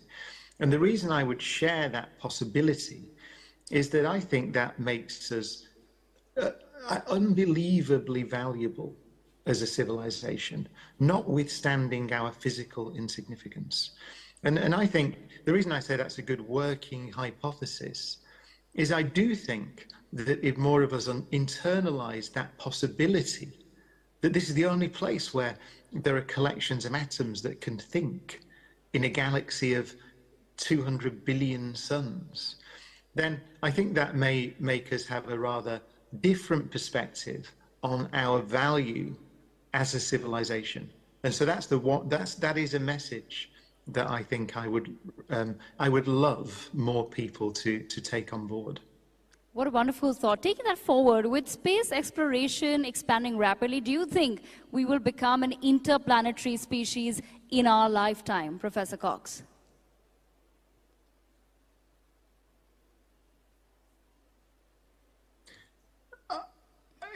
I like the way you phrased the question, which is, will we become a multiplanetary species in our lifetimes? It's certainly possible. And so I would probably put money on it. I think probably yes. I would not have said that, I think, maybe 10 years ago, because the development of reusable rockets is a major step in allowing us to head to Mars. And it has to be Mars, by the way. I should just emphasize that there is no other planet beyond Earth that we could ever imagine even setting foot on, never mind building bases, other than Mars. Clearly, Mercury is hostile and too hot. Venus is extremely hostile and too hot. All the other ones are made of gas. You could imagine potentially, I suppose, visiting the moons of Jupiter and Saturn, but it's incredibly difficult. The distances are enormous. They're violent places, hostile places. So Mars, I think, is the only place within any conceivable timescale that we could land on and begin to build bases on. Can we get to Mars now with the technology we have? I would say yes, just about, but it is extremely difficult. It's challenging from a medical perspective, and that's where it's not the technology. I think we have that, but it's the idea that human astronauts can survive and thrive on what will be a 2-year mission at best, I think is very challenging. So I don't expect to see it within the next decade. I would hope to see humans on Mars within a decade or two. And then we come to the question of beginning to build bases on Mars and so on. But the thing I would say, though, is that ultimately it's absolutely clear that the opportunities out there beyond, in near-Earth orbit and beyond, for industrializing near-Earth space, which we've done, essentially. If you think about communications and global positioning and Earth observation and so on, we already rely very heavily on the space above our heads, a few hundred miles above our heads. The possibilities to the moon, to the asteroids, and ultimately to Mars, to expand our civilization, access to resources, just the idea, which goes back to the early pioneers of spaceflight. I'm thinking about O'Neill and Zubrin and those ideas, those visionaries who wrote about this for a long time. The idea that we will have a new frontier in our solar system, in our civilization for the first time in a very long time, I think is extremely exciting. So I'm very excited about the possibilities, but both kind of more romantic in terms of exploration, but also just economic. The technological possibilities that are unlocked by our expansion out into the solar system, that's happening now and is exciting. But the specific question about becoming a multi-planetary species, that's more difficult. And I think we are talking decades in the future, at least, and probably centuries before we can claim to be truly multi-planetary, which means a self-sustaining branch of our civilization on Mars. I think that's many decades ahead, I would say. Professor Cox, if we do achieve that goal of becoming an interplanetary species, how do you think that will impact our understanding of the universe? Because that would be the next goal.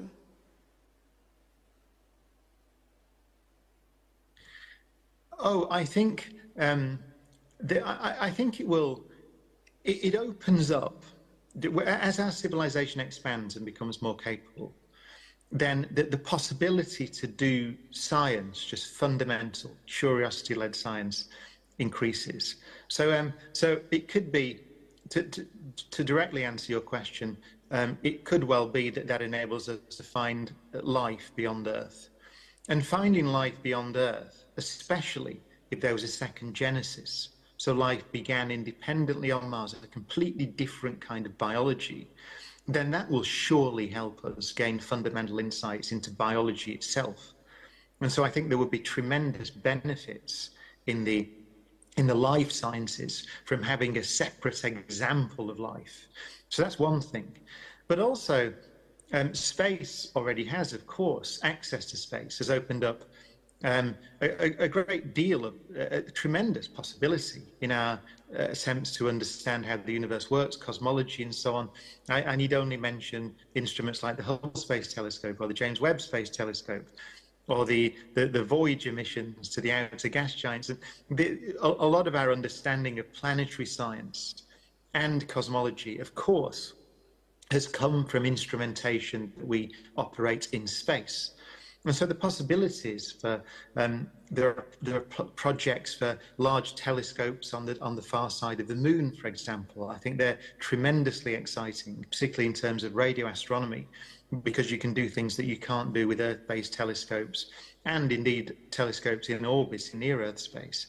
One of the possible missions that's very close to my area of research are the gravitational wave detectors, LISA, for example, which is a proposed gravitational wave detector that can operate in space, which could not only interrogate gravitational waves or detect gravitational waves from black hole collisions as we do now, but in much more detail, but begin to see gravitational waves, open up gravitational wave astronomy, for example.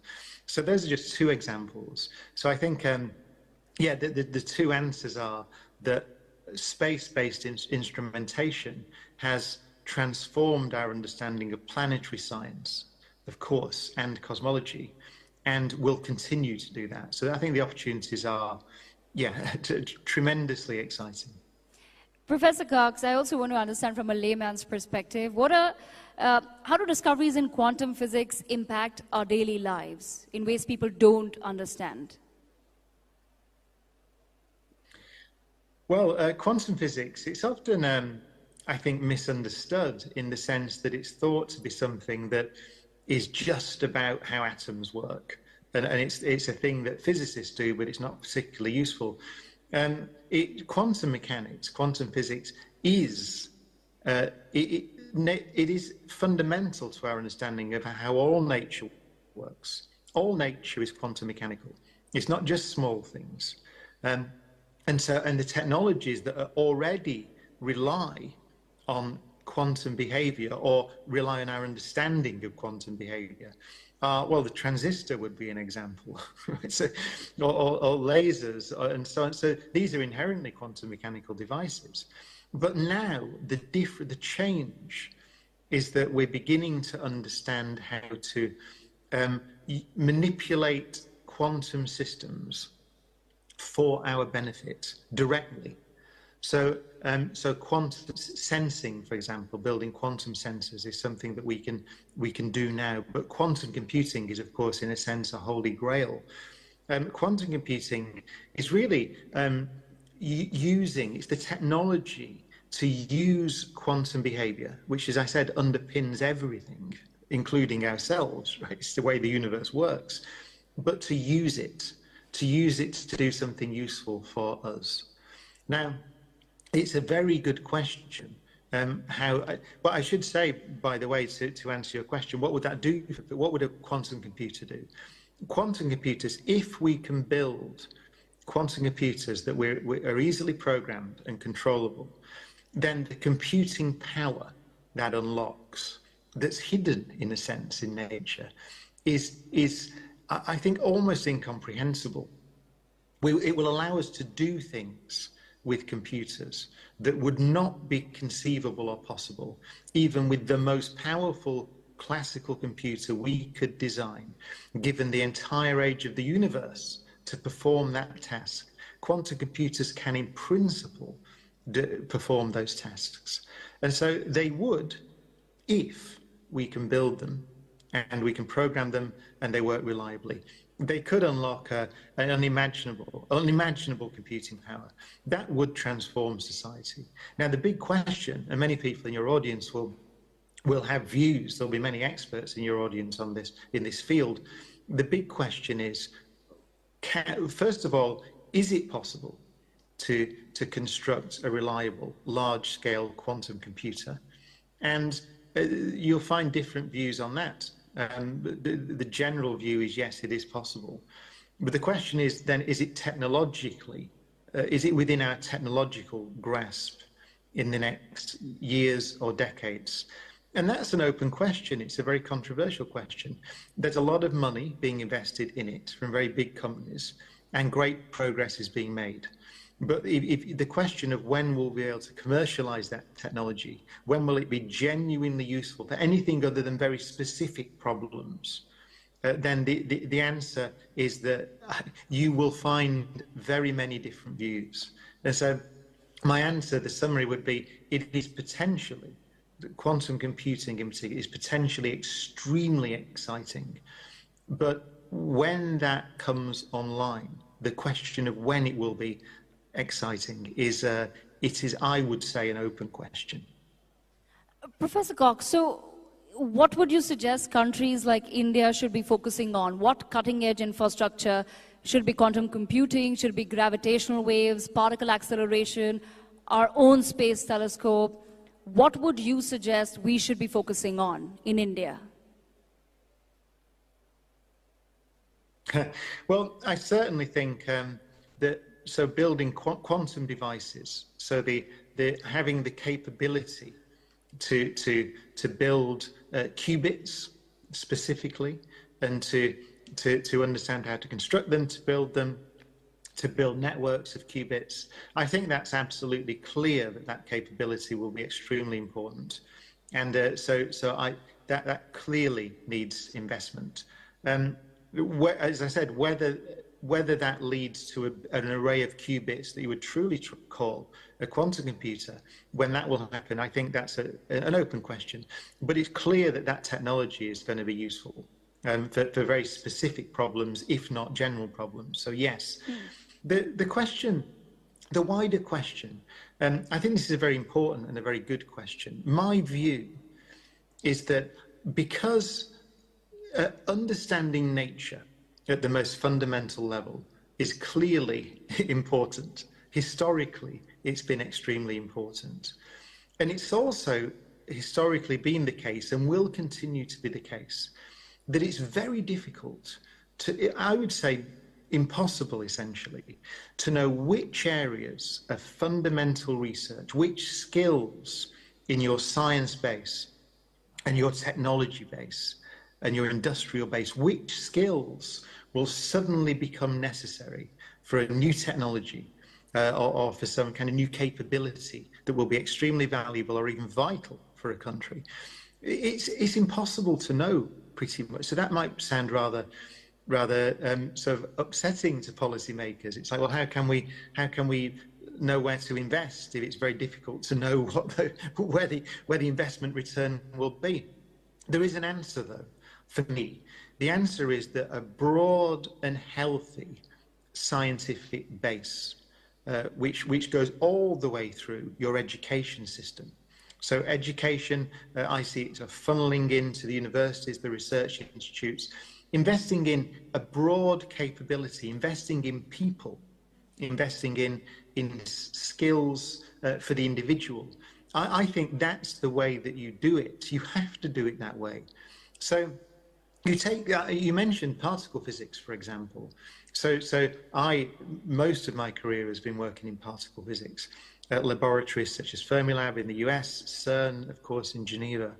CERN's contribution to society as a whole, to global society, it's been knowledge. It's fundamental knowledge, the Higgs boson, for example. Going all the way back throughout the history of particle physics, we're talking about the basic understanding of the workings of the universe. That's a tremendously valuable thing. But if you say, what are the contributions that CERN has made beyond knowledge? Of course, they're immense. The World Wide Web being the most famous example, perhaps. But medical imaging technology, the use of particle beams for cancer treatment and in medical technologies and so on. You could go on. Materials science. It always turns out, and I emphasize, I said it before, that the trying to understand how nature works at a fundamental level can have consequences or open up opportunities that we could never have imagined. And so you have to invest in a broad science base. If you have a broad science base, with as many people working on as many diverse problems in all of the sciences as possible, then your country is ready to take advantage and to invest in and to benefit from any discovery that's made anywhere in the world. And that's so, I know that when I speak to government, for example, in Europe and the UK or the US, and you say things like that it's well, no, but surely we just tell us where to invest. I genuinely believe that nobody is smart enough to know where the next revolution will come from. Just to finish, I see research, university research and industrial research as my picture is that the researchers are like little ants, sort of wandering around randomly on the frontier, on the edge of knowledge. And so we stand in this terrain which we understand, and we look out across the horizon into the terrain we don't understand. And science is really a random walk. History tells us that. And so really, the more ants you have scrambling around on that border, making random, taking random routes into the unknown, the more chance you have of finding, essentially hitting the gold mine, in discovering knowledge that is transformative to our societies and to our civilization. So my recommendation is, if we possibly can, just have more ants. Amazing. Professor Cox, what role do you see India playing in the next generation of scientific discoveries and in science? Oh, I see India as being transformative. Of course, historically, India has been a big player, and will continue to be so. But you look at the heritage of in space exploration, for example, ISRO. There is a space agency that's been operative pretty much since the beginning of space agencies, right? Certainly since the late 60s. And so the ambition to build the space stations, for example, you might say, well, why should a country like India have the ambition to have its own space stations? Yes. It got everything I've just said, if you think about it. The idea that you're investing in the skills and the technology, and you're investing in a laboratory that exists on the frontier, it should be clear from what I've just said, my view of how technology and science advance, that's vitally important. So I think it goes without saying that countries like India, which have not only the heritage, but the potential and the current capability to advance human knowledge, it's clear to me that there's a central role to play. Professor Cox, you've also visited India twice before to witness a solar eclipse. What can you share with our audience about that visit, very special visit to Varanasi? You know, in Varanasi, the solar eclipse, it was one of the most powerful experiences of my life. First of all, because it was in Varanasi, which everyone will understand there is no better place on earth to experience a solar eclipse than Varanasi. And my memory of it on the banks of the Ganges was that I think there were over 1 million people gathered. It was a huge sort of crowd of people. And but what I wasn't ready for was that it was quite cloudy at the time. And so we were stood there with a million or more people waiting for the eclipse to happen. And then the clouds opened just at the last moment. And the strange thing for me is that as the moon begins to cross the face of the sun, you get a very fast sunset, essentially. It goes dark quickly. And the silence, the crowd, this huge crowd sort of goes silent, almost in awe. And what I felt very strongly, for the first time in my life, I felt that I was standing on a ball of rock orbiting around a star in space. And I don't know why I felt that. There's something about seeing the moon, so this obviously this spherical thing cross in front of another spherical thing very quickly, and the night falls extremely quickly, and silence descends. And you stand there and you realize that you're on a spacecraft with all these people, these millions of people, all the humanity surrounding you that is silent, watching this thing happen. And then the moon sort of leaves the sun. You get the very famous Bailey's beads, the so-called diamond ring. And then there's an eruption of noise that as everybody sort of cheers. And you think, what is everybody, what are we all celebrating? And I suppose I got this sense, especially being in Varanasi with its tremendously rich history, I got a sense that we were celebrating humanity itself and our presence, our very existence in the universe. That's what the feeling that I got. So it was one of the most profound and powerful experiences of my life. Professor Cox, I sure hope you'll be back soon, but before we let you go, you're an advocate of curiosity and wonder. What's your advice to someone who wants to think more like a physicist, even if they're not working in science?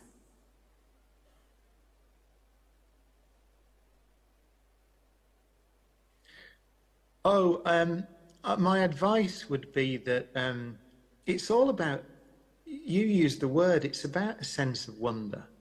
It's about paying attention to the smallest things and asking questions. And it can be a very simple question. It could be, why is the sky blue? Why are leaves green? Why is the grass green? It's a tremendously interesting question. If you want to understand why the grass is green, you find out that there's chlorophyll and there's this pigment which is associated with photosynthesis, which goes back to some of the earliest complex life on Earth. In fact, some of the earliest cells on Earth. And so in every blade of grass, the entire history of life on Earth is written. And so it's that idea that the simplest thing, the simplest property of nature, whether you're looking at the stars at night or the Milky Way, or you're looking at grass, you're looking at an ant crawling across the floor in your house, any of those things contain wonder, have the possibility of generating wonder and awe. And if you can hold on to that feeling, then you are a scientist. Professor Cox, what an honor it's been to be in conversation with you once again. Thank you for joining us at the NXT Conclave. Thank you so much for being with us. We sure hope to host you soon. Thank you very much. Thank you. Ladies and gentlemen, Professor Brian Cox.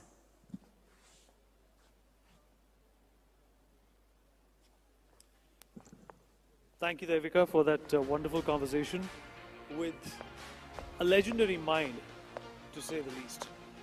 Well, all good things come to an end, and so has this conclave. But we still have one more inspirational conversation coming up for you. At this point in time, I'm going to take the pleasure and the opportunity to welcome Dr. Aishwarya Pandit Sharma, Chairperson of the iTV Foundation and CEO of NEX, to express her vote of thanks. Thank you, Vineet, for that introduction. I'd like to take this opportunity to thank our Honorable Prime Minister for taking out time from his busy schedule and gracing this event. This event could not have been what it is without his blessings and his presence, which made it even more special. He came at the inaugural of NEXT, and he inaugurated NewsX World, which are two new things that our network is really proud of. And we are proud about the fact that we had the Prime Minister amongst us on such a great occasion, and which was really special. I'd like also to thank our guests and our three former heads of state who graced the occasion and traveled.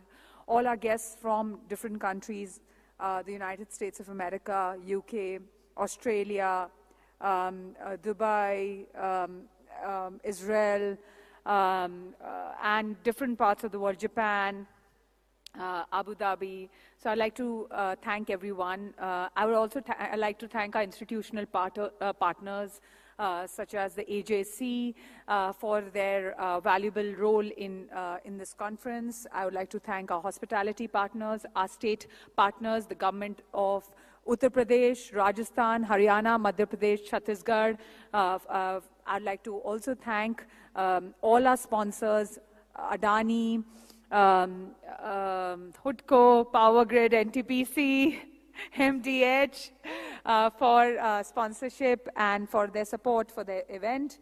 I'd like to thank, last of all, and the most special, the team which is very dear to me, iTV Network, as well as NewsX, the team of NewsX World and NewsX, which has made this possible. Each one of you have worked for this event like it was yours, because it belongs to you and not, it belongs to all of us. So all of you have worked to make this event a great, special moment for us. And the way you've looked at roles and responsibilities at such a short span of time, work round the clock, through the night, with presentations, changes, and 2 days of constant back-to-back makes a world of difference to this conference and its recognition. I would also like to thank the founder of Next and iTV Work, the Member of Parliament Rajya Sabha, Kartikeya Sharma, for his vision and for his approach to making Next possible, a vision that he had envisaged many years ago.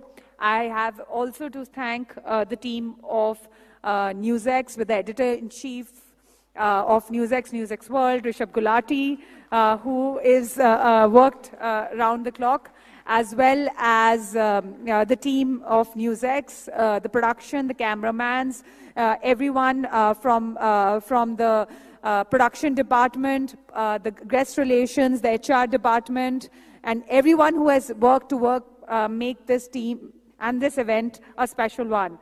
Kudos to ITV Network. You're truly great. Thank you.